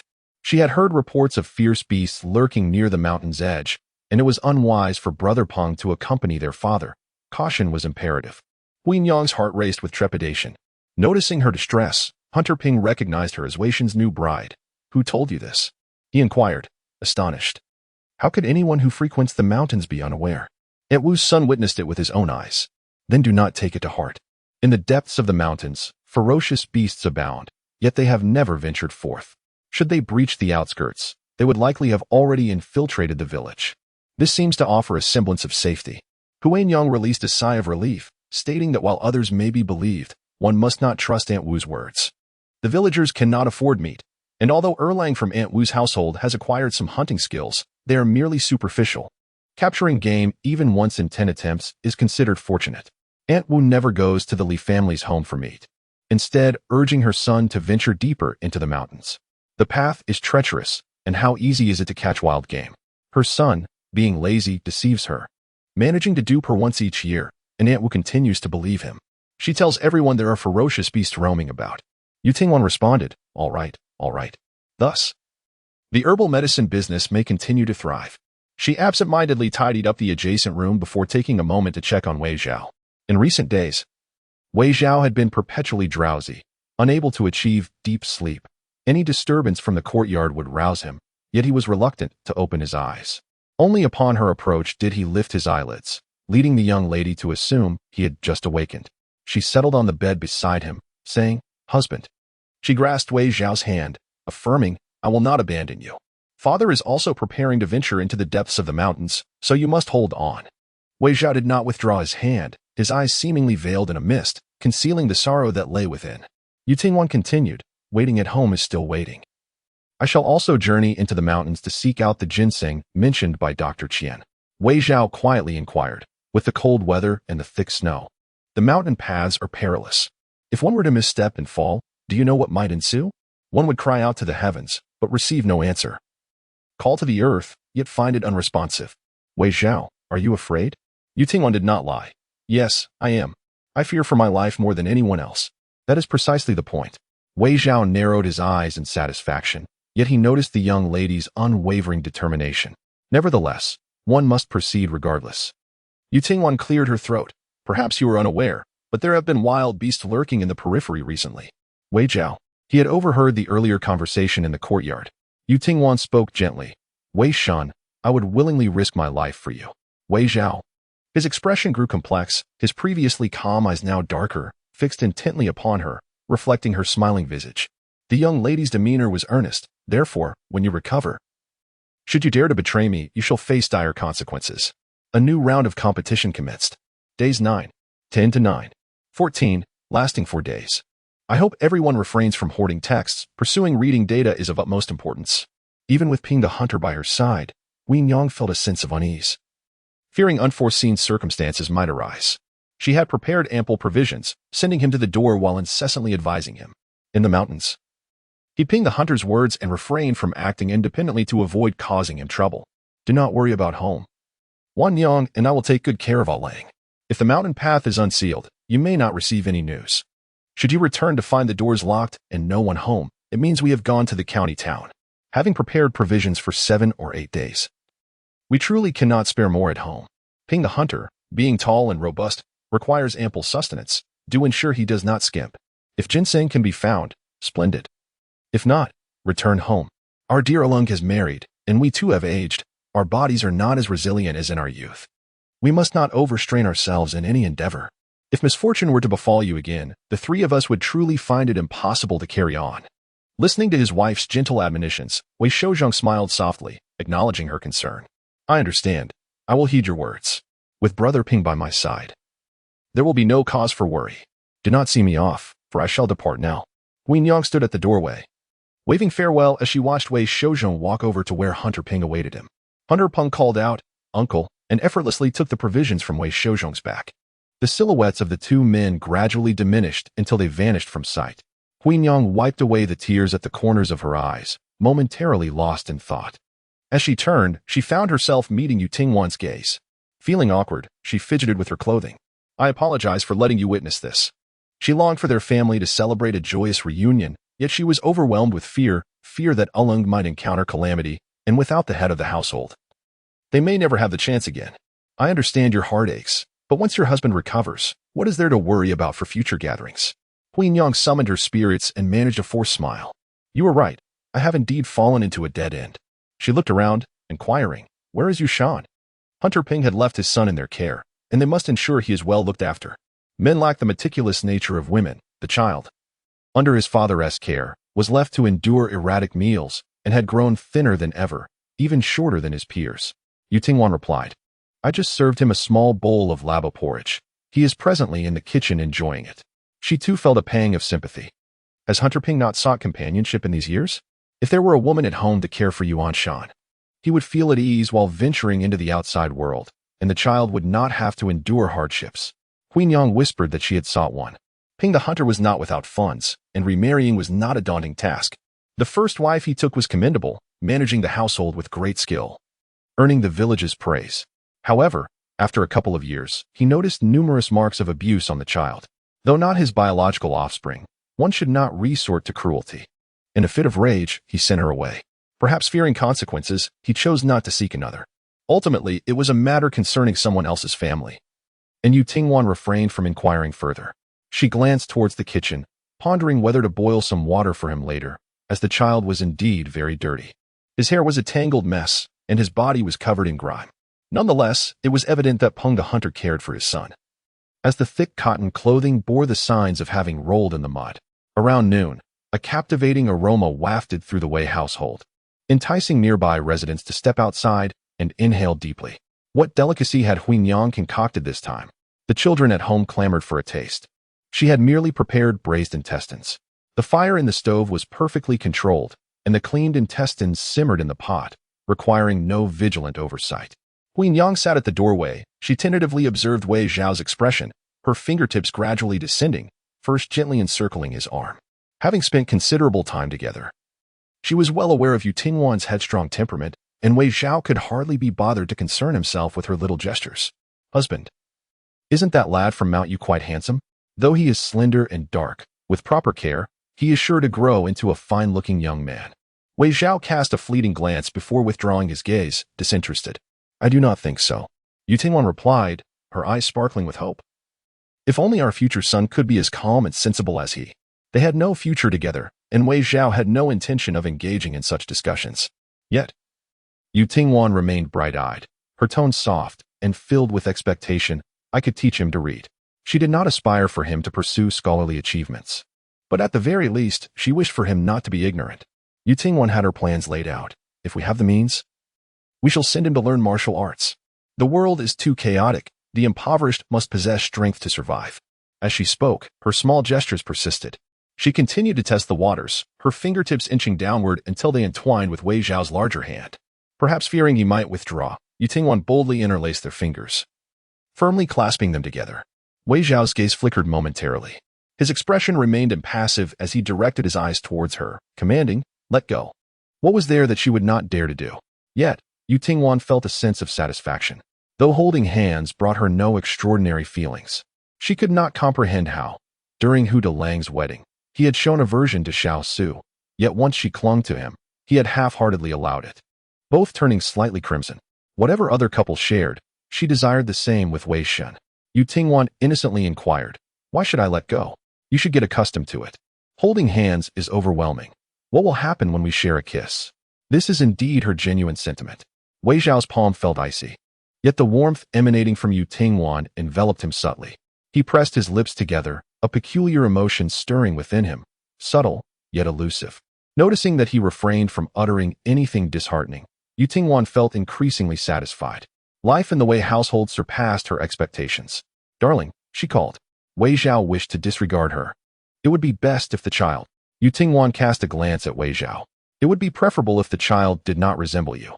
It should possess a robust appearance." Yu Tingwan mused, "Someone like Hunter Peng would suffice." Wei Zhao was nearly driven to laughter by her words. He could easily ignore her. Regardless of what Yu Tingwan said, he could remain unmoved and unresponsive. Yet, whether it was due to Yu Tingwan's incessant provocation or the overwhelming influence of recent days, Wei Zhao replied coldly, "Oh, you expect our son to share a face with another man? Do you truly believe that is reasonable?" The young woman sensed a hint of sarcasm, but continued to envision her dreams. Education requires enlightenment, and martial training is indispensable. In the initial stages, practicing stances. My husband could supervise. When the child grows older and you can no longer teach him, we shall venture to the martial arts arena. My father was once chosen by a guard agency for his prowess in that very arena. Wei Zhao could sever the heads of enemy generals and play with them. How many sought his guidance? "I cannot teach him." Chapter 57. She struck him 6 times. Yu Tingwan scrutinized Wei Zhao, still harboring doubts about Wei Shen's role as a cook in the Wei army. The man exuded not a trace of the burdens borne from years of battle.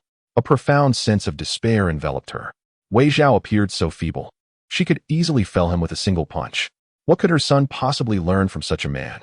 Yet, men are often prideful. And Yu Tingwan hesitated to diminish his spirit. She pondered for a moment and spoke cautiously. "Those in the martial arena are all practitioners. Most who fail the military training end up in the martial arena, having been overlooked by the army. The gambling houses and escort agencies are always in need of manpower, and they often seek talent there." Wei Zhao replied coolly, "Overlooked. Which military camp lacks personnel? Those who are dismissed are typically the least qualified. The individuals who are selected must possess exceptional abilities to stand out among a throng of recruits before they even have a chance to be presented before Wei Zhao." Yu Tingwan paused, realizing he had served in the Wei family's army, but didn't he know his own worth? How could he dare to belittle others? They possess immense strength. Capable of shattering stones with a single blow, they are quite skilled. Having spent years as a teacher, she had garnered experience. This time, Wei Zhao did not even glance her way. His pallid lips moved as he lethargically repeated, "Overlooked."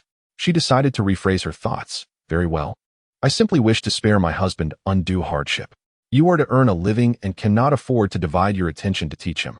Yet, Wei Zhao absorbed none of her words. His gaze remained vacant as he murmured, "Overlooked." Yu Tingwan thought to herself, men and their incessant competitiveness. She had ventured into the mountains a few times, but aside from gathering a few fruits and herbs, her efforts bore no fruit. As time swiftly passed, the eve of the new year arrived. She rose early to sweep away the dust. Queen Yang skillfully dispatched a chicken, swiftly slicing its neck to let the blood flow before plunging it into boiling water for a brief soak, facilitating the plucking of its feathers. The chicken had been purchased by Yu Tingwan from outside, while Yushan observed nearby. Queen Yang inquired, "Yushan, do you enjoy eating chicken?" To which Yushan replied, "MMM." Yu Tingwan, having heard Huin Yang's voice, nodded emphatically, for she too relished it. Wei Zhao, however, found it quite bothersome. For several days now, Yu Tingwan had been watching him eat with keen interest.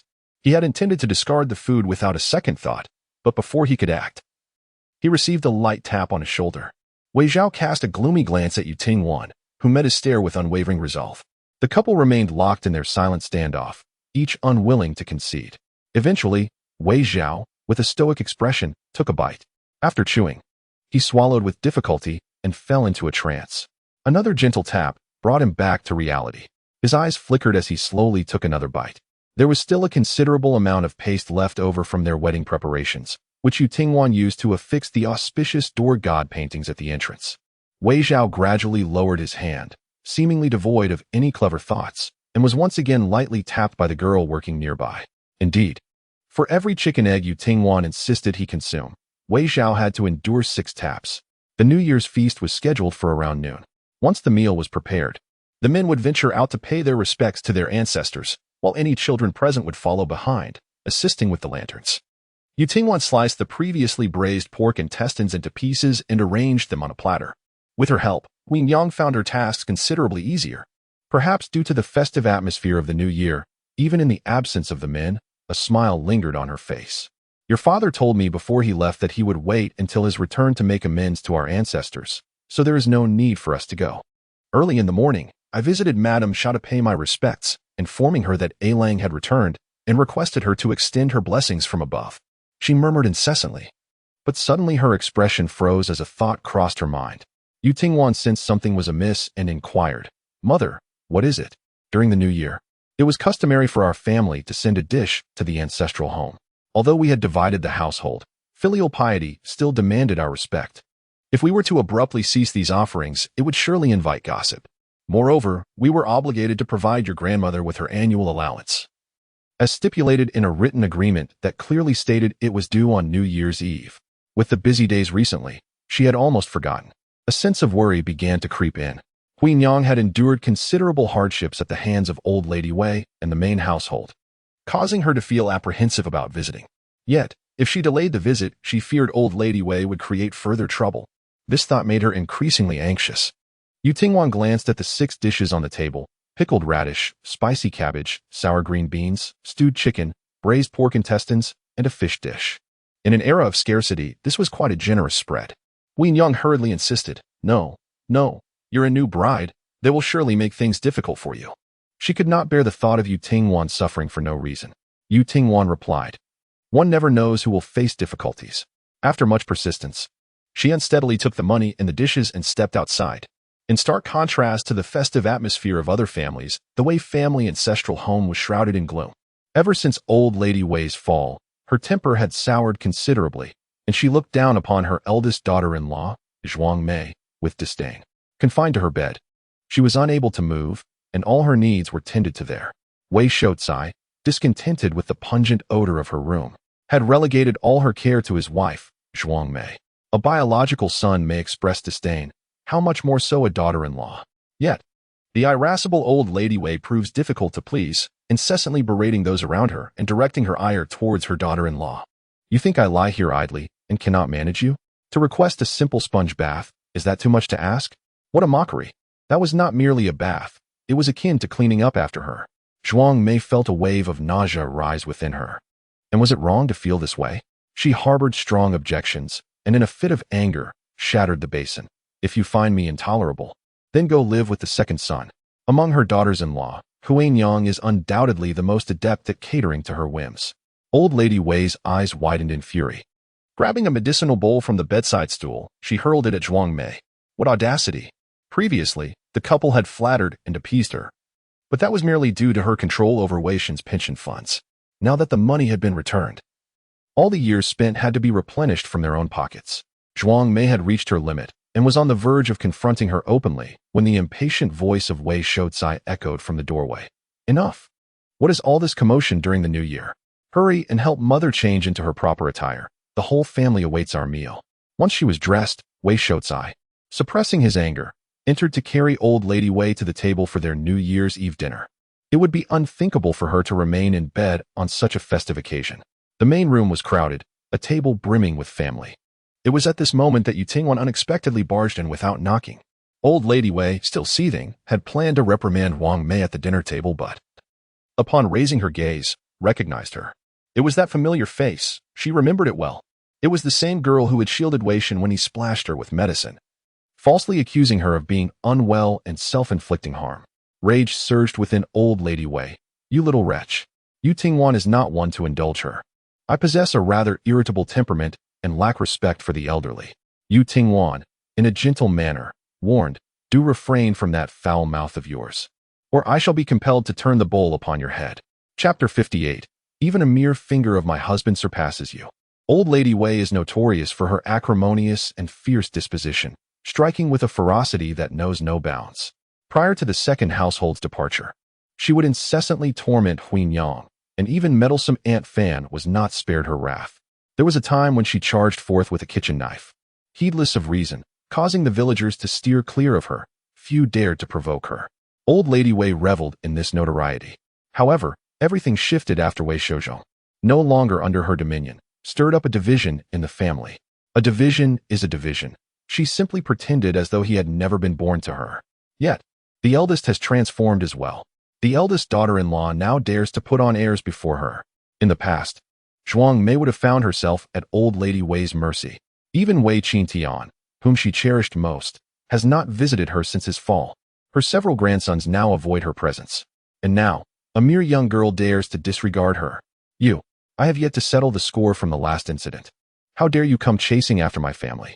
Were it not for my injured leg, I would leap to my feet. Old Lady Wei glared fiercely at Yu Tingwan, wishing fervently to strip her of her very skin. Beside her sat Wei Shouzai and Zhuang Mei. Zhuang Mei has borne 4 sons and 1 daughter, the latter now married.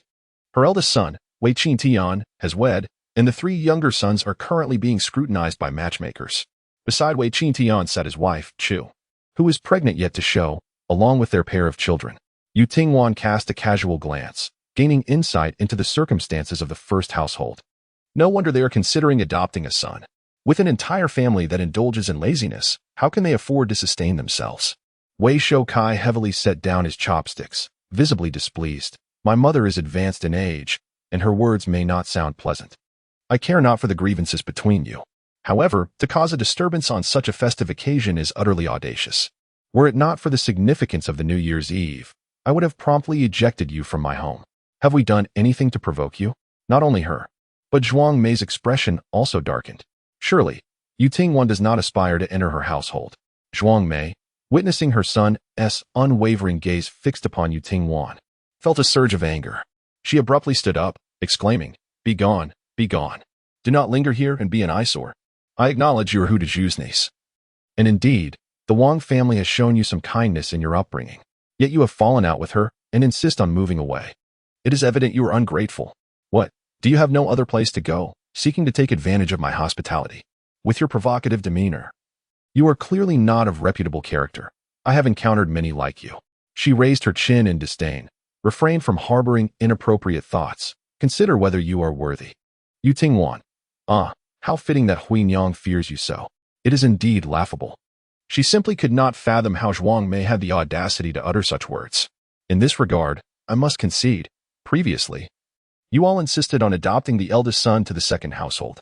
Who in the village does not commend the Wei family's couple for their generosity? The matriarch of the Wei family is exceptionally sensible, and Wei Qingtian harbors a sense of guilt regarding past events, willing to provide for his uncle and aunt in their old age. Such sentiments are indeed more palatable to the ear and sound quite agreeable. Zhuang Mei believed she had discerned Yu Tingwan's subtle schemes. She thought to lower herself and offer flattery in a bid to win her favor. However, according to the laws of the Great Jin, households with few male members were exempt from conscription, even when Wei Shun reached the age for enlistment. He was not required to serve. Yu Tingwan abruptly shifted the conversation, remarking on the disappointment that must have accompanied Wei Shun's return and the subsequent failure of his plans. The young woman standing at the door chuckled lightly, yet her eyes revealed no trace of mirth. It was commonly said that a child who was adopted should either be very young and unaware of their past or should be sent to distant relatives, lest they become fixated on their biological parents and grow into a heartless wretch. Your thoughts are rather venomous.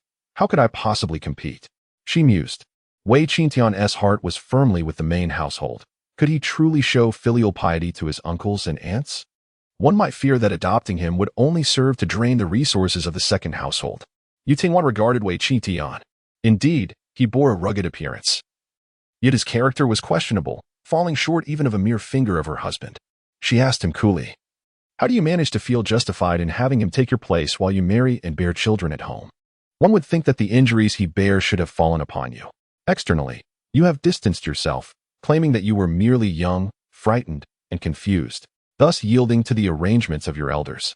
Yet, now that Wei Shun has returned, why do you not even bother to visit him? What is it? Are your legs as crippled as your grandmother's?" Everyone stood in stunned silence, unable to fathom how this seemingly delicate girl could unleash such a torrent of words without uttering a single curse. Wei Lao was so enraged that her mouth nearly twisted in anger. "You are the one who is crippled," she retorted. "I merely took a fall." Wei Qingtian's expression contorted in discomfort. When old Madame Wei initially suggested sending Wei Shun away, he felt an extraordinary sense of delight. Yet, those around him incessantly reminded him of his obligations to Wei Shun. Before his passing, Grandfather grasped his hand tightly and said, Chin Tian, my dear, your grandmother is confused.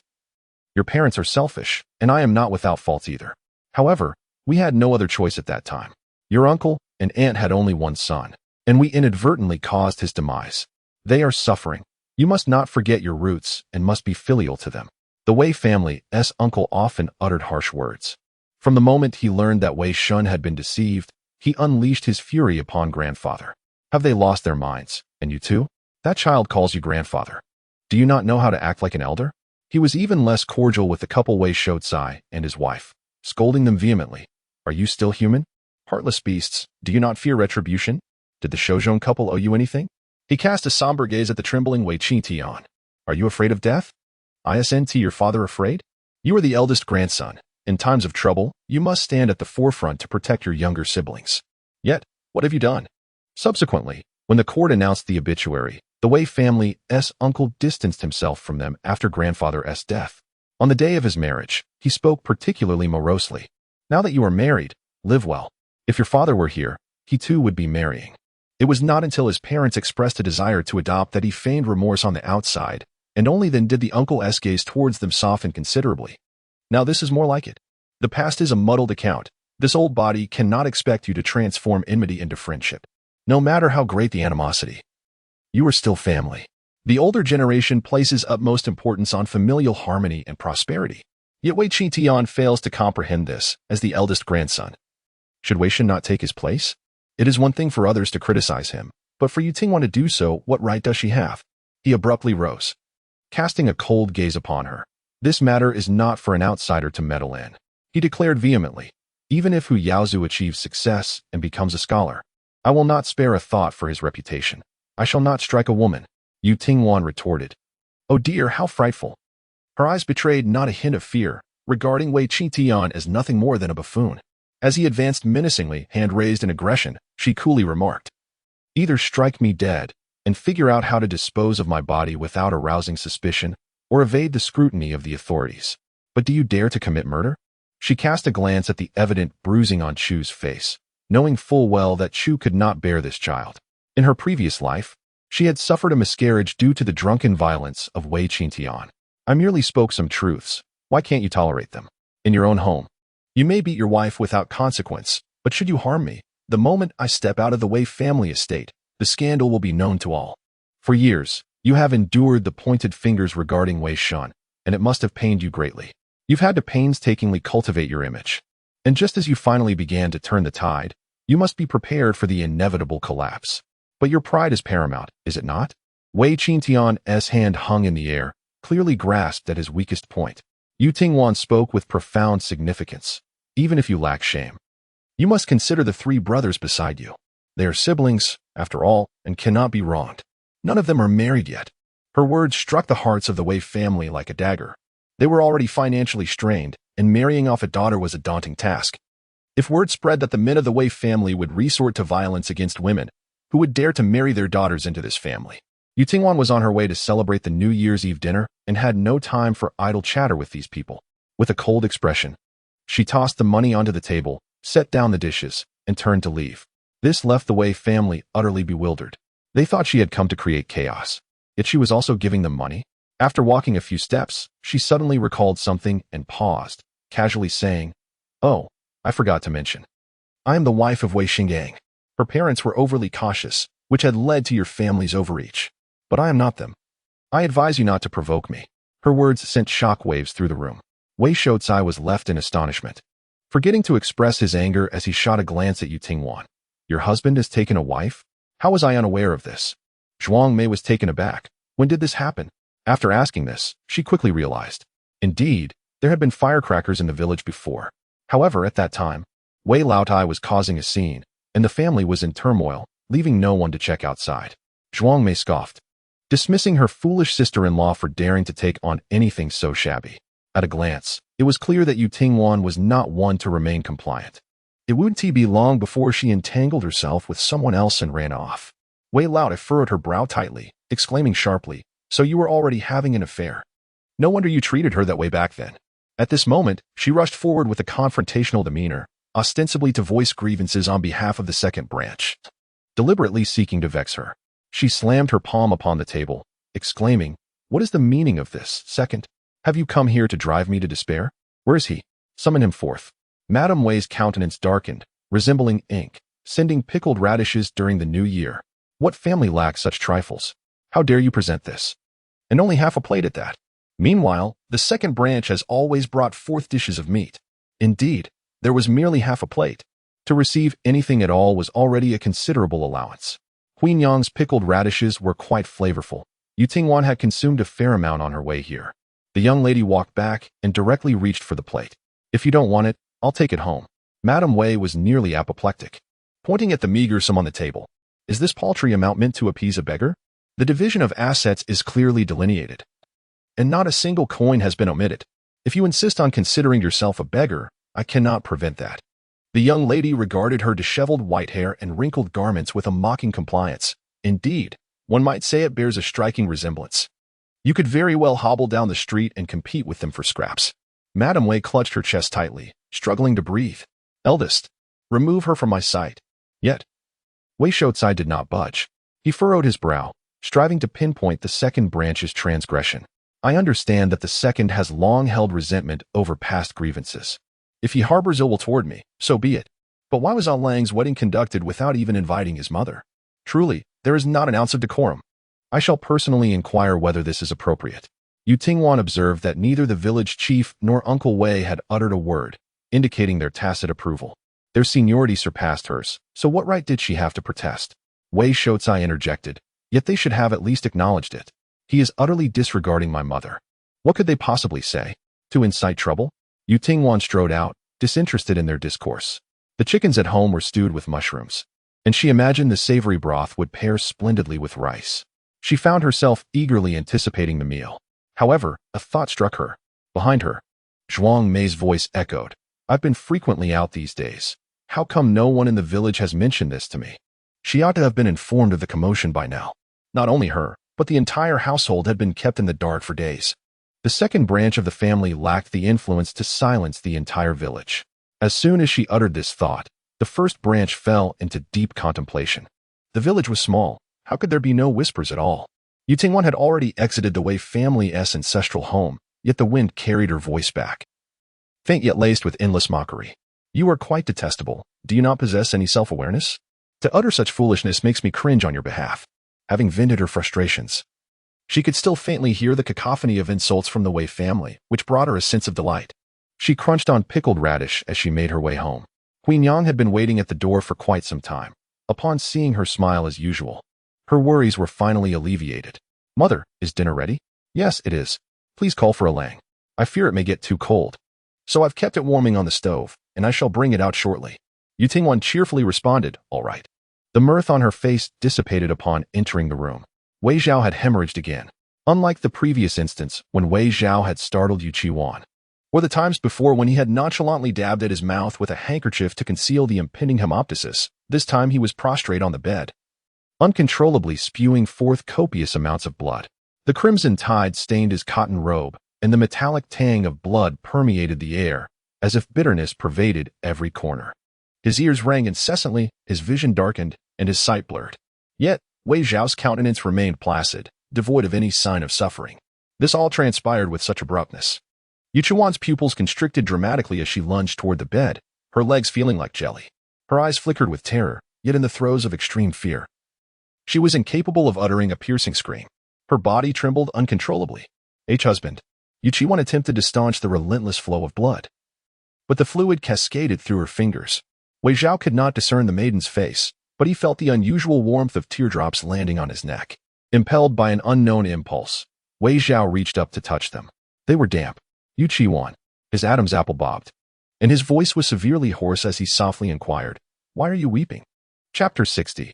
I shall keep vigil for my husband for a lifetime. Linchi village was enshrouded in the festive spirit of the Lunar New Year's Eve, with the incessant crackle of firecrackers and the distant laughter of playful children. However, the Wei household was cloaked in gloom, a picture of desolation. Wei Zhao had lost consciousness, yet it seemed his awareness lingered, as he could still hear the maiden's sobs. Was Yu Qiwan so loath to see him die? Perhaps. Once the maiden believed he was not Wei Shen, she would not weep so grievously. Wei Zhao's body felt weightless, as if his soul were being extracted. The bizarre and fantastical scenes replay before his eyes, each frame a memory of his past. His grandfather once held his hand as they entered the palace. Upon your birth, the Empress bestowed upon you numerous treasures. After visiting the Xinang Palace, you must express your gratitude. At that time, he was merely 5 years old. Yet, the scions of noble families had already grasped the overwhelming power of the throne and the complexities of human relationships. The Duke of Shun came to fetch him from the Confucian Academy. Noticing his fatigue, he tenderly scooped him up in his arms. At that tender age, a child harbors a yearning for paternal affection. Though he was delighted, he still protested in a childish voice, "I can walk by myself. If mother finds out, she will quarrel with father." The Duchess of Shun was notoriously strict regarding etiquette, never allowing her attendants to assist him even when he stumbled. She was adamant that the legitimate son of the Duke should not be raised like a pampered girl. Nevertheless, Wei Zhao was exceptionally perceptive among the group of young masters. Yet the Duchess deemed this far from sufficient. She believed her husband overly indulged Wei Zhao, which often led to disputes between them. The Duke, however, would affectionately pat Wei Zhao's head, saying, "Sleep now. When we arrive home, your father will call for you. Your mother will be none the wiser." The heir of the loyal and brave Marquis, Xiao Huaiyan, approached him with a playful grin. "Wei Zhao, you excel in your studies. Why pursue martial arts? Do you no longer wish to take the imperial examinations? If you have no intention of competing, why did you even come to the Confucian Academy? You beast.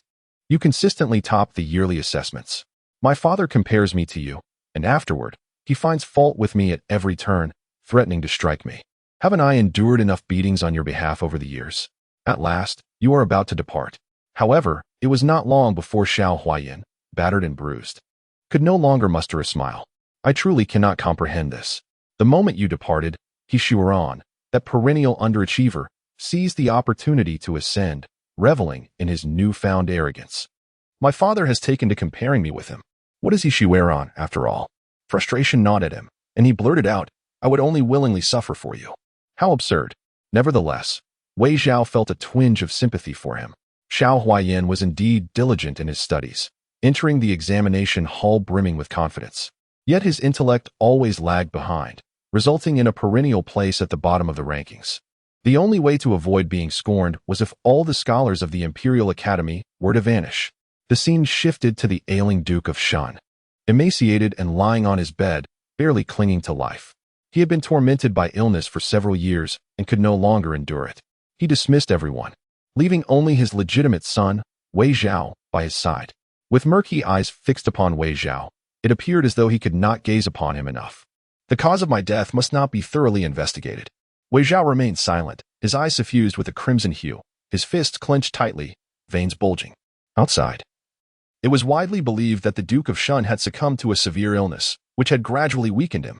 Yet, he knew that his father had clearly fallen victim to poison. Wei Zhao's lips turned pale. It must be that individual from the palace.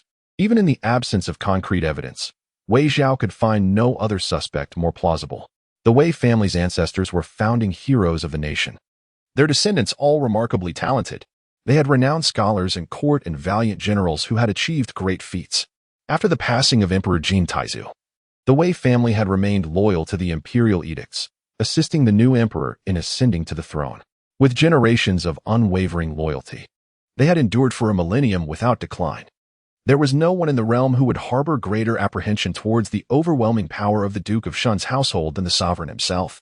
Regrettably, by the time of the Duke of Shun, the Wei family had dwindled in numbers. The Duke's own brothers, born of the same mother, had perished on the battlefield, leaving no offspring behind. He had but one son, Wei Zhao. The Duke seemed to expend all his remaining strength to prop himself up, tightly grasping Wei Zhao's hand. "Have you chosen to disregard your father's words?" His expression grew stern. "Are you intent on bringing me to my grave with your stubbornness? Should you persist in this folly, it will undoubtedly lead to calamity. After I am gone, what will become of your mother? What of the Duke's household? The honor of the Wei family rests upon your shoulders. Child, allow yourself this one moment of folly." The Duke's complexion turned pale with a hint of blue. His body trembled, breathing shallow and rapid, like a withered leaf swaying in the wind. The surrounding scenery began to blur, and there was a glimmer of reluctance in his eyes as he attempted to catch one last glimpse of Wei Zhao, yet his body slipped away. With his final breath, Akin to a flickering candle extinguishing quietly, Wei Zhao heard a persistent buzzing in his ears. He heavily closed his eyes. Under the shadow of imperial authority, all were but ants. His every word and action intricately influenced the lives of those within the Wei family. Wei Zhao stepped back a few paces and knelt heavily. The words escaped his lips as if squeezed through clenched teeth, feeble in their utterance. His voice was hoarse. I shall comply. I will obey. Yutingwan changed Wei Zhao into fresh garments and replaced the bloodstained sheets and bedding, yet the sorrow in her brows and eyes lingered. Old man Qian had come to visit, but he merely shook his head, indicating his inability to assist. It was not just the severity of his internal injuries. Even if he were unscathed, who could save a man who no longer wished to live? He appears exceedingly frail. His pulse is even weaker than it was a few days prior, deteriorating more swiftly than I had anticipated. In the future, instances of hemoptysis will become more frequent, and the situation will grow increasingly dire. You must prepare yourselves. Huin Yang's complexion turned ashen. Unable to bear the blow, her body swayed dangerously close to fainting. Perhaps unable to witness her distress, old Qian offered words of consolation. I heard that Shou Zhong has ventured into the mountains. Should he succeed in locating rare medicinal herbs and concocting a restorative broth for him, perhaps it might grant him a few more days. Though such is the hope. Where can one find them? Even if we manage to reach the county town, will the physicians there be able to save him? Yutingwan sent old Qian off, retrieving a few coins from her bosom as a consultation fee. Old Qian slung the medicine box over his shoulder and departed at a leisurely pace. The New Year's Eve feast laid out on the Wei family's table had grown cold, and no one touched their chopsticks. Yutingwan kept vigil by the bedside for a lengthy period, uncertain when her husband might awaken. The earlier events had indeed frightened her. She tenderly wiped Wei Zhao's face and hands. Just as Dr. Qian was leaving, he advised me that one should strive for higher grounds, just as water flows downwards. He urged me not to act foolishly. The young woman spoke softly, recounting his words. He said I was still young, and I should not tether my existence solely to my husband. It might be wise to consider seeking a new path. Yutingwan lowered her gaze. He spoke with some merit. Yet, I cannot leave. She leaned closer, pressing her face against Wei Zhao's, attempting to sense his warmth. If only he could leave her a child. Regret enveloped her, but there was nothing to be done. Wei Zhao's condition below was beyond salvage. If he were truly to depart, Yutingwan declared, I shall remain by my husband's side for all eternity. Wei Zhao woke during the night. Before he had even opened his eyes, he heard the deliberately hushed murmurs within the room. It was the voice of Yutingwan, always imbued with a chill, yet softened by the tenderness of a daughter. Mother, please rest in your room. If my husband awakens, I shall inform you. My heart is restless. How can I possibly sleep? Huinan cast a glance at Yutingwan, a flicker of compassion in her eyes. You have been so busy. You must be exhausted. I shall watch over along. Go and rest in my room. Yutingwan shook her head, her own heart in turmoil. The house was already filled with numerous woven baskets, yet Huinan was intent on selling them. Even now, she bent over her work, utilizing the faint light to continue her labor. The need for money loomed large, and every little bit counted. Besides crafting baskets from bamboo, she also made larger carrying baskets and some delicate trinkets. I had thought that when Uleng needed to go to the county for treatment, I could sell these at a stall outside the clinic, with you looking after him. Bamboo was free for the taking from the mountains, aside from the labor involved. The costs were minimal. If there are no buyers, we can sell them cheaply. Surely someone will be interested. Her gaze dimmed. But I wonder if there will still be an opportunity. Yutingwan wished to assure her that there would be, yet she could not guarantee it. She truly felt as though she were on the brink of widowhood. The young woman's brows were furrowed in sorrow, but upon catching sight of her husband, whose eyelids drooped, a spark ignited within her. Husband. Hearing this, Huinan quickly turned, her eyes glistening with tears. She set down her basket and stepped forward, pressing her palms together at her forehead. At last, you have awakened. Truly, the ancestors have blessed us. Yutingwan leaned down to adjust Wei Zhao's bedding and asked, Is there anywhere you feel discomfort? Wei Zhao's gaze fell upon the girl's slightly swollen eyes, a complex array of emotions difficult to decipher, as if he were observing her, yet simultaneously lost in thought. Time seemed to stretch indefinitely before he gradually averted his gaze. His body had been meticulously cleaned, yet the metallic taste of blood lingered in his mouth. Having bled excessively, his throat burned with an intense ache, rendering him almost speechless. Yutingwan felt a pang of anxiety. What is it? Is it the wound? Or is there another area that pains you? She implored, urgency creeping into her voice. Please. Tell me. She then remembered, Oh, you haven't had dinner and must be famished. I'll prepare some wontons for you. Queen Young interjected. I'll go. The wontons were made from fish meat that had been carefully deboned and minced. As she stepped outside, Yutingwan knelt by the bedside. She intermittently caressed Wei Zhao's forehead and then slipped her hand beneath the covers to warm his icy hand. How fortunate she felt to be so close to him. Wei Zhao, accustomed to her presence, allowed her to tend to him. In a halting voice, he asked, Have you seen my talisman? Yutingwan replied. Perhaps because he had awakened, the tension between the mother-in-law and daughter-in-law eased considerably. After consuming half a bowl of wontons, Wei Zhao drifted back into a deep slumber.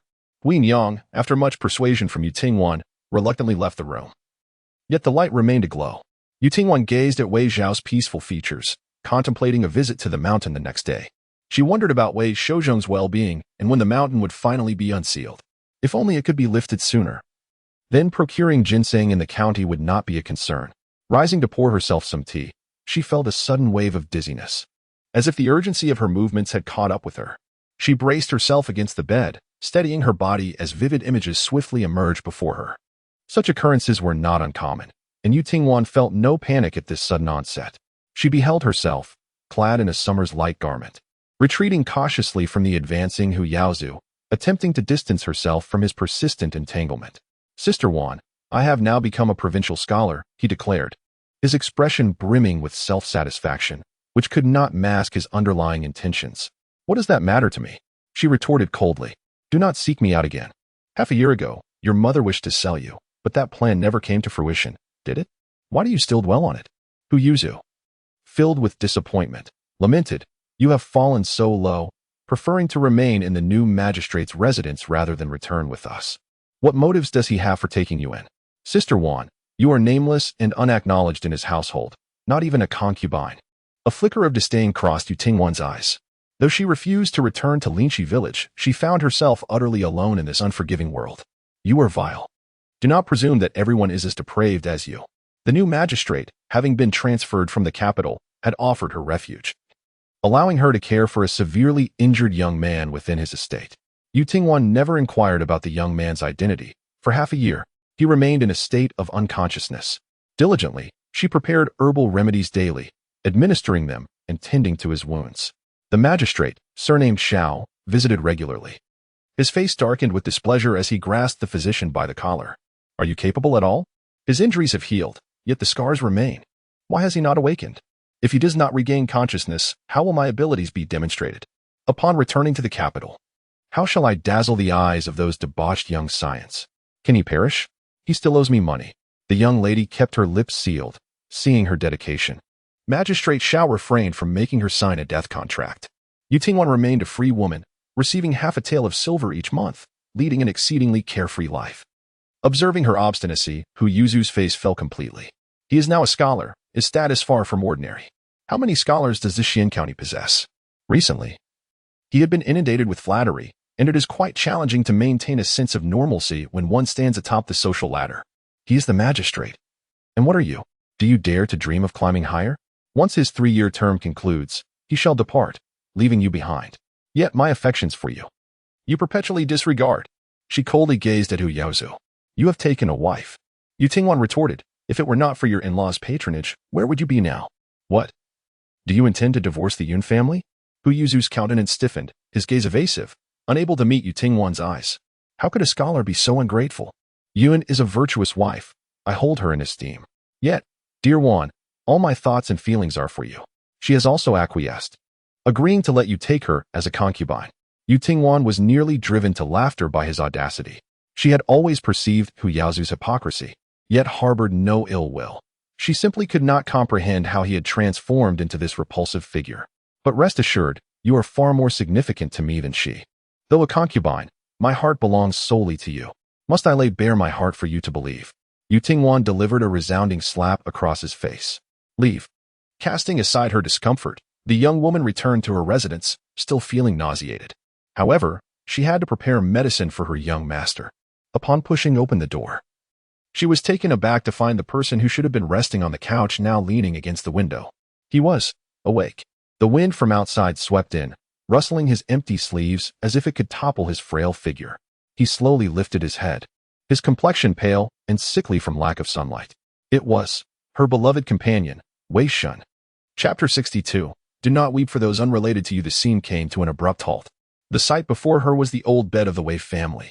Yutingwan's breath caught momentarily, her eyes reflecting clear astonishment. What she had just witnessed was a fragment from her past life. Yet, in that previous life, her husband had not returned to Linxi village? What had transpired? Why did he seem so familiar with the new county magistrate? Yutingwan pressed her lips together, aware that her information was scant, merely scattered shards, leaving her unable to form a coherent answer. Wei Zhao woke once more during the night. He was frail, his slumber light, and he remained vigilant, perpetually sensing a pair of eyes upon him.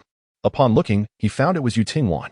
The young woman was burdened with thoughts, her eyes concealing confusion and unspoken words. However, Wei Zhao chose not to inquire further. With great difficulty, he turned his back to her, only to be flipped back around by her gentle insistence. Wei Zhao's countenance was weary, his tone languid. Did I summon you? Yutingwan replied, yes. Well, I feel rather wronged. His tone was remarkably delicate. Yutingwan took a deep breath and asked directly, tell me honestly, do you know someone of considerable capability? This was of utmost importance to Yutingwan. If Wei Zhao were to encounter the future magistrate Xiao, would there not be a clue to locate him, and subsequently find the physician who treated him? In the previous life, that doctor had indeed restored Wei Zhao to health. He awoke after half a year, albeit reluctantly. This indicates the physician's remarkable medical prowess. Yutingwan suppressed her excitement, her eyes seemingly concealing a galaxy of stars. As the room dimmed, the tear mole on the girl's face sparkled with a radiant glow. Wei Zhao gazed at her in confusion, not wishing to delve into why Yutingwan inquired about this matter. Nevertheless, noticing her grave expression, he was inclined to respond, his thin lips parting slightly. Is there someone capable? Yutingwan eagerly nodded. Yes, indeed. Think carefully. Wei Zhao fell into deep contemplation. Over the years, he had scarcely regarded anyone with esteem, nor had anyone ever caught his attention. Just as the girl was about to remind him that the person might bear the surname Xiao, Wei Zhao lamented. Isn't he right before your eyes? Yutingwan. Is it you? It felt as though she had struck a pillow. It was her oversight. How could she forget that Wei Zhao was unwell? He did not even remember who he was. What could he possibly recall? The girl felt a twinge of disappointment. However, lacking connections and wealth, how could she have the means to inquire? The room fell into a profound silence, and she was discontented with his response. Outside, the occasional chirping of birds could be heard. Wei Zhao closed his eyes, as if the heat lingered around his neck. On such a night, his heart surprisingly found a rare tranquility. Just when Yutingwan thought he had drifted back to sleep, his lips moved once more. Oh, you do not believe me. Yutingwan. Why does that sound so mournful? Emotions are vital for recovery. Yutingwan would not permit Wei Zhao to harbor any discontent in his heart. She softly echoed his words. Indeed, I am unfamiliar with your past. Would you be so kind as to elaborate? What could Wei Zhao possibly say? Should he recount the moment he witnessed the indignant Duke of Loyalty and Valor confronting the troublemaker Xiao Huaiyan, when instead of mediating, he offered a stout wooden stick? Or should he mention that at the tender age of 8, he was already adept at sowing discord, causing the precarious bond between the Crown Prince and the Fifth Prince to unravel? Should he reveal that when his father passed away and the Emperor came to pay respects, he suppressed overwhelming hatred while still expressing gratitude? Or perhaps, that the recent skirmish at the border was instigated by him in secret? If Wei Zhao were to perish, the Wei family army would disband, an irreparable loss to the great Jin. As for the consequences, how could they concern Wei Zhao? He fell silent, and the young woman did not insist on an answer. She quietly climbed onto the couch and lay down beside him, her thoughts drifting to matters of a past life. Perhaps fatigue overwhelmed her, as her eyelids grew heavier. It felt as though someone had adjusted the blankets around her. And amidst the haze, she heard Wei Zhao's voice. Do not weep for those who are irrelevant. It is not worth it. She longed to retort, yet exhaustion claimed her, and she quickly succumbed to deep slumber. The following days were blessed with rare sunny weather, yet Wei Zhao's health visibly declined. Yutingwan dared not let him venture outside again. Wei Zhao grew increasingly languid, preferring to lie down rather than stand, to remain silent rather than speak. Yushan was exceptionally considerate, sitting by the bed and watching over Wei Zhao while Yutingwan and Huin Yang were preoccupied. Wei Zhao's spirit was waning, propped half-reclined against the bed, occasionally breaking the silence with a faint cough. His gaze was hollow and desolate, the pallor of illness enhancing the sense of fragility that surrounded him.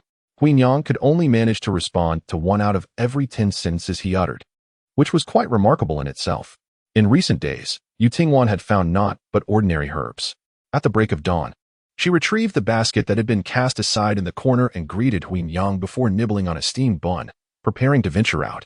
Inside the basket lay some sugar, which was quite delightful in flavor. She did not rush to the mountains. The day before, Widow Shi had come with money, requesting Huin Yang's assistance in preparing marinated beef. The last time, the Wei family's braised intestines had been overwhelmingly fragrant, tempting anyone who passed by. Yet, upon discovering they were pork offal, people recoiled in disdain. Widow Shi, too, held a low opinion of it. But she mused that if the intestines could be so beautifully marinated, how much more splendid would be the meat. Given Huin Yang's mobility issues and the distance to the Shi family, Yu Tingwan took on the task of delivering the marinated beef. After an indeterminate amount of time, she finally knocked on the door of the Shi residence. "Who is it?" "I'm coming." Widow Shi hurriedly approached to open the door, her face lighting up with a smile upon seeing Yu Tingwan. "I had intended to wait until later to fetch it, but here you are making a trip." Yu Tingwan set down the basket and retrieved a basin, lifting the lid for Widow Shi to see. The marinated beef gleamed with a rich color. Mother said to save the marinade after finishing the meat. If you wish to marinate anything at home, you can use it directly, as it becomes more fragrant with each use. Widow Shi was pleased, remarking, "Just the aroma is enough to tell me it's exquisite." She accepted it, inquiring courteously about Wei Zhao's well-being. Then couldn't help but express her pride. "In these times, not everyone can afford beef. It is only because my eldest son has made a name for himself and has gained the favor of his employer that we managed to acquire such a quantity. I feared the waste of such a fine product, and I am grateful to your mother." Yu Tingwan was still contemplating resuming the business of the Widow Shi. The villagers remarked that her son was dutiful, eagerly bringing home whatever good fortune he could find, which was a great blessing for her. Who would not relish such praise? Widow Shi also felt a sense of pity for the Wei family's second branch. With good intentions, she remarked, "You know, my eldest son works as an accountant at the county's tea house. He possesses some capabilities. Once your husband recovers, being from the same village, my son could perhaps lend a hand and see if he could assist him in finding work at the tea house." If others were to overhear this, they would undoubtedly find it amusing. Yet, Yu Tingwan pondered for a moment before politely declining, "There is no need to trouble you, Aunt.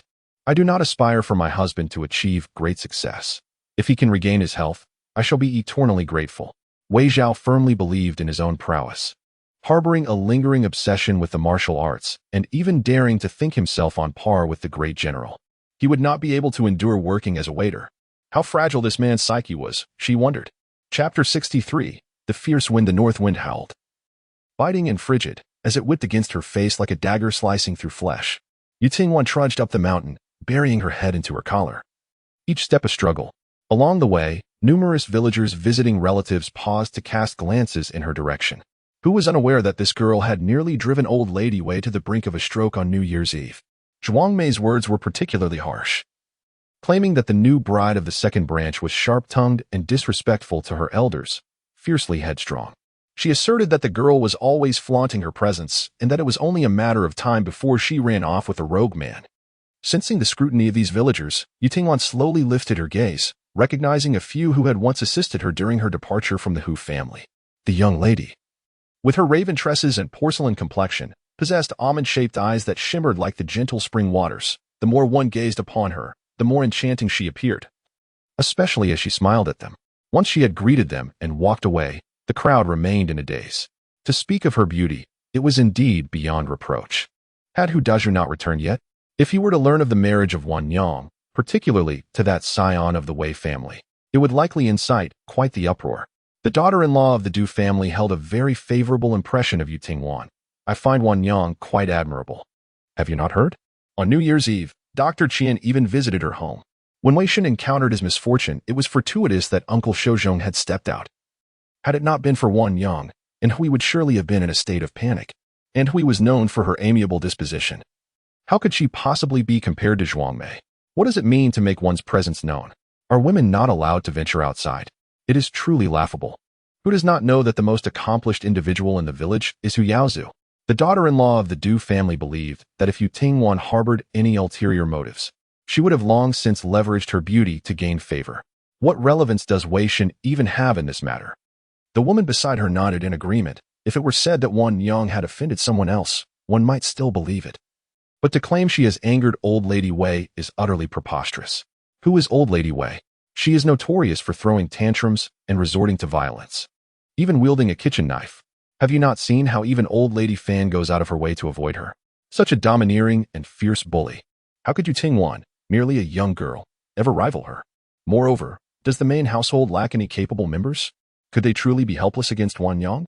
Someone gestured towards the Wei family's ancestral home. Zhuang Mei is out there fabricating tales about her niece-in-law, unafraid of divine retribution. At least her fabrications should bear some semblance of truth. Has she not committed her fair share of wrongdoings? Zhuang Mei is hardly a virtuous individual.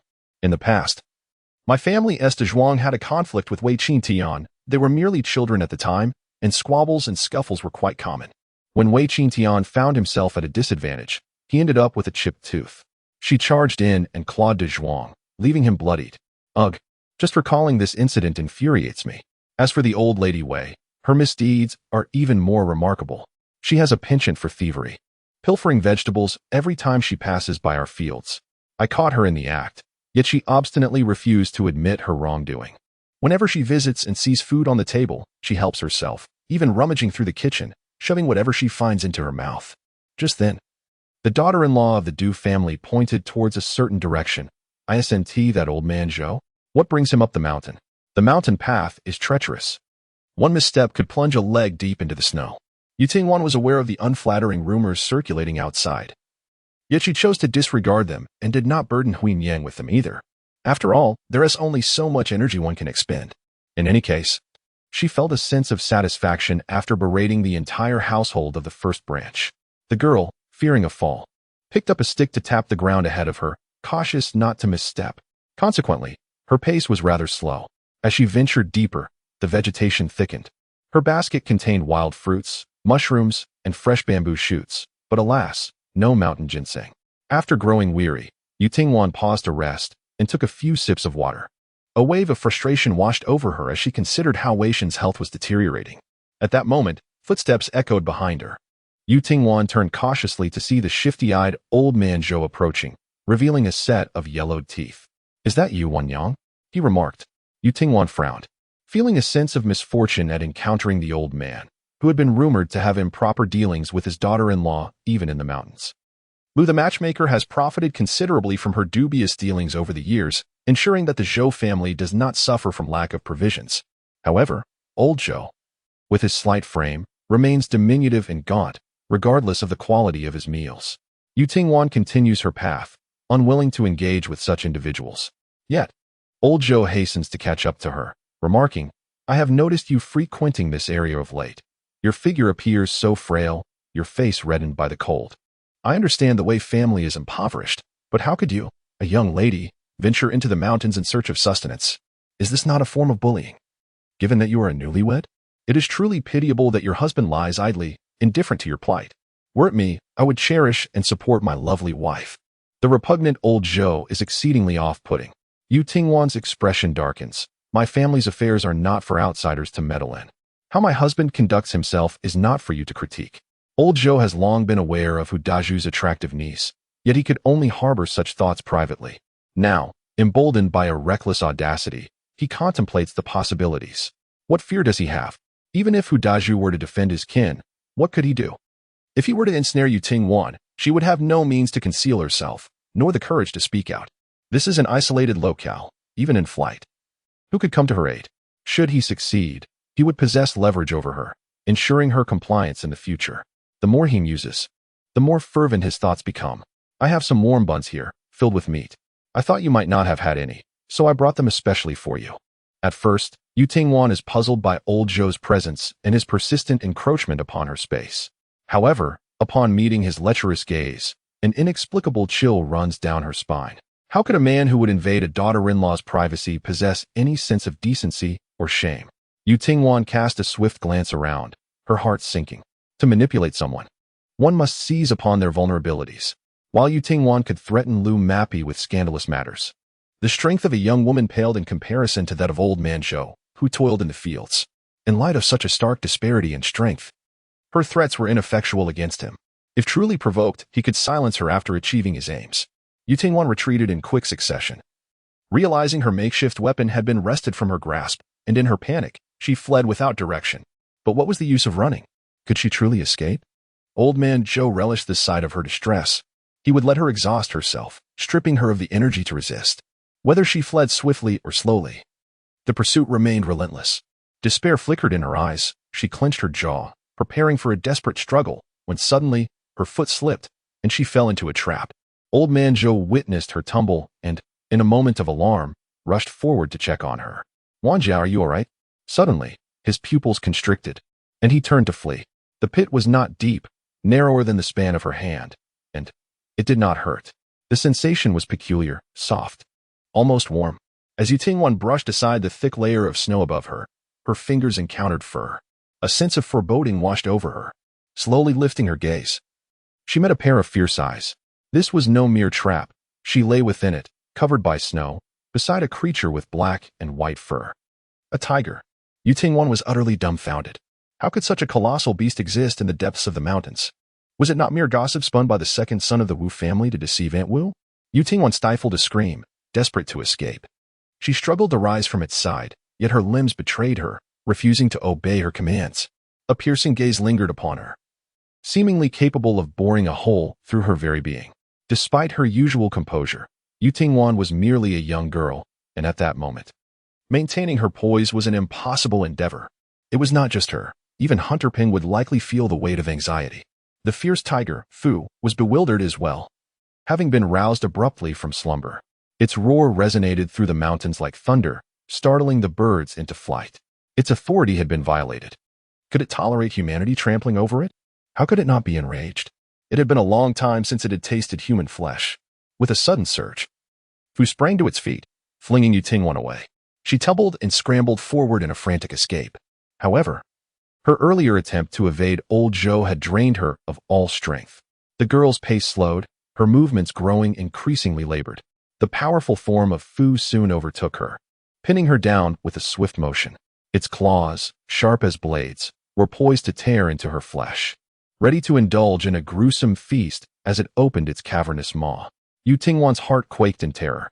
It was over. She was destined to become a meal. She would perish before Wei Shan, and if her body were mangled beyond recognition, how devastated would Huin Yang be? As for Wei Shan, well, that man possessed no heart. Old Shou stumbled down the mountain, his eyes betraying an unmistakable fear. Upon returning home, he hastily locked the door, yet still felt an unsettling lack of security. "Old man, have you encountered a ghost?" A figure emerged from within the house. It was Zhou Qin. Since the last time when Aunt Wu had sought a master to divine her fate, predicting that her stepmother would soon suffer a disgraceful downfall, she had refrained from returning to her in-laws. Even though matchmaker Lu mocked her daily, she remained unfazed. Zhou Qin was determined to witness Lu's misfortune with her own eyes. The reputation is more putrid than a dung heap. Old Man Zhou harbors no affection for this granddaughter, merely a burden. She once turned her nose up at the diligent matchmaker, Lu, who endeavored to find her a suitable partner, dismissing him as merely a man of indulgence and debauchery. What of a man who possesses wealth and enjoys the pleasures of life? She would rather cause a rift within her family than marry a poor lad.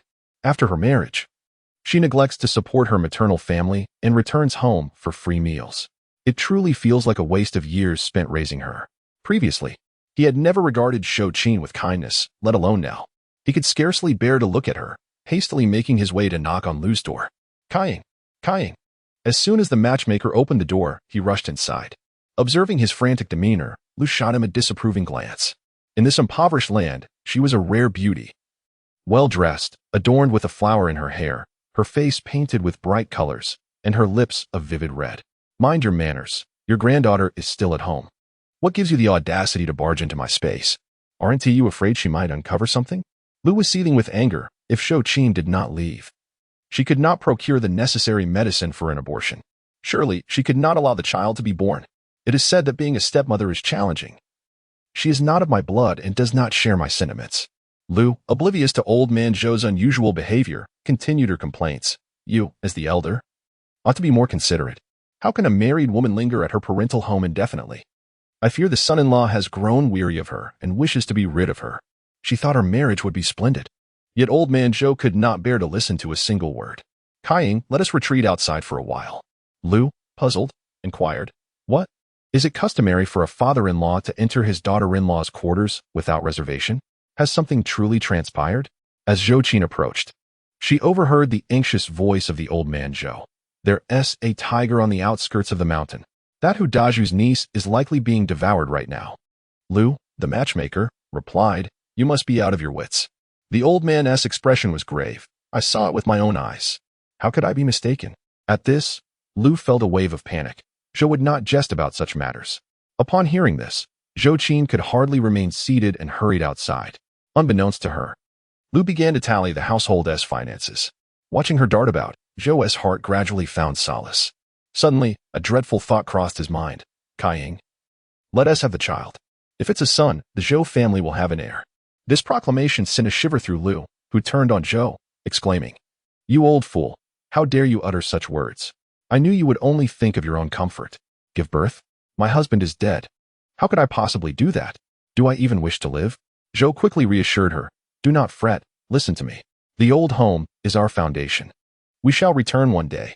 For now, let us stay in Sandan village for a while and seek refuge with the midwife who once treated you. She is discreet and, with a little incentive, will keep our matters confidential. Once the roads are cleared, we can rent a place in the county. I suspect that after the recent rains, the mountain path will reopen soon. The locals do not know us, so when the time comes and the child is born, we can simply say we were visiting relatives and that the child was fostered by others. In this day and age, the phenomenon of adoption is not uncommon. Moreover, Lu the matchmaker has no children of her own, and the Zhou family is regarded as the last of their line in Shilin village. No one would suspect a thing. Lu's hand hovered in midair, her expression momentarily dazed, as if touched by an unseen force. The news of a tiger in the mountains spread swiftly, causing the villagers to become agitated and rush to the village head for guidance. With elderly and young ones at home, how could they possibly relocate? They lacked the funds to escape. Their homes were effectively besieged, the flow of life stifled. The village head, pipe in hand, furrowed his brow in deep contemplation. Indeed, during the years of famine, there were tales of emaciated men descending from the mountains, having claimed the lives of many. Yet now, with ample resources in the hills, how could ferocious beasts emerge from the outskirts? They found themselves unable to ascend the mountains to verify the truth. What if something had transpired in the depths of the forest?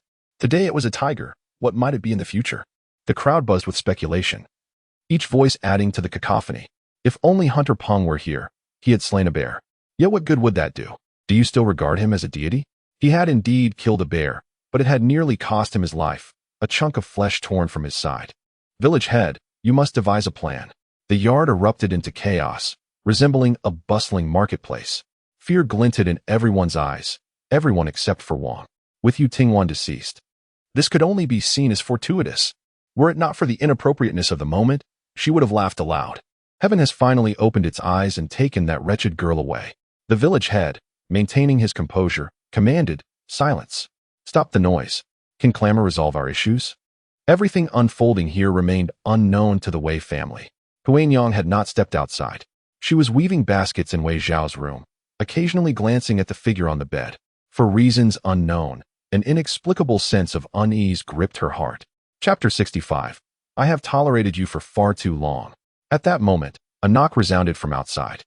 Huanyang set aside her work and stood up, brushing off the bamboo shavings from her attire. Upon opening the door, she beheld Li Lian. Just as Huanyang was about to inquire about her visit, she noticed the heavy furrow of Li Lian's brow and the words lingering unspoken on her lips. A pang of alarm seized Huanyang's heart, her hands gripping the hem of her garment, betraying her unease. Soon, the courtyard echoed with the sound of Li Lian's heart-wrenching sobs. Inside, Yushan, startled by the commotion, was at a loss and was about to rush out when he caught sight of the man lying on the bed stirring slightly. Yushan's eyes widened in astonishment. "You." Yet Wei Zhao paid him no heed, his disheveled hair cascading about him as he rose from the bed. His face was devoid of color, shrouded in an aura of desolation. He approached the window step by step, raising his hand to gently nudge the window open. A gust of wind swept in, sharpening the clarity of the outside sounds. "I thought it would be prudent to inform you of this matter in advance. Regardless of the circumstances, it would at least provide some solace." Her words were meant to comfort, yet she sensed the ominous fate that awaited Yu Tingwan. The thought of such a fine young woman meeting her demise, without even a complete body to mourn, was unbearable for Li Lian. Huanyang felt a piercing anguish. a pain that defied expression as tears cascaded down her cheeks like pearls strung on a broken thread. She could hardly believe it and whispered softly, "How could something happen when Wan'er was well just before she left today?" Witnessing her distress, Lilian's eyes brimmed with tears as well. "It is my fault for failing her." Wan'er's chest felt constricted, her murmurs resembling both lament and reproach. Why didn't I stop her? That obedient and understanding girl must have been so frightened at that moment. A wave of regret washed over her. Wan'er had only just entered our household a few days ago. She has not yet tasted the joys of life. Yet she has been burdened with our fears daily. She entered into marriage with me out of my selfish desires, a fact I should regret. Now, for the sake of her beloved, she is willing to risk everything. How can I face this? Her cries are filled with sorrow. An inexplicable wave of emotion surged within Wei Zhao, causing his fingers to tremble, inadvertently piercing a hole in the paper window. He could not articulate the sensation. It was peculiar, a heaviness settling in his chest. In the next moment, outside, Lilian hurriedly rushed to support the fallen Wan'er. "Do not cry, do not cry. Perhaps this is merely a misunderstanding. It could well be that old Zhou misjudged the situation. It may not even be a white tiger. After all, no tigers have appeared in our vicinity." Wei Zhao remained silent for a moment, retracting the emotions that had inadvertently escaped him. Emotions that ought not to belong to one who was on the brink of death. Inside the room, Yushan lifted his sleeve to wipe his eyes. During these past few days at the Wei household, Aunt Wan had been exceedingly kind to him. He went to visit Aunt Wan's husband. Wei Zhao, with drooping eyelids, ambled back to the bed with unhurried grace, settling back down and remembering to cover himself with the quilt. Yushan observed this, sensing a lightness in Wei Zhao's steps as he returned. "Uncle Wei," he called out, chasing after him. "Do you not feel even a hint of sorrow?" Wei Zhao replied dismissively, "Oh, Aunt Wan has been so good to you. Oh, it was for your sake that she encountered this misfortune." Wei Zhao yawned, fully aware that Youthful would come to no harm. He could hardly muster even an "oh." Indeed, Youthful was perfectly fine. Just a short while ago, the ferocious beast had bared its sharp fangs, glinting coldly in the light, as if poised to strike and take her life. Yet, inexplicably, it had halted, leading to the scene that now unfolded. The maiden, seated upon the snow, trembled as she clutched her knees, her entire form quaking with fear. The imposing and formidable beast, Fuming, paced before her, occasionally digging into the ground with anxious roars, then pausing to fix her with its icy, piercing gaze. It would lean closer, pressing its damp nose against her, inhaling deeply, as if searching for that faint, barely discernible, yet familiar scent. The warmth of its breath rendered Youthful pale as a specter. She clutched her heart, shivering as she closed her eyes, fearing she might be torn asunder. In an instant, Fuming withdrew, only to return shortly, its round face once again thrusting toward her. No longer sniffing, it instead licked her, leaving a trail of drool across her visage. Were it not for her keen eyesight, she might have mistaken this creature for a mere lecher. Despite her intelligence, she remained puzzled by the white tiger's erratic behavior. It seemed to have confirmed something, its demeanor shifting to one of calm, the hostility dissipating significantly. Suddenly, a faint rustle disturbed the air, the grass swaying slightly. In a flash, Fuming leaped, its form as swift as lightning. Within the blink of an eye, it returned, clutching a bloodied wild chicken in its jaws. The beast settled beside the maiden, causing the ground to tremble with its weight. It dropped the lifeless fowl, the sound of crunching bones echoing as it feasted. Youthful, taking measured breaths, inched away, attempting to distance herself from Fuming, anticipating its wrath. Yet, to her surprise, it did not grow angry. Instead, it tilted its head, observing her as though she were some curious novelty. The maiden, ever one to ascend to new heights, remained undeterred. Having regained her strength, she suppressed the rising tide of suspicion and leapt to her feet, breaking into a run. Her escape was thwarted, however, as Fuming once more forced her to the ground. Undeterred, Youthful rose again, only to be met with the same fate. Again and again, this cycle repeated itself. Youthful's heart sank into despair. "Perhaps," she exclaimed in utter frustration, "you should just devour me." Her temper had finally reached its boiling point. Perhaps sensing her emotional state, Fuming raised its heavy paw and patted Youthful's head, a gesture reminiscent of Wei Zhao's way of expressing affection. 2 resounding thumps echoed through the air. But the beast, unaccustomed to moderating its strength, nearly shattered Youthful's skull. Stars danced before her eyes as she clutched her throbbing head. In a dizzying turn, Fuming seized the back of her collar and, with her in tow, bounded towards a pit. Not the shallow one from before, but a deep abyss. After depositing the girl into the hole, Fu Ming wagged its tail and disappeared into the depths of the mountains. The pit was lined with a thick layer of snow, as if it had been dug some time ago. Fortunately, the girl's thick clothing cushioned her fall, preventing any serious injury. Yu Tingwan wiped her face with vigor, realizing that there was no time to waste. If not now, when? However, she soon encountered a grave problem. The pit was too deep to climb out of. She labored for an hour, her efforts proving futile. Just as her hope began to wane, Fu Ming's head reappeared at the edge of the pit. Yu Tingwan stared at it blankly. Without hesitation, Fu Ming leapt into the pit and carried her back to the surface, collapsing onto the ground once more. Yu Tingwan felt as though she had never been so thoroughly trifled with. She yearned for oblivion, but sensed that another tiger deserved to perish instead. "I've endured you for far too long," she blurted out, unable to contain herself any longer. Fu Ming cast a sidelong glance at her, then proceeded to push a heap of objects gathered from the depths of the mountains towards her. She lowered her gaze, her eyes widening in astonishment. The area was abundantly filled with precious mountain ginseng, reishi mushrooms, and Hisho Wu, piled high as if they were without value. Fu Ming raised his head and let out a roar, lifting his paw once more. However, the paw did not descend upon the girl as head again. Instead, it gestured towards the direction of the mountain's descent, indicating that Yu Tingwan could leave. Yu Tingwan felt as though she were in a dream. Was it that the white tiger had initially brought her into the pit to ensure she would patiently await its return? Pinching herself brought forth a painful sting, confirming her reality. With a basket filled to the brim on her back, the girl proceeded with utmost caution, glancing back occasionally to assess the white tiger's demeanor.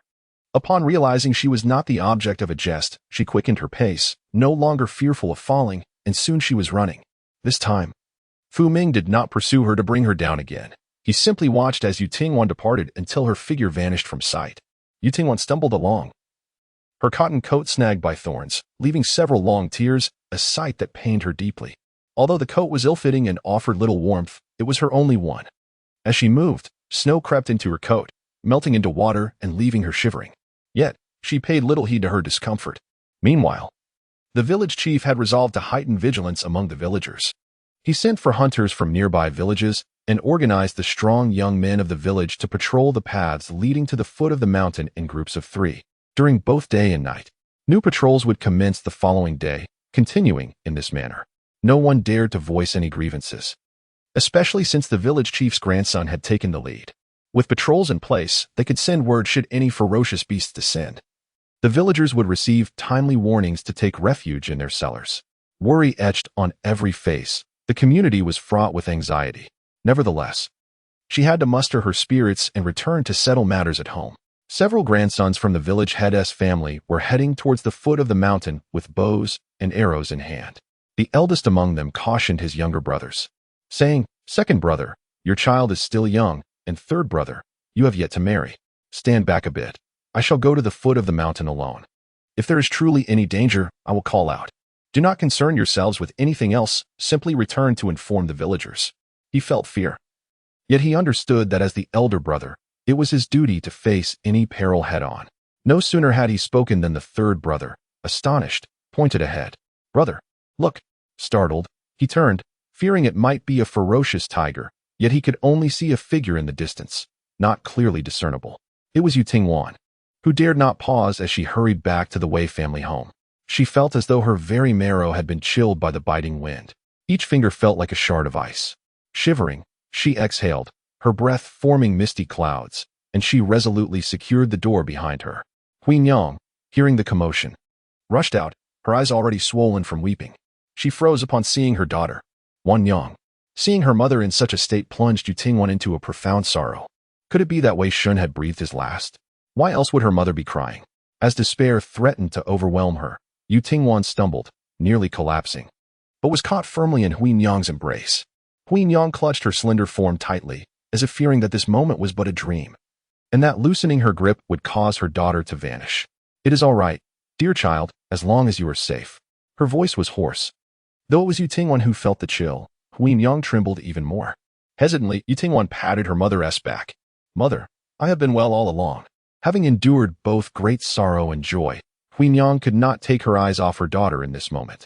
Upon seeing her small face, soiled and drenched, the pangs of compassion were impossible to conceal. Despite the myriad of questions swirling within, they were all suppressed.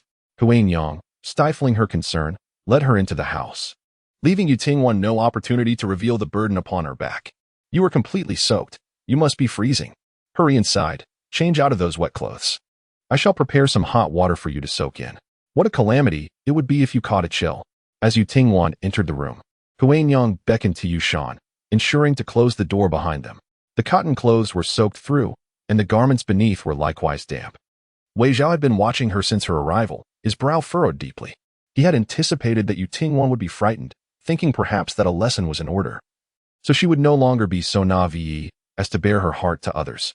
This world is harsh towards women, yet as human beings, there should be no distinctions of high and low, noble or base. Even in the most affectionate of marriages, there exist disagreements. Wei Zhao had witnessed too much betrayal. The young lady's journey through this life was not intended to be merely someone's wife, daughter-in-law, or mother. She was literate and capable of discerning right from wrong, far surpassing the fleeting beauty of spring. Yutingwan ought to find joy in herself, to cherish her own worth. By doing so, she would shield herself from harm and disappointment. With fewer burdens to bear, her life would flow smoothly. Yet at this moment, observing her in such disarray, hair tousled, cotton clothes wrinkled, face smeared with dirt, she resembled a refugee. A wave of complex emotions surged within Wei Zhao, leaving him unsettled. The shared glance between the couple held unspoken weight. Yutingwan smiled at him. I'm back. Wei Zhao remained silent. Yutingwan felt the chill in the air, unperturbed by the presence of others. As she swiftly unfastened her buttons and shed her cotton coat, her eyes sparkled with excitement. Husband, do you know what I have brought back? Wei Zhao had no desire to know. The mountain ginseng I collected is as thick as an arm. Are you not delighted? Yutingwan's enthusiasm surged as she continued. There are numerous medicinal herbs, all of considerable age. I refuse to believe that these cannot sustain your life. She was convinced that Wei Shun had already secured half of his survival. With a whole basket of herbs, any one of which could be sold, there would be no need to worry about funds for medical treatment. Wei Zhao, that is truly grim news.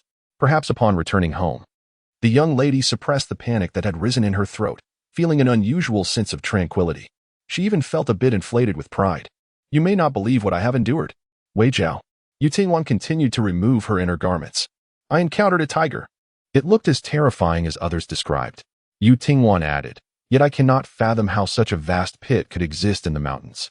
At most, one might catch rabbits or pheasants. Even hunters would not create such an enormous trap. Wei Zhao's lips moved slightly. I understand. His tone was remarkably calm. That was meant for me. If I were to die, it would be better to have a proper burial. Yutingwan. She was lost in her own thoughts. There was also a small pit, where he lay at that time.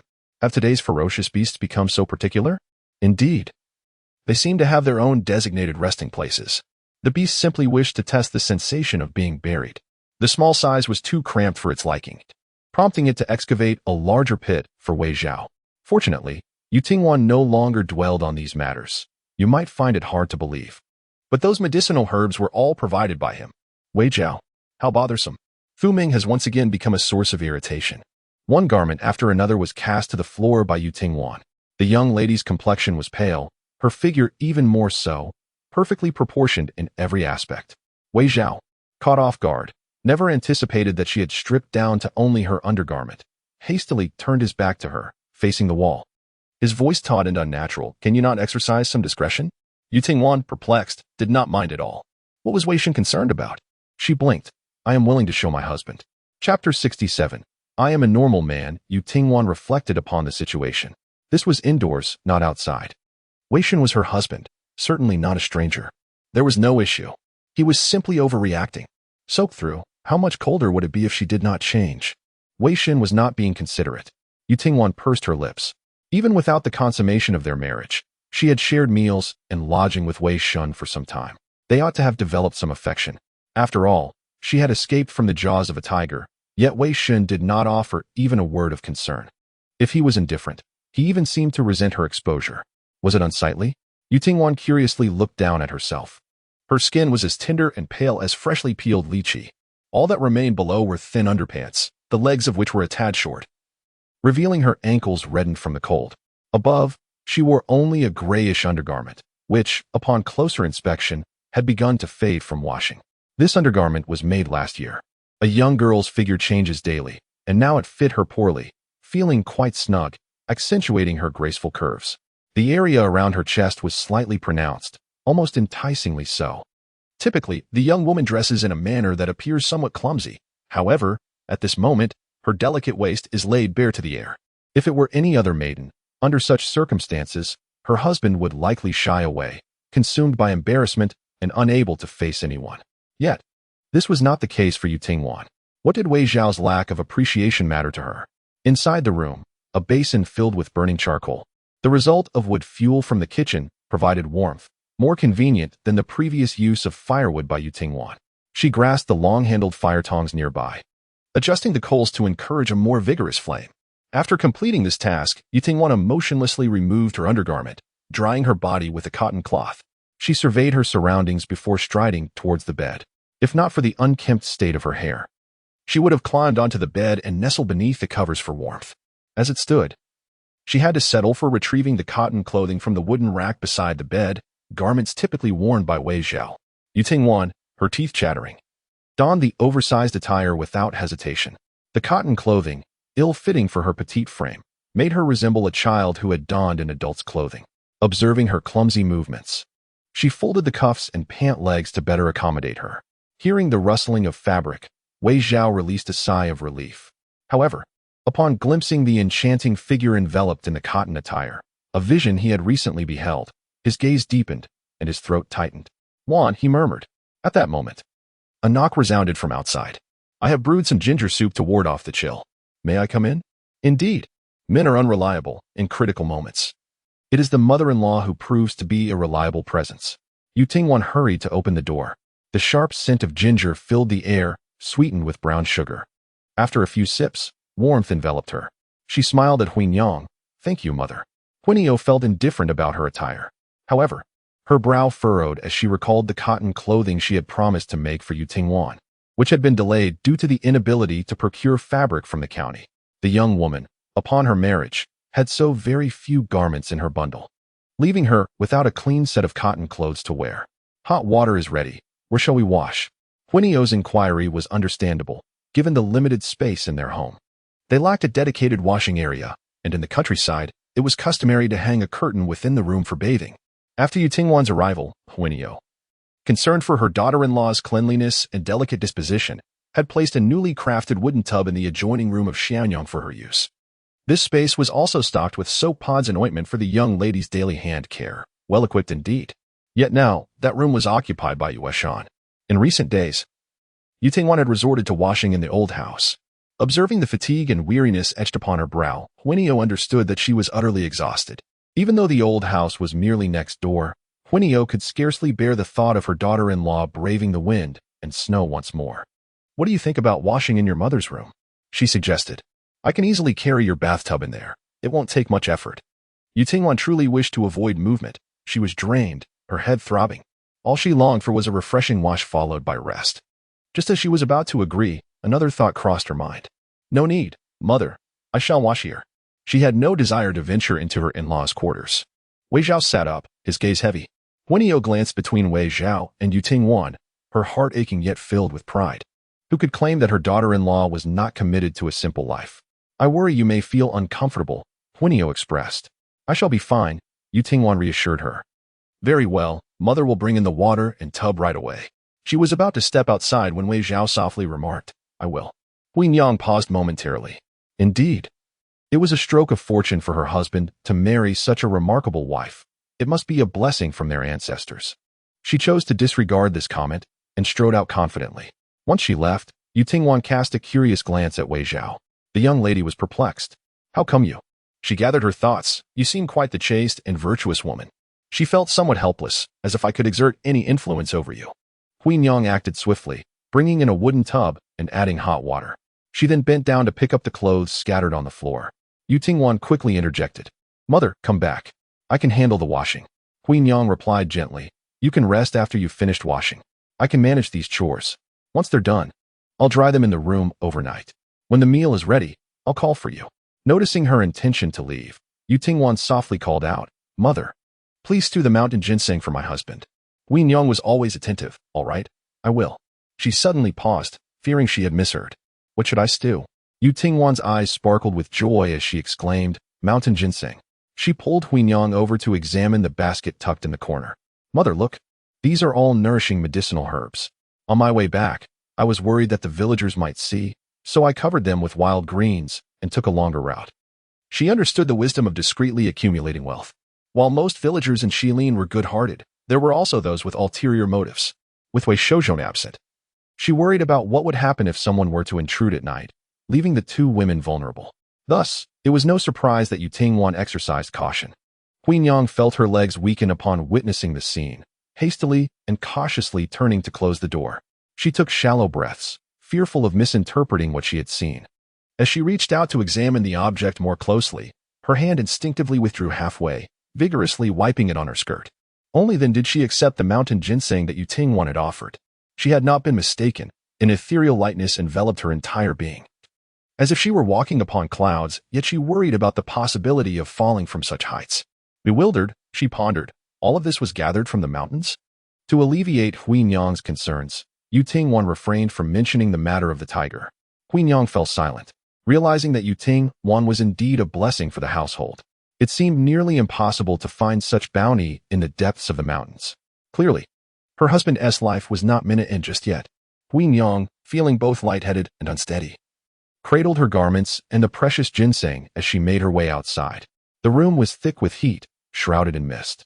Yu Tingwan trudged over with heavy footsteps, when suddenly Wei Zhao's voice echoed from behind, his tone subdued, almost cautionary. No matter what, I am still an ordinary man. Yu Tingwan found his remark perplexing. Yet her mood was far from cheerful. She responded nonchalantly, if you say so, then it must be true. In chapter 68, Husband, hold me close. Wei Zhao attempted to step aside to create space. However, his movements could not match Yu Tingwan's swiftness. With remarkable efficiency, she shed her cotton coat and eagerly stepped into the bath. The warm water caressed every inch of her skin, washing away discomfort and fatigue, prompting a contented sigh to escape her lips. Wei Zhao had never encountered such an awkward predicament. He faced the wall, slowly pulling the quilt over his head. Yet he could not silence the faint sounds of splashing water. Unbidden, images of the young lady disrobing danced before his eyes. Her elegant neck, her delicate collarbone, her slender waist and firm bosom are captivating. Despite her delicate frame, she possesses all the essentials, even the alluring contours of her figure. She can certainly be deemed exceptionally beautiful. At the very least, Wei Zhao had never encountered anyone with such clear eyes and pure intentions. Though the tear mole at the corner of her eye adds a touch of enchanting allure to her delicate countenance, these qualities harmoniously coexist without conflict. When Wei Zhao became aware of his thoughts, his eyelids fluttered. He was never a reckless man. In his earlier years, he had meticulously avoided women who threw themselves at him, yet he found himself subtly influenced by Yu Tingwan. However, Wei Zhao did not dwell on this for long. He had not taken a wife, nor had he engaged in romantic affairs. The girl had taken to softly calling him husband day after day. And after sharing the same bed for several nights, it was impossible for even a sage to remain indifferent. Fortunately, he was quick to suppress his emotions. His breathing transitioned from erratic to calm, and all inappropriate thoughts were meticulously eliminated from his mind. His expression also regained its tranquility, reverting to his usual lethargy. When compared to the notion of despair, the fleeting desire he felt was utterly trivial. The girl could no longer sway him in the slightest. Wei Zhao slowly closed his eyes, fatigue enveloping him. Yu Tingwan remained oblivious to the turmoil she had inadvertently caused Wei Zhao, nor was she aware of his contemplations. Even if someone were to inform Wei Zhao that his thoughts were of her, in an unseemly manner, Yu Tingwan would never believe it. After all, Wei Zhao held another identity as her brother. Once the water had cooled sufficiently, Yu Tingwan emerged from the bath. She donned a clean belly wrap and selected a thin undergarment. After drying her freshly washed hair, the girl found her eyelids growing heavy, and she made her way directly to the bed. Huinyang had finished washing the young lady's intimate garments, but the cotton clothes were rather difficult to clean. She intended to take them to the riverbank for a thorough washing, and considering that Yushan had not ventured outside in recent days, she decided to bring him along as well. As the oppressive gloom that had enveloped their home began to dissipate, the two stepped outside, engaged in light-hearted conversation, only to encounter the youngest son of the village head lingering at their doorstep. Isn't that Changshu? What brings you here? Upon hearing their voices, Changshu hastily approached. Auntie, he said, scratching his head, a bit embarrassed. Under normal circumstances, I shouldn't be here since something has happened at your home. However, earlier, a few of us went on patrol and spotted a young lady descending from the mountain. It was too far away to discern her features clearly. It seemed she noticed us as well, for she took a different path and moved quite swiftly. At first, we didn't think much of it, merely relieved that after the old man Jisho, another life had been spared. But upon reflection, we grew increasingly uneasy. My elder brother suggested I come and inquire whether Wan'er has returned. If she has, it would be a cause for joy. If not, it might inadvertently reopen old wounds. Thus, Changshu's inquiry was tinged with caution. Upon hearing this, Huingyang quickly reassured him. Thank you for your concern. It is indeed Wan'er, and the child is safe. That is wonderful news. I'm glad to hear it. Andy, please continue with your tasks. I must return home. He replied, foregoing the patrol and rushing back. At that moment, the village head was engaged in discussions with several elder villagers regarding subsequent arrangements. Perhaps out of anxiety and concern for his grandson at the foot of the mountain, he paced back and forth in the courtyard. Typically, in times of trouble, it would be appropriate to seek assistance from the authorities. However, the current circumstances do not permit, and the villagers must unite to save themselves. At this moment, Changshu burst in from outside, exclaiming, Grandfather, Mother One is still alive. All eyes turned to him in disbelief. This cannot be true. Old man Zhou stated she had been devoured. Changshu, do not jest about such matters, came the admonition. Changshu hurriedly replied, Aunt Hui herself told me. There can be no mistake. The village head, skeptical, furrowed his brow. Ordinary men would meet a grim fate. How could a young girl possibly escape?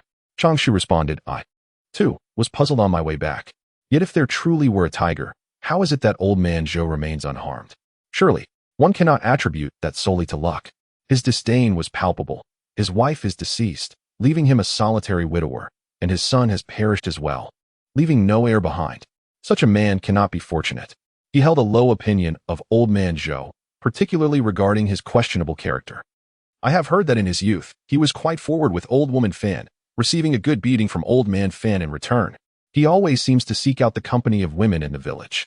Not to mention, had I not stumbled upon him last year inappropriately touching the simple-minded girl, who knows what calamity might have ensued? Surely, heaven would not be so blind as to let such a creature roam free while taking Mother One instead? The village head and the others were left speechless, yearning to refute his claims, yet unable to do so. Did not the elder send someone to summon the hunter from next door? If there are doubts, let them scour the outskirts, suggested the village head. I suspect they shall turn over every stone and find nothing. Changshu retorted disdainfully. Who knows what madness has seized old man Zhou to so brazenly curse Mother Wan? Regardless, nothing of worth has been withheld. Wei's household.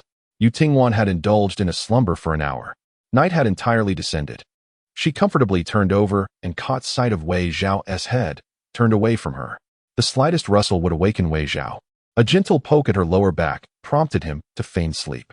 Lost in contemplation of the day's events, Yu-Tingwan's emotions dulled. She was unable to conceal her thoughts. Before encountering the white tiger, old man Zhou had also been in the mountains. Wei Zhao was indifferent. You probably do not recall him. The matter concerning Xiaonyang was not discussed in your presence by your parents, yet you should have some understanding. That ill-fated marriage, which led to tragedy, was arranged by his daughter-in-law, Lu, behind your parents' backs with your grandmother. Wei Zhao remained unconcerned. When it comes to it, our families indeed share a history of enmity. She sounded weary, her voice soft yet strikingly fragile. I do not know whether his ill intentions arose from merely seeing me in the mountains, or if he had plotted beforehand. Yu-Tingwan found it difficult to articulate. He attempted to forcefully violate me. Wei Zhao's eyes suddenly flew open, his gaze as deep as ink, devoid of warmth. His lips pressed into a straight line, anger brewing.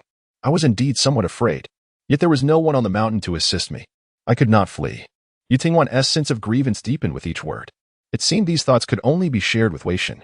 At that moment, I thought, if it came to it, I would rather perish with him than let him succeed. In retrospect, that white tiger had, in a way, saved me.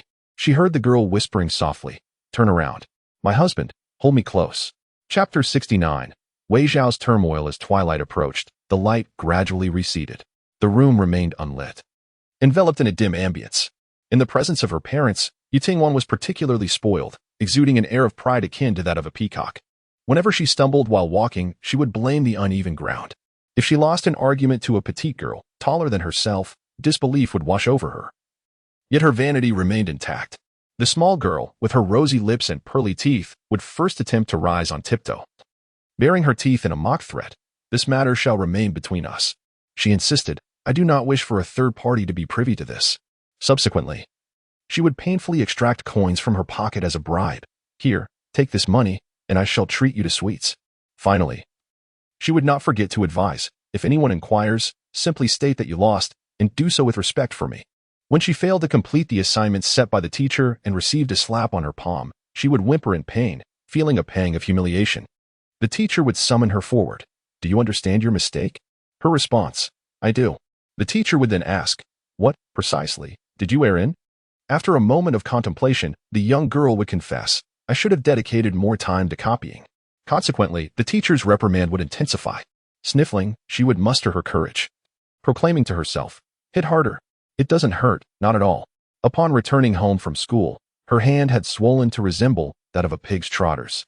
With tear-filled eyes, she would glance at her father, lamenting, "I never anticipated that the teacher would strike so fiercely." Yet, in the public eye, her words could not be retracted. As Youthful reflected on this, a sense of grievance enveloped her. "I am in this state, yet the teacher still demands I complete my assignments." Father's heart ached. "Do not cry, do not cry. I shall write for you. I wish to eat from Fan's meat shop. I shall buy it for you. I desire to purchase a pearl flower, the latest style." "Very well." The young girl, ever demanding, replied. Then, "Dear father, I no longer wish to study. That is out of the question." Observing this, mother shook her head in resignation and admonished father, "There is no need to indulge her so much. Let her write on her own." Youthful, in a fit of urgency, raised her right hand. "My hand hurts." "Then use your left hand. Are you not the most formidable girl in the classroom? It is said that although you cannot outtalk her, she is a left-handed writer whose characters are even more beautiful than those penned with your right." The young girl felt as if struck by thunder. Though there was merit in the argument, she had indeed lost the quarrel. Upon returning home, the young girl, with no alternative, steeled herself to take up the pen. After clumsily dipping it in ink, her left hand faltered, producing crooked characters that blurred the paper. In her frustration, her hand was grasped by mother. "Come, let me assist you in writing."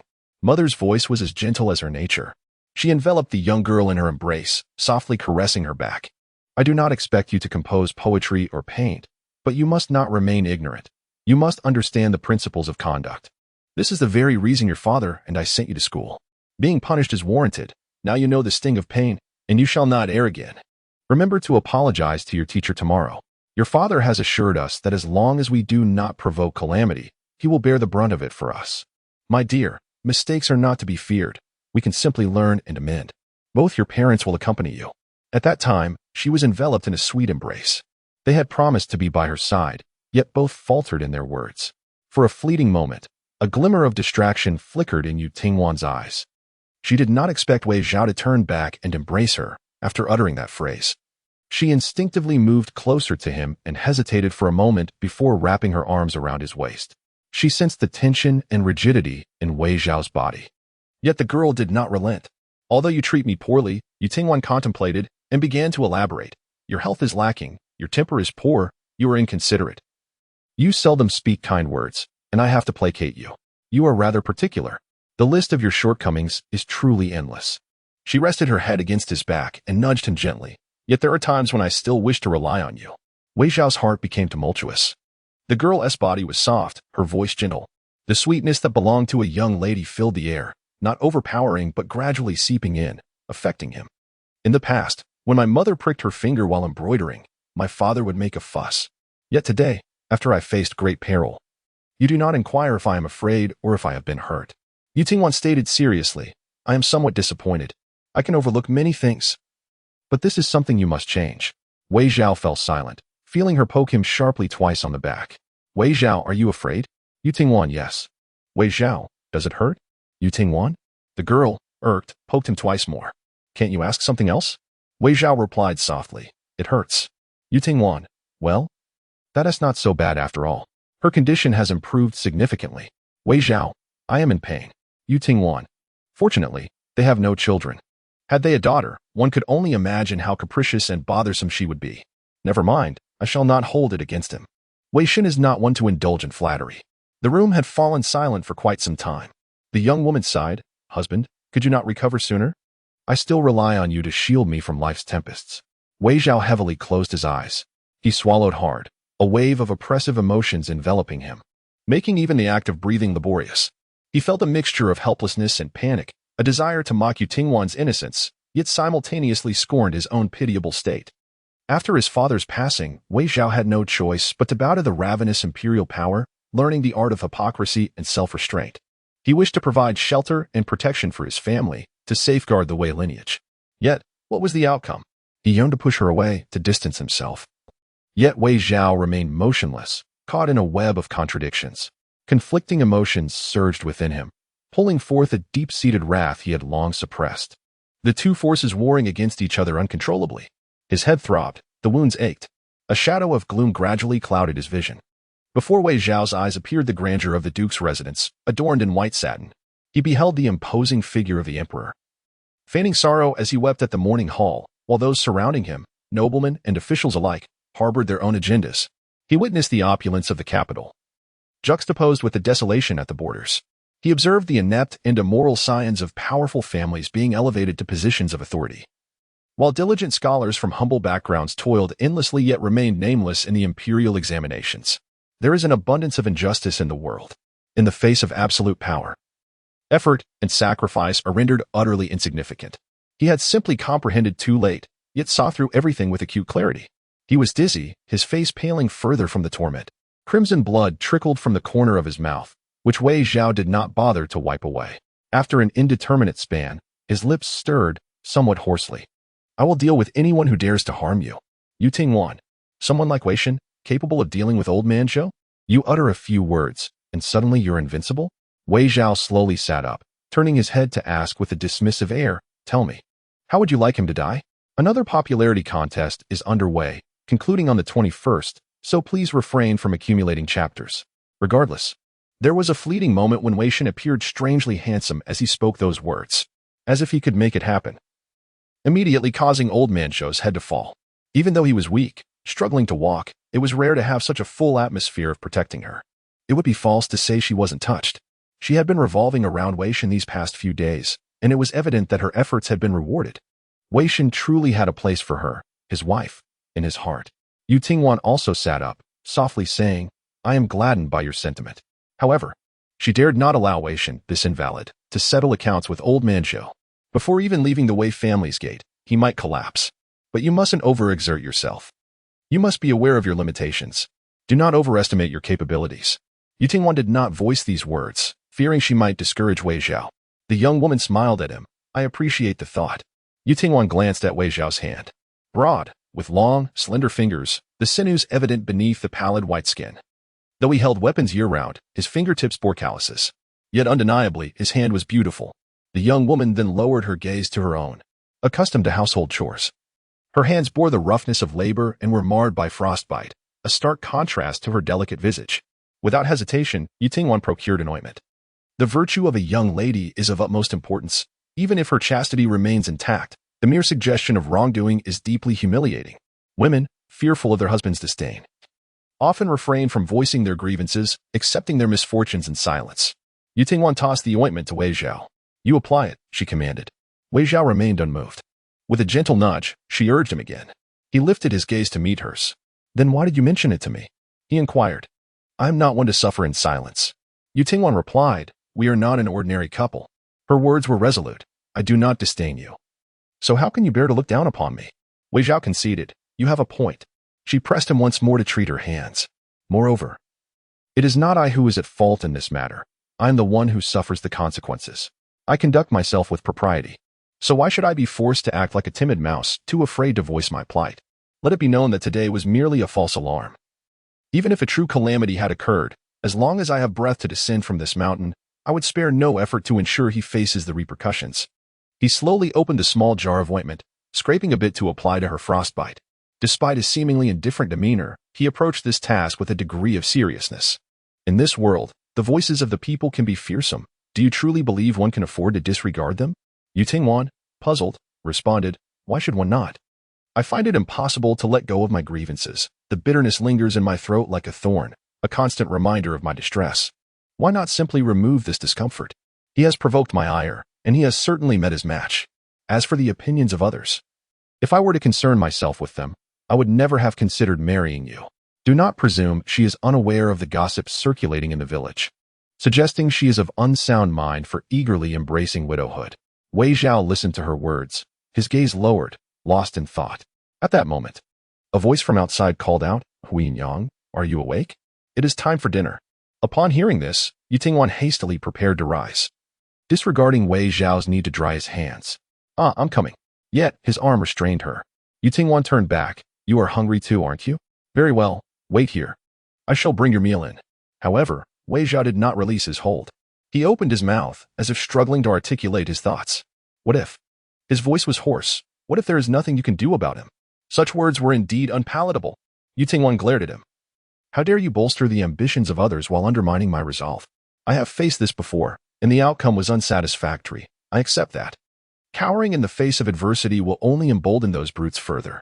Why should the victim suffer while these scoundrels roam free? The pain of the loved ones brings joy to the enemies. One cannot simply resign to despair. Such individuals are beneath my contempt." Wei Zhao murmured, "Contempt?" Without hesitation. Yutingwan replied, "Indeed." Wei Zhao let his thoughts drift, his voice barely a whisper. "But what if you are guilty as well?" Yutingwan replied, perplexed. "What kind of question is that? How could I possibly be at fault?" She never engaged in internal conflict. Clearly displeased, she asserted, "Even if I were guilty, I would still seek revenge. Only by avenging great grievances can one find solace. What constitutes a crime? Is it theft or murder? Yet, when I merely consumed an extra grain of rice, the Wang family labeled me a sinner. As long as I haven't committed any heinous acts, what does it matter?" Wei Zhao's mind became increasingly chaotic, his eyes trembling. "So what do you intend to do?" This was indeed the question he wished to pose. Wei Zhao felt there was no need for excessive turmoil. Sending the person directly to meet the king of hell would suffice. Despite his frail condition, he possessed the ability to extinguish the life of old man Zhou. Noting his rare concern for her, Yutingwan felt a warm glow in her heart. Forgetting her hunger, she decided to confide in Wei Zhao. "I have no evidence. If he refuses to acknowledge anything, reporting it to the authorities would be futile." She remained rational. Wei Zhao listened quietly. "Even if reporting it were effective, I would not do so." Yutingwan furrowed her brow. "Our county magistrate." She shook her head. Shrouded in shadows, it was he who had presided over Xiaonyang's case.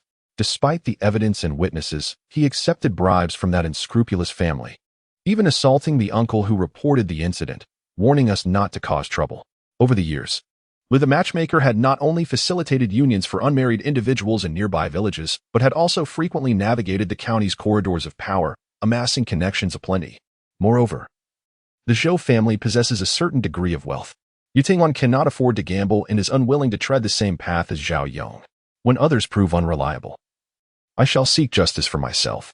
Wei Zhao softly echoed her words. Justice for oneself? Is that truly feasible? But on what grounds?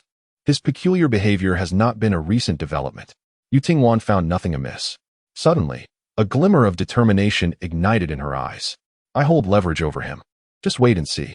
It won't be long before he faces his own downfall. I must carefully strategize to exact my revenge, ideally ensuring his utter defeat while preserving my own safety. I must not become a casualty in this affair. She spoke at length, inevitably leading to a parched throat. Yet, to bolster her resolve, the young lady made bold declarations. It is not merely in matters of great consequence. Even if I were to lose a single coin, I would dig 3 feet into the ground to unearth the thief and ensure they face the consequences. Having reached this point, Yutingwan gestured for Wei Zhao to release her grip. However, Wei Zhao did not comply. He seemed unable to meet her gaze, his eyes lost in thought. What if he heard himself ask, what if the opponent wields immense power? Yutingwan replied, perplexed. Zhou the Elder possesses immense power? She struggled to comprehend what Wei Shen was contemplating. The young lady responded casually, yet with audacity, then we shall bring him down. Chapter 71, a glimmer in her eyes. Flickering yet bright, Mu sure we had put thought into her preparations, serving egg drop soup, mushroom-stewed winter bamboo shoots, and stir-fried radishes. The aroma of the dishes was rich and inviting. Since Wei Zhao had been confined indoors, all meals were served within the room. She tirelessly added more dishes to Yutingwan's plate. Yutingwan's bowl soon piled up like a small mountain as she immersed herself in her meal with great relish, never wasting a single morsel of food. Huiying Yang, with a smile, served more to Yushan. Over the years, following the hunter Peng, Yushan had seldom enjoyed proper meals. Although Peng was willing to prepare food for him, the harsh conditions of the deep mountains made it difficult, and he lacked the necessary skills. The roasted meat often came out charred, yet Yushan did not mind. After initially dismissing his cruel stepmother, Peng took his son with him wherever he went, enduring the elements for a year, during which his son grew dark and thin. Additionally, due to drinking unboiled water, Yushan had suffered from countless bouts of stomach troubles. As a father, Peng's heart ached for him. Thus, he contemplated finding a villager willing to help care for Yushan. He was prepared to provide food and would also allocate a sum of money each month as compensation for their efforts, if convenient. Peng intended to entrust this task to Huanyang. However, at that time, Huanyang and Wei Shouzhong had yet to move out of the Wei family's old residence. The couple, treated like beasts of burden, hardly had any time to spare. Even if they could, with the domineering Wei matriarch around, Peng felt uneasy. Consequently, he sought assistance from the neighboring household. The family next door also had a child named Dawang, who was of the same age as Yushan and could play with him. The village children were raised quite roughly.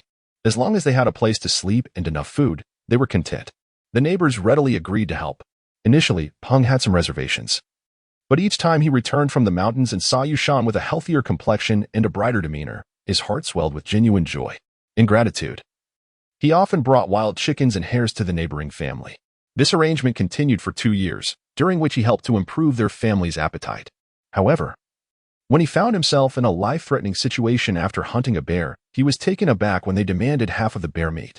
Though generous, Peng was not foolish and did not acquiesce. Consequently, Yushan's treatment began to decline.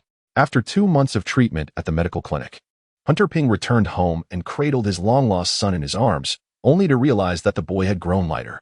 Initially, he thought little of it, assuming that the blood he had lost during his descent had frightened Wei Shan, and that the child had merely been worried about him during this time. Yet, as Wei Shan leaned in close, he softly uttered, "Father, please take me with you in the future. I will be obedient. I aspire to be a formidable hunter. Just like you, capable of battling bears. They are not good at all. They covet our family's wealth, and even my rations. The white rice you provided has all been given to Dawang, and they claim that you are dying and that I have no one to care for me. They imply that I should not linger in their home, and that offering me a leftover meal is an act of charity." It was from that moment that Hunter Peng came to a profound realization. No one would care for Yueshan with the same dedication as he would. Beneath the veneer of self-interest, human nature is often put to the test. However, the couple known for their loyalty was different. Before taking Yueshan to the Wei family, he had offered a word of caution. If it weren't for them, you would not be who you are today. Once you arrive, remember to help out. But do not feel constrained. No one will treat you unfairly. You need not concern yourself with the opinions of others as you did before. Eat heartily, for Aunt Hui will be at ease knowing you are well fed. Yueshan was somewhat skeptical at first. Yet, on his very first day, Yu Tingwan served him fragrant and sweet lapa porridge, and Aunt Hui's cooking was exceptionally delicious, always accompanied by her concern that he might not have enough to eat. He smiled at Aunt Hui, expressing his gratitude. "Thank you, Aunt." Then he immersed himself in his meal, much like Yu Tingwan. Aunt Hui observed Yu Tingwan, and then looked at Yueshan, her satisfaction evident. In a few years, when Wanyang and Alang have children, they will surely resemble Yueshan now. She gazed into the future, envisioning the father of her future children. Wan'er furrowed her brow and said, "Alang, why have you not taken a single bite?" In the past, he would mechanically shove a few mouthfuls into his mouth as a mere gesture. Wei Zhao lowered his gaze, gripping the spoon in his hand, lost in thought unlike his usual days. The young lady's words struck him like a sharp sword, piercing through his heart, not painfully. Nor did they bleed profusely, yet they seemed to part the dense clouds obscuring his mind. There seemed to be a flicker of light in his eyes. Though it flickered uncertainly, those careless and arrogant words should not be taken to heart. How could he let himself be so easily led by Yu Tingwan once again? His life was worthless. Death would not be a loss. Yet if he were to perish, the humiliations faced by the Duke's residence and his father's tragic demise would forever remain unavenged. Could he bear that? "Alunk," Wan'er called out again, noticing his lack of response. She felt a pang of frustration. Yu Tingwan gently interjected, "It would be fine for my husband to eat later. He currently lacks an appetite. And we wouldn't want him to eat now and then be unable to take his medicine afterward." Upon hearing this, Wan'er found it reasonable. She would warm the porridge and let Alang eat whenever he wished. After returning from washing clothes, she made a special trip to inquire with old Qian about the proper consumption of mountain ginseng, reishi mushrooms, and FODI. Fearing that Alang's constitution was too frail and might be overwhelmed by excessive nourishment. Old Qian cast a glance at her, finding Huinong rather amusing. Did she truly believe that treasures were abundant in the mountains, and that her man could return with a sackful after a single trip? Did she not understand how rare such things were? Poor quality herbs were sought after at high prices by the medical establishments. The hunters were not fools. Why would they risk their lives hunting for game when they could amass wealth by simply selling medicinal herbs? However, he refrained from speaking discouraging words. After all, one must have hope in life. Old Qian did not withhold information and explained it in detail. After the family finished their evening meal, Huanyang began to tidy up the table, while Yutingwan headed to the kitchen. A small piece of ginseng was being pan-fried in the pot, along with various other medicinal herbs. Once the water was nearly reduced, she would extract the essence to consume. She poured the concoction and returned to her room. Wei Zhao remained in his previous position, utterly still. Yutingwan found this curious. Normally, he would have already feigned sleep by now. However, there was a noticeable difference. Wei Zhao was taking his pulse. Ever since he accurately identified her symptoms last time, she suspected he possessed some skill, albeit limited, merely a novice. After all, Wei Zhao claimed he was not a healer. Perhaps his observations were merely coincidental, akin to a blind cat stumbling upon a dead mouse. Country girls often suffer from poor nutrition and heavy workloads, frequently exposed to cold water. And it was common for 6 out of 10 to experience pain during their menstrual cycle. Yutingwan understood this. Once these women married and bore children, their condition would likely improve after a proper confinement period. She approached him and casually asked, "How many days do you think you have left?" Wei Zhao replied nonchalantly, 5 days. Yutingwan was skeptical but leaned in to coax him. "If you take your medicine, perhaps you could live 100 years. Wei Zhao fell silent for a moment, just as Yutingwan was about to force him to drink it. He surprised her by reaching for the cup and drinking it down without hesitation or cunning. Such cooperation was indeed rare. Yutingwan was taken aback, her speech faltering. Will you be able to do that from now on?" Wei Zhao replied, "I don't know." He raised his gaze, meeting the astonished eyes of the young woman. "Let me think." He needed to contemplate this carefully. At the very least, he could not afford to encounter any misfortune before reaching a conclusion. As dawn breaks and the crowing of roosters resonates, wisps of smoke rise from the chimneys of each household. In the Zhou family, the decision to venture out must wait until after the birth and the postpartum confinement. The astute midwife, Lu, has packed away the thin garments suited for summer. Although the family is not short on silver, it is prudent to save while away from home, since resolving to keep the child. A glimmer of anticipation and tenderness has graced her discerning eyes. However, for reasons unknown, she has sensed that Zhou Qin has been watching her with a keen, almost scrutinizing gaze. Were it not for the early stage of her pregnancy, still not visibly apparent, she might believe that Zhou Qin had discerned her condition. "Are you leaving?" A sudden voice calls from the entrance. Lu turns to see Zhou Qin, her heart inexplicably racing, and she scolds. "Are you trying to scare someone to death so early in the morning?" This stepdaughter has always irked her at first glance.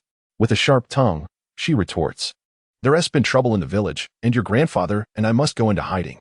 "What, are you going to stop us?" Lu scoffs, thinking how presumptuous it is for a married woman to meddle in the affairs of her elders. She observes the taut corners of Zhou Qin's mouth and understands. "What is the matter? Do you wish to tag along?" "What a joke. Let me be clear, we absolutely will not take you with us. You are not my child. So your fate is of no concern to me."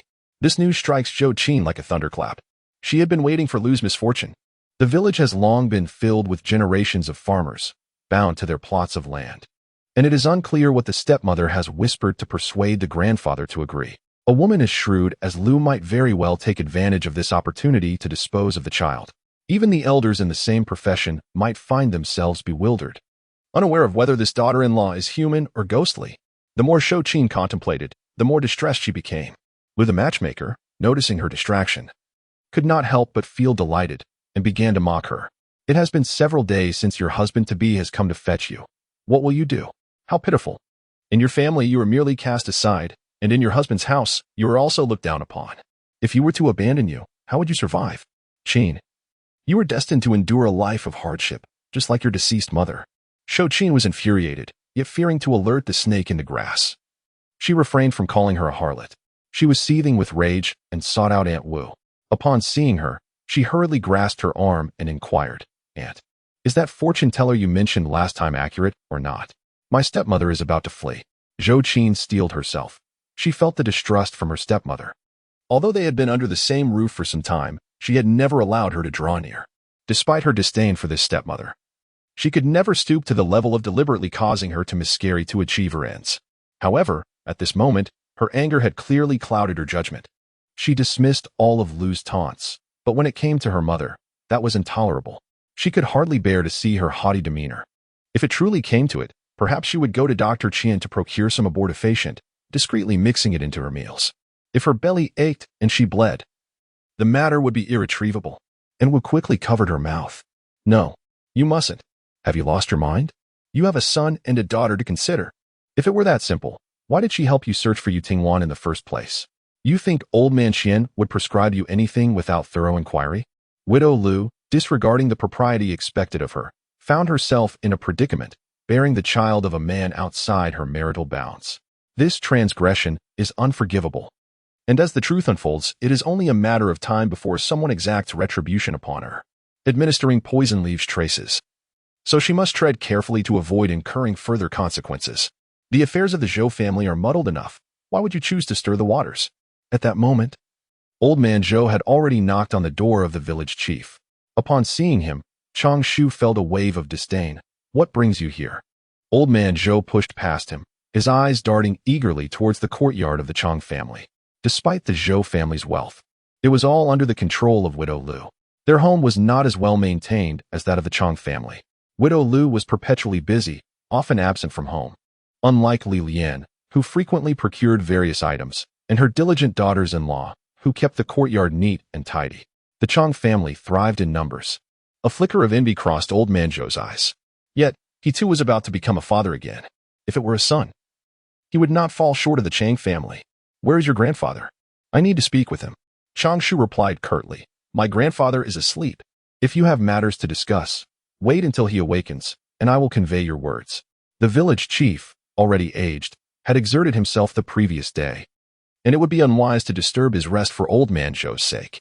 Upon hearing Chang Shu's response, old man Zhou chuckled in disbelief. Chang Shu, do you harbor grievances against me, Zhou? You never greet me with a pleasant demeanor. He spat, his yellowed teeth glistening. I am quite busy myself. Can you afford to waste my time? It wouldn't take much of the village chief's effort to deal with my matters. He could attend to them and then return to his slumber. Chang Shu showed no regard for his dignity, murmuring under his breath. Everyone must pay their respects when it comes to my elders. I was unaware that I had so many relatives at home. I have little regard for you, and you should be well aware of that. Taking advantage of your age to act inappropriately is unbecoming. At this mention, the old man Zhou felt a flicker of panic cross his eyes, quickly masked by his composure. It's nothing. It's nothing. Yu-Ting-Wan is already deceased. The events on the mountain remain a secret. Chang Shu. The voice of warning emanated from the village chief. He had been roused by the commotion outside and emerged from his dwelling, draped in his garments. However, he refrained from reprimanding his grandson too harshly and turned his attention to the old man Zhou. This child, yet to marry, lacks stability. His words only serve to offend. I shall extend my apologies on his behalf. Please do not take it to heart. Although he spoke of apologies, it was merely a formality. The village chief did not rebuke Chang Shu for his nonsense. The old man Zhou, witnessing the chief's evasiveness, was filled with ire, yet he dared not provoke him. The chief remarked, You arrive at an opportune moment. I had intended to seek you out. His demeanor shifted, becoming grave and serious. Speak truthfully. Is there indeed a tiger in the mountains? Fear flashed in the old man Zhou's eyes. Indeed, there is. He now felt a surge of dread. Had I not fled swiftly at that moment, I would not be standing here now. Old man Zhou, this is no trivial matter. The entire village has been stirred by your words. Should you continue to boast and speak falsehoods, I shall not spare you. Old man Zhou. He could not comprehend why the village chief had suddenly turned hostile. Upon reflecting on this matter, old Zhou felt a surge of anger. That little wretch, Zhou Qin, had the audacity to eavesdrop on his conversation with Kaiying. Although she did not overhear the secrets that followed, her intrusion still left him in a cold sweat. What a loose tongue. What business is it of hers to speak out? It is high time for the tiger to descend the mountain and devour that old wretch. The village chief, those villagers who look down upon him, who revel in his misfortune and mock him for having no descendants, deserve nothing less than to perish. Yet, at this moment, he could only wear a facade of forced smiles. What utter nonsense. Indeed, while old Zhou may not often speak the truth, Not even with tenfold courage would he dare to speak recklessly in your presence. Both the village chief and Li Lian are of advanced age, and we respectfully refer to Li Lian as Grandma Li. Naturally, Chang Shu is their grandson.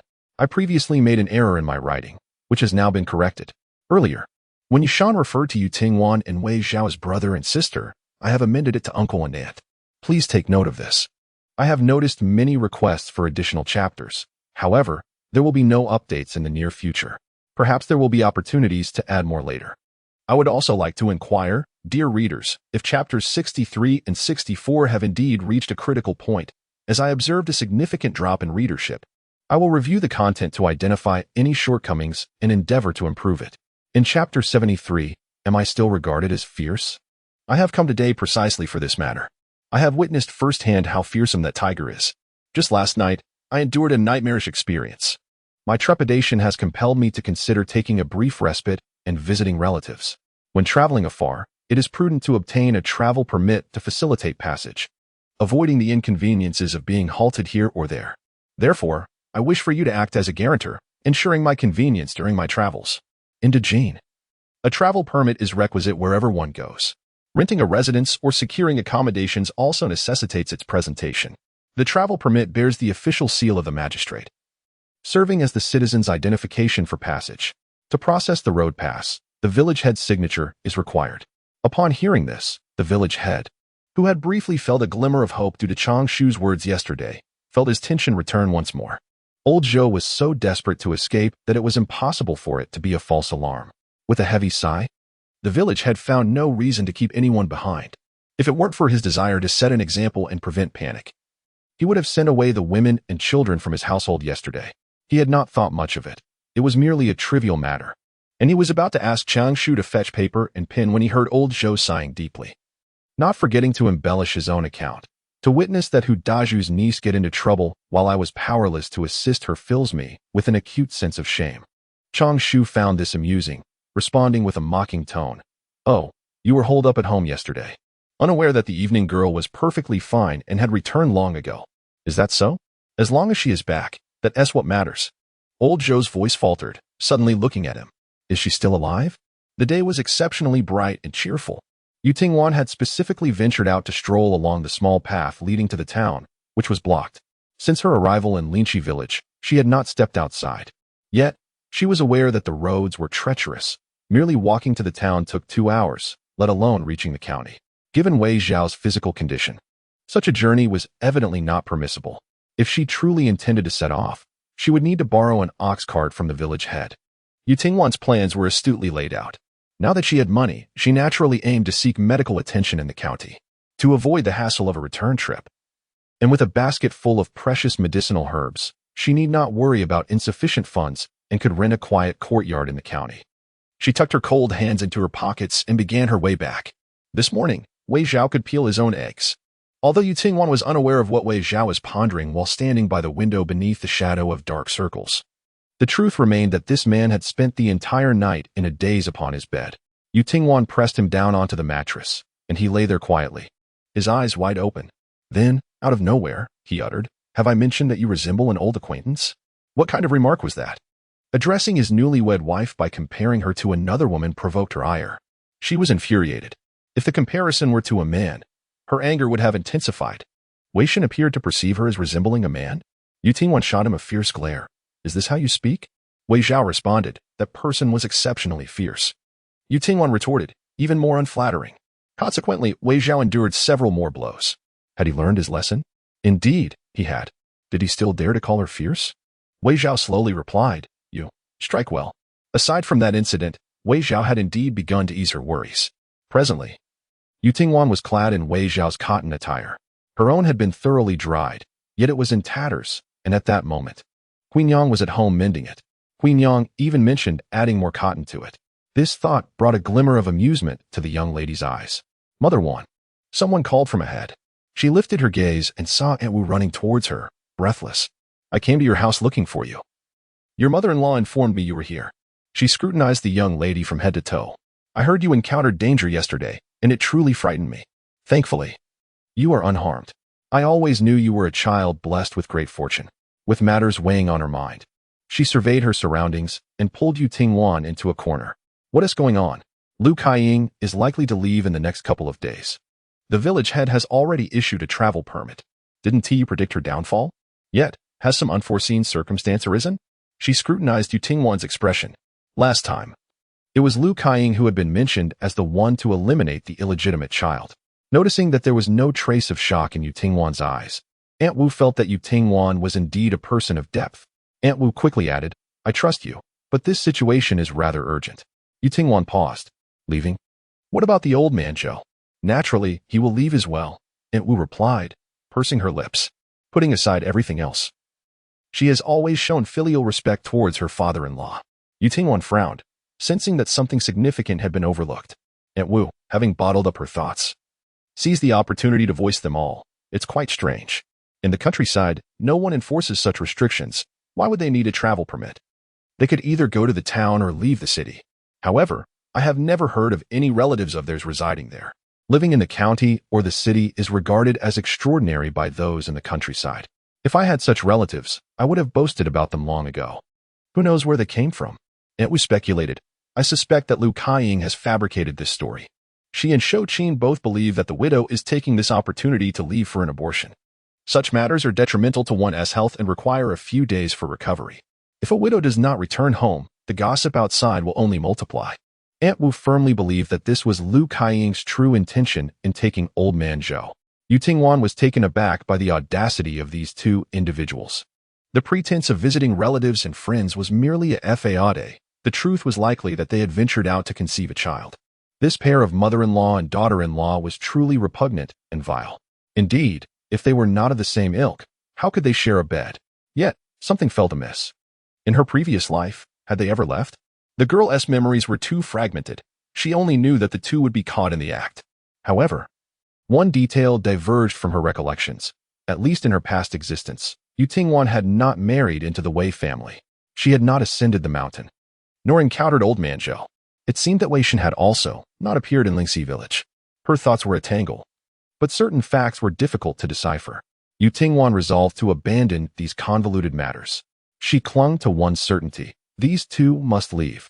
How could she catch them in the act if they departed? How could she confront that scoundrel? Lady Wan, Aunt Wu inquired, puzzled. What are you thinking? Why so silent? Yu Tingwan took a deep breath. They will not fare well. Even though she had yet to devise a means to vent her fury from the previous day, could she truly allow these two to leave Lingxi village? Burdened by her thoughts, Yu Tingwan trudged back to the Wei residence. Upon entering, she encountered Wei Zhao's indifferent gaze. In that fleeting moment, a tempest surged within her eyes. The matter she had long overlooked had finally revealed its answers. The first time she met Wei Shen, she envisioned their future together. That was what lay ahead. Later, she saw herself caring for Wei Shen under the new county magistrate's arrangement. That was her past life.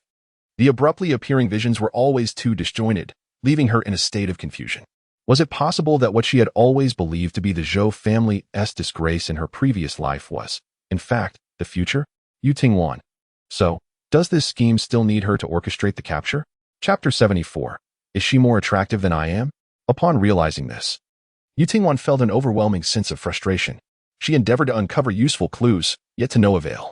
However, the thought of personally exposing the filthy deeds of old man Zhou, rendering him a pariah loathed by all, and devising a way to ensure his utter downfall, offered a certain satisfaction. Wei Zhao observed Yu Tingwan deep in thought, noting her troubled expression, and marveled at how her emotions were so plainly etched upon her face. He closed the window, maintaining a calm demeanor, and reclined in a nearby armchair. His head throbbed painfully, besieged by a wave of drowsiness, and his body felt weak, as if on the verge of collapse. Yet, Wei Zhao had no inclination to succumb to sleep. The moment he closed his eyes, the grotesque visage of the emperor invaded his thoughts. Wei Zhao's mind drifted to the Duke and Duchess of Shan, his eyes darkening as a soft sigh escaped his lips. With a creak, the door swung open, and Yu Tingwan entered. The room was warmed by the glowing charcoal, and she removed her thick coat, approaching Wei Zhao with measured steps. She pulled a nearby stool closer and sat beside him. Neither spoke, and the air thickened with an elongated silence. At last, she broke the stillness, her lips moving softly. I am somewhat distressed. Wei Zhao slowly lifted his gaze. What troubles you? Yu Tingwan, filled with melancholy, pondered how she might intervene at the opportune moment while the two were entangled in their illicit liaison. Timing was crucial. I lack experience and fear that I may inadvertently complicate matters, she confessed, glancing at Wei Zhao. They say to catch a thief, one must catch him in the act. Given that old man Zhou and his daughter-in-law share a secret affair, what would you do? Wei Zhao fell silent, a peculiar glimmer passing through his eyes. I have experience? Yu Tingwan responded, indeed. Yet, how can Wei Shen remain utterly indifferent to such a scandalous affair that could leave one utterly astounded? Alas, it seems that even if the heavens were to collapse, Wei Shen would not flinch. Although he cannot provide Yu Tingwan with any spiritual solace, the young lady finds herself without anyone else to confide in. It would be rather inappropriate to discuss the matters of the Zhou family aspect with Huinyang. She smiled at him, saying, I heard from Aunt Wu that Zhou Qin spotted 2 shadows in Lu Meipa's house last night. Zhou Qin could scarcely fathom Lu Meipa's audacity to engage in such clandestine affairs right beneath her nose. She intended to rush over, but stumbled upon a stool, creating a commotion. By the time she knocked on Lu Meipa's door, claiming to urgently seek her, there was no sign of anyone inside. It seemed her grandfather, hearing the noise, emerged from his own room, scolding her for disrupting the household at such an hour. Yu Tingwan added, Zhou Qin was holding a lantern, inspecting the corners of the Zhou family's walls, hoping to uncover the footprints of an illicit lover. The ground was covered in snow, making the footprints relatively easy to find. Yet, Zhou Qin failed to notice the hidden truths. She suspected she had simply misjudged the situation, unaware that her grandfather was concealed within her stepmother's quarters. Wei Zhao remarked, It's all quite chaotic. Yu Tingwan continued, however, she has now returned to her marital home. Aunt Wu mentioned that her husband sought her out, claiming their child had developed a fever that refused to subside. Upon hearing this, one could only wonder what consequences awaited. As Zhou Qin's first child had perished due to a high fever, she hardly had the luxury to consider her stepmother's affairs. Hastily following the man to seek the physician Qian. Once Zhou Qin departed, the house was devoid of occupants, leaving the 2 individuals free to act with unrestrained audacity. Indeed, when Zhou Qin was present, they would have to exercise caution, only daring to rendezvous under the cover of night, too timid to indulge in their depravity by day.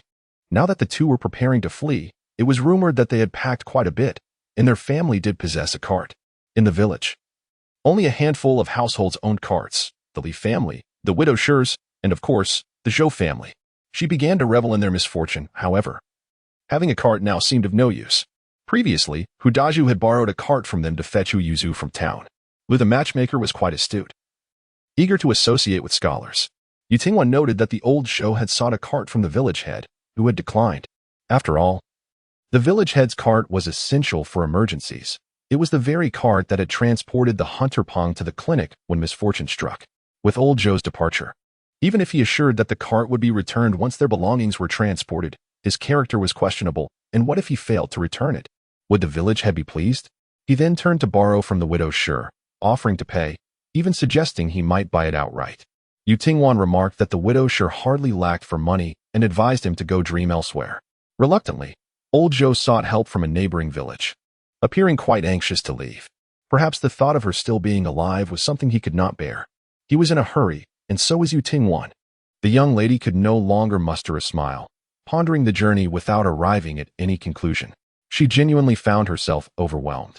My dear husband, could you offer me some counsel? Seeing him aloof and indifferent, Yu Tingwan racked her brain to unleash his potential. Just think, what if I were to carry on with another man behind your back? Wei Zhao narrowed his eyes.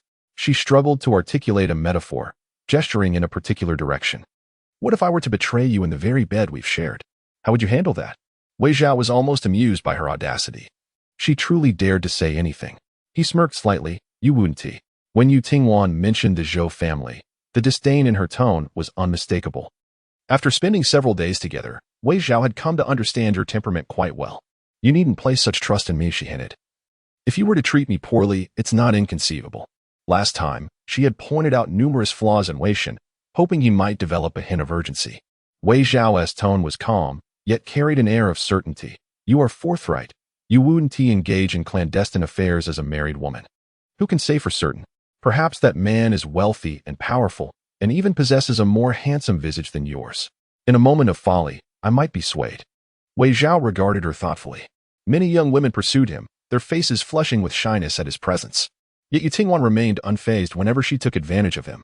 Previously, She had even remarked that their future children ought to resemble someone like Peng Liu, a figure characterized by his robust physique, unkempt appearance, and a beard that took up half his face. Wei Zhao had never given it much thought until now, and he found himself pondering it deeply. He raised his gaze, fixated on Yutingwan. More handsome than me? Who in the capital does not know of the illustrious son of the Shun State Duke? With brows like ink paintings and a countenance as exquisite as jade? During his time at the Imperial Academy, he was renowned for his ethereal grace and noble demeanor. Once he stepped onto the battlefield, however, his features took on a hardened sharpness. When he wore a cold expression, his presence could stifle even the boldest of souls. Wei Zhao never believed that his handsome visage was something worth boasting about. In fact, he often lamented the troubles it brought him. Yet now, he found himself in a rather absurd predicament. Am I truly unattractive? Yutingwan's gaze wandered, reluctant to wound his pride. Upon seeing her reaction, Wei Zhao sensed the answer. And perhaps it was too bewildering for him to feel anger. What kind of look is that? Chapter 75. His words were far more enchanting than flowery compliments. Yutingwan? Her gaze is perfectly fine. Are you not aware of your own fragility? The young lady fumed inwardly. You are misplacing your focus. We were clearly discussing how you would handle me. Wei Zhao. No, he firmly believed that appearances were indeed the crux of the matter. After hearing the term husband so frequently these past few days, he had become quite brainwashed. He furrowed his brow.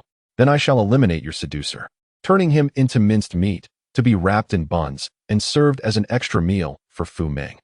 How could you think of killing someone when we are merely discussing how to catch a cheating partner?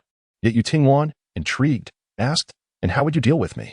She anticipated that Wei Zhao would retort about burying her as well. However, after a moment of contemplation, he replied, You have erred, and it is unforgivable. But if I treat you with sufficient kindness, how could you ever be deceived by another? Unbeknownst to her, this man had already begun to harbor such profound affection for her. Had he truly been suppressing his feelings all along? Yutingwan could not comprehend. How could you endure such a thing? You have been betrayed. Wei Zhao sneered lightly. A principled individual scorns cunning tricks and is not swayed by worldly temptations. I would prefer to marry a frail, ailing figure than see a young woman climb the social ladder by compromising her integrity. How can I believe she would engage in such foolish behavior? Yutingwan felt her irritation diminish somewhat. She looked at Wei Zhao in disbelief. The man remained pallid, devoid of any color, still weak and languid. Yet there was a flicker of vitality in his eyes that had been absent before. Who does not appreciate kind words? A hint of joy crept into her expression, lifting the corners of her mouth. Thus, she waited, and waited some more. Yutingwan furrowed her brow at Wei Zhao. Dissatisfied, is that all? Wei Zhao. Yutingwan, unabashed, urged him, continue.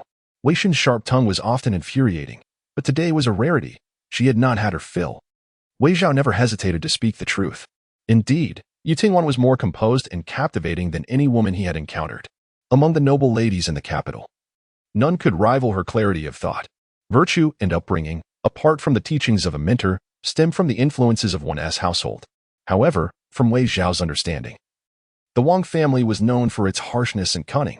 The praises sung about Hu Dazhu outside were likely exaggerated. Otherwise, why would Yutingwan refer to him by name and not his uncle? It was said that Hu Dazhu spent little time at home and sometimes neglected his niece. But if he truly cherished her, would the Wang family dare to act so brazenly? Wei Zhao's expression grew colder. Just moments ago, Hui Nyang was mending the garment. I intended to stuff it with more cotton from within, but upon disassembling the clothing, I discovered that it was filled with reeds, which provided far less warmth than cotton.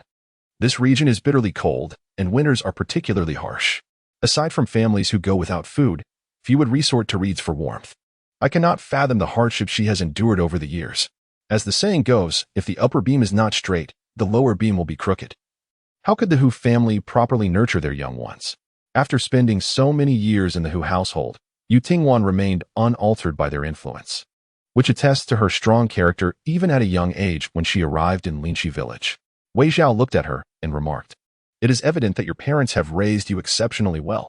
Yutingwan stood frozen, having not heard anyone speak fondly of her parents for a long time. What she always heard was how difficult it was for her uncle and aunt to raise her, and that she should show them gratitude. Although Wei Zhao's tone was neutral, her eyes suddenly brimmed with tears. Accompanying the warmth in her eyes was an accelerated heartbeat and flushed ears. It was merely the simplest of statements. Yet this person understood her struggles. His words, devoid of patronizing sympathy, pierced her heart more deeply than any flowery compliments ever could. Yu Tingwan was quite proud. Fearing that Wei Zhao might notice, she hastily lowered her head. She said with modesty, "I have many virtues."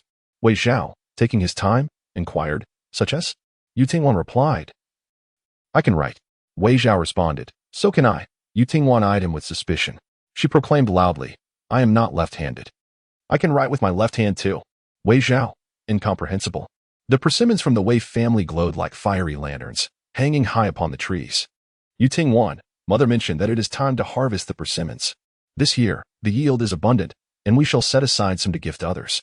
The surplus is too much for us to consume alone, so we can also prepare persimmon cakes and candied fruits. I have yet to taste them."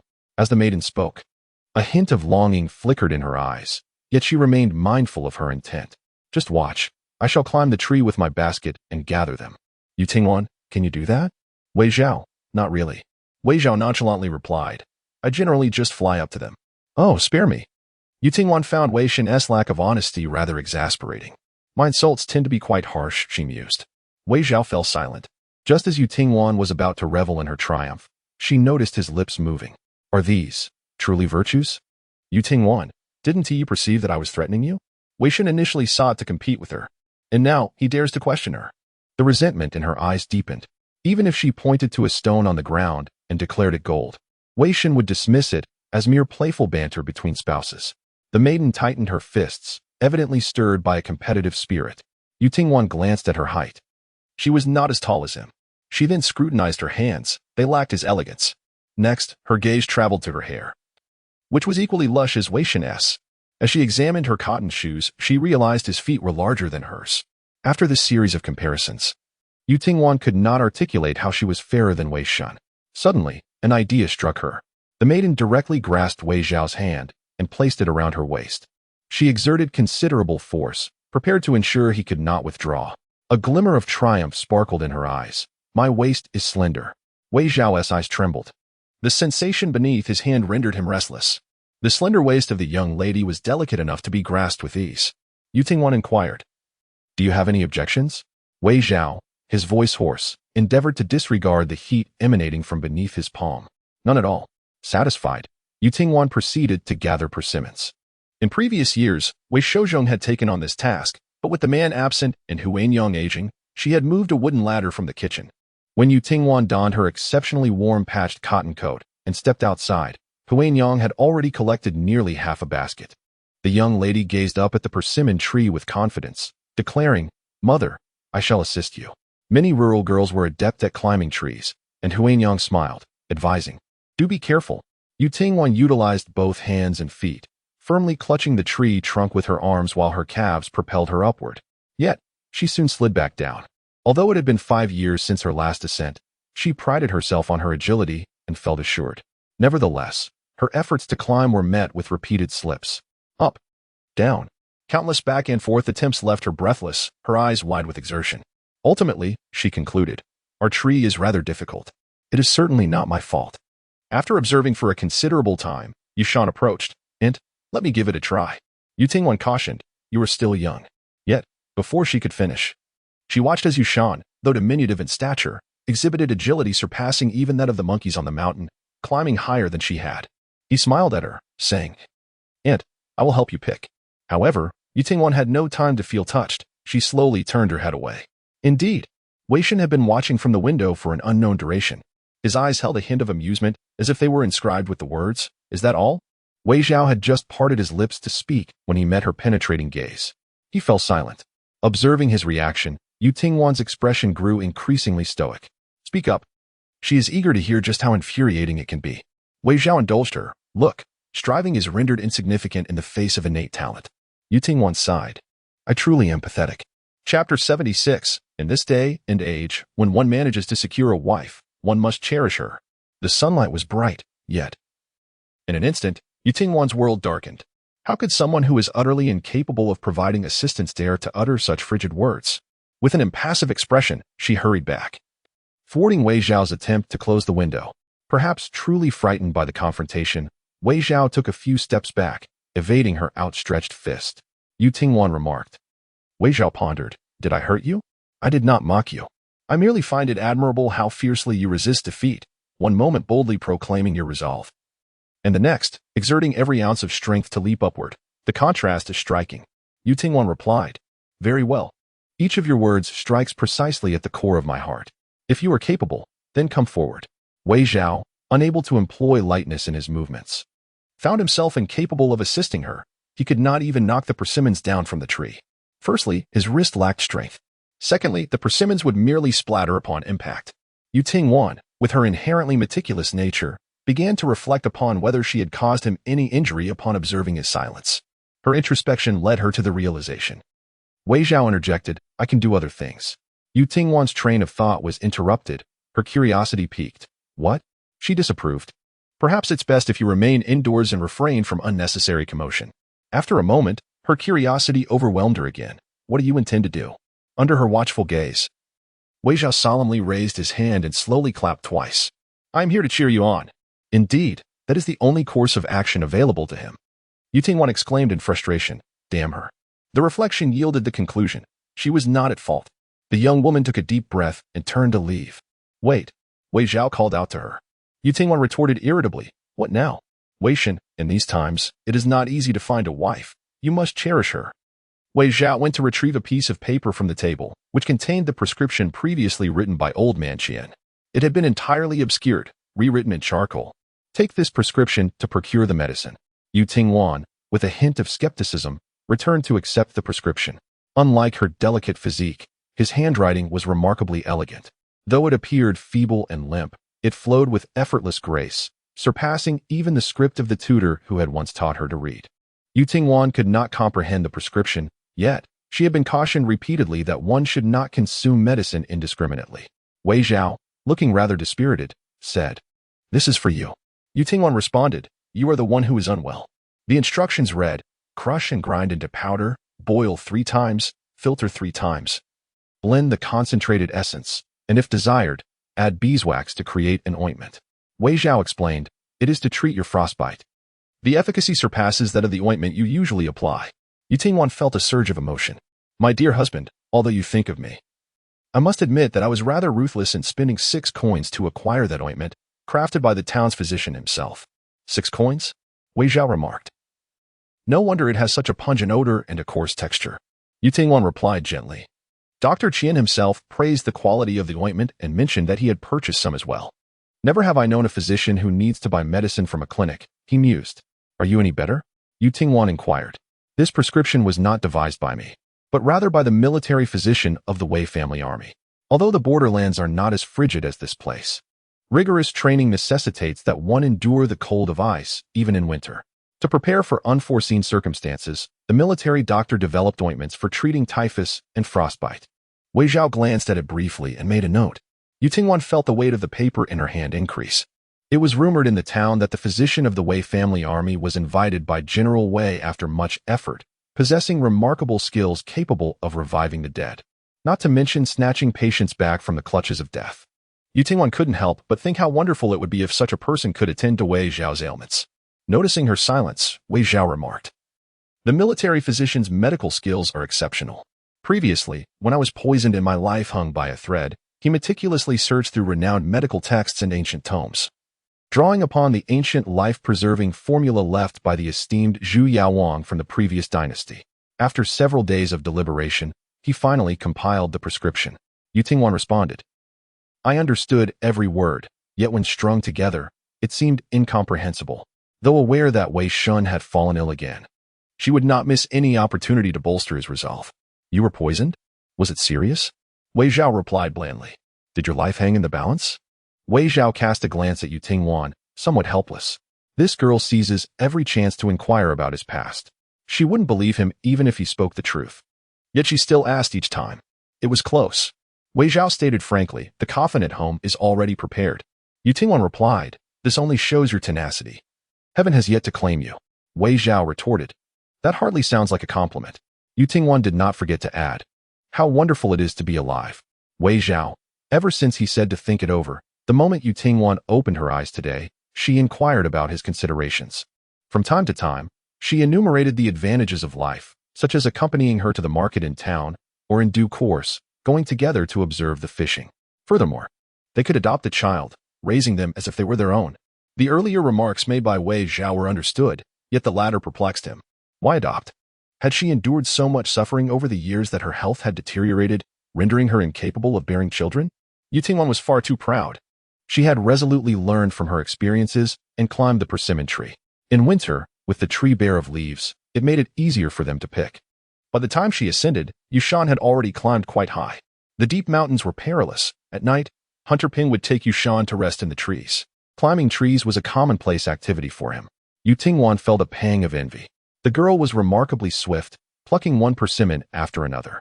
When her basket was nearly full, she intended to hand it to Huin Yang, who was perched on a wooden ladder, to exchange for an empty basket.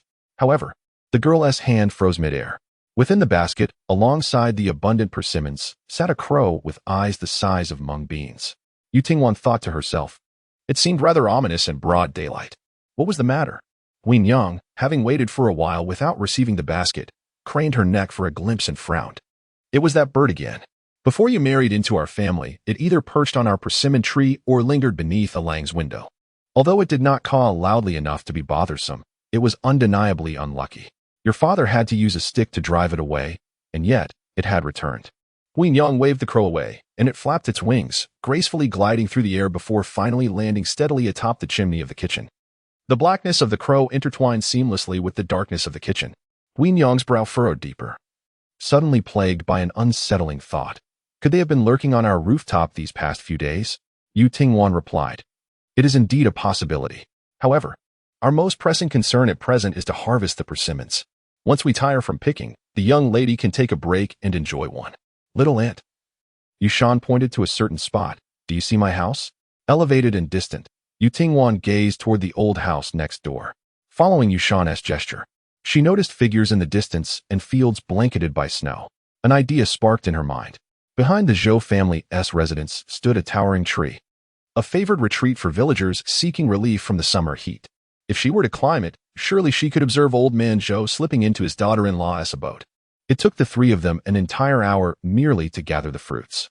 Yu Tingwan cautiously descended from the tree, disregarding the need to wash her hands, and rushed inside to share her decision with those present. Wei Zhao inquired, Are you planning to stake out? Yes, Yu Tingwan replied, her tone tinged with resignation. There is no other choice. I cannot simply hide beneath their bed. I will keep an eye out, and as soon as old man Zhou returns to the village, I will go. She had all the time in the world. It was a matter of endurance. Wei Zhao regarded her with a profound gaze.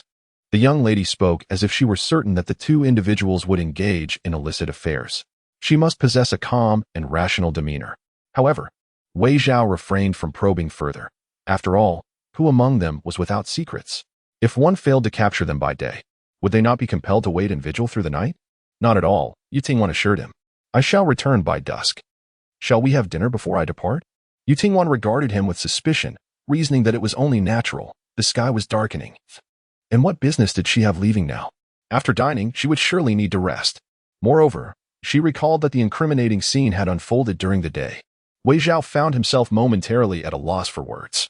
To call her proactive would be an understatement, for her inclination towards eating and sleeping was distinctly organized. When Huin Yang was preparing the meal, she would eagerly make her way to the kitchen. As night fell, after a refreshing bath, she would extinguish the lights and retire to bed. To assert that she lacked initiative would be misleading. Her eagerness was palpable, her emotions regarding Zhou Laohan almost tangible. Yu Tingwan approached Wei Zhao, tilting her head. Once I step out, do not create any disturbances. The young woman's features were exquisitely delicate, her complexion fair and youthful. Wei Zhao caught a whiff of her subtle fragrance and instinctively turned his gaze away. He strolled to the window, pondering the Zhou family's location. Yu Tingwan followed him, not far. Be more specific, he urged. After a moment's contemplation, she replied, From our home, head south, passing 3 houses, then west through 10 more. Continue straight past 8 houses, and finally west again for 5 houses. It's cold outside. You need not go. Yu Tingwan retorted, Do not jest. Yushan is still young. I cannot possibly send him on errands. Besides, if he were to witness something he ought not, it would tarnish his innocence. She didn't mention him, emphasizing that it would be even less appropriate for her mother to go. Wei Zhao interjected, That's not. Yu Tingwan gently interrupted, You don't intend to take my place. Do you? You are quite audacious. Wei Zhao cast her a fleeting glance, feeling somewhat defeated. Did you see the crow outside?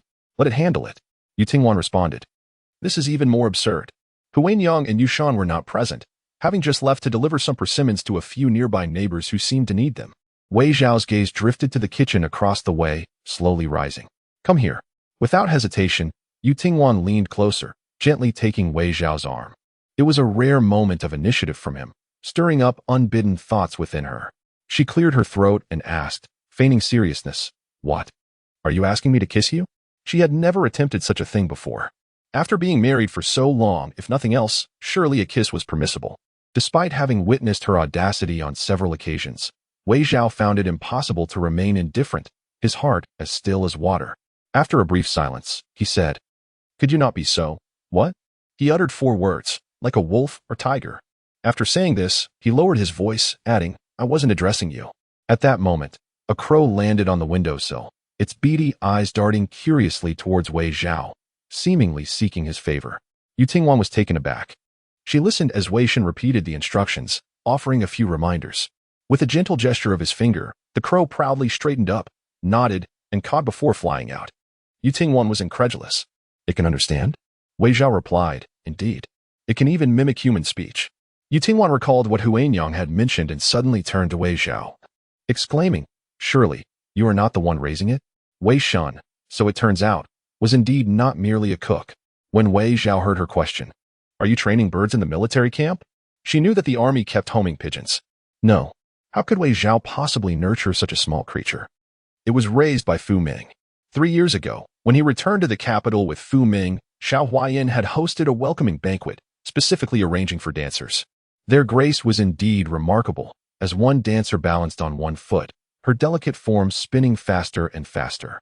Yet, Wei Zhao did not even glance in their direction, opting instead to retire for the night. However, Fu Ming, having witnessed the entire spectacle, expressed an insatiable desire for more. Yet, unlike Xiao Huayan, he could not surround himself with a multitude of women. Thus, Fu Ming resorted to capturing a flock of crows, commanding them to circle above. Those that disobeyed were promptly devoured, leaving behind only one that was adept at reading his mood. Ever since Wei Zhao was rescued by Huan Yang, the crows had persistently hovered nearby, venturing to the mountains every few days to relay messages. Wei Zhao was certain that the moment his life force waned, before his body even stiffened, Fu Ming would swiftly carry him away to bury him in a pit. Under Yu Tingwan's eager anticipation, Old Shou did not return to the village that night, likely hindered by the inability to procure an ox cart or other pressing matters. Yu Tingwan felt a twinge of regret over this. Inside the room, the kerosene lamp was extinguished, and Yu Tingwan drifted into a hazy slumber. Yet, she seemed to hear a familiar scream echoing in her ears, a sound reminiscent of her own. It shouldn't be, as it appeared to emanate from a head. Yet, around her was a blurred haze, akin to ethereal clouds or fragile dreams. Unable to see clearly, she attempted to move forward, but her body felt devoid of strength. After an indeterminate passage of time, she finally glimpsed a flicker of light ahead. Without hesitation, she advanced toward it.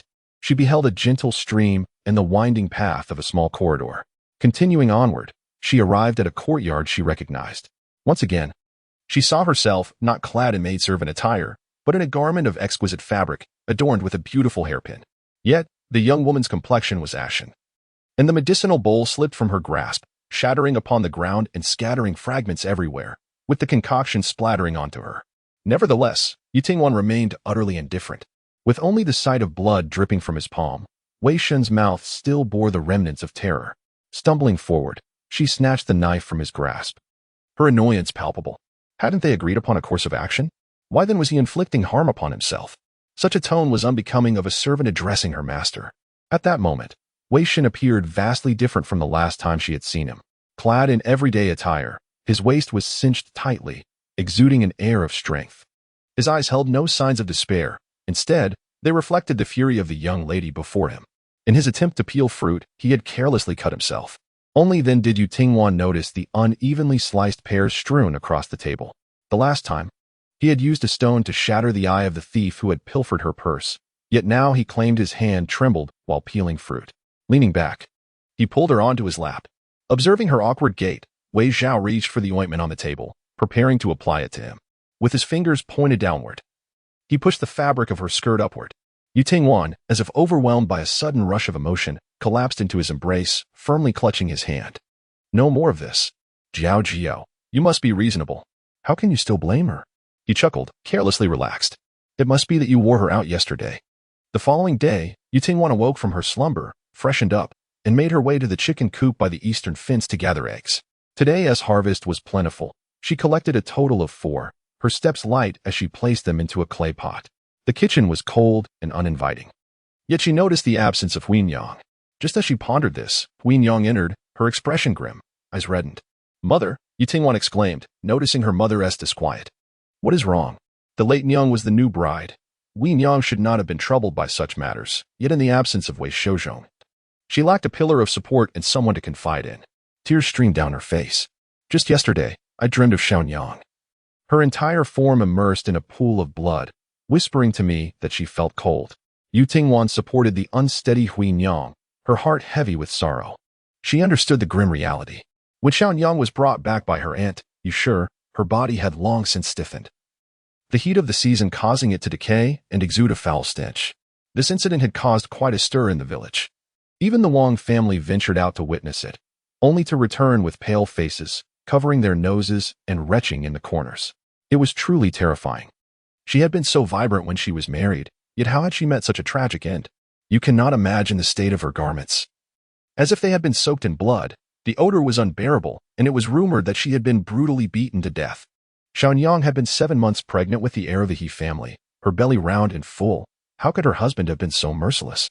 The young women often heard tales of domestic violence, of women battered and bruised yet still forced to toil in the fields.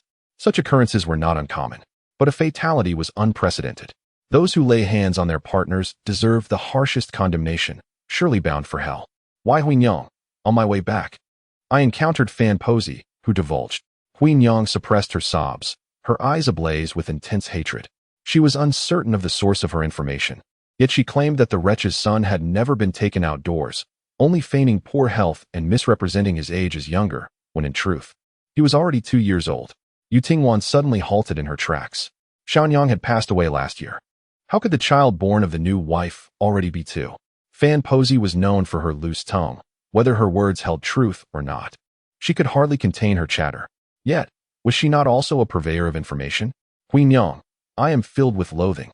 In the dead of night, she yearned to strip the He family of their skin, to crush their bones to dust.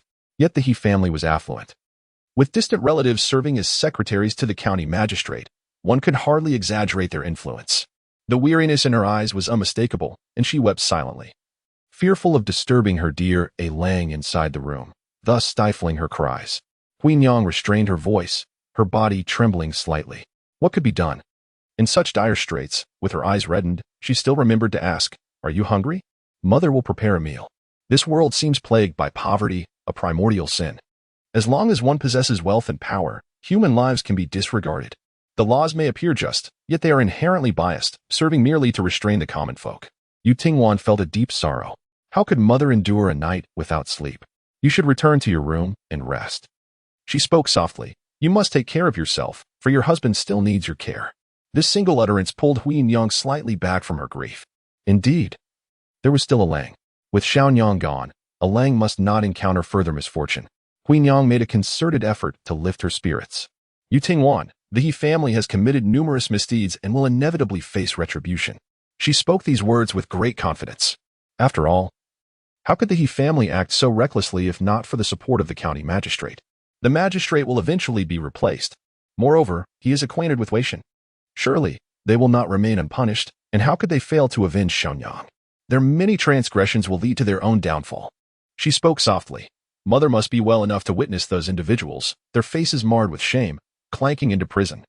Yu Tingwan assisted Huin Yang to the couch and engaged her in conversation until her complexion improved. Then, she encouraged her to rest and quietly exited the room.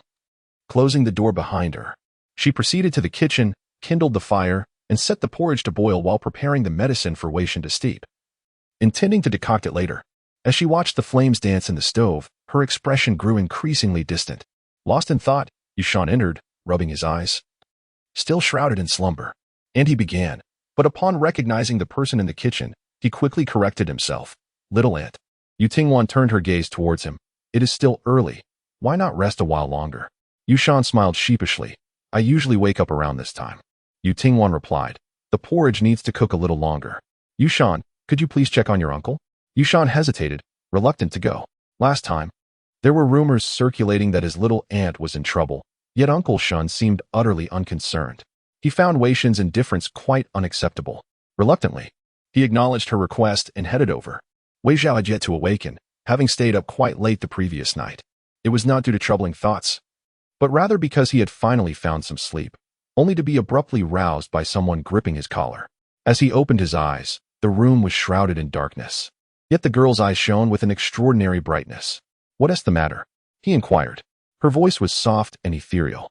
I dreamed of you. In this pitch-black gloom, she lay atop him. Had the daylight not sufficed? Why must she dream of him under the cover of night? Wei Zhao felt a twinge of discomfort, wishing for Yu Tingwan to return to her own space. Yet she continued, her tone lingering in the air. What is going on? The you in my dream was rather. She paused, seemingly laboring to find the right words. You probably don't know, but you were quite uninhibited. Wei Zhao raised an eyebrow in confusion. It was merely a dream. There is no need to take it seriously. How could Yu Tingwan not take it to heart? She was astonished, though her vision was limited. She was not entirely naive. The thought of Wei Zhao's impotence crossed her mind, and rather than shying away, he would still extend his hand to her. What sensations did her past self experience? The empathy of past lives could not be conveyed.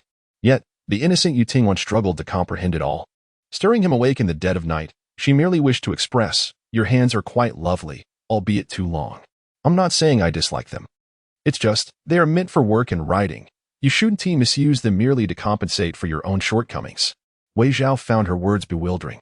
After uttering this statement, she climbed off him and nestled herself on the side. Then, she inexplicably uttered something even more perplexing to Wei Zhao. Her words were indeed thought-provoking. Even a man well-versed in the classics like Wei Zhao could not decipher her meaning. The girl sighed. Wei Shun, as long as your intentions are genuine, that is sufficient. You need not make such great sacrifices for my sake. Chapter 79. Please, I am quite afraid the room was warmed by the burning charcoal. When Wei Zhao woke, the outside world was already bathed in bright daylight. He felt slightly dizzy and his stomach was uneasy. After a moment of respite, he managed to prop himself up. Leaning against the side with a rather vacant expression, Yushan stood guard at the door, mindful not to disturb his rest, maintaining a quiet demeanor. Once he noticed Wei Zhao was awake, he hurried to summon Yu Tingwan. Before long, the young lady entered with a bowl of porridge.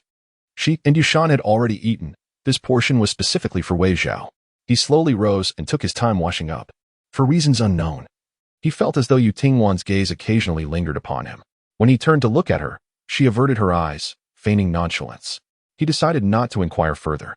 The porridge was sweetened with sugar, a flavor Wei Zhao disdained. He had mentioned this on numerous occasions, and Yu Tingwan had certainly heard him. Yet, she seemed to let it go in one ear and out the other, even going so far as to insist that life was difficult and deserved a touch of sweetness. Having grown accustomed to her ways, Wei Zhao merely furrowed his brow and continued to eat, taking slow bites. Halfway through his meal, he paused. Why do you keep staring at me? The sight before her had evidently left a profound impact on her. The young lady gazed at the man before her, contemplating how one individual could possess two distinct visages. Wei Zhao, perplexed, cast a strange look at Yu Tingwan. To his surprise, her expression mirrored his own confusion. Something feels amiss, he muttered. Since last night, Yu Tingwan had exhibited peculiar behavior. It was not without reason that Wei Zhao's mind wandered. Her clear, unblemished gaze held no embarrassment, only a curious scrutiny. Yet, her examination was not of him as a whole, but rather, his hands. Wei Zhao frowned. Did they offend you?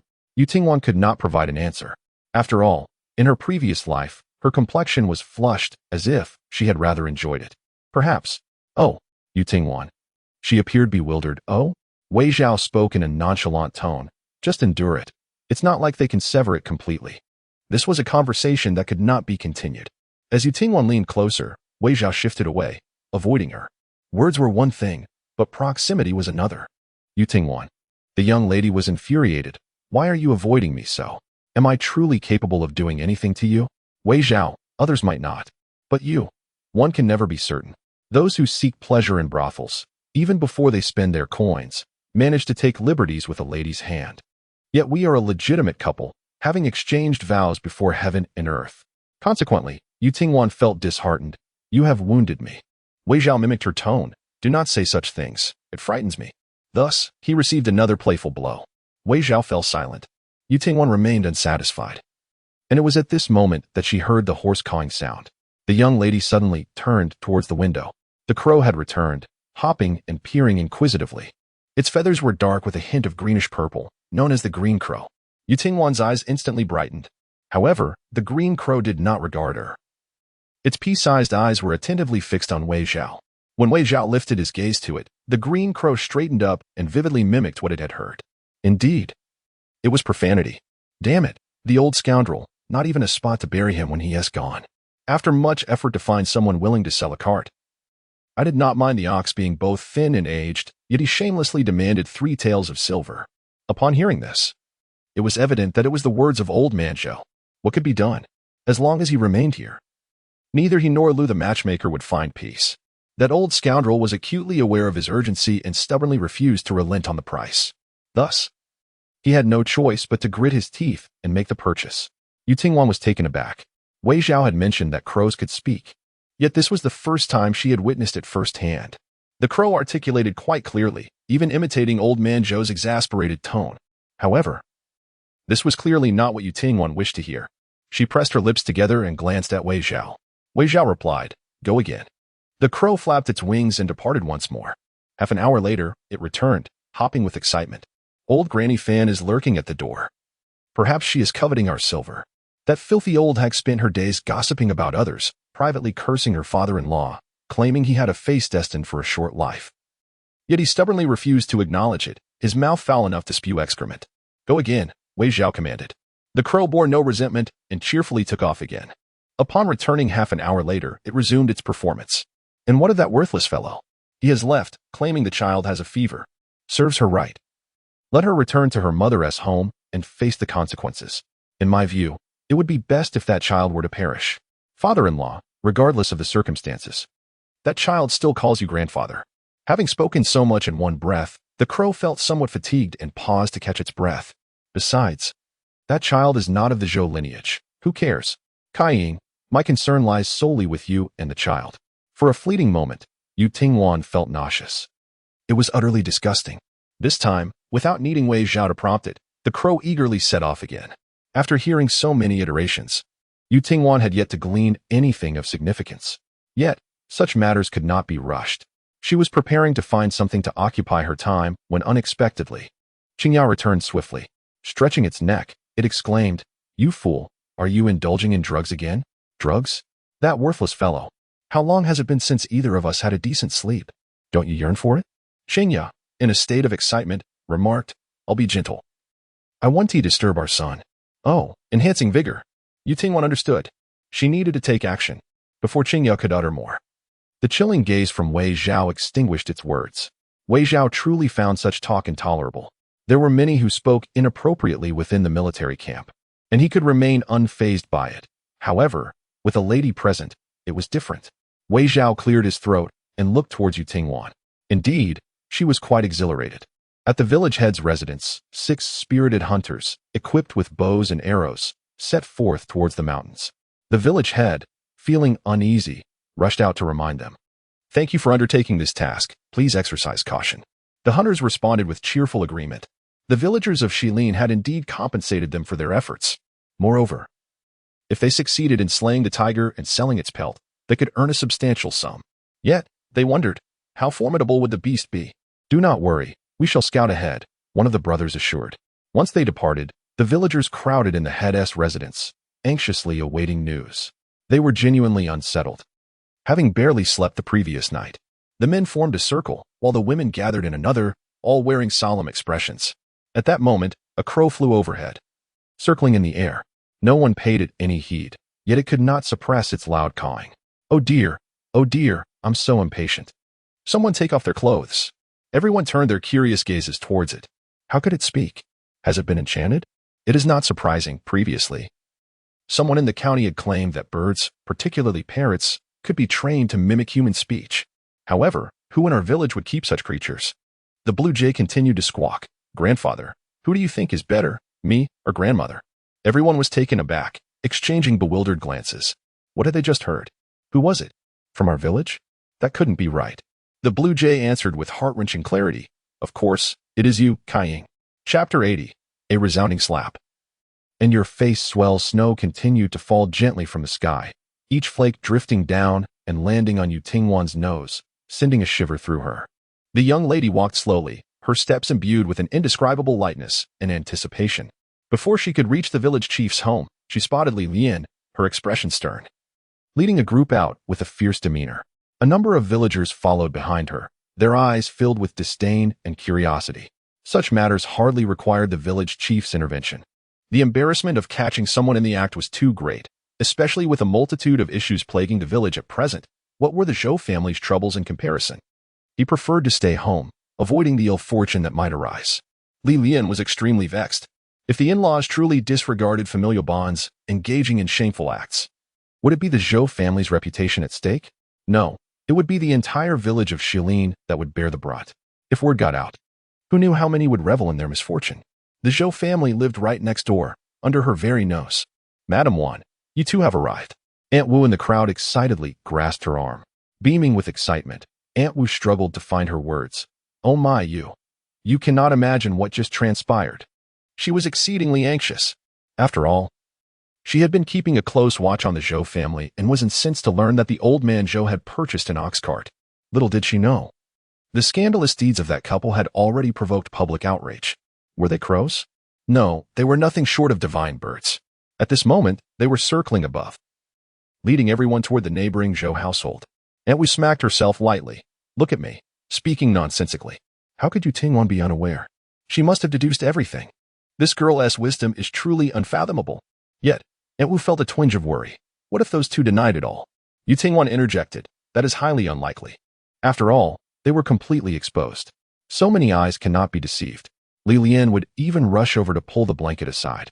The two families lived in close proximity, separated only by a narrow path that was seldom traversed, except for children playing who might hide there. The group, except for Li Lian, whispered amongst themselves. I believe this matter is likely true. What madness has overtaken Lu the matchmaker? So many advised her to remarry, claiming that being a widow was challenging. They urged her to find a man to share her life with, yet she refused. Well, it turns out she had already found one, even entangling herself with her father-in-law.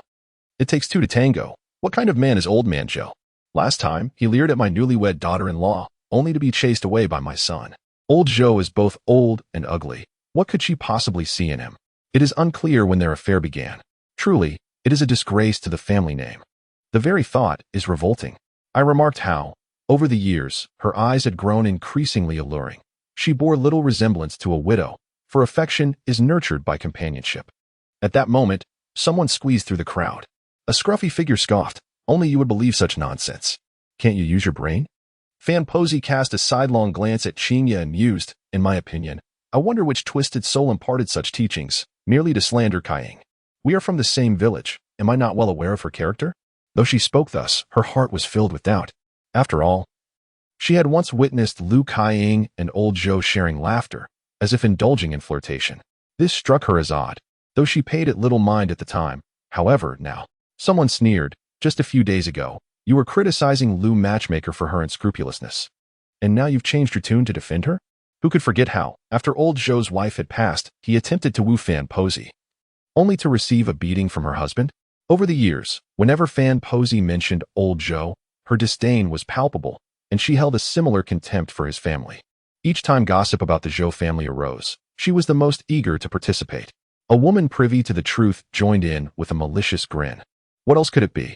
Lu Matchmaker promised to find a match for her two troubled nephews, one a cripple and the other a fool. Which family would willingly send their daughter into such peril?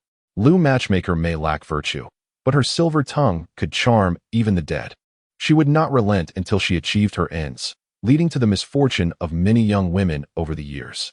At that moment, someone recalled a certain incident and cast a glance toward Yu Tingwan. Everyone remembered the tale of Xiaonyang, how a once innocent girl had been utterly degraded. The matter of marriage was orchestrated by Lu the Matchmaker, while old Lady Wei merely provided the means. There was no inquiry into whether the couple, Shouzhong and his wife, were agreeable to it. Xiaonyang happens to be the younger sister of the late matron. Fan Posey, with her neck stiffened, remarked, I merely fear that you might unjustly accuse an innocent. If something were to happen to Lu the matchmaker, what would become of her nephew's marriage? Her silver tongue could easily spin a tale. By the time the bride discovers her nephew's affliction, it would be too late. They would have already exchanged vows. And could she simply flee? Suddenly, Fan Posey was called from behind. Turning, she encountered the smiling countenance of Youthful. Though her smile was present, it did not reach her eyes, and an inexplicable chill ran down Fan Posey's spine. Youthful tilted her head, seemingly concerned. Are you all right? Have you been hurt? With an air of melancholy, Youthful continued. How could you venture out when calamity has befallen? Truly, one must cherish oneself. Who has encountered misfortune? Fan Posey furrowed her brow tightly. Begone. She remembered vividly how Youthful had publicly berated her before everyone, and the memory stoked her ire. You curse me without cause. Do you not deserve a lesson? The indignant Youthful replied, I did not curse you. She tilted her head innocently. I never suggested that you would be struck. She vividly illustrated to Fan Posey. It would be a mere slap, and your face would swell.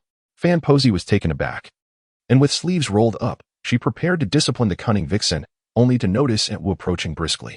Fan Posey dismissed her entirely, intervening is futile. I could never overlook her misdeeds for your sake. Yet Aunt Wu paid her no mind, her excitement barely contained. Is it true? Would she truly be assaulted? She has long held a disdain for Fan Posey. Fan Posey. No, are you all unwell? Aunt Wu, fearing for the girl's safety, swiftly pulled her away from such a wretched character as Fan Posey. As they approached the entrance of the Zhou family, her mind wandered. By the way, why are you still inquiring about her well-being? Not only Aunt Wu but also the villagers who had heard Youthful's voice earlier were curious, all ears perked up. They heard a remark made by Lu Matchmaker. The young ones had all taken note. Fan Posey is notoriously foul-mouthed. Without a shred of hesitation, Youthful adjusted her words and spoke candidly.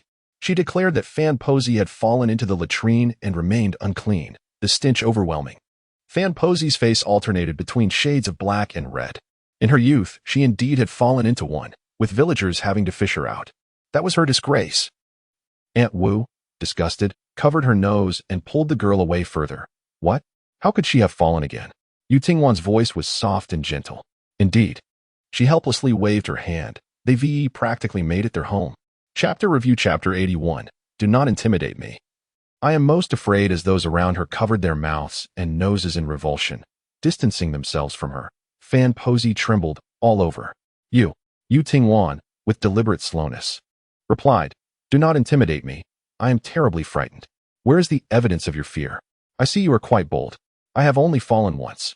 Many villagers criticize Fan Posey, but who dares to openly slander her, as Youthful does? Fan Posey was filled with ire. Would Aunt Wu stand by and allow Youthful to be bullied? What does it signify? You ungrateful wretch. Does the late matron still harbor concerns? You willingly chose to wallow in the mire. It is hardly her fault that you seek to vent your frustrations upon her. How laughable.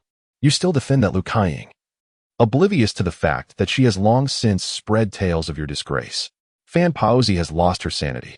Indeed, she ought to confront Lu Kaiying with fervor. At that moment, Qingya flitted past the walls of the Zhou residence. The entrance of the Zhou household was adorned with festive couplets for the new year, commissioned early on by Lu Matchmaker from Huyaozu. The calligraphy of the scholar was certainly superior to that of the old scribe from the neighboring village. Although Youthful harbored no affection for Huyaozu, she could not deny the beauty of his script. However, after encountering Wei Shen, the couplets at the Zhou household appeared inadequate. The young lady was momentarily lost in thought. Each year during the festivities, when Huyaozu returned from the academy, the courtyard of the Hu family overflowed with visitors seeking his assistance in penning couplets. During those times, Hu Daju's pride was unmistakable. Huyaozu, possessing both social grace and literary talent, would always ensure that his first couplet was delivered to the village head, demonstrating respect for authority and earning their esteem. Yet this year, Huyaozu did not return, leading to a wave of dissatisfaction among the villagers. After all, his calligraphy was exquisite and offered free of charge. Ink and paper are costly. However, in pursuit of auspicious beginnings for the new year, the villagers had no choice but to purchase from the old scribe in the neighboring village, where each character commanded a penny. Only Lu Matchmaker had the fortune of encountering Huyaozu on his way back, and out of consideration for avoiding the crowds at the Hu household, he graciously assisted her. Youthful contemplated that next year, the couplets at her home would be penned by Wei Shen. The Hu family seeks renown without charging a fee. Yet she had no desire for it. In the village, Weishan could afford to sell at a lower price, accepting merely half a penny. The young lady was calculating her advantages meticulously. Although her husband was somewhat frail and rather particular, he possessed the ability to tell stories and could earn a little during the new year by writing, capable of supporting a large family. Weishan was not lacking in worth either. At that moment, the doors of the Zhou household were firmly shut. Li Lian pushed against them in vain, unable to force her way inside. Just as she was about to knock forcefully, ready to confront anyone who answered, she was interrupted by the anxious and irritable Fan Posey, who hastily shoved her aside. The previous day, when Lu Kaiying had promised to assist her nephew in finding a bride, she had casually mentioned that the door latch at home was broken, hinting at a desire to take advantage of her. Her maternal family had brothers who were blacksmiths and could fix it, but it still had not been repaired. The Zhou family would not have simply propped a stick behind the door. Normally, it could not be opened with a gentle push. Yet Fan Posey stepped back a few paces before charging forward with great force. The door swung open with a considerable noise, but it did not disturb the two engrossed within. Half the village waited nearby, anticipating the return of the hunter, so some commotion was to be expected. The bed creaked ominously, as though it were on the verge of collapse, the sound reaching Li Lian's ears as she entered the courtyard. Following this was an unbearable exchange of words. "What makes me better than your mother-in-law? Pray tell." "Oh, there are countless reasons. You are far more uninhibited than she. A coarse old woman who has never donned a red belly band with mandarin ducks frolicking. You are youthful, and your voice is far more melodious. Her birthmark is unsightly, a mass of blemishes, while yours is different, a butterfly-shaped mark on your bottom, which your father adores." Li Lian's expression was as dark as ink as she approached and forcefully kicked open the half-closed door with a resounding bang. Her gaze was piercing, fixated on the person on the bed. Upon seeing her, the dazed Lu matchmaker snapped awake as if doused with cold water, shrieking in terror. The old man Zhou, a coward at heart, was at a loss, turning his head away and trembling uncontrollably. Li Lian, indifferent to their disarray, felt her anger surging through her entire being. She strode forward and violently threw back the covers, as if unveiling a shroud of shame. "You." Li Lian's hands trembled. Prior to arriving, she had contemplated that perhaps this was merely a misunderstanding, and she would never stoop to slandering them over such matters. Yet, it turned out her worries were unfounded. She rebuked them fiercely. A husband who abandons his wife is devoid of loyalty, and a wife who shames her family is utterly disgraceful. "How dare you?" "Zhou, old man, what wrong has your wife ever done to you? She fell from overwork. She never enjoyed a single moment of happiness after marrying you. And now you dare to complain about her death? She and your son are watching from beneath the earth. Your father was the epitome of honesty in his lifetime. He and your mother never had a single quarrel, and he was a kind-hearted person to everyone outside. How could he have given rise to such a wretch as you?" The villagers had crowded into the room, pointing and gossiping about the two on the bed, completely exposed. In broad daylight, how could a daughter-in-law engage in such disgraceful conduct? They showed no fear of divine retribution. I knew Zhou was a scoundrel, but who would have thought he would not spare even his daughter-in-law? Did you see? The birthmark on her posterior indeed resembles a butterfly. Each accusation struck the two like merciless slaps to the face. Despite Lu Meipa's formidable reputation, being caught in such a compromising situation left her visibly shaken. "Get out, all of you. Leave at once," she exclaimed, her beauty now marred by fear. Fan Posey, known for her bluntness, seized the moment, wishing fervently to trample both individuals underfoot.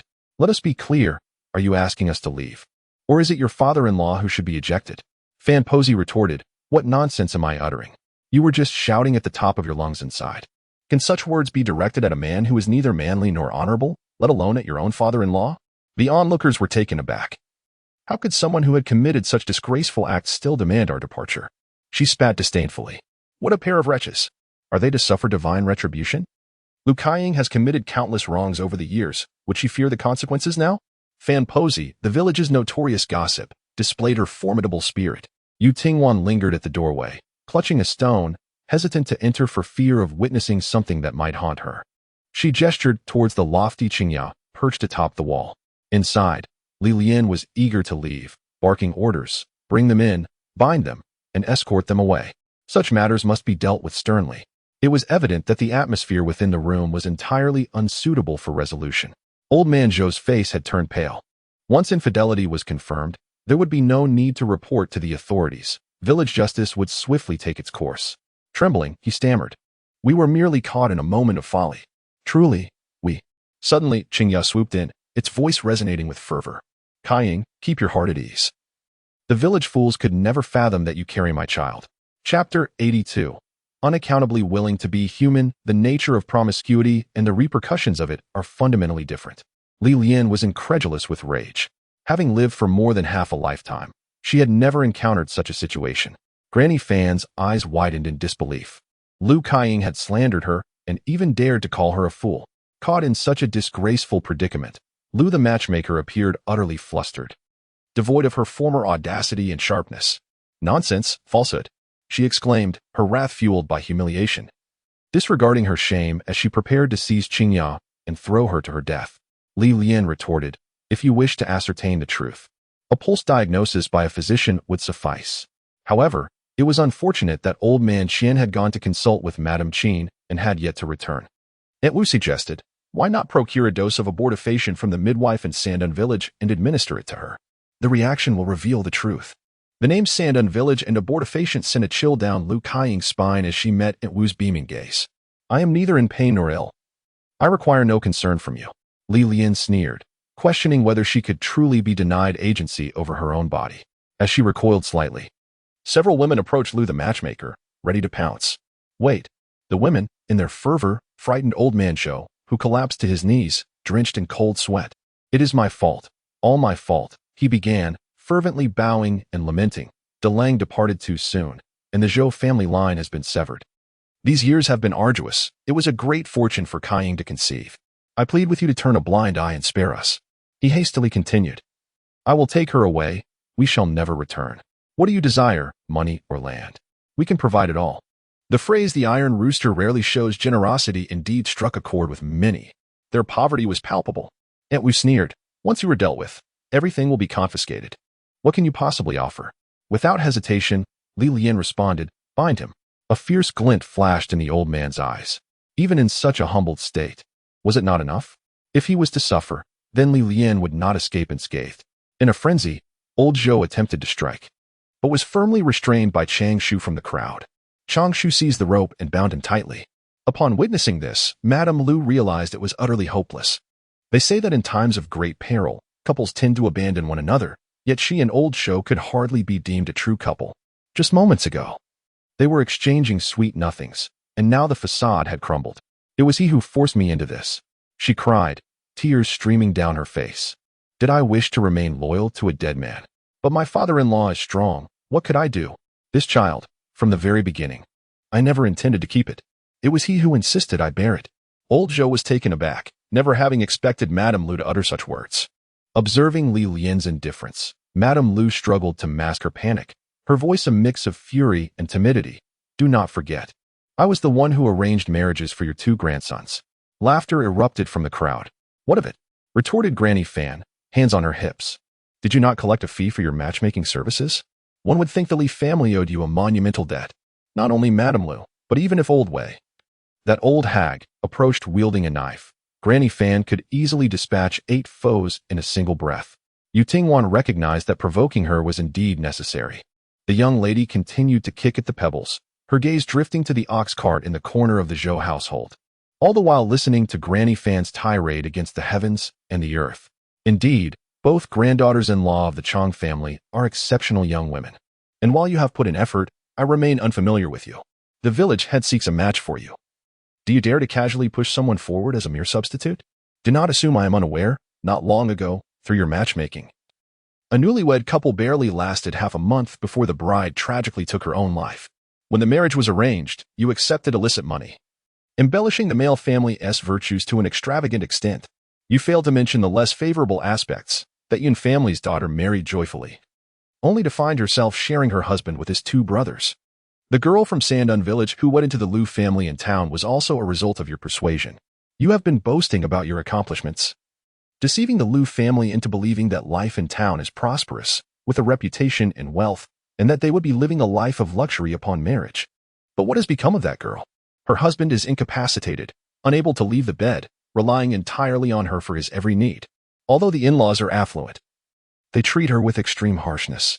Last month, in sheer despair, she ingested rat poison and perished. One incident after another. You possess the audacity to listen while I am left without the courage to speak of them. Those families who have lost daughters have raised their voices in protest. Yet, once brought to court, the matters invariably dissolve into nothingness. The county magistrate, swayed by wealth, is hardly a figure of hope. Lou the matchmaker merely facilitates the connections, managing to extricate herself unscathed each time. Who can blame her when she acts with a disregard for conscience, leading innocent girls to their doom? The male families involved are often well-connected or wealthy. Moreover, in the aftermath of such tragedies, she has no fear of losing business, as there are plenty of unions she has arranged. Who can guarantee that other matchmakers do not act with similar moral bankruptcy? Not to mention, many of them lack her skill. The old woman spat. When you think about it, the number of girls you've harmed is quite considerable. Take our village's Xiaonyang, for instance. How dare you target someone from the same village? She at least calls you aunt. If I were Huinyang, I would have torn you apart by now. As she spoke, she scanned the surroundings. Where's Wanyang? She began to call out. Wanyang.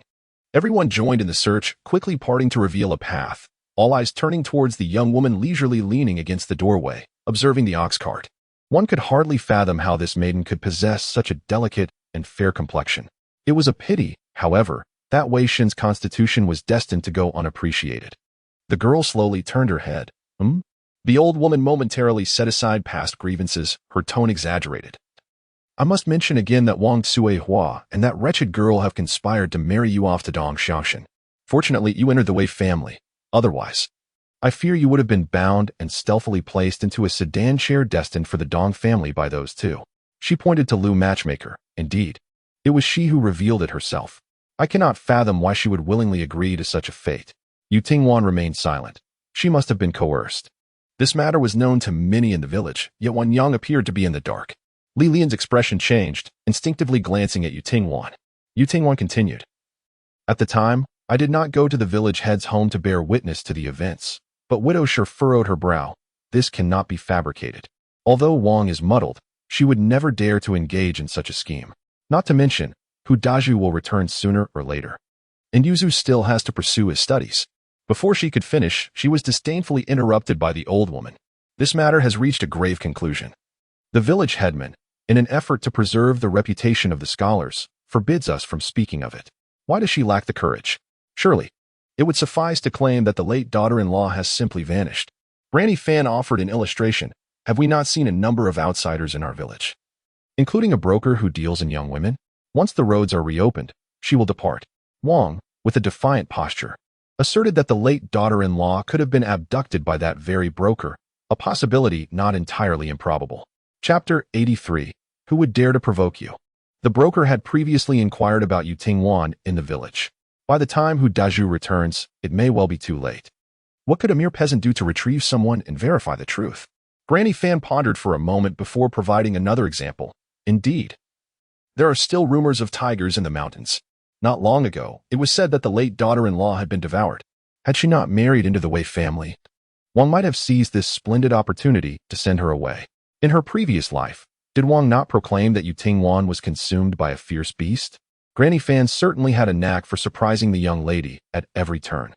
Widow Sure suddenly recalled something. It seems that Wang Hua has indeed been quite close to Lu Kaiying lately. I have caught sight of them together on several occasions. I had thought Wang intended to introduce a bride to Yaozu, but it appears her intentions were directed towards the late daughter-in-law. The time has come. She must reveal herself. Yu Tingwan's complexion paled as she clutched her garment, striving to mask her non-existent fear. How could this be? Granny Fan replied, it is precisely so. I am concerned for you. Can I truly deceive you? Yu Tingwan, my aunt is somewhat malicious, her character is flawed, and she can be rather foolish. However, when everyone assumed that the young lady would not believe it and desperately sought to exonerate the Wang family, they heard her crisp remark, very well. That is something she would do. So much has transpired today.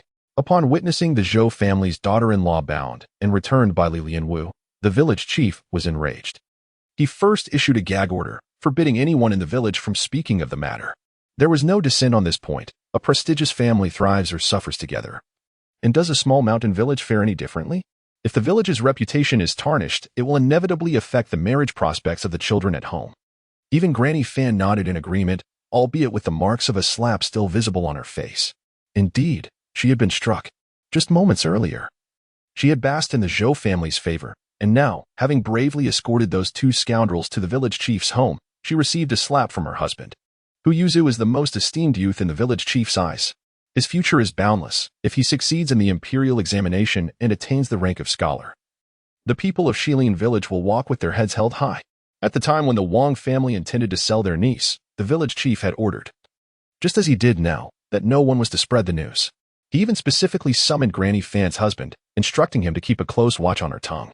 For this reason, her husband would remind her repeatedly before she left the house and would still inquire with concern upon her return.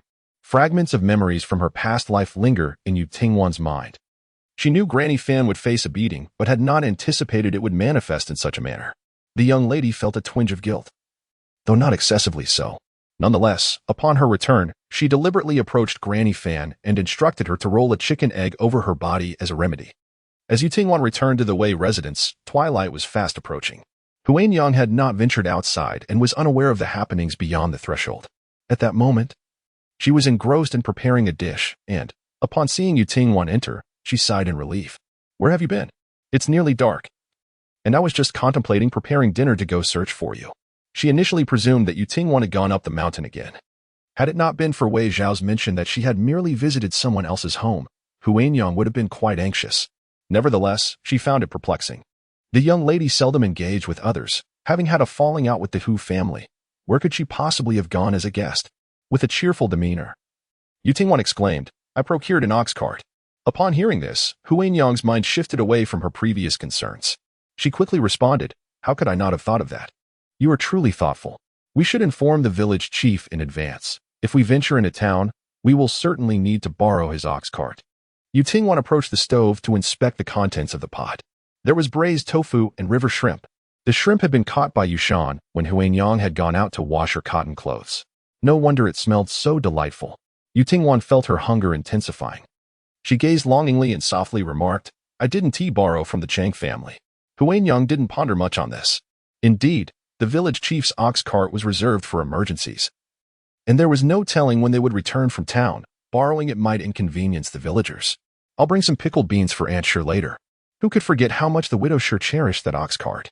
During the busy farming season, she was reluctant to let the ox work too hard, having purchased it specifically to transport her son, who was an accountant in town. Previously, there had been villagers who sought to borrow it, but they were promptly turned away, even receiving a scolding for their audacity. Now, if she were to agree, it was likely due to the satisfaction garnered from the sauce and braised beef prepared earlier.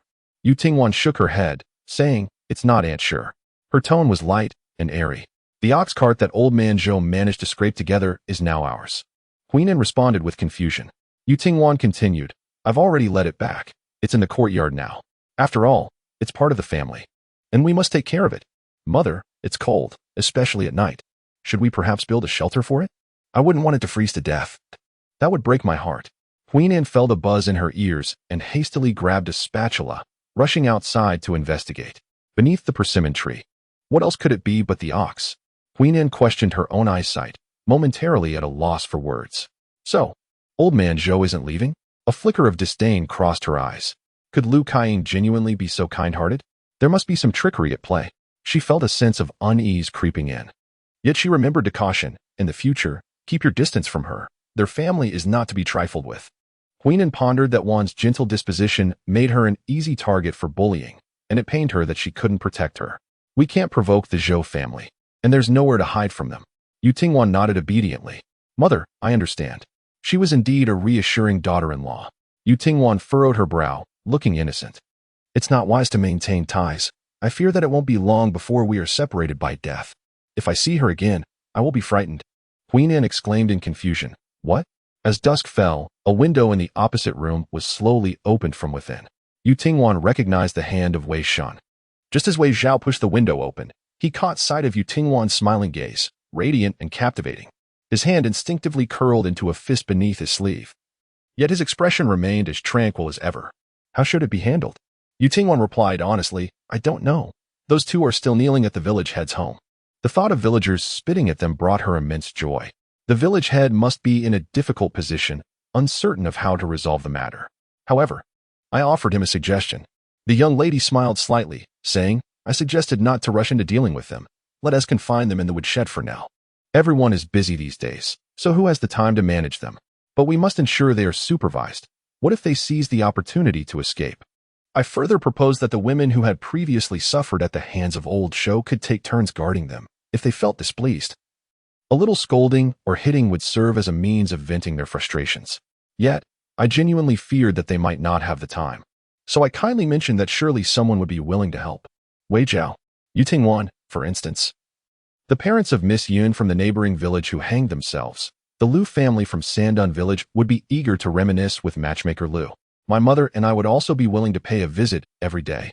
Wei Zhao, who would dare to provoke you? Chapter 84. Have you thought of me? A flicker of unrecognized amusement crossed Wei Zhao's eyes as he turned to observe the ox cart. The aging ox indeed appeared quite thin. He did not see Qinya and feared she had gone up the mountain again. Wei Zhao's lips moved slightly. Was it the village head who made the arrangements? Yutingwan nodded vigorously.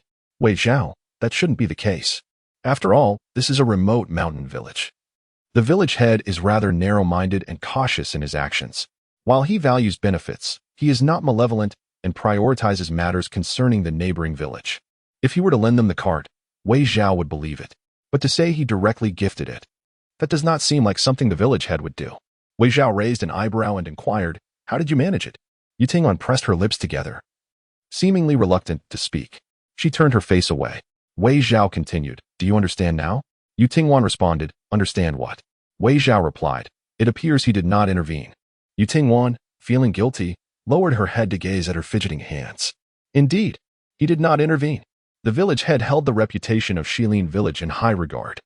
Such a disgraceful incident warranted severe punishment as a cautionary measure. It must not be taken lightly. Just when he thought Yutingwan's words were quite reasonable, he saw the young lady heading outside. At the entrance, you? The village head frowned. Where did you get that cow? Yutingwan innocently replied, from the Zhou family. The village head exclaimed, who permitted you to take it? Yutingwan declared, I claimed it. The village head attempted to reason with her. But that's not yours. Yutingwan insisted, I claimed it.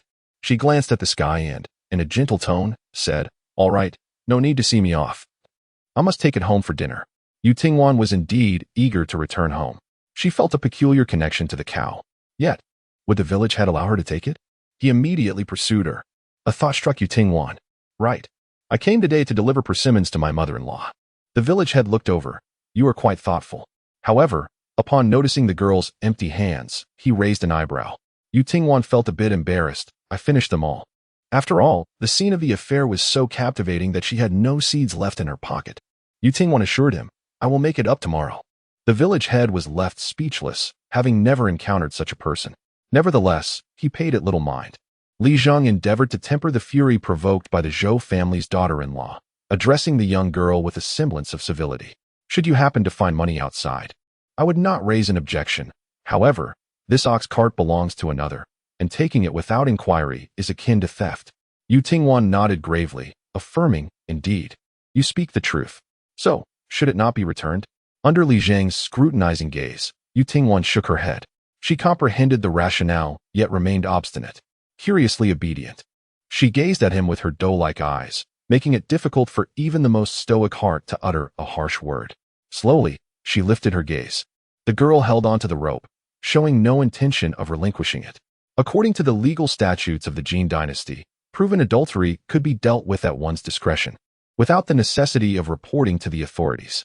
I have heard of cases in the north where a sister-in-law and her brother-in-law have engaged in such affairs, resolved by their clan leader. Yutingwan spoke with a measured tone. That clan leader, stern and unyielding, cannot tolerate such transgressions. He would decree the severing of tendons from the woman and confine her within a cage, weighted with stones, to be submerged in water. The adulterer would be beaten to death. Fearing that the punishment might be too lenient and that others might harbor false hopes, he mandated that every man administer 10 blows, reducing the adulterer to a pulp before he would relent. I believe the situation concerning the Zhou family is far more egregious. It is wise to advise against deceit, for the divine watches from above. When individuals succumb to greed and desire, they lose all sense of shame. If such matters are silenced without severe repercussions, they will undoubtedly escalate into grave calamities. Should they be allowed to fester unchecked, they would surely burgeon into a disaster, relentless and uncontainable. The punishment ought to be more severe than theirs. It is imperative to make an example of them in front of the entire village. Yu Tingwan remarked. Having reached this point, it is their own doing. My affairs, as well as those of Xiaonyang, have yet to be reconciled with them. And I have already been quite reasonable. To be schemed against by such individuals is not our fate, nor does it justify the demise of Xiaonyang. Yu Tingwan continued. The government fails to act. It is the county magistrate's negligence. This incident is far from over, and my family will not let it slide. I declare here and now that the He family will eventually face retribution. If you doubt it, just wait and see. At this juncture, she paused slightly. Unperturbed by the expressions of those present, the young lady spoke in a gentle tone, since these two are destined to meet their end, and the ox cart is ownerless. What harm is there in my taking it? Yu Tingwan surveyed the crowd. Do you all hold objections? Indeed, they did. Who wouldn't desire the ox cart? Yet, as they recalled the misfortunes of the Wei family and the loathsome actions of the Zhou family, along with Yu Tingwan's previous statements, it was evident that the young woman felt that punishing old man Zhou by reducing him to a pulp was still too lenient. She spoke the harshest truths in the softest manner. No, you may take it. Just remember to bring a Lang to town. If you are unable to drive the ox cart, I shall have my third brother assist. The day was waning, and Wan'er should exercise caution on her journey. Old Lady Fan widened her eyes in defiance. Why should Yu Tingwan have exclusive claim to the ox cart? Just as she was about to voice her protest, she met Yu Tingwan's penetrating gaze and immediately fell silent. Indeed, Wang Suihua was correct. This little vixen possessed an uncanny aura. Her face still throbbed, swollen from the earlier encounter. The village head held back his thoughts. As no one voiced any objections, he decided not to dwell on the matter. Previously, when he had stopped Yu Tingwan, it was out of fear that the villagers might gossip behind his back, accusing him of favoritism towards the Wei family.